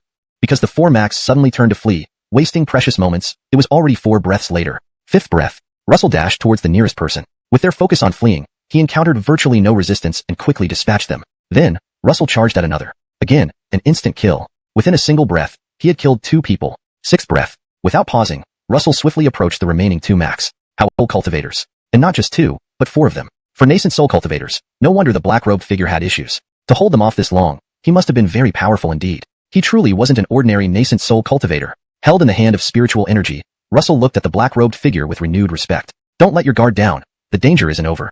At this moment, the black-robed figure's voice sounded in Russell's ears. "I can't hold on any longer. My divine consciousness is about to fall into chaos. From now on, you're on your own." Saying this, he threw a storage bag to Russell, adding, "This is for you. It contains the materials needed to refine the awakening pill, including Terihua and Danxia toxic palm. Remember your promise. If there are extra awakening pills, I need one." Before he could finish speaking, the black-robed figure's aura abruptly vanished, leaving no trace of his nascent soul power. In terms of aura alone, he now appeared weaker than even a novice foundation establishment cultivator. There was no sign of the strength that had held off 4 nascent soul cultivators. The giant hand holding Russell also vanished, and his body fell straight down, crashing onto the ground. By the time he got up, the black-robed figure had completely disappeared into the dense forest. Russell felt somewhat puzzled. Why run? As soon as this thought crossed his mind, a chilling cold shot up his spine, spreading to his brain, making him feel as if he had fallen into an ice cellar, his entire body turning icy. Russell finally understood his situation. He was being hunted, and by 4 nascent soul cultivators. Recovering from his shock, Russell sprinted, his speed matching the black-robed figures when he vanished into the forest. However, because of his brief hesitation, the 4 nascent soul cultivators had already caught up, their oppressive power sweeping across Wanyao Mountain's spiritual energy, bearing down on Russell. Pooh! Russell spat blood, his entire body beginning to bleed internally. The excruciating pain surged into his mind, giving him the sensation that all his bones had shattered. But in the blink of an eye, his injuries and broken bones healed. Daring no further delay, Russell's speed skyrocketed again. Suddenly, a nightmarish voice echoed in his ears. This time, where do you think you're running to? It was the Jedi who had pursued Russell earlier. Having been toyed with by Russell and then obstructed by the black-robed figure, his anger had reached its peak, intensified by the direct order from the Sacred Lord. His rage instantly transformed into lethal intent. The substantial force tore at Russell's body. Your physical recovery is strong. Now I'll grind your astral dragon blood within Russell had officially awakened. Chapter 115. The Realm of Beasts. How can it be a dragon? It just can't be. And manifesting on Russell's body? Impossible. Absolutely impossible. That day in the Zimi secret realm, that drop of dragon blood on his body was already taken by His Highness the Haze. Speak cautiously. Among the 4 Max, 2 were peak masters from the mystical sage sect, the Jedi and Ajay, the master of punishment peak. The remaining 2 were from the Carey dynasty royal family. They all came here to capture Russell. Now, seeing a dragon's shadow emerge behind Russell, radiating an overwhelming dragon aura, they were utterly stunned. One of them involuntarily recalled the situation in the Zimi secret realm when Russell obtained a drop of dragon blood, which was discovered by the Haze and subsequently seized by a group of experts. He had forgotten about the presence of the mystical sage sect masters and blurted out the truth unconsciously. Fortunately, another great cultivator at the nascent soul stage intervened. The nascent soul cultivator who spoke hastily stopped himself. However, Ajay had already pieced together some information from his words and the facts previously mentioned by Russell. Could it be that Russell's version of the truth is actually true? Was he truly framed? Ajay looked at the blood-spitting Russell, entered the core area of the 10,000 Beast Mountain. Are you sure you want to enter? He stepped aside, continuing, If you truly wish to die, then I won't stop you. Please go ahead. The 2 nascent soul cultivators were taken aback. They suspiciously eyed Ajay, clearly doubting his words. One of them asked, Anakin, is this true? What cultivation level is the beast that entered the core area of 10,000 Beast Mountain? Ajay's expression remained calm as he replied slowly, Nascent soul stage. Just like you. If you don't believe me, you're welcome to try it out. But let me warn you, don't provoke that being, or the Carey dynasty might have to send someone again.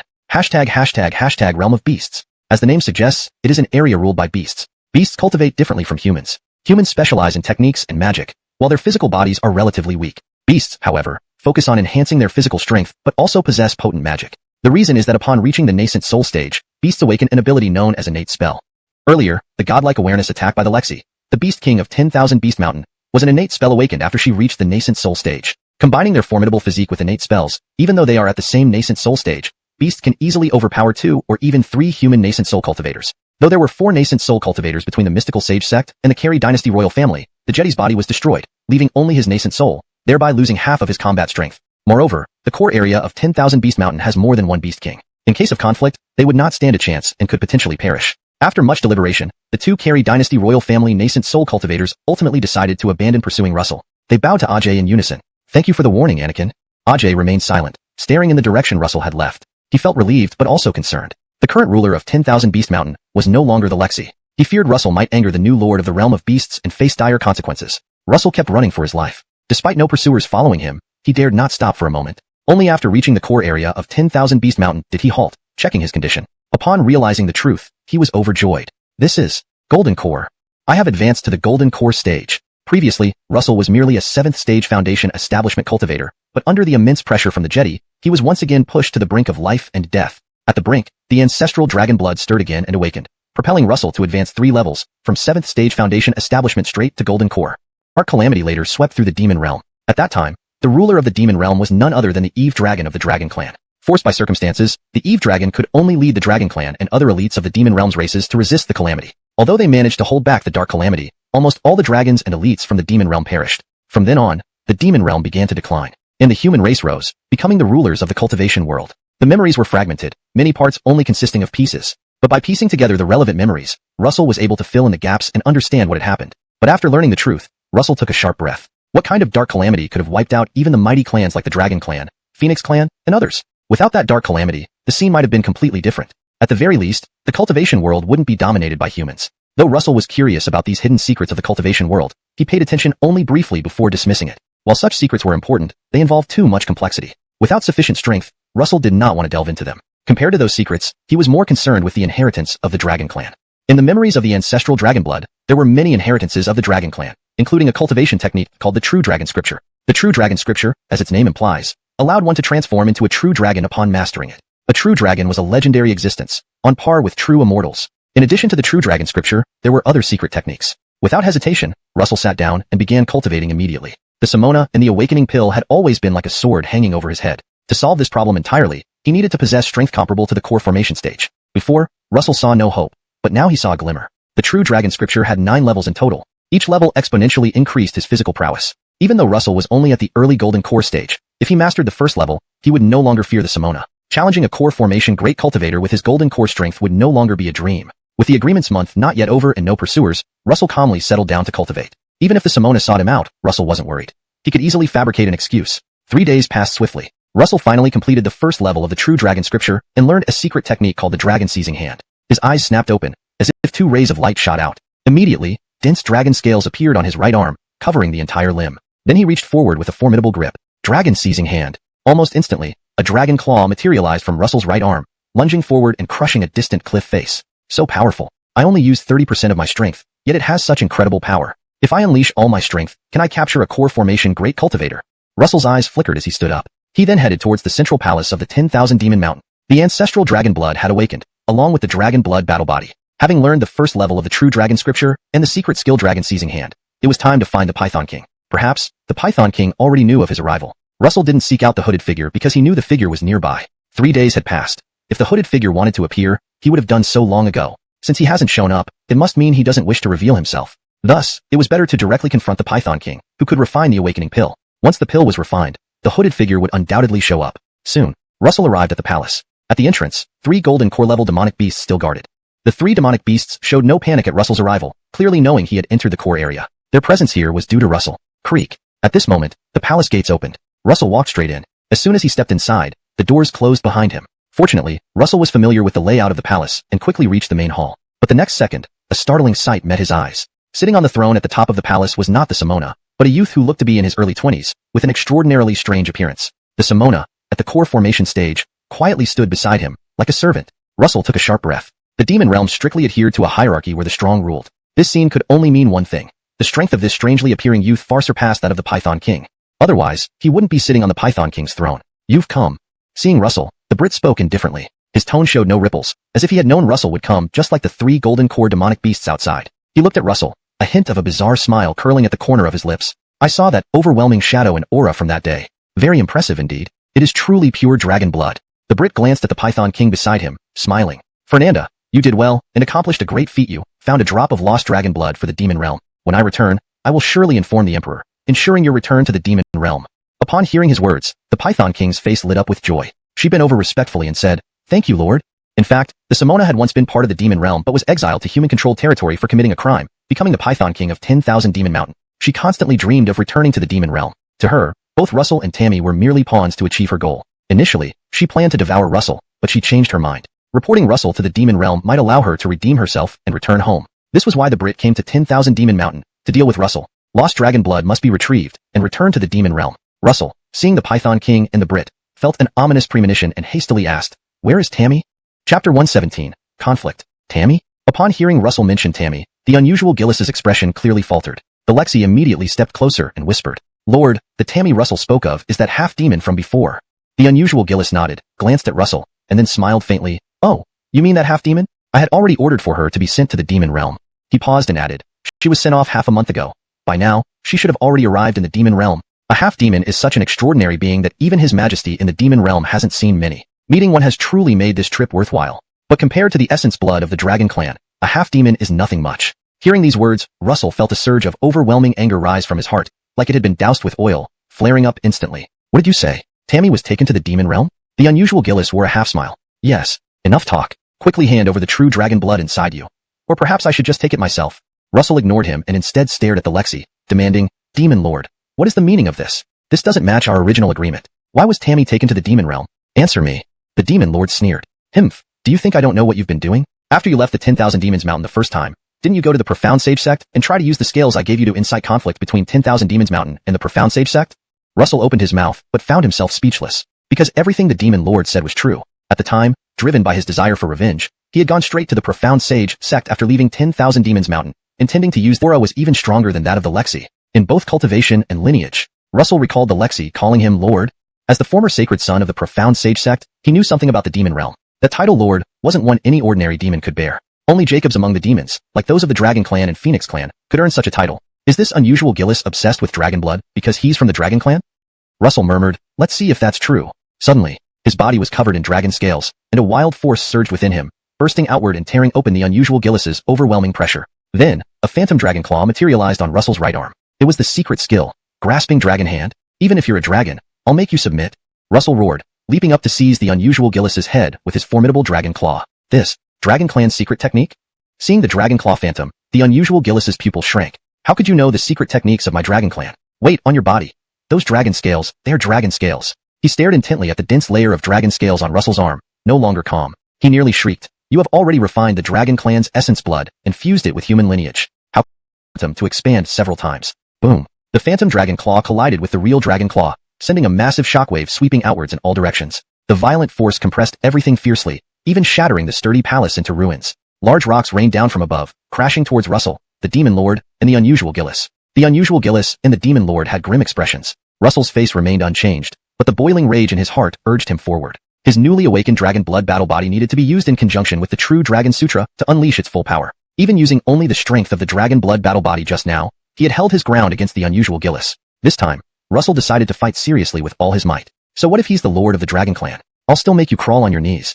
Chapter 118, Battle to Death. The true dragon scripture is the most important and powerful body tempering cultivation technique in the primordial dragon bloodline legacy. Upon reaching its 9th refinement, one can transform into a legendary true dragon, able to tear through space with their physical form and ascend to the higher realms. However, to cultivate the true dragon scripture, there is a very crucial prerequisite, awakening the dragon blood battler body. Not just any ordinary dragon blood battler body, but one that must originate from the primordial dragon bloodline. The conditions are so stringent as to be almost impossible for anyone to fulfill successfully. However, this also underscores the formidable nature of both the true dragon scripture and the dragon blood battler body. The dragon blood battler body is hailed as the foremost among the 10 great battler bodies, not just by chance. When combined, even though Russell is currently only at the early golden core realm, he can still challenge a grand cultivator at the nascent soul stage. Russell pushed the true dragon scripture to its limit. His already transformed blood pulsed with his heartbeat, erupting with immense power. Thud, thud. Suddenly, the dragon claw illusion formed by his dragon-seizing hand around Russell's arm abruptly expanded, increasing several times in size, its strength enough to tear apart space. In an instant,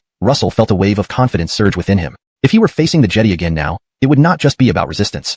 He would engage in a life-or-death struggle without hesitation. Without a moment's delay, he stepped forward. The palace floor was instantly stamped into a large crater by Russell's foot, cracks spreading out like a spider web. Then, Russell lunged at the York, pulling in the crushed rocks. The violent waves made even the Amberly Carmelucian Shinshi tremble. Such intense fluctuations could only occur when two nascent soul grant cultivators clashed. The York, as an exalted being in the demon realm, was already at the mid-nascent soul stage. Yet, Russell was only a Mac, freshly initiated. Having witnessed the earlier conflict outside Wangxiashan, she had been astonished by Russell's escape from four nascent soul grant cultivators. Now seeing the intensity of his battle with the York, is he really just an early Mac? The Amberly's expression changed drastically, muttering under her breath. Suddenly, a sudden transformation occurred on the battlefield. The York's right arm, the real dragon claw, began to bleed and collapse under the overwhelming force. Bang! With a crisp sound, the right arm disintegrated into a cloud of bloody mist, flesh and bone mangled. However, the York did not seem to feel pain, staring straight at Russell in disbelief. He roared, "How is this possible? You've just refined dragon essence. How can you harness the full power of the dragon blood? And, what kind of essence is this? With such immense power, even the offspring of his majesty might not match it. Could it be that the drop of dragon essence you obtained comes from the ancient era's pure-blooded dragons?" The ancient era mentioned by the York referred to the time before the Callan, when countless ventriloquism to threaten harshly, "I am the exalted of the dragon clan. Kill me, and you'll face endless pursuit from the dragons." After saying this, black gas spread from his body along the dragon claw illusion formed by the dragon's seizing hand, ultimately drilling into Russell's arm and converging into a black dragon. The event happened too quickly, leaving even Russell bewildered. By the time he realized, the black gas had entered his arm and transformed into a black dragon. What is this? Russell frowned. Suddenly, a scream rang in his ears. You actually killed him? He's an exalted of the dragon clan, esteemed in the demon realm. How dare you kill him? ##### Chapter 119. Inquiry. The voice came from none other than the Amberly Carmeluti Yangshuanyang. She couldn't fathom why Benson had lost. As an offspring of the current Amberly and at the mid-stage nascent soul cultivation, how could she lose to Russell, a mere Mac? And more crucially, Russell had only just stepped into the Golden Core realm. 3 days ago, he was even pursued by 4 human nascent soul cultivators, with no way out. But within just 3 days, he managed to defeat a nascent soul cultivator like Benson in one blow. Nascent soul cultivators of the demon race, with their robust physiques and innate magical abilities, could easily take on 2 human nascent such meager light, daring to rival the moon? Russell spoke calmly. With his words, the dragon-shaped shadow let out a piercing roar. Roar. Under the dragon's roar, the Amberly's mental attack was torn apart, crushed into dust, and all sound waves vanished as if they never existed. Russell was a dragon, while the Amberly was merely a snake. Even with her awakened innate skill, she could never harm Russell due to the inherent suppression of their bloodlines. Not even the Brit could suppress Russell, much less the Amberly. Worse, she suffered a backlash from her own innate skill, her body trembling and a streak of fresh blood trickling from her mouth. Clearly, her consciousness was severely damaged. The only reason she was still alive was because Russell had held back. Otherwise, the Amberly's consciousness would have been obliterated, leaving only her corporeal shell. That drop of dragon essence you refined must have an extraordinary origin. The Amberly, enduring the pain from the backlash, asked, recently, I heard that the Haze of the Carey dynasty had refined a drop of ancestral dragon blood and was preparing to seclude himself to awaken the dragon blood body. Were you also given a drop of ancestral dragon blood, like the Haze of the Carey dynasty? Mentioning the Haze of the Carey dynasty made Russell's face darken. He coldly sneered, You seem to misunderstand your situation. As the defeated party, you have no right to question me. He glared at the Amberly and bellowed, Now, tell me what this black dragon on my arm is? Upon hearing Russell's words, the Amberly felt a sudden dizziness. The first time she met Russell, he was at the physical training stage. The second time, he was at the foundation establishment stage. This third encounter saw him directly ascend to the Golden Core stage. Moreover, he had killed Benson of the Demon Territory, a mid-stage nascent soul dragon. Right after entering the Golden Core realm, the Amberly exhaled deeply. If I tell you, will you spare me? Russell nodded. Of course. I still need you to guide me through the Demon Territory to find Tammy. A bitter smile appeared on the Amberly's face. Benson died in 10,000 Demon Mountain. Once this news spreads, we'll be hunted down by powerful demons. Returning means death. Russell smirked coldly. That's not up to you. If you talk, I might spare your life. If you don't, I'll kill you now. Your choice. Her bitter smile deepened as she looked at Russell seriously. The black dragon mark on your arm is Benson's innate skill, a curse. As long as there's a powerful demon within a mile, he would know your location instantly and hunt you down to eliminate you. Russell frowned. Is there no way to erase this mark? The Amberly shook her head. No, only the Emperor of Demons can remove it. Otherwise, no one in the Demon Territory can do it. She looked at Russell solemnly, saying, This mark will haunt you for life, making you the target of powerful demons until you eventually die at their hands. Humph. Russell sneered. Many have tried to kill me, but here I am. Tell me, who exactly is that youth you call Benson? The Amberly's anger erupted like a volcano. You dared to kill him without knowing his identity? He attacked first, Russell replied. The Amberly opened her mouth as if deflating, then answered, He is the offspring of the current Cole and called Benson by the entire Demon Territory. Killing him means the Cole won't forgive you. Not wanting to repeat such words, Russell took out the storage bag given by the black-clothed figure and tossed it to the Amberly. I've gathered the 2 main ingredients for refining the awakening pill. Can we start now? The Amberly looked at Russell with confusion. The little human girl has already been taken to the Demon Territory. Why do you need the awakening pill? Even though you've fused a drop of dragon essence, you shouldn't need the awakening pill. Russell interrupted her coldly. Refine it, or stop talking so much. How long does it take to refine, and how many pills can one batch produce? It takes half a month. As for the number per batch, sometimes 2 to 3, other times 7 to 8. I'm not sure exactly, the Amberly replied. She stared at Russell, adding, you know nothing about pill refinement? Russell didn't bother with him. Thanks to my dragon blood battle body, true dragon scripture, and dragon seizing hand, my strength has surged. Although I am only at the initial golden core stage, I can contend with middle stage nascent soul cultivators and even kill them. But it's not enough. Because my enemies are the so-called top cultivation sanctuary, the Xian Saint sect, and the Carrylite dynasty which governs countless territories, my current power is far from enough. Russell's eyes flashed intensely, and he began to meditate and cultivate. The changes in the core region of the 10,000 Demon Mountain, especially the vibrations caused by the palace's collapse, seem to have affected the outer regions. According to reports from the Amberly subordinates, people from the Xian Saint sect and the Carrylite dynasty had already torn up the agreement and begun to delve into the core region from the outer area. It wouldn't take long before they noticed the unusual occurrences and barged in. Humph, it seems the news of that day has already reached the Xian Saint sect and the imperial family of the Carrylite dynasty. They are eager. Very well, Russell murmured. Then let more people come. When the Amberly finishes refining the awakening pill, I will leave the 10,000 Demon Mountain and give them a big surprise as a farewell gift. With that thought in mind, he closed his eyes and began cultivating. At that moment, a voice suddenly echoed beside him. I smell a strong medicinal scent. Has the refinement of the awakening pill already started? It was the Perry. He had disappeared for 3 days and now reappeared. In his hands were many more herbs whose names Russell could not identify. Russell smiled bitterly, understanding why the Perry had been gone for so long. He must have been picking herbs somewhere. There were many herbal shops in the outer regions of the 10,000 Demon Mountain. Could it be that the Perry stole them? Glancing secretly at the Perry, Russell said, Yes, Glenn, the refining of the awakening pill has already started. Halfway through his sentence, he suddenly paused, recalling his promise to the Perry, that he must be present while the awakening pill was being refined. Glenn, please come this way. Russell quickly changed his words, making a gesture inviting the Perry and led him to a stone chamber. It was where the Amberly was refining the pill. As soon as they pushed open the door, a pungent medicinal smell hit them, causing Russell to frown. Who is it? Hearing the door opening, the Amberly abruptly shouted. The ferocious aura of a middle-stage nascent soul cultivator unleashed uncontrollably, but upon recognizing Russell, she immediately reined it in and asked with a furrowed brow, Why are you here? If you're worried about the awakening pill, rest assured. I promise to help refine it and will keep my word. Now, I don't like anyone disturbing me while I'm refining. Russell frowned. Someone wants to watch you refine the pill. Upon hearing Russell's words, the Amberly was taken aback. Her gaze shifted from Russell to the Perry. Then she exclaimed in surprise, You? Russell asked, Do you know him? The Amberly replied, Of course I do. 3 days ago, he faced 4 nascent soul cultivators alone in the outer region of the 10,000 Demon Mountain. Even if it were a demon, few could achieve such a feat. Demon race members were physically robust and could fight 2 of the same rank at once without issue, but more than that was difficult. Surrounded by 3 or 4 human cultivators of the same rank, even the strongest would eventually succumb. Though the Perry also lost, he earned the Amberly's respect. Upon hearing the Amberly's words, Russell nodded, confirming his suspicions about the Perry. He was glad he hadn't left alone that day.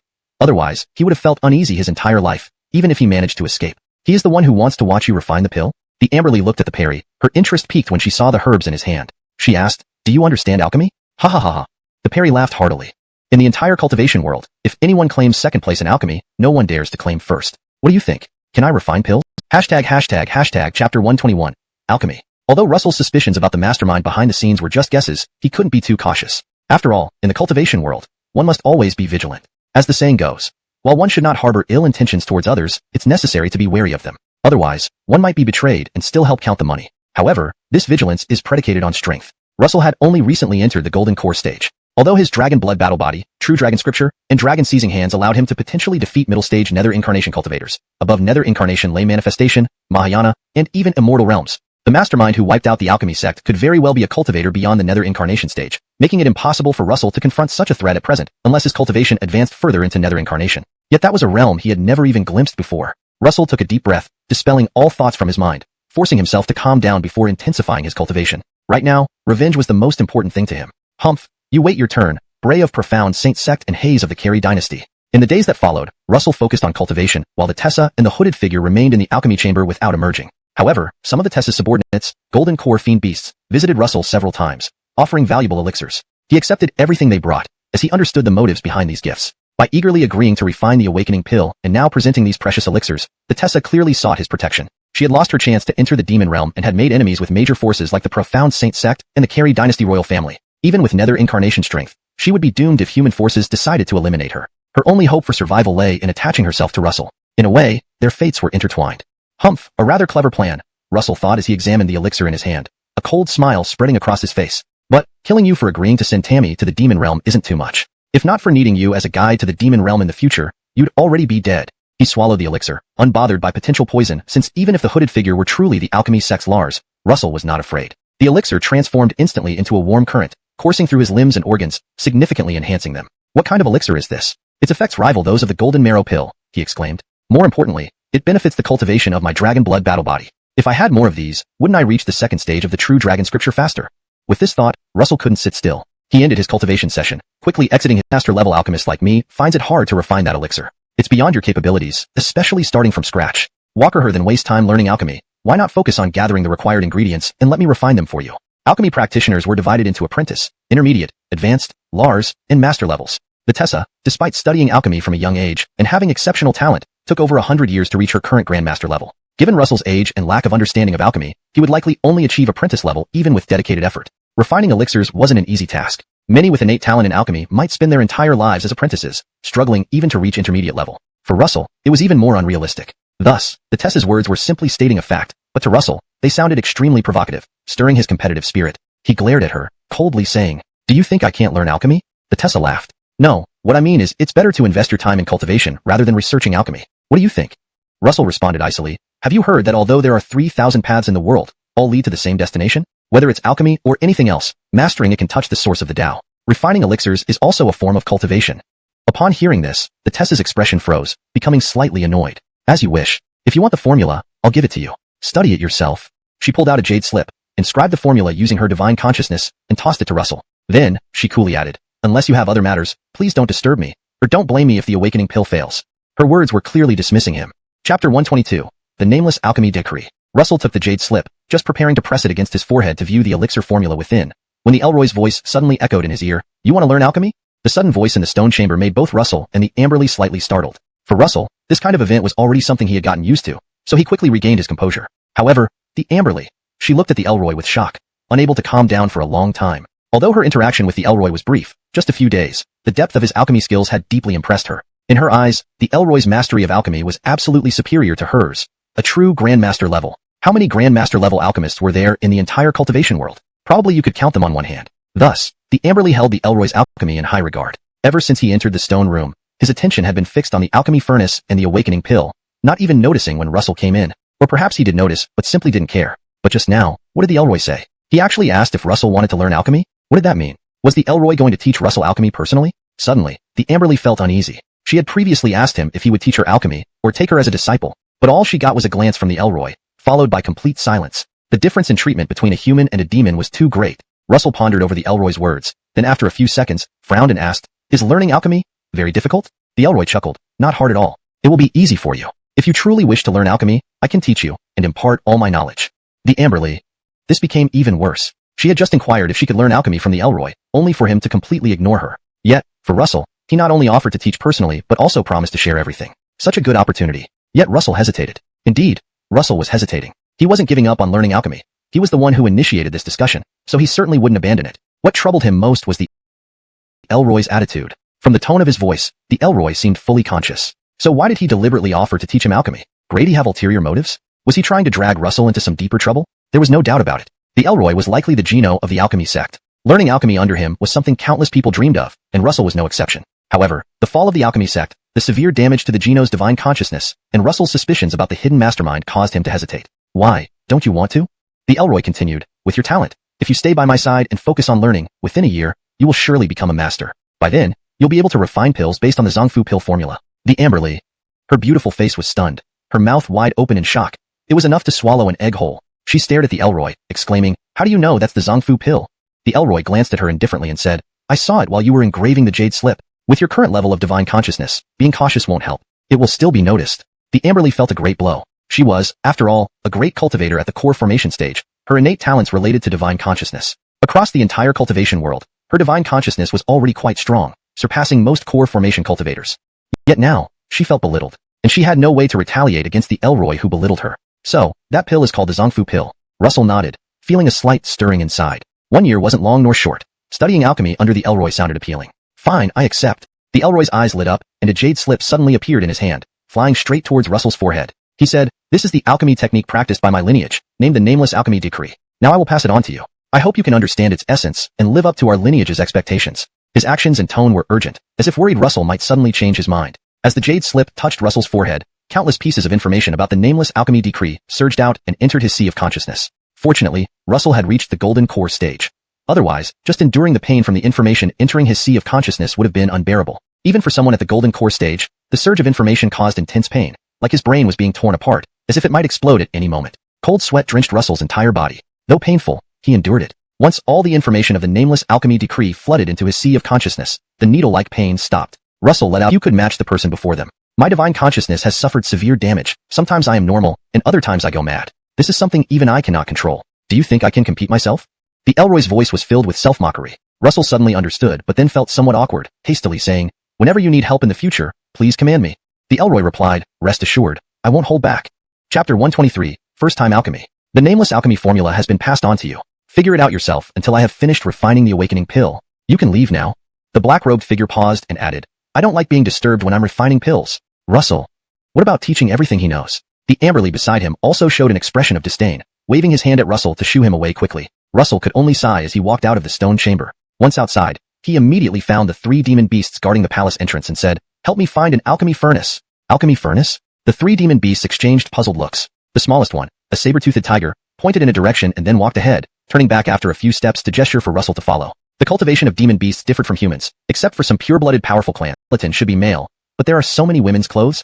He tossed the pouch aside and opened the second one using his mental command. This one contained some low-grade spirit stones, lower-level talismans, and foundation establishment cultivation techniques. Clearly, the owner must have been a foundation establishment cultivator. Storing the items, he then examined the third pouch, whose restrictions were already broken, revealing books, an alchemy furnace, medicinal ingredients, and even the familiar Zongfu pill. So that's how it is. Well done, Amberly. After a moment's thought, Russell understood the situation. The alchemy formula and Zongfu pills the Amberly possessed likely came from this storage pouch, possibly including her alchemy skills. This feels like killing the horse after grinding its meat. Russell mumbled and then summoned an intricately engraved alchemy furnace along with a book titled Basic Alchemy Skills. Just glancing at the title, he lost interest, as the basic alchemy knowledge recorded in the nameless alchemy formula far surpassed other alchemy traditions. Storing the book back in the pouch, he took the alchemy furnace to the medicinal ingredients and officially started learning alchemy. He aimed to refine a fundamental pill called Spirit Chi Pill. This was the simplest pill to help cultivators absorb spiritual energy, distributed widely among sects, clans, holy lands, and dynasties. Russell had consumed Spirit Chi pills before, gradually accumulating strength from the physical strengthening stage to foundation establishment, then from foundation establishment to golden core, eventually reaching the position of sage graceable. Step 1 in alchemy was naturally gathering ingredients. Spirit Chi pill ingredients were simple and easy to find, so Russell collected them from the corner. Next was purification. Using the technique from the alchemy formula, he purified the ingredients to increase the success rate and quality of the pill. Amazingly, following the nameless alchemy formula, he succeeded on his first try. Really worked. Surprised, Russell wondered if he had a talent for alchemy, or if purifying Spirit Chi pill ingredients was just too simple. Even he felt it was incredible. Unbeknownst to him, it was all thanks to the nameless alchemy formula. With the ingredients purified, the next step was placing them into the furnace one by one. Alchemy required both a furnace and flames. Unfortunately, Russell lacked specialized alchemy flames, so he used an ordinary flame from a talisman. Carefully adding each ingredient according to the steps, he ensured precision since haste could lead to explosive results due to conflicting properties. Relieved when all ingredients were placed, he moved to the final step, controlling the fire. Different pills required different temperatures, affecting the yield and quality. With his golden core cultivation, controlling ordinary flames was effortless. Under his careful control, no explosions occurred. Days passed. On the second day, Russell excitedly extinguished the flames, opened the funnel, but in reality, they are worlds apart, like a towering abyss. This is somewhat similar to cultivation. Those who are at the half-step foundation establishment, half-step golden core, half-step nascent soul, half-step transformation of deity stages, are only one step away from foundation establishment, golden core, nascent soul, and transformation of deity respectively, yet that single step hinders countless cultivators' paths. For alchemists, adding just one more pattern to their Dan is extremely difficult. However, on his first attempt at alchemy, using a borrowed crucible and mundane fire from talismans, with herbs that had been stored for quite some time, Russell not only achieved a high success rate, but also produced a 6-pattern Dan. Smelling the aroma of the Dan coming from the crucible, Russell was also puzzled. He picked up a Spirit Chi pill and crushed it with a crunch before swallowing it. Instantly, the pill transformed into pure Spirit Chi coursing through his limbs and body. This efficacy almost rivals Spirit Stones. He hurriedly sat cross-legged on the ground to begin refining the Spirit Chi within him. When the medicinal effects wore off, he would take another pill. Thus, 3 days passed. Russell sat cross-legged in the treasure vault for 3 days straight, cultivating and finishing off an entire batch of Dan pills. Truthfully, even when he was the Cooper of Shinching sect, he never experienced such indulgence, popping Spirit Chi pills like sugar beans. I understand why the alchemy sect vanished overnight, Russell murmured to himself. Alchemists are too valuable to cultivators. No sect can afford to ignore the alchemy sect, fearing that it might align with their rivals. The best way to eliminate this concern is to let the alchemy sect disappear forever. Suddenly, Russell felt that the matter concerning the alchemy sect was far from simple, possibly involving multiple hidden hands, with many cultivation sects being involved. Was this the reason the pavilion master of Baoyao Pavilion refused the Glen manager? Back at Baoyao Pavilion, the Glen manager mentioned that he reported the hooded man to the main pavilion but was outright rejected and warned not to meddle in others' affairs. At that time, Russell already sensed something was amiss. But now, it might not be Baoyao Pavilion but the Solar Dynasty that's problematic. Forget it. These matters are far removed from me. Shaking his head to clear his thoughts, Russell stood up to prepare another batch of Dan pills. The Amberly said that awakening pills needed half a month to be refined, and so far, only half the time had passed. Russell could certainly refine another batch. As he stood up, however, he noticed numerous massive figures squatting outside the treasure vault, staring eagerly at him. They were all demons. Leading them were 3 demon beasts at the Golden Core stage under the Amberly's command, followed mostly by other Golden Core stage demons, with a few Foundation Establishment stage ones, all at the late stage. Russell was taken aback, but quickly realized what was happening upon meeting their longing gazes. These demons were likely attracted by the aroma of the Dan pills. After all, demon beasts cultivate with spirit chi, and spirit chi pills store spirit chi. Understanding the truth, Russell found the situation rather amusing. Once, he was just a tiny ant in the eyes of these demons, yet now, they crouched obediently at the door, docile and daring not to cross any boundaries. This transformation was all due to the power he held. Russell looked at the demons and suddenly smiled, then said, "I need some fresh medicinal materials. If you can help me find them, when the pills are successfully made, I will give you one if there are extras." The wisdom of the core formation demons was no less than that of humans. The core formation demons present instantly understood Russell's words and excitedly scattered in all directions to start searching for the herbs. Myriad Demon Mountain was hundreds of miles high and spanned 1,000 miles. It had the most abundant supply of medicinal materials. The herb shops at the foot of the mountain chose to settle there largely because of the medicinal materials within Myriad Demon Mountain. The demons, who roamed the forests every day, were extremely familiar with the growth locations of each type of herb. Soon, the demons returned one by one, bringing various herbs and placing them in front of Russell. In the blink of an eye, a large pile was formed. Most of these were herbs required for refining spirit chi pills, but there was also a small portion of other items, emitting quite extraordinary aura, which, even if not heavenly treasures, were almost as good. So many. Looking at the mountain-like pile of herbs, Russell felt a surge of joy in his heart. But after the happiness, he couldn't help but complain. The Amberly also knows how to refine pills, on par with human masters, but isn't she too stingy? With so many subordinates, what harm would it do to reward a few spirit chi pills? Despite his complaints, refining pills remained the most important task. Russell opened the pill furnace, lit the furnace fire with a talisman, refined the herbs, and placed them into the furnace. Although he had only done it once, he was already proficient in each step, able to complete them with his eyes closed. As his proficiency rapidly increased, Russell's refinement of the herbs became higher and higher. One day later, the second batch of spirit chi pills came out of the furnace. When he opened the pill furnace, a richer aroma of pills suddenly wafted over, making even Russell unable. So many. Seeing the mountain of herbs, Russell felt a surge of joy. But after rejoicing, he couldn't help but comment, "The Amberly knows alchemy, matching human masters, yet isn't she a bit stingy? Why not reward her subordinates with a few spirit chi pills?" Criticism aside, alchemy remained the priority. Russell lit the furnace with a talisman, purified the herbs, and placed them inside. Although he had only done this once, he was already proficient in each step, even able to complete them with his eyes closed. As his proficiency grew rapidly, Russell's ability to purify herbs improved significantly. One day later, the second batch of spirit chi pills emerged. Upon opening the furnace, a richer fragrance assaulted everyone's senses, causing even Russell to swallow repeatedly, struggling to control his saliva. If Russell reacted like this, the demon beasts were even worse. Their eyes bulged wide, fixating on the furnace, drooling all over the floor. Picking up a pill, Russell examined it closely before exclaiming in shock, 8 Dan patterns. I actually refined a batch of 8 pattern spirit chi pills? Only master alchemists could achieve this level, right? He put the pill in his mouth. An even denser and purer burst of spirit chi surged forth. Hashtag chapter 125. The Great Tao of 3,000 Paths, all leading to the same destination. The moment the pill entered his mouth, Russell realized that this spirit pill with 8 Dan patterns contained far more spiritual energy than an inferior spirit stone, almost matching a mid-grade spirit stone. The pure and dense spiritual energy surged into every part of his body, causing each inch of his flesh, every muscle, and even his internal organs to tremble in response. Without hesitation, Russell immediately sat down again to begin cultivation. This left the beasts at the door miserable. They could smell the rich fragrance of the pill, but dared not approach or steal it. Their only recourse was to breathe deeply, inhaling as much of the air within the treasure vault as possible, hoping that by accumulating small amounts of the fragrance over time, they could somehow turn it into a pill. But this was clearly wishful thinking. As the scent of the pill grew stronger, their craving increased. Yet, they dared not disturb Russell and could only watch helplessly with forlorn expressions. Russell's cultivation continued for half an hour before he finally paused. After swallowing 2 spirit pills, he gained not only valuable experience and insights in alchemy, but also a significant boost in cultivation. Opening his eyes, he saw the longing gazes and pitiful expressions of the beasts and couldn't help but laugh. Your turn. This batch of spirit pills had an exceptionally high quality, each one featuring 8 Dan patterns, with a near-perfect success rate. There were dozens of pills, with virtually no defective ones. Holding the pills, Russell began distributing them according to rank, 1 pill per beast. However, there were simply too many beasts, and 1 batch of pills was not enough. With no other choice, Russell resumed refining. The beasts, having tasted the benefits, did not sit to cultivate like Russell, but instead quickly dispersed to gather more herbs. Thus, Russell refined another batch of spirit pills, ensuring each beast received 1 pill. This new batch also featured 8 Dan patterns. Exactly the same as before, 8 Dan patterns. Russell fell into thought. Is there a problem with my refinement technique, or is there something wrong with the process? Or has 8 Dan patterns become my limit? Can I make improvements to refine 9 Dan pattern pills? His technique came from the nameless pill technique, taught by the hooded figure, which was flawless. Hence, it was excluded first. Next, he considered the refinement process. Russell started by reflecting on the purification of the herbs. Could the success rate and number of Dan patterns be entirely dependent on the purity of the herbs?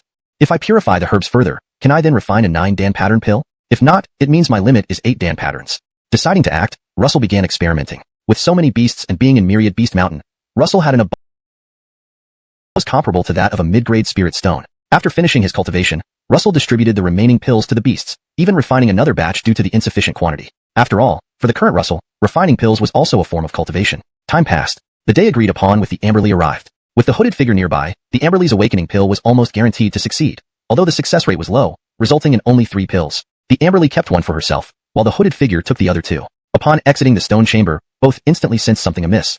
The entire palace was filled with a dense pill fragrance, and as alchemists, it was hard not to notice. The hooded figure, after a brief pause, resumed his erratic behavior, summoning the black snake entwined around his robe and feeding it an awakening pill. The hooded figure had spent considerable resources, giving Russell the crimson blood flower and helping steal the vermilion dawn poison palm. All for this black snake, aiming to awaken its latent dragon bloodline. Meanwhile, the Amberly reacted entirely differently, seemingly recalling something. She hurriedly headed towards the treasure vault cave. Arriving at the cave, she was stunned by what she saw.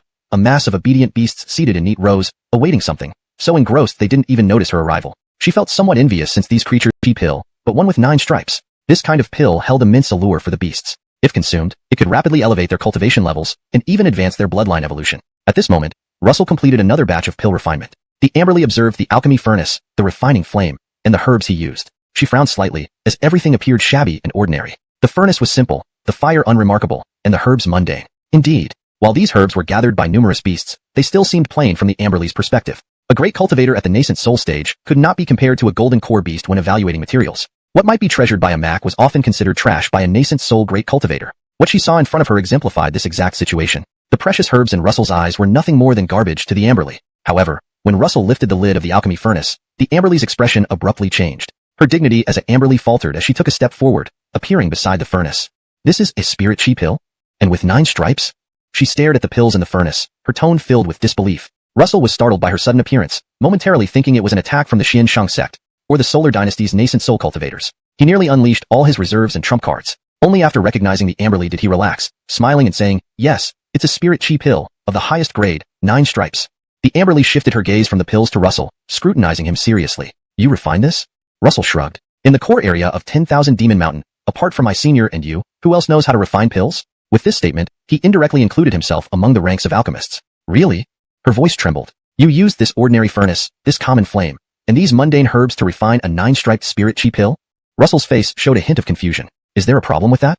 The Amberly couldn't hold back anymore. Her voice sharpened. "Of course there's a problem. How can such a shabby furnace, mediocre fire, and ordinary herbs produce a pill of such high quality? And," she paused, then continued, "spirit chi pills are tier 2 medicines, requiring a mid-level alchemist to refine. You've only just started refining pills. How could you refine a spirit chi pill?" The Amberly felt like she was about to lose her mind. She had spent over a century refining pills, dedicating more time to alchemy than cultivation, achieving mastery in refining 4th-grade pills, which qualified her as a grandmaster in the cultivation world. Yet, even she couldn't guarantee increasing the quality of a 2nd-grade pill like the spirit chi pill to 9 stripes, let alone an even higher master alchemist. 9 represents the pinnacle. 9-striped pills existed only in legends. Even if the black-robed figure had attempted to refine it personally, success would likely follow countless failures before occasionally succeeding once or twice. Yet Russell, who had just started refining pills, chose the difficult tier 2 spirit chi pill for his first attempt, succeeded, and elevated its quality to 9 stripes. How? If it weren't right in front of her eyes, the Amberly wouldn't have believed it herself. Her voice quivered as she asked, How did you do it?" Russell was stumped by the question, blinking before asking, "Isn't it easy?" The Amberly shrieked, "Do you think it's easy? It's a 9-striped pill, tell me. Is it easy?" Russell smiled. "Actually, refining a 9-striped spirit chi pill is quite simple. With a few attempts, you'll succeed too." He picked up a spirit chi pill from the furnace and extended it toward the Amberly. "Want one?" The Amberly was speechless, her lips trembling, unable to respond. "Don't want one?" Russell, seeing her silence, assumed she was displeased. "Fine, never mind then." He turned to the seated beasts behind him. "Who's next?" As soon as he spoke, a colorful snake slithered forward, eagerly staring at the pill in Russell's hand. "Open your mouth," Russell ordered. The snake obediently opened wide, and Russell tossed the pill into its mouth. Next, immediately, a massive gorilla leaped out, pounding its chest excitedly while staring directly at the pill. Russell threw the pill, and the gorilla caught it deftly, disappearing swiftly. Seeing this, the Amberly was stunned. You actually feed 9-striped spirit chi pills to these beasts? Russell looked at her. What's wrong with that? What's wrong with that? What's wrong? A 9-striped spirit chi pill was incredibly valuable throughout the entire cultivation world, impossible to purchase with gold or rare treasures. Yet he was feeding them to a group of golden core beasts? Wasteful. The Amberly promptly said, I'll take all these pills. Name your price. Russell was taken aback. You didn't want them earlier, right? The Amberly retorted. Who said I don't want them? Even if I don't consume them, I can study them, can't I? She was right. These 9-striped pills held immense research value. If studied thoroughly, she might also learn to refine 9-striped spirit chi pills. Russell shrugged. If you want them, just take them. But what about the beasts behind you? The Amberly replied, I'll handle them. She waved her sleeve, sweeping up the furnace, pills, herbs, and even the leftovers, then turned to glare at the remaining beasts. You plan to beg me for 9-striped pills? In that instant, she unleashed her nascent soul stage pressure. The beasts scattered in fear, none daring to meet her gaze. Russell stood there, silent. The way you treat your subjects, Amberly, seems a bit unfair, completely disregarding the well-being of the beasts under you. Even I, a human, can't stand it. ##### Chapter 127. A Massacre Unleashed. From Russell's perspective, the Amberly's actions indeed raised questions. After all, these were his own demons, and yet he hoarded all the spirit pills, eating alone without sharing with other beasts, all for the sole purpose of researching the secrets of the 9 patterns. Frankly speaking, Russell couldn't quite stomach this. But he was human, the Amberly was a demon, and those beasts were also demons.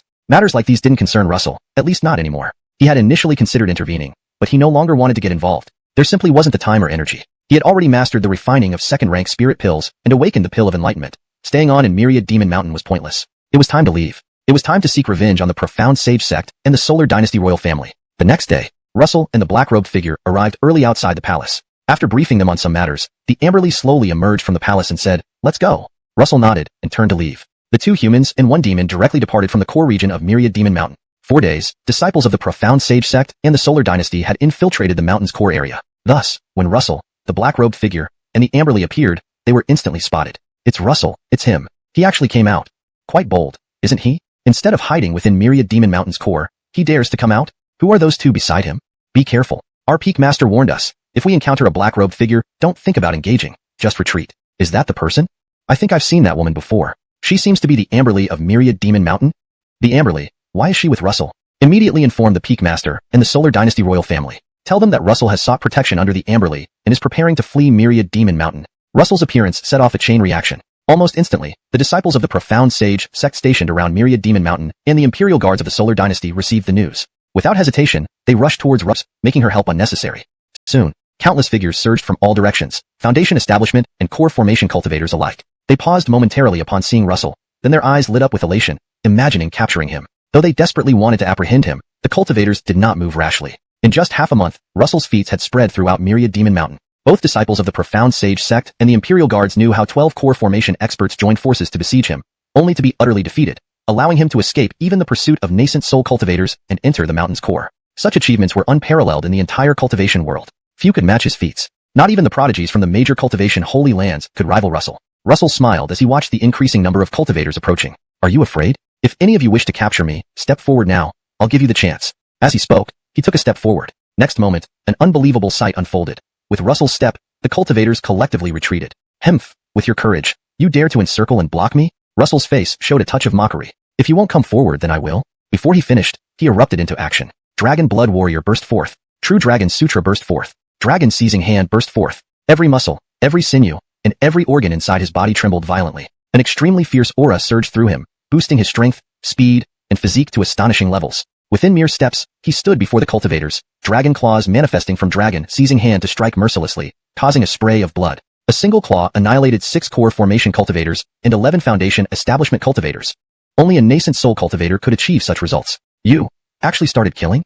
Damn, he dared to make the first move, unleashing a massacre. Are they all profound sage sect disciples? Does he have no regard for past fellow disciple ties? Attack together. Stop him. Where's the Peak Master? Hasn't he arrived yet? He's on his way, but we must hold him off until then. Attack. Ha ha ha ha. I want the rewards from the profound sage sect and the Solar Dynasty. The cultivators realized something crucial. They had hesitated, waiting for the nascent soul cultivators to arrive due to respect for Russell's prowess. But Russell wouldn't wait. He unleashed a slot seizing hands. Even if a golden core stage grand cultivator attacked, Russell was unafraid, let alone these foundation establishment and max before him. Previously, they might have been considered formidable, but now, Russell could slay them with ease. Bang, bang, bang. Russell showed no mercy, slaughtering ruthlessly. The number of cultivators, originally numbering in the hundreds, quickly dwindled by 1/3. The remaining cultivators finally feared. Most of them were only Foundation establishment cultivators, who, in the mortal world, could be revered Ranis. But in Xinqing sect and the Carey dynasty, they were the lowest-level minor figures, mere beginners in the cultivation world. How often had they seen such scenes? They were directly frightened by Russell's ruthlessness and cruelty. He's a demon, not human, a demon. What's happening? Isn't it rumored that Russell's Dantian was destroyed, turning him into a cripple? What is this? A cripple killed so many people? And nearly half of them are Max. He wasn't crippled. No, his Dantian was repaired, and his cultivation became stronger. No wonder he managed to counterattack 12 Max and escape from an early-stage nascent soul grand cultivator. This person cannot be defeated, run. Unless a nascent soul grand cultivator attacks, otherwise, even more of us will not make a difference. Retreat, quickly retreat. Where is the peak master? If he doesn't come soon, all the disciples of Xinqing sect will die. Fear spreads like wildfire, especially easily. When one person retreated due to fear, others followed. Edgark throwing a huge stone into calm water. It instantly created enormous waves. Almost instantaneously, those who had confidently prepared to capture Russell were terrified and scattered in all directions, each fleeing for their lives. You dare? At this moment, a furious roar sounded from above. The disciples of Xinqing sect and the royal guards of the Carey dynasty looked up into the sky, instantly feeling relieved. In the air, about 100 meters high, 6 figures stood mid-air, their faces black as pot bottoms, looking down at the fleeing cultivators. So many Foundation establishment and Max from Xinqing sect and the Carey dynasty failed to capture Russell, instead being frightened away. If this news spread, it would be laughed at by other dynasties and cultivation holy lands. One of the Xinqing sect disciples couldn't hold back anymore and shouted, "Peak Master!" However, before he could finish, the person he was addressing had already acted, his nascent soul stage cultivation bursting out in a devastating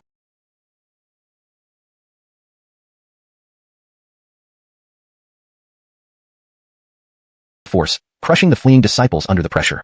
Even some of the royal guards from the Carey dynasty nearby were affected, splattered with blood. A few of them were also crushed to death. The Carey dynasty's nascent soul expert did not blame them because he too had long restrained himself, wanting to act. A sudden display of overwhelming power immediately calmed the chaos. The remaining Xinqing sect disciples and Carey dynasty guards dared not make a sound or flee. Escaping meant certain death. The blood on the ground served as a clear warning. Russell also looked up at the 6 nascent soul experts in the air. Apart from Israel, the others were strangers. However, Russell sensed a familiar aura from the one who had just acted. Russell, you finally deigned to show yourself?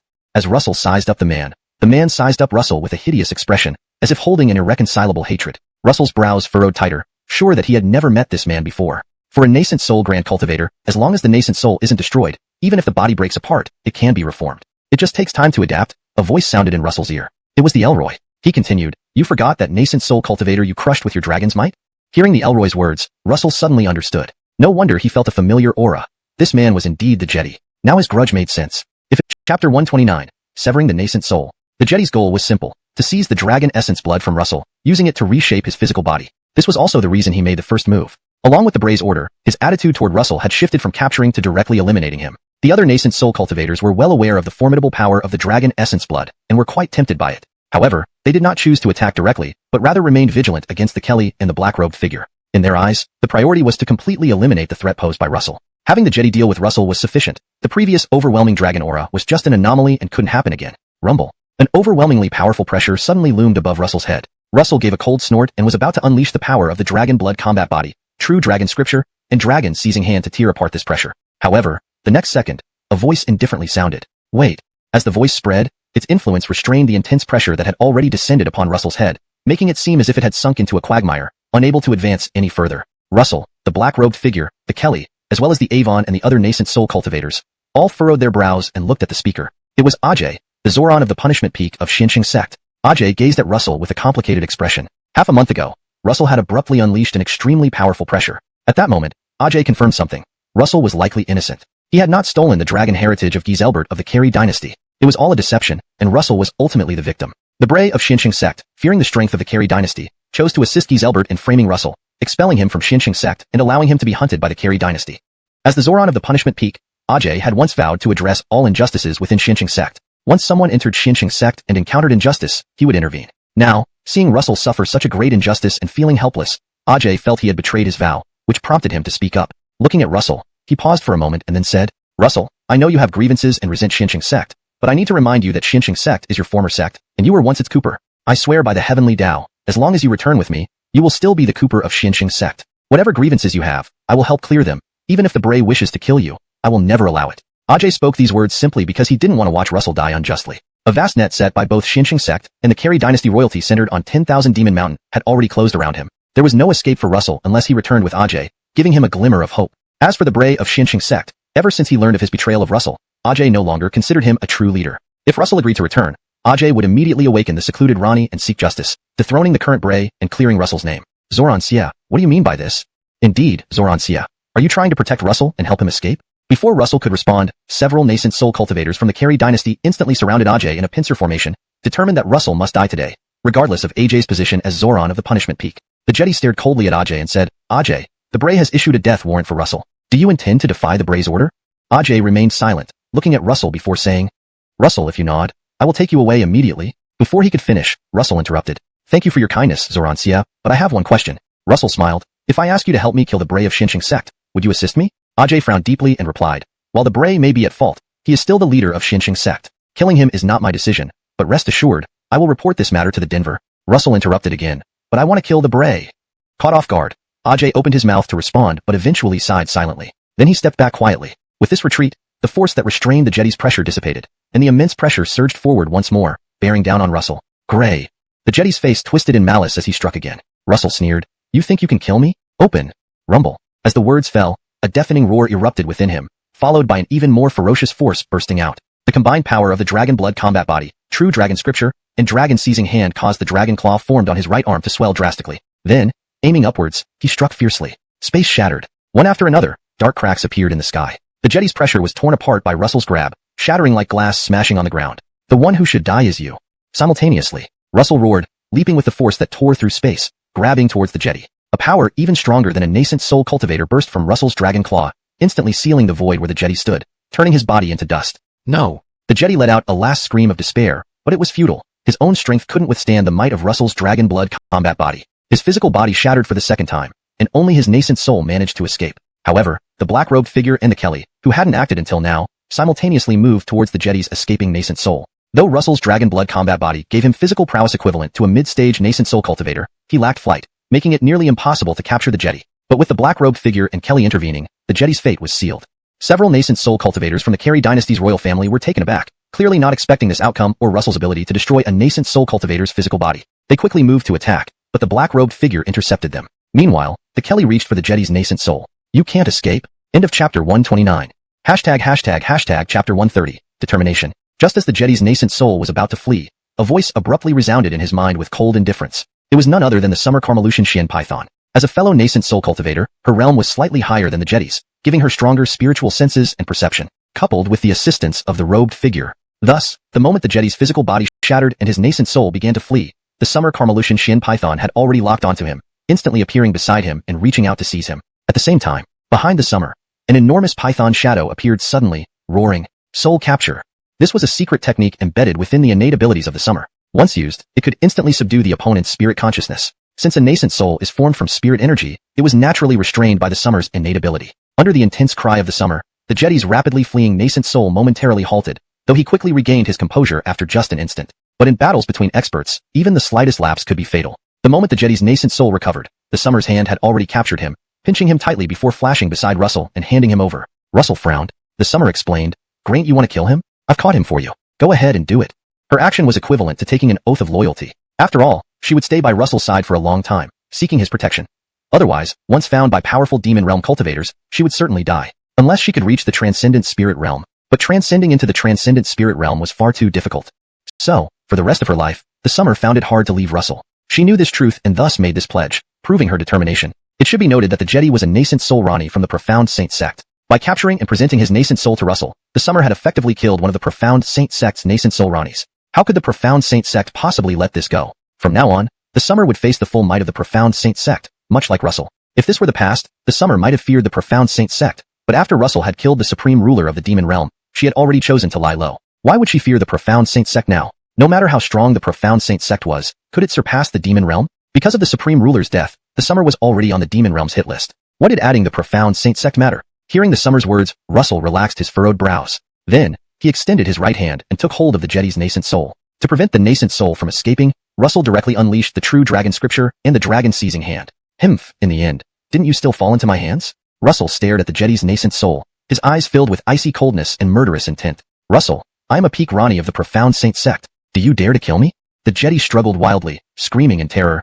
The DeAndre will not forgive you. Russell sneered, for framing me. I haven't yet sought revenge from the DeAndre. Why would I fear him? I welcome his challenge. His words were suddenly interrupted by a harsh shout. Russell, I advise you not to make things worse for yourself. The speaker was a nascent soul Rani from the Carey dynasty's imperial family. Along with several others, he was confronting the robed figure, trying to rescue the Jedi, but to no avail. He could only attempt to instill hesitation in Russell through such threats. He glanced at Russell, shouting angrily, if you dare to kill him, not only will the profound Saint sect not let you off, the Carey dynasty's imperial family won't either. But if you release him and submit to us, you might have a chance. Otherwise, your death is certain.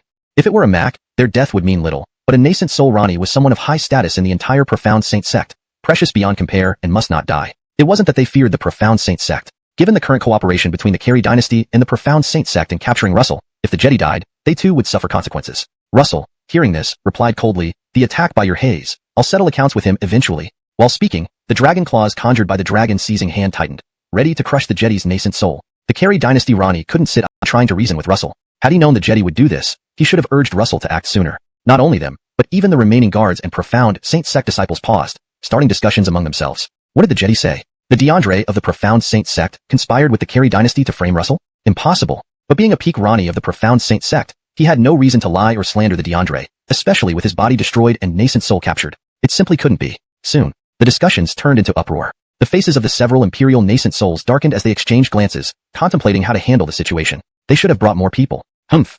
In the midst of the Jedi's hopeful gaze, Russell sneered, then said, I will make the DeAndre of the profound Saint sect and the haze of the Carey dynasty admit the truth personally, so you don't need to worry about that. Before finishing, he gripped the Jedi's nascent soul firmly. Chapter 131. External Manifestation. In the eyes of everyone present, the Jedi was as good as dead. An esteemed cultivator at the nascent soul stage, a peak master, was about to meet his end, and it would be at the hands of an early stage Mac. If this news spread, it would certainly cause an uproar. However, just then, time and space around them seemed to freeze, becoming increasingly viscous until it felt like everything had solidified. The crowd had seen such a technique before and instinctively turned their gaze toward Yul, the master of punishment peak of the mystic sage sect. Yes, it was indeed Yul who acted. He looked at Russell, his eyes filled with complex emotions, and sighed, Russell, can you spare him this time for my sake? Russell had been repeatedly obstructed, making his anger grow even more intense. But faced with Yul, he suppressed his fury and said calmly, Anakin, if today I were the one captured by him instead of capturing his nascent soul, would you have persuaded him to let me go? Yul nodded heavily, yes. As long as I am here, I will not allow anyone to take you away or kill you unless they first kill me and step over my body. Yul remained unchanged, upright and fair. But the mystic sage sect's internal corruption had become pervasive. Anakin, I believe you heard what this man said earlier, Russell continued, looking at Yul. I trust you, but I don't trust the mystic sage sect or the Solar Dynasty Imperial family. Pausing for a moment, he added, if this is Anakin's request, I can't agree to spare him this time. However, from now on, my ties with the mystic sage sect are severed completely. Although Russell had a blood feud with the mystic sage sect's patriarch, because of his master, there was still a faint connection that hadn't been fully severed. But if he spared the Jedi today, that debt of gratitude would be repaid, thus severing all ties with the mystic sage sect forever. Yul frowned, hesitating. Seeing a chance at survival, the Jedi anxiously urged, Yul, what are you waiting for? Hurry up and save me. Several nascent soul cultivators from the Solar Dynasty Imperial family echoed him. Yul, don't hesitate. Save him quickly. He's a peak master of your mystic sage sect. Do you want to watch him fall? We cannot afford to lose any nascent soul cultivators. It would be hard to explain otherwise when we return. Yul, what are you waiting for? Hearing their words, Yul seemed to have made up his mind. He spoke. Russell, forgive him this once.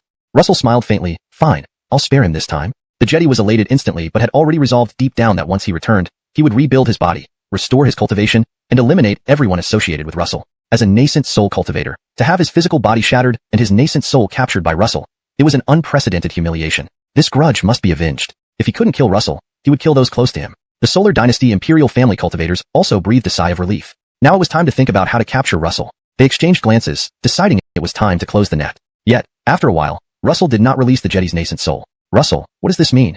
The scholar demanded impatiently. You promised to spare me this time. Why haven't you released me? Russell replied coolly, you're still alive. The scholar blinked. What do you mean? Russell explained, you're alive, so I've already spared you once. Stunned again, the scholar exploded in rage. You're tricking me? If he couldn't understand that by now, he was truly stupid. Russell meant he hadn't killed him, thus sparing him, which had nothing to do with releasing him. The Solar Dynasty Imperial family cultivators were furious, staring daggers at Russell. Russell ignored them and looked at Yul. Yul hesitated but couldn't ask again. He knew that if he dared to speak again, Russell might turn against him. After all, Russell had already declared that his ties with the mystic sage sect were ended. The Jedi must die today. Yul understood this clearly. Knowing his intervention wouldn't help, he didn't hesitate, disappearing in a flash. Russell coldly smirked, turning to the Solar Dynasty's nascent soul cultivators. Your turn now. Before his words finished, he struck. With Dragon Blood Warrior Body, True Dragon Sutra, and Dragon Seizing Hand, he summoned a massive dragon claw several dozen feet long, lashing out towards the cultivators. Simultaneously, the black-robed figure and the Amberly moved to act. Despite being outnumbered 4-1, The opposing nascent soul cultivators' expressions turned pale as they turned and fled without hesitation. Seeing them leave, the black-robed figure and the Amberly did not chase. All being nascent soul cultivators, if they fought to the death, the outcome was uncertain. But if they chose to flee, no one could stop them. I don't have much Xingxing to Shijianla. Gaizhou should be translated as, I don't have much time left in my Xingxing state. It's time to go. For better fluency and natural reading in English, we can edit it to, my clear-headed time is limited. I need to leave. The cloaked figure looked at Russell seriously and said, don't kill the nascent soul in your hand. Keep it. Once we leave this place, I will teach you a secret technique to refine the nascent soul into an extraordinary avatar. This revision ensures that the translation is fluent, accurate, and consistent with the tone and terminology of the original text. Once you master it, you will effectively have a clone at the early stage Yuan Ing level, so you won't need to fear the Xinqing sect or the Solar Dynasty royal family anymore. This revision ensures that the sentence reads more naturally in English while preserving the original meaning. The terminology is consistent with the context of the story, and the style matches that of the provided excerpt. Russell paused, asking, external manifestation? The black-robed figure didn't reply, having returned to his disoriented state after speaking. But the Amberly and the Jetty's nascent soul were visibly alarmed. Russell wasn't a nascent soul cultivator and didn't understand the implications of transforming a nascent soul into an external manifestation. They did, and they understood very well. Kill me, Russell. Please kill me. Suddenly, the Jetty, who had been desperately trying to live moments ago, started pleading with Russell. I want to die. Kill me quickly, please. Russell ignored him and looked at the Amberly, asking, how can we make him shut up? The Amberly smiled slightly. My innate ability specifically restrains nascent souls. A single bloodline rune can bind him and force him to be silent. Hashtag chapter 132, bloodline rune. When Russell heard the Kelly's words, his brows furrowed instantly. Bloodline rune? Yes. The Kelly nodded, glancing at Russell and continued. To the demon race, bloodline is everything, hiding many secrets, and the bloodline rune is one of them. Only by condensing a bloodline rune can demonic beasts awaken their innate supernatural powers after reaching the nascent soul stage. The strength of the bloodline rune determines the power of these innate abilities. Midway through his explanation, the Kelly's tone became unusually serious. Although you are human, you have refined a drop of dragon essence within your body, condensing a dragon blood body, which means you possess a demon bloodline, and not just any, but that of the noble dragons. Therefore, you can also condense the dragon clan's bloodline rune. Russell grew more confused with each word. So what you're saying is that I need to condense the dragon clan's bloodline rune first in order to awaken innate supernatural powers after entering the nascent soul stage? The Kelly nodded again. Exactly, that's what I mean. Moreover, the earlier you condense the bloodline rune, the better. I don't know what kind of dragon essence you refined, but such terrifying dragon essence surely comes with a very powerful rune. The more powerful the rune, the harder it is to condense. You already have the cultivation of an early golden core stage, so you're quite behind schedule. You must catch up as much as possible. After processing the Kelly's words, Russell finally understood what a bloodline rune was. He hesitated for a few seconds before asking, is there any method to condense the bloodline rune? The Kelly replied, for different demonic beasts, the methods to condense bloodline runes vary, so telling you wouldn't help much. Russell was perplexed. If I don't know the method, how am I supposed to condense the rune? The Kelly smiled. That depends on you because the method to condense the bloodline rune is hidden at the end of every demonic beast's bloodline. If you can comprehend the power within the bloodline fully and reach its end, perhaps you can find the method to condense the dragon clan's bloodline rune. Russell's frown returned almost immediately. Indeed, there were many secrets hidden within the drop of ancestral dragon blood he had refined. The true dragon scripture, dragon seizing hand, information about the Braden, and perhaps other hidden secrets beyond these. Thinking about this made Russell's head ache. He was human, not a dragon. Comprehending all the secrets within the ancestral dragon blood seemed impossible. But since the bloodline rune was related to innate supernatural powers, Russell had to find a way. As he pondered, the Kelly took the Jetty's nascent soul, followed by a massive serpent-like shadow appearing behind him. In the next moment, a mysterious, ancient rune full of intricate patterns appeared from the serpent's shadow and imprinted itself onto the Jetty's nascent soul. The previously struggling scholar instantly became motionless, seemingly frozen. Witnessing this, Russell became even more determined to comprehend the ancestral dragon blood and condense the bloodline rune. Having done all they could, they left Mount 10,000 Demons without delay. Unknown to them, a vast net centered on Mount 10,000 Demons was beginning to tighten. To capture Russell, the Brook dynasty had 4 princes, the Eastern Prince, Brook, Southern Prince, and Northern Prince. Though of the same lineage as the imperial family, they constantly competed against each other, never seeing eye to eye. Russell's reasoning was simple. Western capital had the Brook Manor and the Brook. Unless the Carey dynasty royal family was foolish, they wouldn't send too many powerful cultivators here, as it might be seen as provocation by the Brook, leading to direct intervention.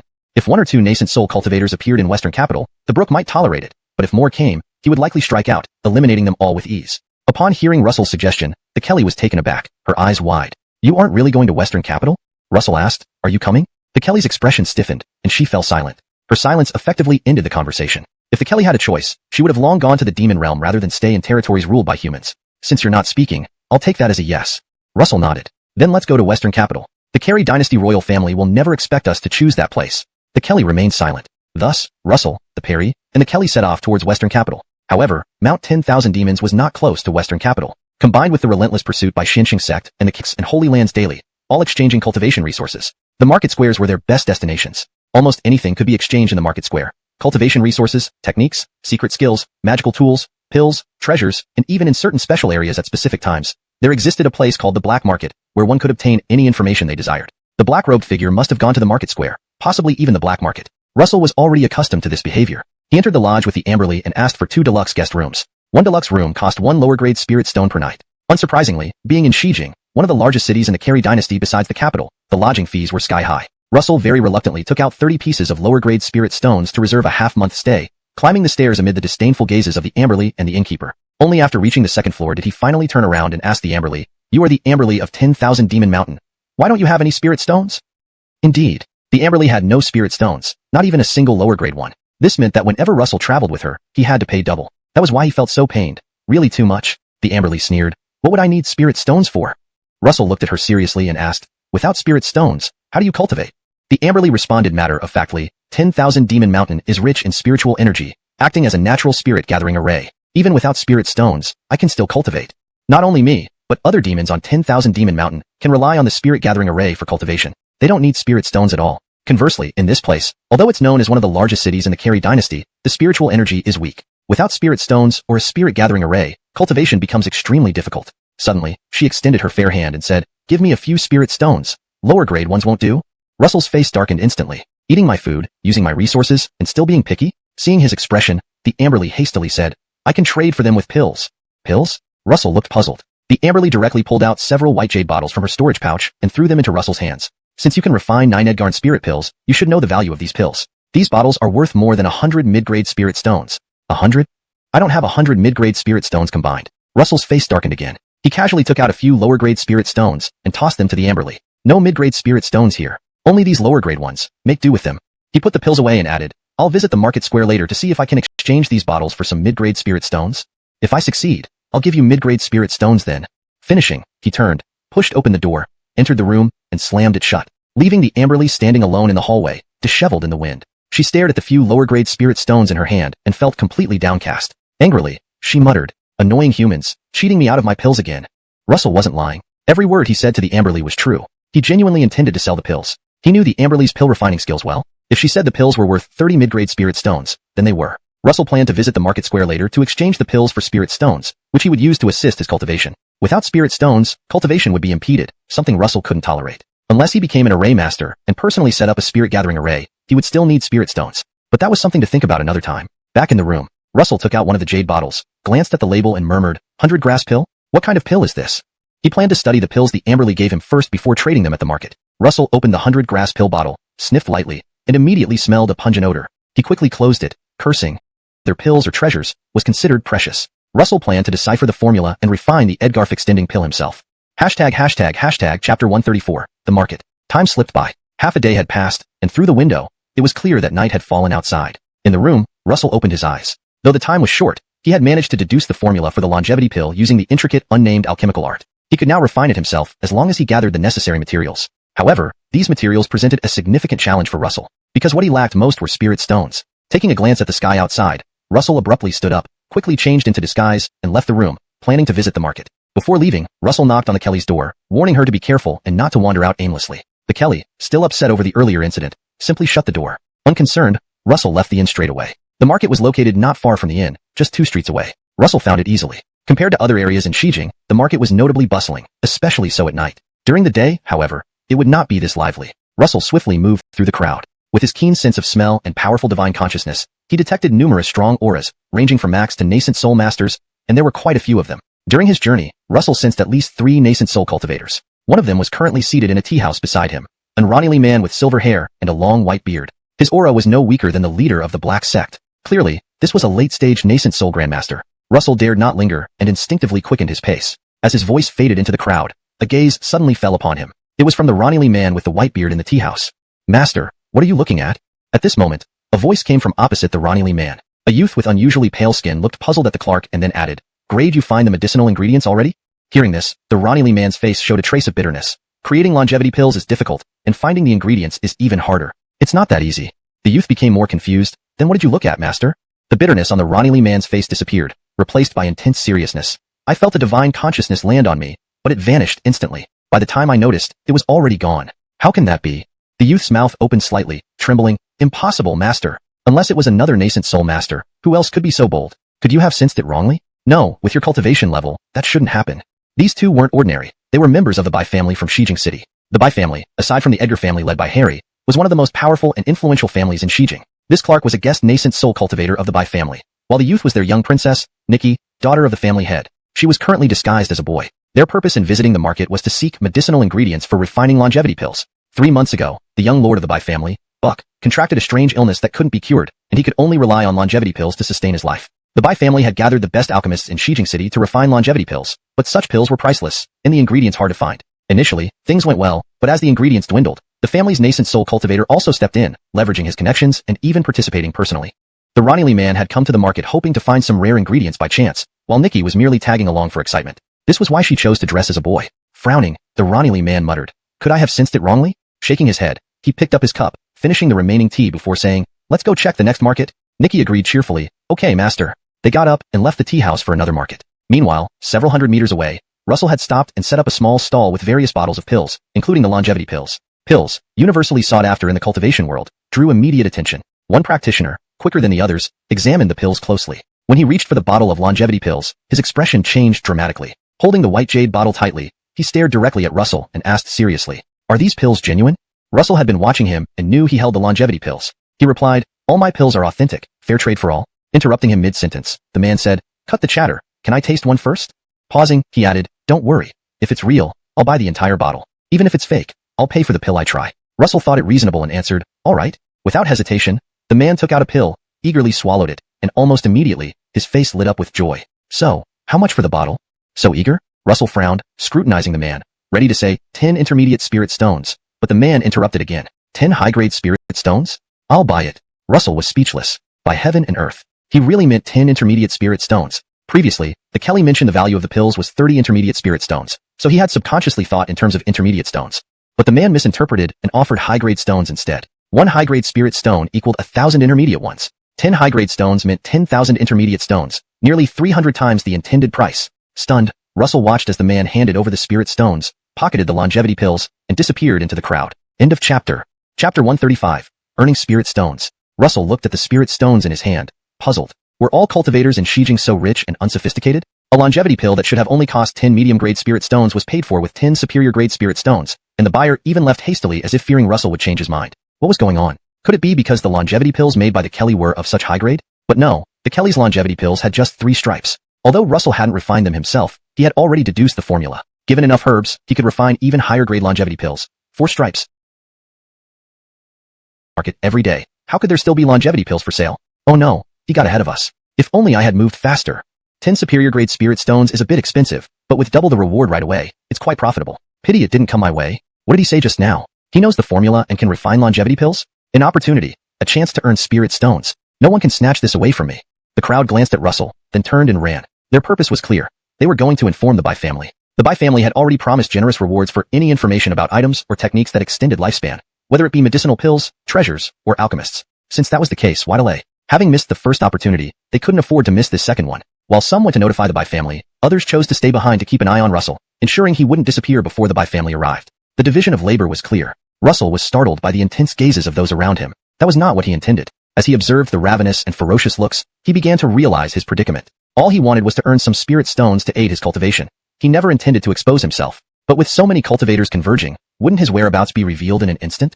His face darkened, ready to leave. But then he thought about the disguise he wore. Even if they found out where he was, they might not recognize him. After all, the Yuanying realm grand cultivator sent by the Solar Dynasty's imperial prince wouldn't dare recklessly enter or roam freely in Shijing. This might be an opportunity.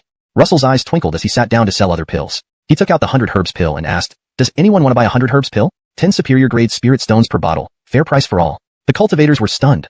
Their excitement dampened slightly. Clearly, Russell was a cunning merchant. A bottle of 100 herbs pills, not a longevity pill, priced so extravagantly. It was as if he was robbing them blind. No, robbery would be quicker. Nobody wants to buy. Russell sighed. Well, in that case, I'll pack up and try my luck at another market. As he started putting away his pills, he stood up abruptly. "Please let me through." However, no one moved. They all hoped Russell would stay to help them earn spirit stones from the Bai family. Why would they let him go easily? "What, are you trying to stop me?" Russell's expression turned cold. "Can you hold me?" His early gold core realm aura erupted, carrying a faint trace of dragon authority derived from his dragon blood body and true dragon cannon, which swept everyone around him aside as sound waves. Russell sneered. "You think you can hold me here?" He dared to act boldly because these cultivators were only at the Gold Core realm or Foundation Establishment realm, none of whom were Yuanying realm cultivators. Without a Yuanying realm cultivator present, he had nothing to fear. Fearless, he acted without restraint. You don't buy my pills, someone else will. Leaving them with that, Russell turned and walked away. The cultivators exchanged uneasy glances, and a middle Gold Core realm cultivator stepped forward. I'll buy your bottle of 100 herbs pills. Russell turned, half smiling. You really want to buy it? The Gold Core cultivator nodded. Yes, I'll buy it. Russell grinned. No problem. 20 superior grade spirit stones. The Gold Core cultivator shrieked. 10, wasn't it? Why 20 now? Russell shrugged. Prices go up if you hesitate. Since they were being unfair, he wouldn't show mercy. First, he'd take a cut of their spirit stones. The Gold Core cultivator scowled and dug into his storage bag, managing to collect only 12 spirit stones. He said grimly, I don't have enough spirit stones. Russell replied, you can borrow more, hurry up, or the price will rise again. The Gold Core cultivator gritted his teeth and started borrowing spirit stones. Many surrounding cultivators appeared to be at the early Golden Core stage. He was even more formidable than late Golden Core. Attempting to forcibly detain him was practically impossible, and there was a risk of exposing the situation, attracting more people. Since they had pooled money to buy a bottle of 100 herbs pills anyway, what difference would buying another bottle of spirit chi pills make? The crowd's faces darkened. One of them stepped forward and said, I'll buy your spirit chi pills. Although he said he was buying them himself, after speaking, he glanced at the other practitioners. Despite their inner reluctance, they had no choice but to comply. They could only obediently take out their spirit stones. In this manner, once again, they gathered 20 high-grade spirit stones and handed them over to Russell. Russell received them joyfully and then passed the condensing chi pill over, laughing as he said, make sure you check it thoroughly. Once it leaves my hand, I won't be responsible for any problems. Preston's face turned even darker. Opening the bottle, he found the spirit chi pills with 4 distinct patterns inside, indicating these were 4 pattern spirit chi pills. His expression finally softened somewhat. Before he could put the pill away, Russell suddenly took out another bottle of pills and announced, I have one more bottle of condensing chi pills here. This time, I'll sell it cheaper, just 15 high-grade spirit stones. Who wants it? Speak up quickly if you want it. My pills are very popular, so if you're too slow, they might be gone. The group of practitioners, almost ready to spit blood, especially the practitioner who had just spent 20 high-grade spirit stones on a condensing chi pill, glared fiercely at Russell. If looks could kill, Russell would already be riddled with holes and without a burial place. I used 20 spirit stones to buy your condensing chi pill, and you turn around and sell it for 15 high-grade spirit stones? What does that mean? The group of practitioners burst into uproar, silently screaming in anguish. Where are the buy family members? Hurry up and come. If you don't come soon, our spirit stones will be completely robbed. Nobody wants it? Russell sighed, casually putting the pills away and said, well, since nobody wants it, I'll try selling elsewhere. The last bottle. I need to sell it fast. With that, he started to get up. I'll buy it. A voice roared out from the crowd. A Golden Core practitioner almost shouted the words. Russell smiled slightly, taking out the pill and passing it over. 15 high-grade spirit stones, thank you. The Mac didn't bother with pleasantries, snatching the pill, glaring viciously at Russell, and then tossing a storage bag at him. Russell caught it happily, stowing the storage bag away and saying with a smile, don't think I'm unreasonable. I'll wait for 15 minutes. If nobody comes by then, I can't stay.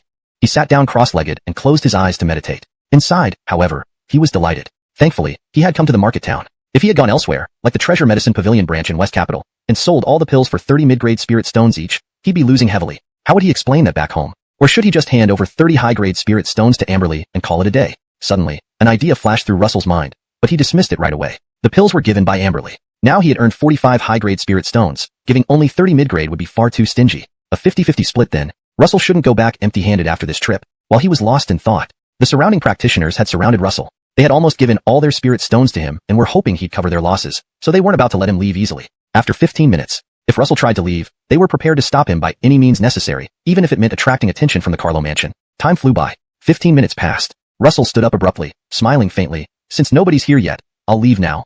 Thanks for your spirit stones. No need to see me off. With that, he was about to leave. However, Russell chuckled, using his dragon blood battle body and true dragon scripture to maximize the grabbing dragon hand technique, clenching his hand into a claw and striking out. Chapter 137. Maverick. Crack. A crisp sound echoed as the void exploded. The overwhelming pressure from the two Macs was ruthlessly torn apart by Russell. Impossible. Absolutely impossible. Why are you so strong? How can you fight two of us at once? Their faces paled dramatically. The other surrounding cultivators finally realized the severity of the situation and halted their approach. Not only did they stop advancing, but they began to retreat rapidly. There were risks in spectating. A slight misstep could endanger one's life. So, it was safer to keep their distance. However, their gazes still held disbelief and incredulity as they watched Russell, who, at the initial stage of the Golden Core realm, had successfully repelled 2 mid-stage Macs in direct combat. Such a person was certainly not ordinary. At the very least, he couldn't be a solitary cultivator. Was he a disciple of some great sect, or a sacred cultivation ground? This was getting more interesting by the minute. Russell glanced at the 2 retreating Macs and smiled faintly. I said before, if I want to leave, you can't stop me. His gaze swept. Stones also joined the fray. 6 people in total, acting in concert, lunged at Russell from various positions, aiming to subdue him. Russell chuckled, preparing to counterattack. However, in the next instant, he seemed to sense something and restrained his initially stirring draconic blood war body. The Six Mac's eyes flickered with confusion, but this soon turned to joy. Their minds were set on capturing Russell and delivering him to the Bai family. Capture him. Working together, they sealed off the entire void, forming a massive spiritual energy net that pressed down heavily on Russell. Seeing this scene, the surrounding cultivators shook their heads. It looked like the show was almost over. Who knew if this man was losing his mind to suddenly stop, appearing so carefree against Six Macs? Wasn't he inviting trouble? Boom. The large web of spiritual energy squeezed the void violently, emitting a loud booming sound. Excitement shone on the faces of the Six Macs, imagining the moment they handed Russell over to the Bai family and reaped rewards in spirit stones. Just then, a thunderous voice abruptly commanded, "Halt!" As if words held power. Following this command, the entire space became viscous, like a massive swamp.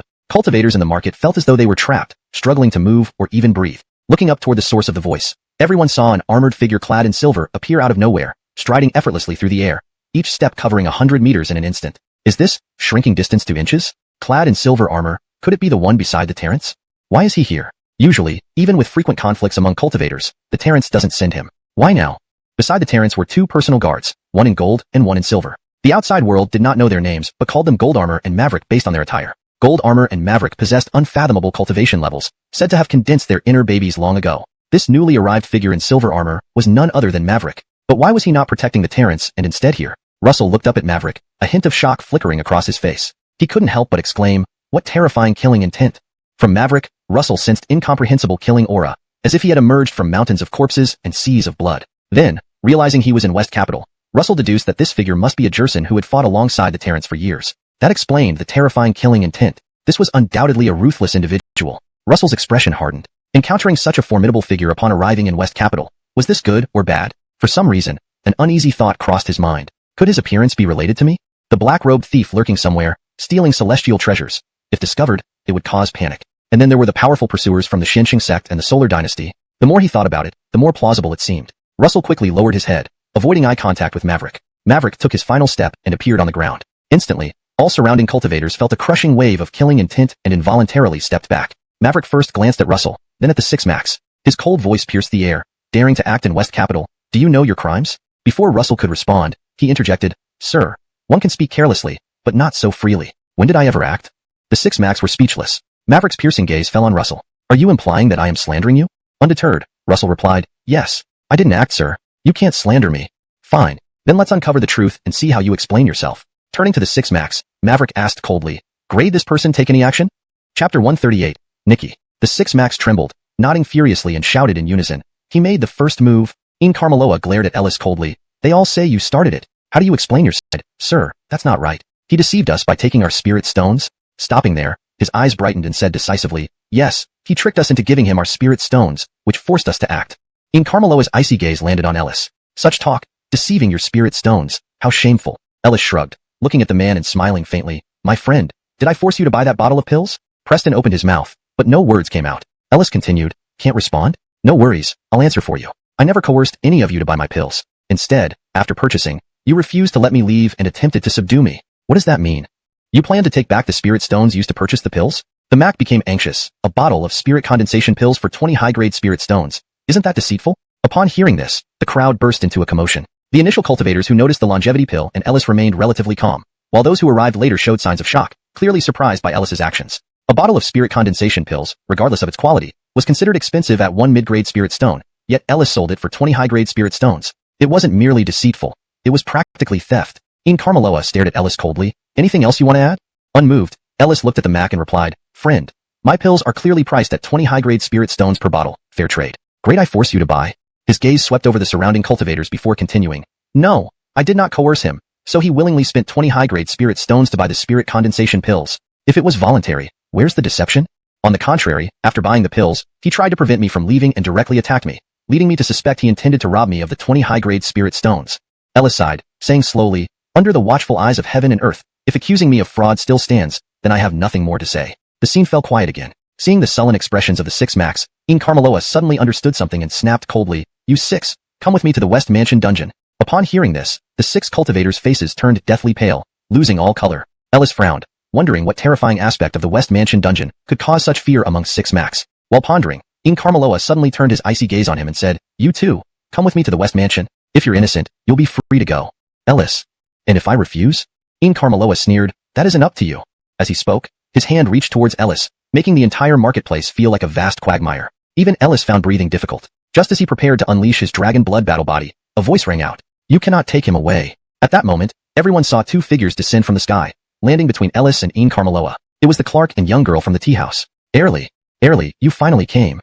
The six Max faces lit up upon seeing the duo. Once in the West Mansion dungeon, getting out would be tough unless their backing forces risked a conflict with the West Mansion and bailed them out. Otherwise, they might spend the rest of their lives imprisoned. The six Max regretted ever targeting Ellis, or using their spirit stones to buy his pills. Initially, they thought they could gain some advantage, but now they were likely in far worse trouble. Ian Carmeloa's brow furrowed as he faced the duo and asked, Nikki, are you trying to stop me? Nikki pointed at Ellis, enunciating each word seriously. I don't care about the others. You can take them away, but you absolutely cannot take him. Why? Asked Ian Carmeloa. Because he's a pill master capable of refining longevity pills, she answered. Is that reason enough? After a brief silence, Ian Carmeloa nodded. Enough. With that, at that time, he detected several powerful nascent soul cultivators' auras on his way to the market. The strongest among them was in the tea house, the Ronnie man with the white beard standing before him now. Later, he hid his actions to avoid offending this person. After all, Wally wasn't around, and if he truly angered such a powerful figure, it would be difficult for Russell to escape unscathed. Despite Russell's invincibility with the dragon blood battle body, true dragon scripture, and dragon seizing hand, capable of slaying nascent soul cultivators as easily as chickens, he was well aware of his own limitations. Firstly, Russell was only at the early gold core stage. Even after refining the ancestral dragon blood, granting him strength comparable to a nascent soul cultivator, he couldn't fly through the air. If a nascent soul cultivator used this advantage against him, Russell would have no choice but to submit. Secondly, while Russell could crush early and mid-stage nascent soul cultivators, he stood no chance against late-stage ones, especially those who had touched upon the transformation realm like Wally. The white-bearded Ronnie before him fell into this category. Unless Russell advanced further, he would never be a match for the Ronnie. Hence, caution was necessary. Suddenly, the white-bearded Ronnie looked straight at Russell, frowning. I know. Nikki's brows knitted tightly as she scrutinized Russell carefully before asking, You just said that you didn't refine the Edgarf extension elixir? Russell replied, That's correct. The Edgarf extension elixir was not refined by me. Before Russell could finish, Nikki interrupted. If not you, then who refined it? One of my friends. Russell looked at Nikki earnestly. Truthfully, I am also an alchemist. Although I haven't refined the Edgarf extension elixir myself, I have deciphered it and reversed engineered its formula. If provided with the required ingredients, I can also refine it. There are many paths leading to the same destination. This was a recent realization Russell had come to. In other words, alchemy was also a form of cultivation that could aid in enhancing one's cultivation. Since Russell had only recently entered the gold core stage, advancement without a special opportunity would be challenging and time-consuming, requiring a long period to reach the mid-gold core stage. Therefore, it might be better to leverage his advantage as an alchemist, potentially achieving enlightenment through alchemy to advance to the mid-gold core stage. Similar occurrences weren't unheard of in the cultivation world. However, upon hearing Russell's words, both Nikki and the white-bearded Ronnie's expressions changed drastically, especially the Ronnie, who looked as if he had seen a ghost. As a late-stage nascent soul cultivator who had glimpsed the essence of transformation, he thought little could surprise him anymore, until now. Deciphering elixirs. Such incidents did occur in the cultivation. Having said so much, Russell had nothing left to say. He simply shut his mouth and stopped promoting himself. After all, gold always shines. Could someone who could refine a 9-pattern spirit pill be troubled by a 3-pattern Edgarf extending pill? If not, he could wait until the Amberly refined the pill, steal some ingredients, and secretly refine it. As long as Russell could successfully refine the Edgarf extending pill, everything would be solved. Alright, I'll take you to meet my friend. Russell smiled faintly at Nikki. Airly, please follow me. My friend is staying at an inn not far from the market. Will arrive soon. Nikki replied indifferently. Lead the way.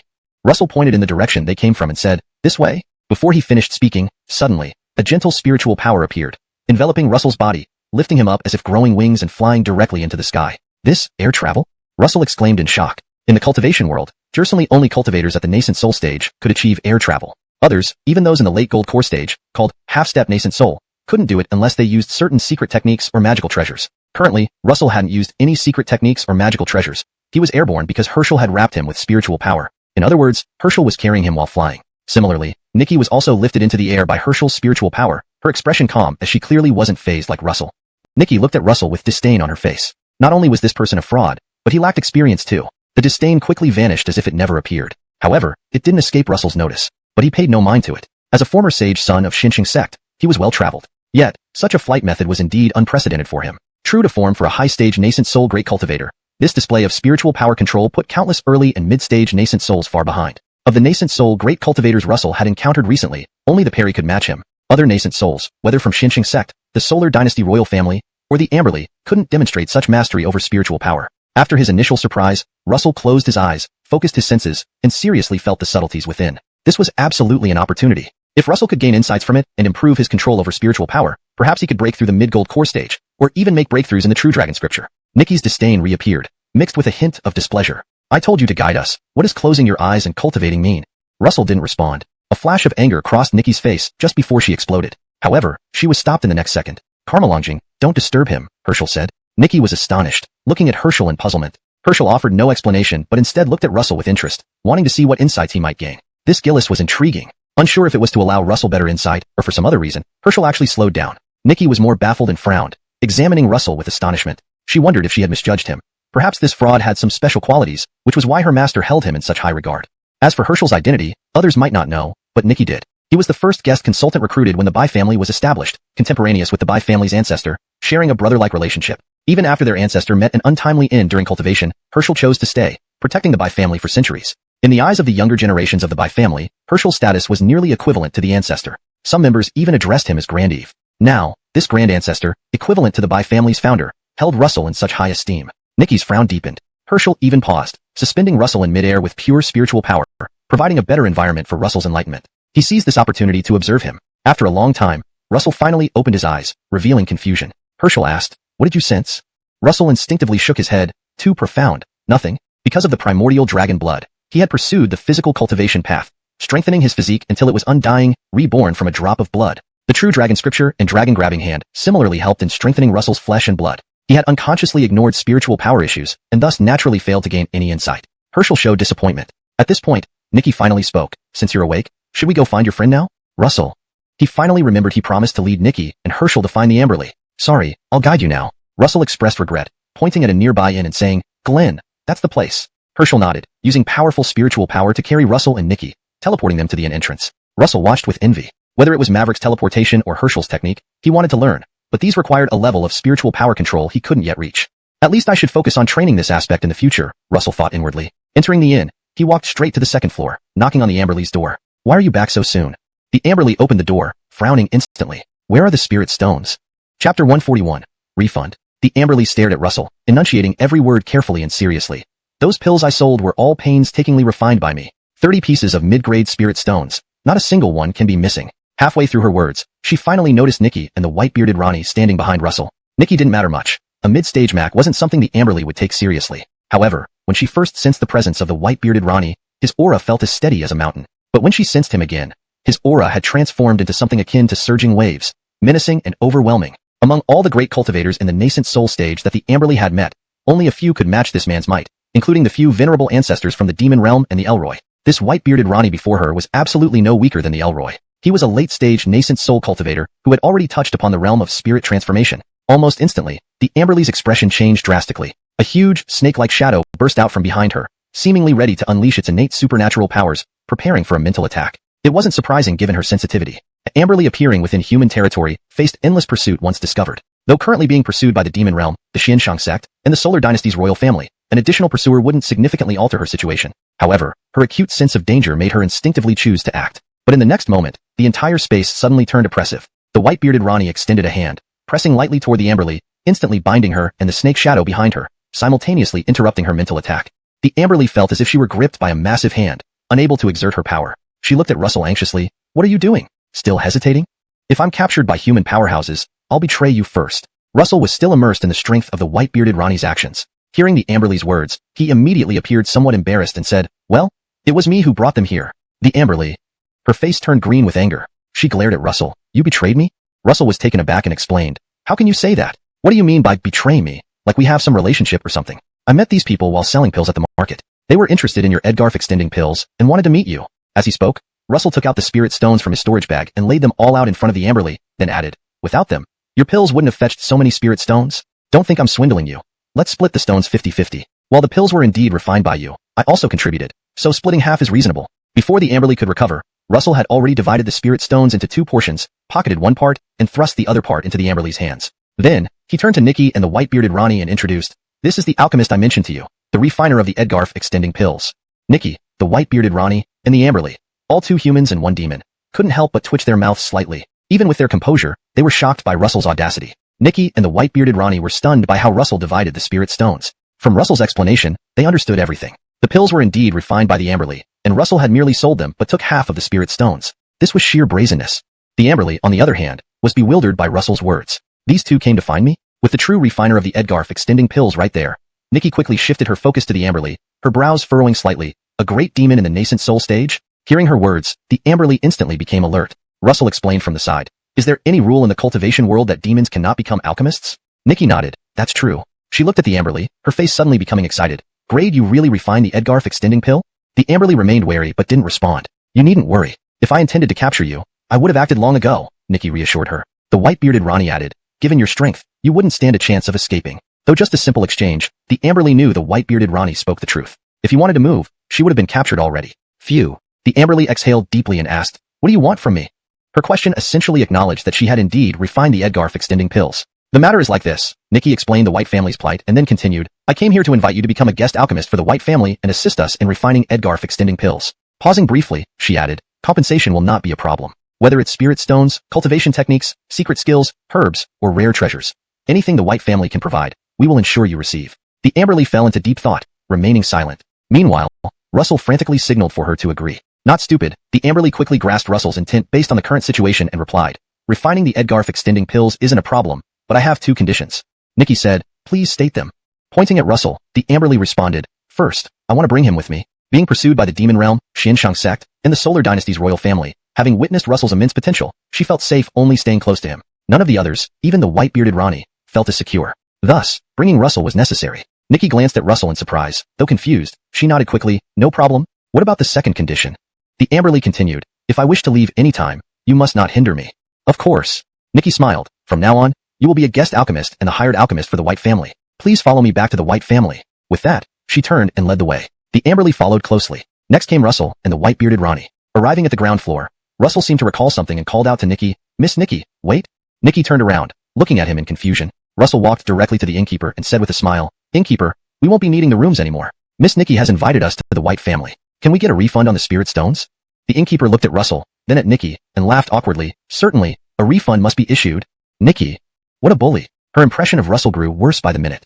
Hashtag chapter 142, contempt. Nikki's impression of Russell had never been good from the start. From Russell tricking a multitude of cultivators in the market, swindling large amounts of spirit stones using medicinal pills, to deceiving her by claiming he could reverse engineer elixir formulas. He even said that with enough materials, he could refine Edgarf extension pills of an even higher grade. All lies. The Bai family had been around for centuries. As the future successor of the Bai family, Nikki had encountered countless matters of the cultivation world and read innumerable ancient texts. However, she had never heard of an alchemist capable of reverse engineering elixir formulas. Even the Geno of the alchemy sect might not be able to achieve such feats. Furthermore, Russell was now relying on her status as heirly to force the shopkeeper to return the spirit stones. In an instant, Nikki's attitude towards Russell turned cold. She simply couldn't understand why a Dan master like the Amberly insisted on bringing such a person along. Russell noticed Nikki's change in attitude, but only smiled, not taking it seriously. Not believing is fine. It won't make much difference anyway. There were some things Russell only said once. If Nikki didn't believe him, there wasn't much he could do. He didn't want to prove anything either. But after tonight, if anyone wanted him to refine more Edgarf extension pills, it wouldn't be so easy. Because of the Amberly's relationship. This time, the white-bearded Ronnie did not use his spiritual energy to fly. Thus, Nikki led the way, with the white-bearded Ronnie and the Amberly following behind. Russell lagged far behind, equivalent to a servant. Russell felt indifferent, but the Amberly kept winking at him with a playful expression. She wasn't stupid and quickly caught on to the current situation. Clearly, this Airly was quite displeased with Russell, but what exactly had happened to cause such a shift in her attitude? Though the Amberly was a demon, her interest in gossip flared up. She subconsciously slowed down and approached Russell, then whispered, Russell, what happened? Russell looked at her in surprise. What do you mean? Don't pretend, the Amberly said, pursing her lips. If nothing happened, would Airly treat you like this? Russell sighed. I really don't know. The Amberly snapped. Fine, if you don't want to say, then don't. With that, she sped up. But the next second, Russell called her back. Wait. The Amberly turned around, looking at Russell with a smirk. So, did you reconsider? Russell ignored her question and directly said, if Airly asks you to refine Edgarf extension pills later, remember to ask for extra materials. Ask for as much as possible. Be as greedy as you can. The Amberly raised an eyebrow, confused. You don't know the formula for Edgarf extension pills? Why do you need materials? Of course, for refining pills. Russell laughed. If I tell you I cracked the formula for Edgarf extension pills and reverse engineered it, would you believe me? The Amberly was speechless. Her face froze, then she glared angrily at Russell. Not saying it, sure. But did you have to use such an excuse? Reverse engineering elixir formulas? Why not just say you created Edgarf extension pills yourself? In the Amberly's eyes, Russell simply didn't want to reveal the truth about why he needed the materials, so he came up with this excuse about reverse engineering the formula. Reverse engineering formulas? Really daring to say that. The Amberly had lived for over a century and seen all sorts of things, especially in alchemy. Yet, she had never heard of anyone who could reverse engineer elixir formulas. She sped up, feeling very annoyed. Russell rubbed his nose and chuckled bitterly. I'm telling the truth. Why doesn't anyone believe me? Their conversation was intentionally kept low, but Nikki wasn't deaf. Despite their quiet voices, Nikki still heard them. Do you think it's okay to openly deceive the Bai family for alchemical materials? Do you even respect me? Nikki was furious. Already unimpressed with Russell, she now held him in even greater contempt. If not for the Amberley's ability to refine Edgarf extinction pills, she would have already turned against him. On the way to the Bai family estate, the atmosphere became somewhat oppressive. Fortunately, they finally arrived at the Bai family estate. Nikki summoned a servant, gave some casual instructions, and left with the Amberley immediately. The most important thing now was to refine the Edgarf extinction pills. As for Russell, she left him to a servant. That servant wasn't stupid. From Nikki's tone, he sensed obvious malice and contempt, leading him to treat Russell indifferently. He said coldly, "Follow me." He walked off without checking if Russell could keep up. Throughout this, Russell remained silent, his face calm, showing neither joy nor sorrow. Once, he had been framed by the Carey dynasty prince in the bray of the mystic saint sect. The entire world seemed filled with hostility, yet he endured it all. Compared to that, the current situation was child's play, not worth getting angry over. Today, you ignore me, tomorrow I will make you bow down. Russell didn't deliberately follow closely to enter the Bai family to evade the pursuit of the Xian Saint sect and the Carey dynasty. Now that he had achieved his goal of entering the Bai family, it was time to focus on cultivating. It had only been a month since Russell's last breakthrough. His previous breakthroughs were aided by the primordial dragon blood, which not only repaired his Dantian but also significantly improved his talent, enabling him to progress rapidly from a crippled state back to cultivation. He broke through repeatedly, eventually reaching the initial stage of the Golden Core realm. As the Cooper of the Xian Saint sect, Russell's cultivation had also been at the initial stage of the Golden Core realm. However, while his rapid cultivation advancement came with benefits, it left a lingering side effect. After completely refining the primordial dragon blood and awakening the dragon blood battle body, Russell found that even with diligent practice, his cultivation advanced extremely slowly, almost imperceptibly to the naked eye. This start contrasted with his previous swift progression, making it two extremes. Still no improvement. After practicing for some time without any noticeable advancement, Russell stopped immediately and sighed. If I want to improve my cultivation in the short term, unless I can gain another extraordinary opportunity, it is almost impossible. Since that's the case, I should focus on the true dragon scripture and the dragon clan's legacy, as well as expedite the enhancement of the bloodline runes mentioned by the Amberley. Understanding his current situation, Russell gave up on cultivating spiritual energy and turned his attention to the true dragon scripture and the dragon grasping technique. Regarding the dragon clan's bloodline runes, Russell had no leads yet and could only put them aside for now. The night passed quietly. The next morning, just as dawn was breaking, hurried footsteps and discussions could be heard outside his door. Russell opened his eyes and rose to open the door. He saw that others staying in nearby rooms were opening their doors one by one, rushing in the same direction. Some people didn't even bother to tidy their clothes before leaving. Russell frowned slightly and murmured, "What's happening?" Just as he was wondering, a maid carrying toiletries approached him. This maid was no ordinary servant. She was a cultivator with a foundation establishment stage cultivation base. Russell couldn't help but marvel. Even the maids are foundation establishment stage cultivators. No wonder this is the Bai family. They are on par with many sections. The maid walked straight towards him and respectfully said, "Glenn, your toiletries are ready. Please use them." Russell, seeing a maid around his age, was momentarily stunned, then laughed helplessly. "You must be mistaken. I'm not a senior." The maid shook her head vigorously. "I haven't made a mistake. Last night, someone saw you enter the Bai residence with Master Carmelo Dan. Now that Master Carmelo Dan has become the most esteemed guest advisor of the Bai family, naturally, you have also gained a very high status. The chief manager already instructed that whatever Glenn needs, as long as the Bai family can manage, we must do our best to fulfill it." Russell.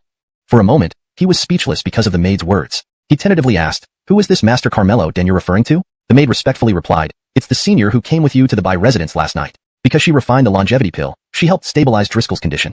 Russell was suddenly stunned. Only now did he realize that the maid's Master Carmelo Dan was actually the Amberley. At this thought, he became even more amused. Who would have thought that the Amberley from 10,000 Demon Mountain would come to the Bai family and immediately become their most honored guest advisor? From the attitude of this maid, Russell could guess how highly the Bai family regarded the Amberley. Indeed, one man's rise benefits all those around him, and he too reaped the benefits. He looked at the maid again and asked, "And what about those people who rushed out earlier? Are they also related to Master Carmelo Dan?" The maid nodded. "They are also guest advisors recruited by the Bai family. They left because the patriarch summoned them to assist Master Carmelo Dan in refining the longevity pill. So that's why," Russell muttered, realizing the reason. He took the toiletries from the maid and asked, "Can I see Master Carmelo Dan now?" To 9 stripes, leaving little room for further improvement. The maid's face showed even more reluctance upon hearing Russell's request, appearing increasingly conflicted. Russell reminded her, "These are only the materials needed for refining pills. It won't disturb Master Carmelo Dan's rest. Moreover, Airly knows about this matter." The maid looked puzzled. "Airly also knows?"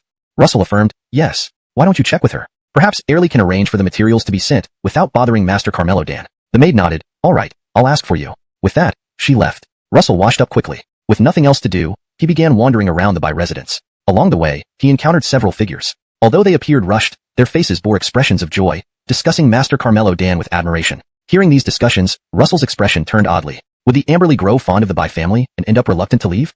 Chapter 144. Alchemy Chamber. At the Bai family's council hall. At this moment, the head of the Bai family, Nikki, unruly man with a white beard, and several guest alchemists cultivated or recruited by the Bai family had all gathered here. Despite the lingering exhaustion in their expressions, they all wore looks of joy, clearly very pleased. This was because Driscoll Buck's injuries had finally stabilized and were no longer worsening. The source of this miraculous recovery was the longevity pill concocted by Amberly. Initially, except for Nikki and the Ronnie man with the white beard, everyone else didn't pay much attention to Amberly when they first met him last night. Ever since Buck's severe injuries, Nikki would occasionally bring back a few alchemists from outside. Some of them indeed possessed true talent and could refine a few types of longevity-related pills, but those effects were minimal. The pills these alchemists made not only failed to extend longevity but also couldn't stabilize Buck's condition. Some of them turned out to be frauds. Over time, Nikki became increasingly wary of scams, which explained her initial hostile attitude towards Russell. However, this time, she did a great service by bringing back Amberly, whose 3-streak longevity pill directly helped stabilize Buck's injuries. If a mere 3-streak longevity pill had such miraculous effects, wouldn't 4-, 5-, or 6-streak longevity pills be even better? The head of the Bai family immediately promised that if Amberly could refine higher-grade longevity pills, he would receive generous rewards.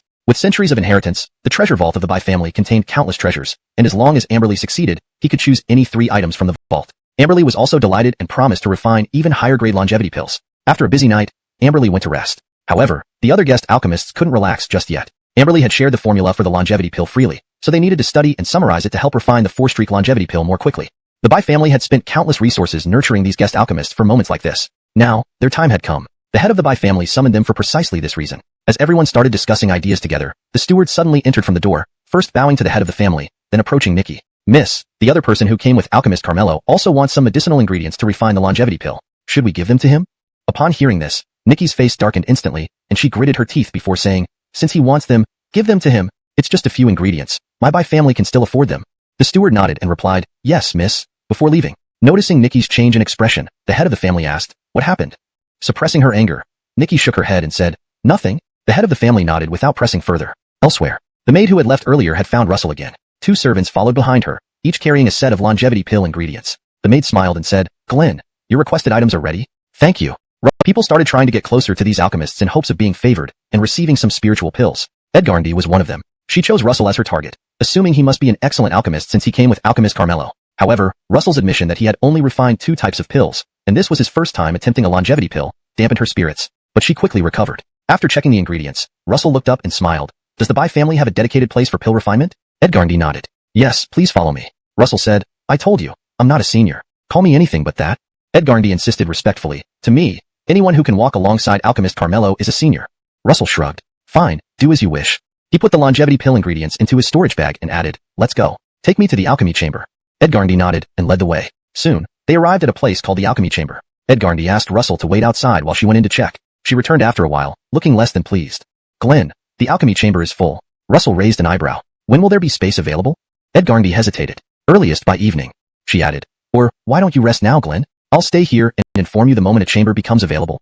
Chapter 145. Easton. Wait until evening? Russell's brows furrowed slightly upon hearing Edgardy's words, and he couldn't help but mutter. He glanced at the sky. It was only morning. That meant if he wanted to use the alchemy chamber, he'd have to wait here for an entire day. For cultivators, this wasn't a big deal. After all, when they go into seclusion, it could last several months or even years. Some cultivators entered a lifelong seclusion in one place. In fact, Russell had long become accustomed to such days. Besides, even if he returned now, there was nothing much he could do. His cultivation was stagnating, and he had no clues on how to condense the bloodline runes. It was better to just wait here. Russell decided instantly, smiling lightly. No need, I'll wait here. No need to go back. Hearing his response, Edgardy became anxious. But sir, your status is revered. How can I let you wait here? Being esteemed was one thing, but most importantly, if others saw this, they would think she hadn't fulfilled her duties as a maid. If reported, she would be punished too. Russell shook his head and chuckled. I told you, I'm not some senior. What's wrong with waiting a little longer? Ignoring Edgardy's further attempts to dissuade him, he went straight to a pavilion outside the alchemy chamber, sat on a stone bench, and watched people come and go. Cultivators, servants, guards, and alchemists. The Bai family made Russell feel like he was back at Xiansheng sect, where he could see his master and fellow disciples daily. Pity, those days can never return, Russell sighed inwardly, pushing away all distractions. Seeing that she couldn't persuade him, Edgardy didn't insist further. Instead, she rushed around hoping to find an available alchemy chamber by evening. Time slipped by. An entire day passed without any miracles happening. Even after all Edgardy's efforts, she couldn't find another alchemy chamber for Russell. Only by nightfall did an alchemy chamber finally become free. Ecstatic, Edgardy immediately claimed the alchemy chamber. Then, she ran to the pavilion, bowed slightly to Russell and said, Sir, an alchemy chamber is now available. Russell nodded. Take me there.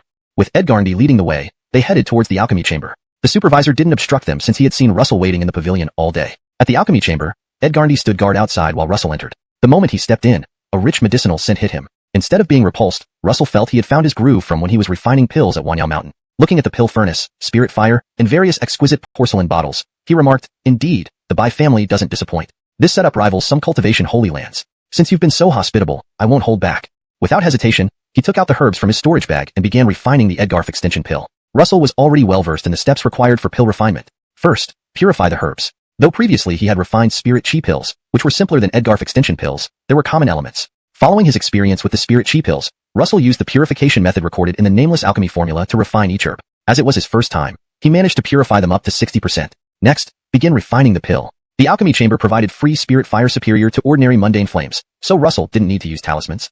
Soon, the spirit fire blazed. Russell followed the derived pill formula, placing the refined herbs into the furnace one by one, then controlling the spirit fire using his spiritual energy. During the previous spirit chi pill refinement, Russell had realized the importance of spiritual energy control in alchemy. Greater control over spiritual energy resulted in higher quality pills. Conversely, poor control led to lower grade or failed pills, sometimes even causing explosions. Since the Edgarf extension pill was a third grade pill, it required very high spiritual energy control. Throughout the process, Russell was extremely cautious. After an hour, sweat drenched his forehead, but he finally completed the refinement. Wiping his forehead, he smiled brightly. Thankfully, no explosion occurred. He waved lightly. The lid of the furnace opened. Inside, the herbs had turned into a black, sticky substance emitting a foul, pungent odor. Had it not been for Russell's strong willpower, anyone else might have been sickened. This failed. Russell frowned, looking at the black substance. Edgarf extension pills are third grade, difficult to refine. It's inevitable to fail on the first try. But which step went wrong? He fell into deep thought, recalling every detail of the refinement process, including the herb purification and spirit fire control. However, no matter how hard he tried, he found nothing amiss. Seems nothing went wrong. Never mind, let's try again. Maybe the next attempt will reveal the issue. Just as he was about to start again, a commotion sounded from outside. Russell turned his head. Creak. The door was pushed open from the outside. "Easton, you can't enter. Someone's already inside?" A bearded Ronnie walked in, with Edgarndy following, trying in vain to stop him. Seeing Russell, Edgarndy's face showed even more difficulty. "Sir, this is Easton, the Bai family's intermediate alchemist." Pausing, she added, "Due to a lack of alchemy chambers, none are available outside. Easton chose this chamber and insisted on entering. I couldn't stop him. Please forgive me, sir." Russell waved his hand. "It's fine." Then, he turned his gaze to Easton ahead. ##### Chapter 146, 3-Stripe Edgarf Extension Pill. Easton did not flinch or dodge. He sized Russell up and down before saying, "You're also an alchemy master?" Russell smiled. "While I have only refined spirit chi pills before, and this is my first time refining a Edgarf extension pill, I should be considered an alchemy master, right?" Easton sneered. "Humph, only able to refine spirit chi pills? This is your first time with an Edgarf extension pill? You dare call yourself an alchemy master? More like an apprentice. This is the Bai family's alchemy room, not a place for apprentices like you. Get out. This room is now mine." Russell's face turned cold instantly. "I was here first. Are you planning to forcibly take it?" Easton's sneer deepened. "Do you even deserve it? Hurry up and get out of my way. I'm busy refining pills. If you delay me and hinder my efforts to save Driscoll Buck, can you take responsibility for that?" Russell replied coldly, "What if I don't let you?" Easton shouted angrily, "It's not up to you. I'll give you 3 breaths. If you don't leave, I'll have the Bai family guards throw you out."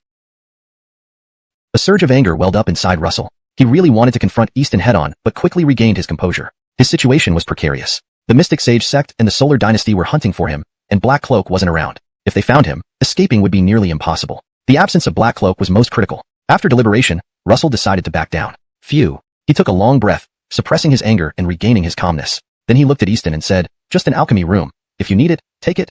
With that, he gestured to Edgarndy. "Let's go." They left the alchemy room one after another. Easton watched their backs and smirked. Humph. Wise decision.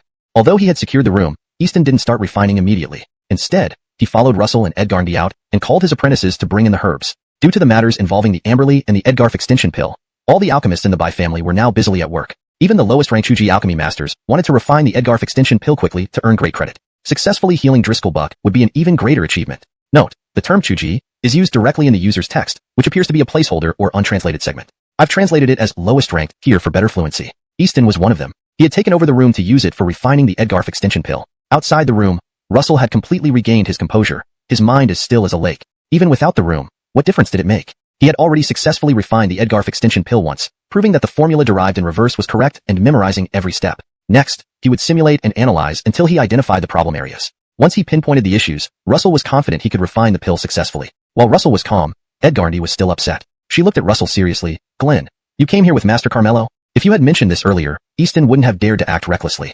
Russell smiled slightly. "No need. We can come back tomorrow. By then, I might be able to refine the Edgarf extension pill confidently." Edgarndy's face lit up with joy. "Glenn, are you serious? You can refine it tomorrow?" "Of course." Russell laughed. "That's wonderful." Edgarndy exclaimed. If Russell succeeded in refining the Edgarf extinction pill, it would be a great service to the Bai family, and she, as his attendant, would benefit from it too. One person achieving glory meant everyone else rose as well. Similar circumstances would apply to Russell too. As soon as they left, Easton called his apprentices to bring the materials needed for refining the Edgarf extinction pill into the room. Looking at the mess left by Russell, he was furious. Himph, just an apprentice using an alchemy room? He couldn't help but curse. Recently, the Bai family has recruited many alchemists, but the quality varies wildly. Have they started recruiting apprentices? What is that stench? Midway through his rant, he caught a whiff of something foul and his face darkened further. Not just Easton, but the apprentices too had to cover their noses. One apprentice found the source of the smell was the crucible. Summoning his courage, he lifted the lid, and an even more pungent odor assaulted him, turning his face green. He almost fled. Easton stopped the apprentice decisively. Clean the crucible thoroughly. He began to rant again. Tomorrow, I will find that guy and have the Bai family head expel him. That kind of person is a disgrace to alchemists. Daring not to contradict Easton, the apprentice forced himself to clean the crucible. Halfway through, he noticed something amidst the black goo. A thumb-sized pill emitting a stunning aroma. Before Easton or the other apprentices could react, the pill's fragrance filled the room, overpowering the stench and purifying the air. This is a pill? The apprentice exclaimed. 3 stripes. This is a 3-striped pill. Wait, this pill. It's a Edgarf extinction pill. His face lit up with excitement. He turned to Easton, exclaiming, Easton, there's a 3-striped Edgarf extinction pill in the crucible. A 3-striped Edgarf extinction pill? Easton's pupils contracted, and he flashed to the apprentice's side, reaching out with trembling hands to pick up the pill.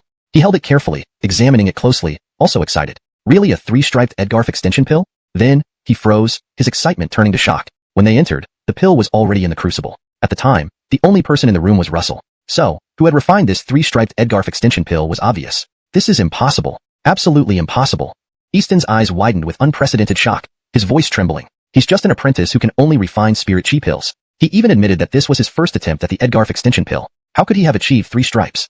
Hashtag chapter 147. Found a pill. When Easton was questioning Russell, Russell had already admitted that he previously only knew how to refine spirit chi pills, and the Edgarf span pill was his first attempt at refining it. With such qualifications, he could only be considered an apprentice in the entire cultivation world. Easton also held this belief, hence his arrogant tone. However, a pill refining apprentice, a novice who attempted to refine the Edgarf span pill for the first time, managed to produce a 3-patterned Edgarf span pill. In all the years Easton had been a pill master, he had never seen such a thing. Suddenly, a terrifying thought crossed his mind. Russell might very well be a high-level, or even a master-level, pill master. His denial was merely to hide his true identity. The thought of offending a high-level pill master, or worse, a master-level one, made Easton's scalp tingle and his body tremble with fear. But in the next second, he dismissed this idea. Those high-level and master-level pill masters were all self-important, their eyes intolerant of sand. They believed their refined pills were unparalleled, and others were mere trash. How could they possibly let anyone humiliate them? If Russell were really a high-level or master-level pill master, Easton would have lost his head the moment he barged into the alchemy room. Why would he retreat? Therefore, Russell could not be a high-level pill master, let alone a master-level one.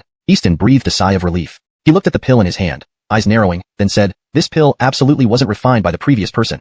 It must have been the one who used the alchemy room before him. A 3-patterned Edgarf span pill. Just the pill aroma far surpasses ordinary 3-patterned Edgarf span pills. Even those refined by the esteemed Carmelo pill master would pale in comparison. Easton's face instantly lit up with excitement. However, at that moment, the apprentice who discovered the pill spoke up, Master, should we submit this 3-patterned Edgarf span pill to the Bai family? Easton's excited expression turned grim as he snapped, I don't need you to tell me how to do my job.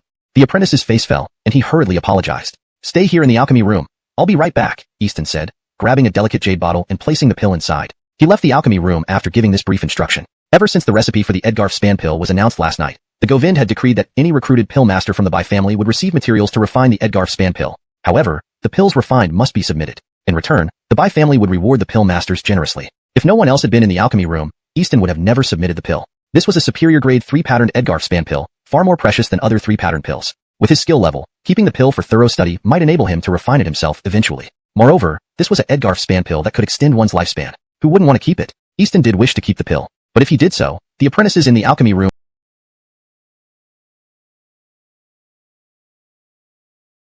might leak the information, leading to a greater loss. After careful consideration, Easton decided to submit the pill. Leaving the alchemy room, he headed straight for the Bai family meeting hall, where the patriarch should still be present. At the meeting hall, Easton indeed saw the Gordy, along with Nikki, the white-bearded Ronnie, and several other high-level pill masters. Easton's sudden appearance slightly surprised everyone. Only the Geno's eyes flickered as he fixed his gaze on Easton and asked in a trembling voice, Pill Master Carey, did you succeed in refining the Edgarf span pill? Hearing this, the faces of the high-level pill masters changed. The recipe for the Edgarf span pill had been released just last night. Due to the short period, none of them had managed to refine it, not even a single patterned one. They were high-level pill masters, while Easton was merely a mid-level one. If Carey truly succeeded earlier, it would greatly tarnish their reputations. Face-saving issues aside, the high-level pill masters grew serious. Easton shook his head and said, I was about to try refining the Edgarf Span pill, but it would take at least half a month to complete. The high-level pill masters finally relaxed. It needed half a month. It seemed that Easton's skills remained at the mid-level stage, not yet reaching high level. Therefore, his visit definitely had nothing to do with the Edgarf Span pill. The Gordy felt somewhat disappointed and asked, then what brings Easton here? Easton glanced at the pill masters, then at Nikki and the white-bearded Ronnie, his gaze finally settling on the Geno as he said excitedly, Albin, I found a 3-patterned Edgarf Span pill. The Gordy, the high-level pill masters, Nikki, and the white-bearded Ronnie all froze. Great, he say he found a 3-patterned Edgarf Span pill? The Geno thought he misheard and exclaimed, Easton, what did you just say? You found a 3-patterned Edgarf Span pill? Easton nodded. Yes. Carefully taking out the jade bottle, he poured the pill into his palm. Instantly, an extremely rich pill aroma filled the entire meeting hall. The faces of the high-level pill masters changed drastically. The Gordy, Nikki, and the white-bearded Ronnie quickly stood up and approached Easton, examining the pill in his hand. 3-patterned Edgarf Span pill. It's really a 3-patterned one. Looking at the quality and fragrance, it even surpasses the one refined by Pill Master Carmelo. Pill Master Carey, please explain what happened. Facing the inquiries from the Gordy, Nikki, and Solomon Ronnie, Easton did not dare to be careless and recounted the entire incident. He glossed over his intrusion into the alchemy room and disruption of Russell's refinement process, emphasizing that the pill was refined by the previous pill master. Upon hearing Easton's explanation, the high-level pill masters became even more shocked. He really found a 3-patterned Edgarf Span pill? The Geno's eyes sparkled as he firmly instructed, find the alchemy room manager. No matter what, we must find that pill master. Recently, though many pill masters had been recruited by the Bai family, everyone entering the alchemy room had been registered. Russell too had been registered by Edgarndy long ago. Soon, the Geno found the pill master Easton referred to, another mid-level pill master. Seeing this, the high-level pill masters grew even more bewildered. A mid-level pill master produced a 3-patterned Edgarf Span pill that surpassed Carmelo pill masters. What nonsense was this? Chapter 148. Who refined the Edgarf extending pill? Several senior alchemists frowned deeply. They doubted Easton's words, finding it hard to believe that a mid-level alchemist could refine a 3-patterned Edgarf extending pill surpassing Master Carmelo's work. There were only two possible explanations. First, Easton was lying. Second, this alchemist looked like a mid-level one but had secretly broken through to become a senior alchemist, thus managing to refine the 3-patterned Edgarf extending pill. The senior alchemist leaned more towards the latter explanation. The head of the Bai family, Nikki, and the white-bearded Ronnie also expressed doubt, scrutinizing the mid-level alchemist closely. Easton felt somewhat awkward. His heart sank, sensing something was off. He disliked situations he couldn't control. If not for the presence of several individuals whose status surpassed his, he would have interrogated the alchemist immediately. But in front of the Isidore, he dared not act rashly. Finally, the Isidore couldn't hold back. He narrowed his brows and asked the alchemist, "Grade you apply for the use of an alchemy chamber today?" The alchemist was nervous. Just as he finished refining, he was informed by a servant that the Isidore, the eldest daughter, the ancestor, and several senior alchemists were looking for him. This made him extremely anxious. Could it be related to the Edgarf extending pill? Since the recipe was announced last night, he had immediately applied to use an alchemy chamber and began refining based on the published formula. As a mid-level alchemist, he did possess skill. In just one day, he managed to refine the Edgarf extending pill, though it only reached one pattern, far surpassing everyone else. After a day of labor, he originally intended to rest before reporting tomorrow. However, as soon as he returned to his room, he was summoned by a servant. He marveled internally. Indeed, the Bai family knows even these matters. It's no wonder they are the second largest family in West Capital. Facing the patriarch's inquiry, he answered directly without hesitation, "Yes, Geno, I did apply for an alchemy chamber today." The patriarch quickly followed up, "Was it for refining the Edgarf extending pill?" The alchemist replied, "Yes, I refined the Edgarf extending pill." Almost instantly, the patriarch's face lit up with excitement, and he asked again, "So, did you succeed?" The alchemist smiled slightly, "I managed by sheer luck." Upon hearing this, Nikki and the white-bearded Ronnie showed obvious joy, while Easton breathed a sigh of relief. However, the expressions of the other senior alchemists darkened, almost to the point of displeasure. Recruited by the Bai family, they had barely deciphered the formula in one day but hadn't started refining yet. Meanwhile, this mid-level alchemist had already completed the task, producing a 3-patterned Edgarf extending pill. Were they being deliberately humiliated? Working under the same pay? Did they need to be pushed so much? Ha ha ha ha. The patriarch seemed oblivious to the senior alchemists' faces, laughing heartily. "We now have another senior alchemist in the Bai family. A cause for celebration." He turned to the alchemist, earnestly saying, "You've demonstrated your ability by refining a 3-patterned Edgarf extending pill comparable to Master Carmelo's. I formally invite you to become our 6th senior alchemist. Please do not refuse."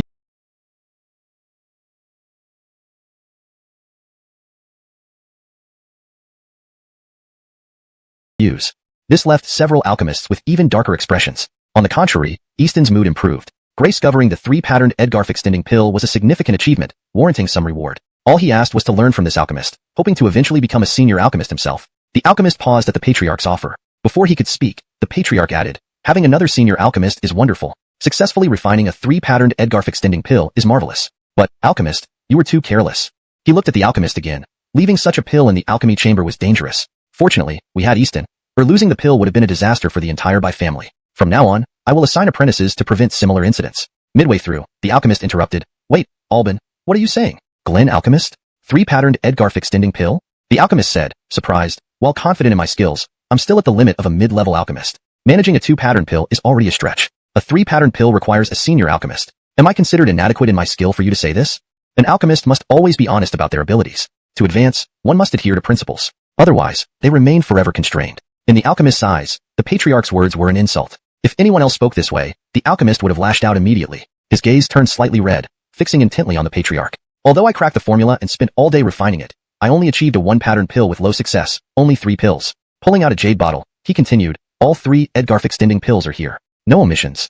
The patriarch froze. His expression shifted. The 3-patterned Edgarf extending pill wasn't yours? The alchemist replied, no. Pausing briefly, the patriarch's gaze turned to Easton. Easton, what exactly happened? Who refined that 3-patterned Edgarf extending pill? Nikki, the white-bearded Ronnie, and the senior alchemists all stared at Easton, who felt immense pressure. He muttered, realizing something. Could it really be him? But how? He's just an apprentice. It can't be him. Chapter 149. Who is he? Easton's face completely changed. He was no longer elated and excited, but seemed to have gone mad, his voice growing louder. He is just an apprentice who only knows how to refine spirit chi pills. And the Edgarf span pill is something he's encountering for the first time. How could he possibly succeed on the first try? Moreover, a 3-stripe Edgarf span pill? Refining pills is also a form of cultivation. However, compared to spirit or body cultivation, refining pills is relatively more difficult, which is why there are so few alchemists in the cultivation world. Many people spend their entire lives without finding the path and remain apprentices all their lives, never stepping into the ranks of junior alchemists. There are indeed exceptionally talented pill refiners, and they aren't few in number. But someone like Russell, who has only refined 2 types of pills before, succeeding in refining a Edgarf span pill on the first try, and even enhancing it to a 3-stripe quality, has never happened in the entire cultivation world. This was why Easton had his doubts, because he felt this was simply impossible. The person who refined that 3-stripe Edgarf span pill could be anyone, but absolutely not Russell. For a moment, the entire meeting hall was filled with Easton's frenzied voice. The others present were not fools. They immediately realized that Easton was hiding something, and that something was related to that 3-stripe Edgarf span pill. The head of the Bai family's expression darkened instantly. Conversely, the several senior alchemists showed expressions of interest after their initial shock. Who exactly is he that Easton speaks of? Was the 3-stripe Edgarf span pill really refined by him? If so, then he must at least be a senior alchemist. Besides Master Carmelo, does the Bai family have any other newly recruited senior alchemists? As Easton's emotions became increasingly out of control, a sudden voice rang out. Silence! It was the white-bearded Ronnie. As soon as his words fell, a gentle force seemed to erupt from the depths of one's soul, enveloping the entire meeting hall, wrapping around Easton. Almost instantly, Easton's emotions, which were about to spiral out of control, were instantly calmed, leaving him quiet. Cultivation is fundamentally about contending against the heavens for life. Any cultivator, whether spirit or body cultivators, risks losing control of their minds. The same applies to alchemists. Easton's earlier state was indicative of losing control of his mind. If he continued unchecked, once his emotions spiraled out of control, he would become utterly deranged, his refining skills rendered useless, unable to make any further progress. Fortunately, the white-bearded Ronnie acted promptly. Otherwise, the Bai family would have lost a mid-rank guest alchemist. Easton knew this too. After recovering, he immediately bowed to the Ronnie, respectfully saying, "Thank you, ancestor, for your intervention." The white-bearded Ronnie said coolly, "Tell everything you know. If you dare to omit anything again, no one will save you." The head of the Bai family, Nikki, several senior alchemists, and the suddenly summoned mid-rank alchemist all stared at Easton, waiting for him to speak, waiting to uncover the truth. Despite the immense pressure, Easton knew he couldn't hide anything anymore. He recounted the entire story, including the mention of Russell, this in the Bai family. Easton trembled, his hands cold. If Russell used Master Carmelo's influence against him, he would be powerless. Even the Bai family couldn't protect him. Easton despaired and regretted it. Had he known, no matter how anxious he was, he would have waited instead of competing for the alchemy room with Russell. Nikki ignored him and ordered someone to summon the manager of the alchemy room. She looked at the manager and asked, "Today, was there an alchemist named Russell who borrowed our family's alchemy room?" Priest Onager respectfully replied, "Miss, indeed there was such an incident. He waited outside the alchemy room for a whole day." Pausing for a moment, he added, "For specific details, Miss can summon Edgarndy, as she was the alchemist attendant and handled all today's matters." Nikki looked at a servant and ordered, "Summon Edgarndy." The servant hurriedly left. The meeting hall instantly returned to silence, but their eyes unconsciously followed Easton. Priest Onager's words made it clear that Easton had seized the alchemist's alchemy room. If the 3-stripe Edgarf span pill was truly refined by that alchemist, then Easton's claim of finding it becomes complicated. It might not be found but stolen. Easton noticed this, his face ashen. He wanted to explain, but would anyone still believe him? Meanwhile, the servant rushed to the maid's quarters and found Edgarndy. Although it was late, Edgarndy hadn't slept yet. She was worried about today's events and her future, harboring a thought. Should she give up on Russell and find a more promising alchemist? Easton said Russell was just an apprentice. Following an apprentice with limited alchemy skills, what kind of future could she have? Chapter 150, Sensation. Amanda sighed, driving all thoughts from her mind. The situation had reached a point where it was no longer within her power to change things easily. From the moment she chose Russell, her fate became inextricably linked with his during his stay at the Bai family compound. If Russell could successfully refine the Edgarf extending pill, she would benefit as well, earning substantial rewards. However, if he failed, she would gain nothing. Regretting now was pointless. Instead of pondering another investment, it was better to focus on helping Russell secure a refining room to concentrate on alchemy. Better go check on the refining rooms early tomorrow, Amanda muttered, and prepared for rest. But just then, noisy footsteps echoed from the corridor outside. This was nothing new to her. Lately, whenever Driscoll Bye's condition worsened, or one of the alchemists successfully refined a life-extending pill, similar commotions would arise. It usually didn't concern her. Suddenly, the chaotic footsteps halted at her door, followed by urgent knocking. Amanda paused, then hurriedly got up, but her mind raced. Could something have happened to Russell? Their fates were bound. If anything befell him, she too would suffer. Her heart pounded as she opened the door, finding the Bart steward, the refining room overseer, and several other prominent figures crowded there. Amanda's anxiety grew. She timidly asked, "Bart steward, has something happened to Russell?" "Russell? Indeed, it's about Russell." The Bart steward looked ecstatic, staring intensely at her. "Amanda, come with me immediately. The Gino wants to see you." Amanda froze, trembling and terrified. Has Russell caused some trouble? As a novice just starting in alchemy, Russell had little chance of refining a Edgarf extending pill, especially since Easton had already seized his refining room. If it wasn't about the Edgarf extending pill, it couldn't be an achievement, it must be trouble. Amanda bitterly regretted her decision. Seeing her state, the Bart steward chuckled. "Sorry for not clarifying earlier. Relax, Amanda. It's not trouble from Russell. On the contrary, he has accomplished a great feat. Get ready quickly. The Gino is waiting." "No trouble?" Amanda stood there dumbfounded, not even hearing what the Bart steward had said next. Amidst the praises around her, she felt like she was dreaming. Dazed, Amanda was led by the Bart steward to the council chamber, where she met Albin, Nikki, Abel, and several senior alchemists. Upon seeing Amanda enter, Nikki quickly approached and asked anxiously, "Grade Russell go to the refining room today and attempt to refine an Edgarf extending pill?" Amanda snapped back to reality, hastily bowing. Yes, Russell did go to the refining room and tried to refine the Edgarf extending pill. However, Easton took over the room halfway through and drove Russell away. Nikki's face turned shocked. She murmured, "It really was him. How could that be?" Her expression grew complicated. Initially, when she first met Russell, his behavior had been so unimpressive that she considered him a fraud. Yet, who would have thought he actually managed to refine a 3-stripe Edgarf extending pill? This was far beyond Nikki's expectations. The truth was clear. Apart from Easton, only 2 alchemists entered the room today, and one had already denied involvement. That left only Russell. Nikki's eyes suddenly turned cold. She shot a harsh glance at Easton before insisting, "Now, take me to Russell." Amanda, unsure of the situation but obeying Nikki's command without hesitation, replied, "Yes, miss." She stepped out of the council chamber, with Nikki following closely. After a brief pause, Abel also joined them. "I'll go along too. Please wait here, Gino." The Gino nodded respectfully. "Thank you, ancestor." Abel said nothing more and simply followed. Throughout, no one spared Easton a second glance. His face turned bleak as he foresaw his fate. If he couldn't gain Russell's forgiveness, his future would be grim. Amanda led Nikki and Abel to Russell's quarters. Despite being a servant who advanced to the Foundation establishment realm through limited resources, she was no fool. Reflecting on the events, she realized this likely revolved around the Edgarf extending pill refined by Russell. But didn't he say the refinement failed? A lingering doubt still nagged at her. Russell had mentioned needing to review and possibly succeeding the next day. Could something have changed mid-process? She dismissed the thought. It wasn't her place to question. This was her opportunity, and she needed to seize it. They soon arrived at Russell's quarters. Amanda glanced at Nikki and Abel before knocking on the door. "Glenn, are you resting?" There was no response. Amanda hesitated. "Miss, he might already be asleep." Nikki's expression darkened. Unsure of Russell's intentions, she insisted, "Try again." Amanda nodded and knocked once more. Before she could speak, creak, the door opened. Russell stood there, slightly frowning. "What is it?" Amanda hastened to explain. "Glenn, Airlie wishes to discuss something with the pill." Russell was completely baffled. Seeing Russell's bewildered expression, Nikki paused momentarily, her eyebrows knitting together. Edgar Gray quickly explained the entire situation. She had already gleaned the whole story from the steward when she went to see the head of the Bye family. After listening to Edgar Gray, Russell froze, then his expression turned peculiar. "Edgar Gray, did you say that Easton found a 3-streak spirit pill inside the furnace after occupying my alchemy room?" Edgar Gray nodded. "Yes, I heard this directly from the steward who was there when Easton said it. He wouldn't dare lie in front of the head of the family. Besides," she paused for a moment before continuing, "besides, Airlie was there too. If you have any questions, you can ask her directly." Although Nikki's face showed no emotion, she felt a bit irked inside. Standing right in front of him, why would he ask a servant girl? But recalling her earlier attitude towards Russell, she softened. Given her previous behavior, Russell's actions were understandable. Russell remained silent for a few seconds, seemingly ignoring Edgar Gray's suggestion. His gaze stayed on Edgar Gray the whole time, as if Nikki wasn't even there. Then he asked again, "You mentioned that Easton smelled a foul odor in the alchemy room and found a black sticky substance inside the furnace. The 3-streak longevity pill was found in that black goo?" Edgar Gray nodded once more. "Yes, Glenn." Russell hummed thoughtfully. "I understand now. The pieces finally fit together." After he left the room where he tried refining the longevity pill, Easton had ordered an apprentice to clean up, only to unexpectedly find a 3-streak longevity pill amidst the black goo inside the furnace. Russell's expression grew even more bizarre. He had seen that kind of goo before. It was the medicinal liquid produced by failed alchemy. But since he had clearly failed to refine the longevity pill, why was there a 3-streak longevity pill? After a few moments of contemplation, a hypothesis dawned on Russell. Could it be that his refinement looked like a failure but actually resulted in one successful pill? So, I refined a 3-streak longevity pill on my first try? I thought it was a failure, but in a way, it succeeded. Neither Easton nor the intermediate alchemist claimed the 3-streak longevity pill, with only 3 people using that room: Easton, the intermediate alchemist, and Russell. If it wasn't them, it had to be Russell.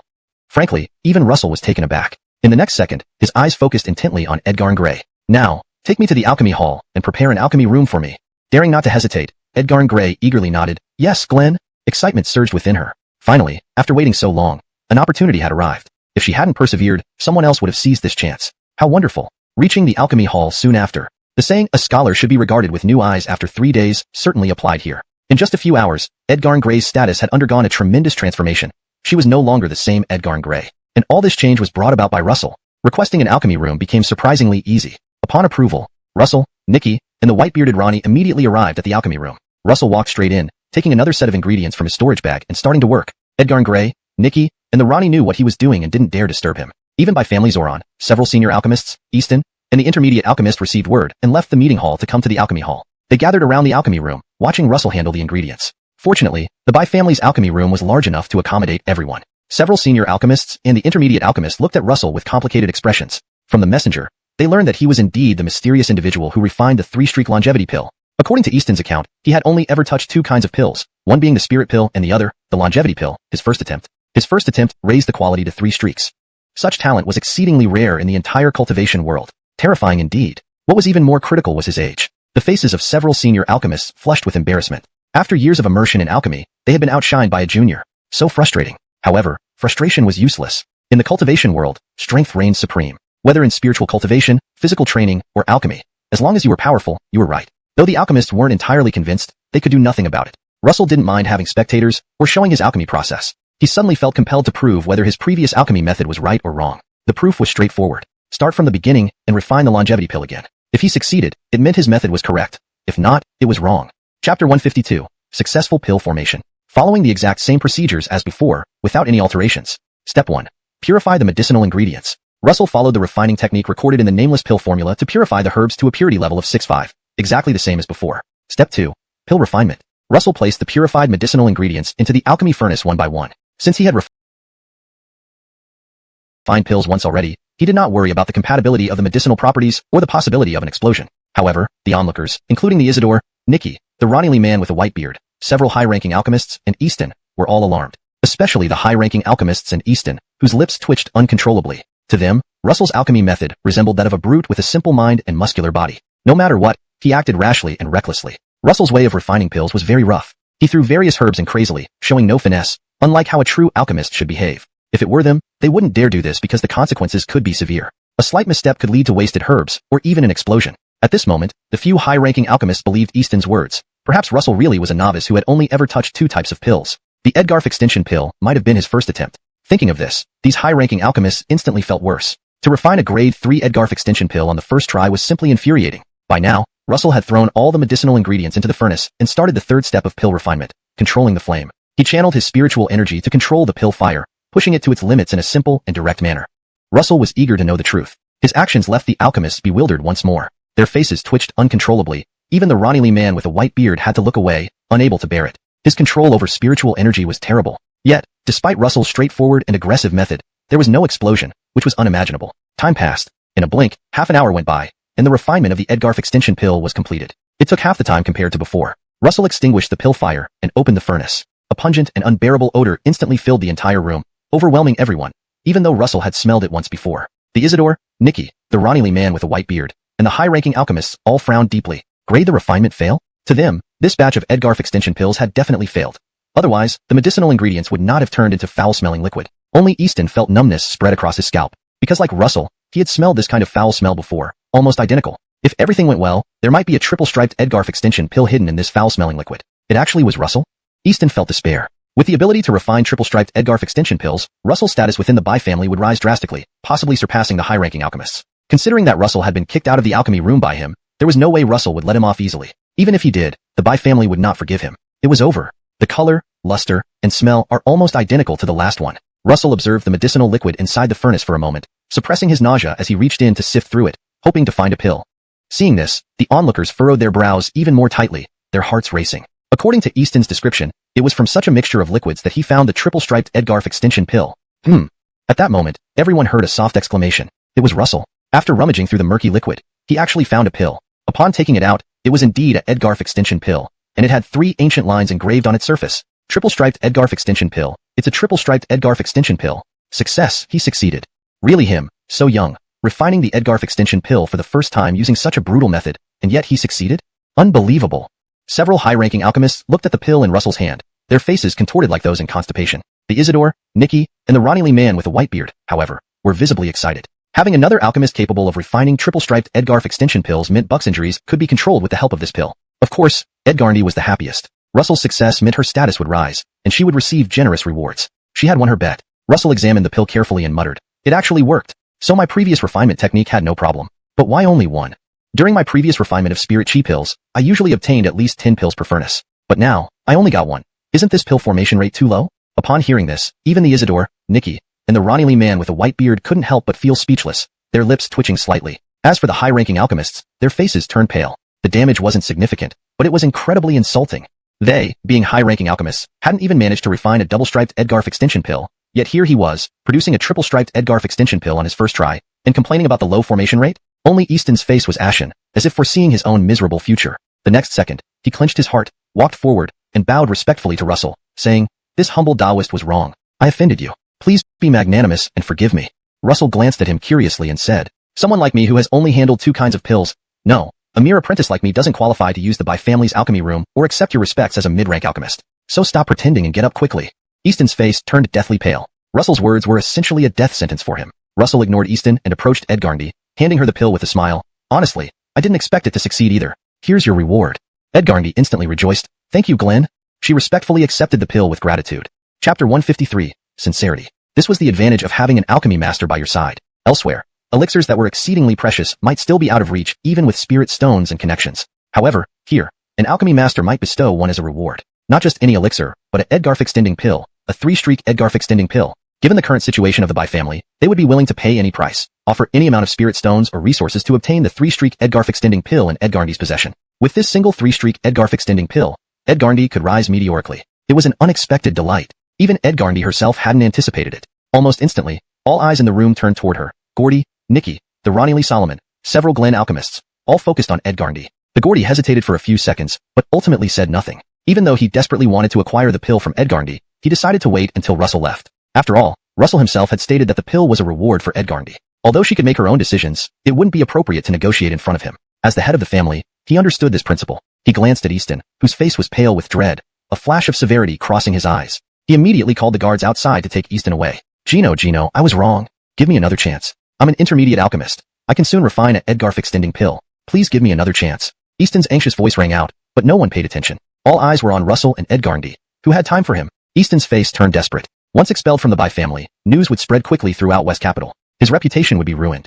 To become a guest alchemist in another clan would be nearly impossible unless he left West Capital. A strong sense of regret surged through him. If only he hadn't provoked Russell. But who could have predicted that Russell, refining the Edgarf extending pill for the first time, would succeed? Russell handed the pill to Edgarndy and left without looking back. Though he successfully refined 2 Edgarf extending pills, both reaching the 3-streak level, Russell was not entirely satisfied with the results. The success rate was too low and needed improvement. He planned to review the refinement process after returning, pinpointing the problematic step, and try again tomorrow. Whatever it took, he must increase the success rate. Refining only 1 Edgarf extending pill per furnace was intolerable, especially for him. Neither the Gordy, Solomon, nor the Glen alchemists stopped him or questioned his departure. A genius deserved such treatment and respect. Moreover, they were more concerned with the 3-streak Edgarf extending pill in Edgarndy's hand. Only Nikki, watching Russell's retreating back, her eyes flashing with intense thoughts, spoke up, "Father, I think I made a grave mistake." Usually, Nikki would address the Gino formally when others were present. Only in private did she call him father. Now, before everyone, she directly addressed him as father. The Gino's expression became serious. What happened? Without hesitation, Nikki recounted the events at the marketplace, revealing everything, including her poor impression of Russell. The Gino's face darkened. "You mentioned earlier that alchemist Edgarn once tried to sell himself to join the Bai family, offering to refine the Edgarf extending pill, and you refused?" Nikki nodded, "Yes." She looked at the Gino seriously. "What should we do now?" The Gino pondered. "Invite him. The fact that alchemist Edgarn followed alchemist Carmelo to our family shows he hasn't abandoned his initial intentions. With sincere efforts, he won't refuse." Nikki nodded. "I understand. I'll invite him personally tomorrow morning." The Gino replied, "Leave it to you." Then he turned to Edgarndy. "Your name is Edgarndy, correct?" Edgarndy hurriedly nodded. "Yes, Gino. My name is Edgarndy. The Geno smiled. Edgarndy, are you willing to trade this 3-streak Edgarf extending pill? Rest assured, I won't let you down. Speak your terms. Edgarndy didn't hesitate. I'm willing. The Geno said, very well, follow me. As he was about to ask the Glen alchemists to join, he noticed their shocked expressions, mouths agape, like they'd seen a ghost. They hadn't reacted this way even when witnessing Russell refine the pill. Puzzled, the Geno asked, alchemists, what's wrong? One Glen alchemist ignored him and turned to Nikki, trembling, airily. What did you just say? That alchemist Edgarn deduced the formula for the Edgarf extending pill? Nikki nodded. That's what Russell said at the time. Before she finished, the alchemist exclaimed, deducing a formula, such a thing, how is that possible? Another alchemist chuckled bitterly, but you saw how Edgarn refined the pill on his first try. Achieving a 3-streak Edgarf extending pill is already astonishing. Deducing a formula might not be impossible. The Glen alchemists exchanged glances, falling silent. If Russell truly deduced the formula solely based on the Edgarf extending pill, his alchemical talent was far more terrifying than imagined. Excitement ignited in their eyes. Such a prodigy must be recruited. Otherwise, it would be a waste. Tomorrow, they would inquire if he had a master. If not, they would act swiftly.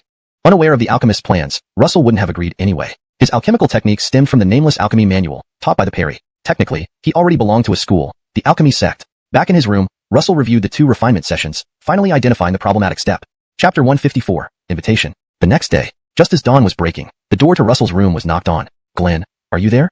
The one knocking was Edgarndy. Behind her followed by Carmeloa's young mistress Nikki, and the latest senior alchemist by Carmeloa had recruited, Glen alchemist Carmelo, also known as Amberly. Amberly's face was filled with confusion and puzzlement as she recalled what Nikki had told her. The gist of it was, Russell's alchemy skills were outstanding. Not only did he deduce the formula for the longevity pill, but he also managed to refine the pill following the deduced recipe. He refined it twice, both times successfully, although the success rate was low, yielding only 1 pill each time. But this single pill had reached the level of a 3-stripe longevity pill. When Amberly first heard this news, her immediate reaction was, what nonsense? As the person who had known Russell the longest, she considered herself the most knowledgeable about him among his current circle. She knew that Russell could refine pills. Back in 10,000 Demon Mountain, Russell had once refined a 9-striped spirit chi pill, distributing it to golden core stage demons as if they were candy. But then, that was Russell's first attempt at refining. A spirit chi pill was just a 2nd-grade elixir, whereas the longevity pill was a 3rd-grade elixir. Not only had Russell deduced the formula correctly, but on his very first try, he managed to refine a 3-stripe longevity pill successfully. Amberly felt an overwhelming sense of disbelief and muttered to herself, really? It's all true. Russell actually deduced the formula, and it's all true? He has exceptional cultivation talent, absorbed a drop of dragon blood, possesses the dragon clan's inheritance. These were facts she could accept. But to have such extraordinary talent in alchemy as well? Was there no place left for others in this world? Knock knock knock. The knocking on the door resumed. Edgarndy called out several times, but Russell did not open the door. Amberly finally lost patience and stepped forward sternly. Move aside. Let me handle it. Edgarndy awkwardly stepped back. Without hesitation, Amberly's formidable nascent soul pressure erupted, obliterating the door with a destructive force before striding in, shouting, Russell. Her voice barely started when she saw Russell standing by the doorway, looking at the broken door with an annoyed tone. Calling is fine, but kicking the door, now that's going too far. Amberly rolled her eyes. This is the Bai family estate. Even if I destroy a door, the Bai family will cover the loss, not you. So quit the act. I know you better than anyone. She looked at Russell with unprecedented seriousness. Grade, you really deduced the longevity pill formula and refined a successful 3-stripe longevity pill? Amberly, after spending so much time with Russell, understood his style of behavior, hence her inquiry. Nikki and Edgarndy stood by, on tenterhooks. However, Russell didn't get angry. He smiled and said, you already know the truth. Why ask me? Amberly shook her head. I don't believe it, unless you show me again right here, right now. Russell glanced at her and turned around. No time. Amberly. With that, she led the way. Russell watched her walk away, shaking his head. Despite being the Amberly of 10,000 Demon Mountain and a nascent soul cultivator, how could she seem so less intelligent after integrating into a human city? Glen, please follow. Edgarndy cheerfully added. The alchemy chamber has been prepared, ready for your use anytime. Yesterday, Master Bai paid several times the value for the 3-stripe longevity pill, giving Edgarndy a taste of profit, which made her eager for Russell to refine more pills. More pills meant more rewards. Sure. Russell agreed and headed towards the alchemy chamber. Nikki followed closely without hesitation. Then came Edgarndy. Upon arriving at the alchemy chamber, it indeed was fully prepared, even being of high quality, specifically designated for Russell's use. Russell could enter anytime. Only a few senior alchemists and Amberly had such privileges in the Bai family. Now, Russell did too. Inside the alchemy chamber, Russell inspected the furnace and herbs, feeling satisfied. But his gaze soon landed on the pale purple flame beneath the furnace. What kind of flame is this? Before, Russell used ordinary flames, typically light yellow in color. The current flame, however, was a pale purple, emitting a heart-wrenching aura, suggesting a hidden, raging power within. Amberly, Nikki, and Edgarndy were startled by Russell's question. Chapter 155, 3rd Stage Blue Flame. Russell, you can't possibly not know that refining pills requires different types of flames, right? The Cassie couldn't help but exclaim in surprise. 1st and 2nd stage pills can be refined using ordinary fire, spirit fire generated by talismans, or pill fires. But once a pill surpasses the 3rd stage, it must be refined with specialized flames. The flame before us is called Blue Flame. a specialized third-stage flame for refining pills. She looked at Russell, disbelief filling her voice. You don't even know this? In the next second, her voice abruptly cut off as if her throat had been clamped shut, making no sound. Because yesterday, Russell used pill fire to refine 2 batches of longevity pills successfully, both of which were third rank. The Cassie felt utterly defeated, saying sourly, no wonder the success rate was so low. It turns out you were using the most ordinary pill fire? Oh, I finally understand where I went wrong. Russell slapped his forehead and said joyfully, last night, after returning home, I reviewed my pill refining experience twice. I originally thought the issue was in the extraction of medicinal liquid. After your reminder, I realized there's also a problem with the flame. He looked at the Cassie, his tone unusually sincere. I truly thank you. If not for you, it might take me much longer to realize this. The Cassie was speechless, almost on the verge of losing it. What kind of freak is this? Why does he have such terrifying talent in pill refinement? Extracting medicinal liquid, using flames. With 2 crucial steps flawed during the refinement process, he still managed to refine third-rank longevity pills. People comparing themselves to others really can drive them mad. Wait, I'm a demon. The Cassie stared deeply at Russell, suspecting it might be intentional. Nikki and Edgarndy also sucked in cold breaths. Although they weren't specialized pill masters, staying in the Bai family long-term allowed them to observe many alchemists and gain some knowledge about pill refinement. Especially Nikki, who often watched high-ranking alchemists refine pills, knew more about the process than Edgarndy did. However, both of them overlooked one thing. Russell used ordinary pill fire, not the dedicated blue flame, yet still succeeded. Had he used blue flame today, his success rate would have significantly improved. Nikki and Edgarndy had nearly the same thought simultaneously. As for Russell, he released his spiritual energy and with a gentle gesture, controlled the blue flame in his palm. Despite never having touched this type of refining flame before, he felt an extraordinary sensation as if the flame was part of his body. Though explosive, the blue flame seemed to hide destructive power within, yet Russell could control it effortlessly, shifting it from hand to hand and transforming it into various shapes like magic. Seeing this, the Cassie's expression turned odd, asking involuntarily, Russell, you really haven't handled this type of specialized refining flame before? Russell nodded. This is my first time. The Cassie struck again. Nikki watched Russell play with the blue flame, hesitating to refine the longevity pill. Finally, she steeled her resolve and promised, in the White family's treasure vault, there's a 5th stage flame sealed away. If Alchemist Edgarn can refine longevity pills for the Bai family, I am willing to gift that 4th stage flame to Alchemist Edgarn. Upon hearing this, the Cassie's pupils constricted sharply, exclaiming, You're saying a 5th stage flame? Nikki emphatically nodded, yes, 5th stage. Pills are graded, and so are the flames used to refine them. Talisman-generated spirit fire is equivalent to 1st stage, commonly used for 1st stage pills. Ordinary pill fire is equivalent to 2nd stage, for 2nd stage pills. The blue flame in Russell's hands is equivalent to 3rd stage, for 3rd stage pills. Longevity pills are precisely 3rd stage pills. Higher grade pills require higher grade flames for successful refinement. The 5th stage flame sealed in the Bai family's treasure vault can be used to refine 5th stage pills, extremely precious and considered celestial treasures across the entire cultivation world. Once revealed, just behind the Edgar family of Wang Fu. It shouldn't do something so fickle.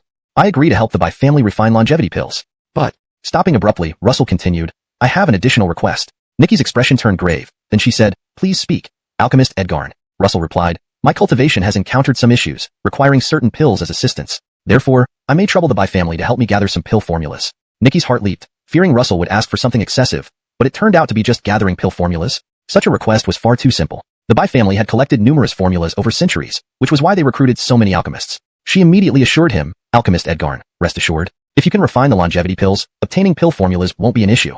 Even the Bai family's collected formulas can be made available to Alchemist Edgarn.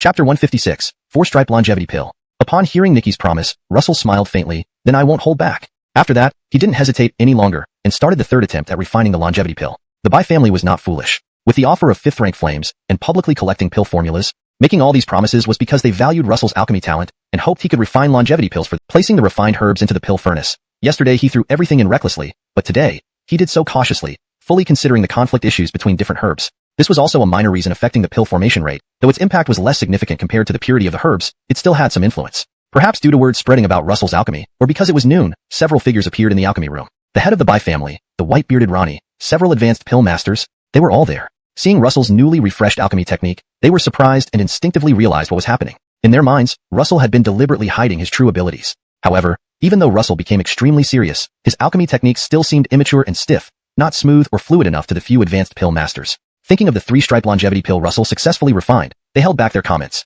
Russell noticed the arrival of the Bai family head, the white-bearded Ronnie, and the advanced pill masters but didn't mind, focusing entirely on his alchemy. Soon, he placed all the herbs into the pill furnace. Next came the 3rd step, which Russell believed was crucial for the success rate, fire control, manipulating the blue flame to melt the herbs inside the furnace. Previously, Russell skipped this step, using ordinary spiritual fire or spirit fire without any manipulation, brutally and simply refining. But today, after listening to the Kelly, he finally recognized the importance of this step for the final success rate. Since it was his first time, Russell stumbled slightly. While controlling the blue flame was effortless due to his skill in manipulating spiritual energy, applying it in alchemy was another matter. However, this behavior made Russell appear even worse in the eyes of the few advanced pill masters. They couldn't help but shake their heads, and even the Kelly covered his forehead, barely able to watch. It was truly incomprehensible. With such an alchemy style and fire control method, how could Russell refine a third-tier longevity pill? Though it was painful to watch, neither the Kelly nor the advanced pill masters interrupted, watching silently as Russell continued. Time passed. Another half-day went by. In the previous 2 attempts, Russell finished within a few hours, but this time, he spent an entire day. Fortunately, he finally completed it. Feeling the time was right, Russell withdrew the blue flame and impatiently opened the pill furnace. Instantly, a peculiar fragrance filled the air. Pill fragrance, such a strong pill fragrance. He succeeded. He has succeeded. The previous 2 batches had a low success rate, but one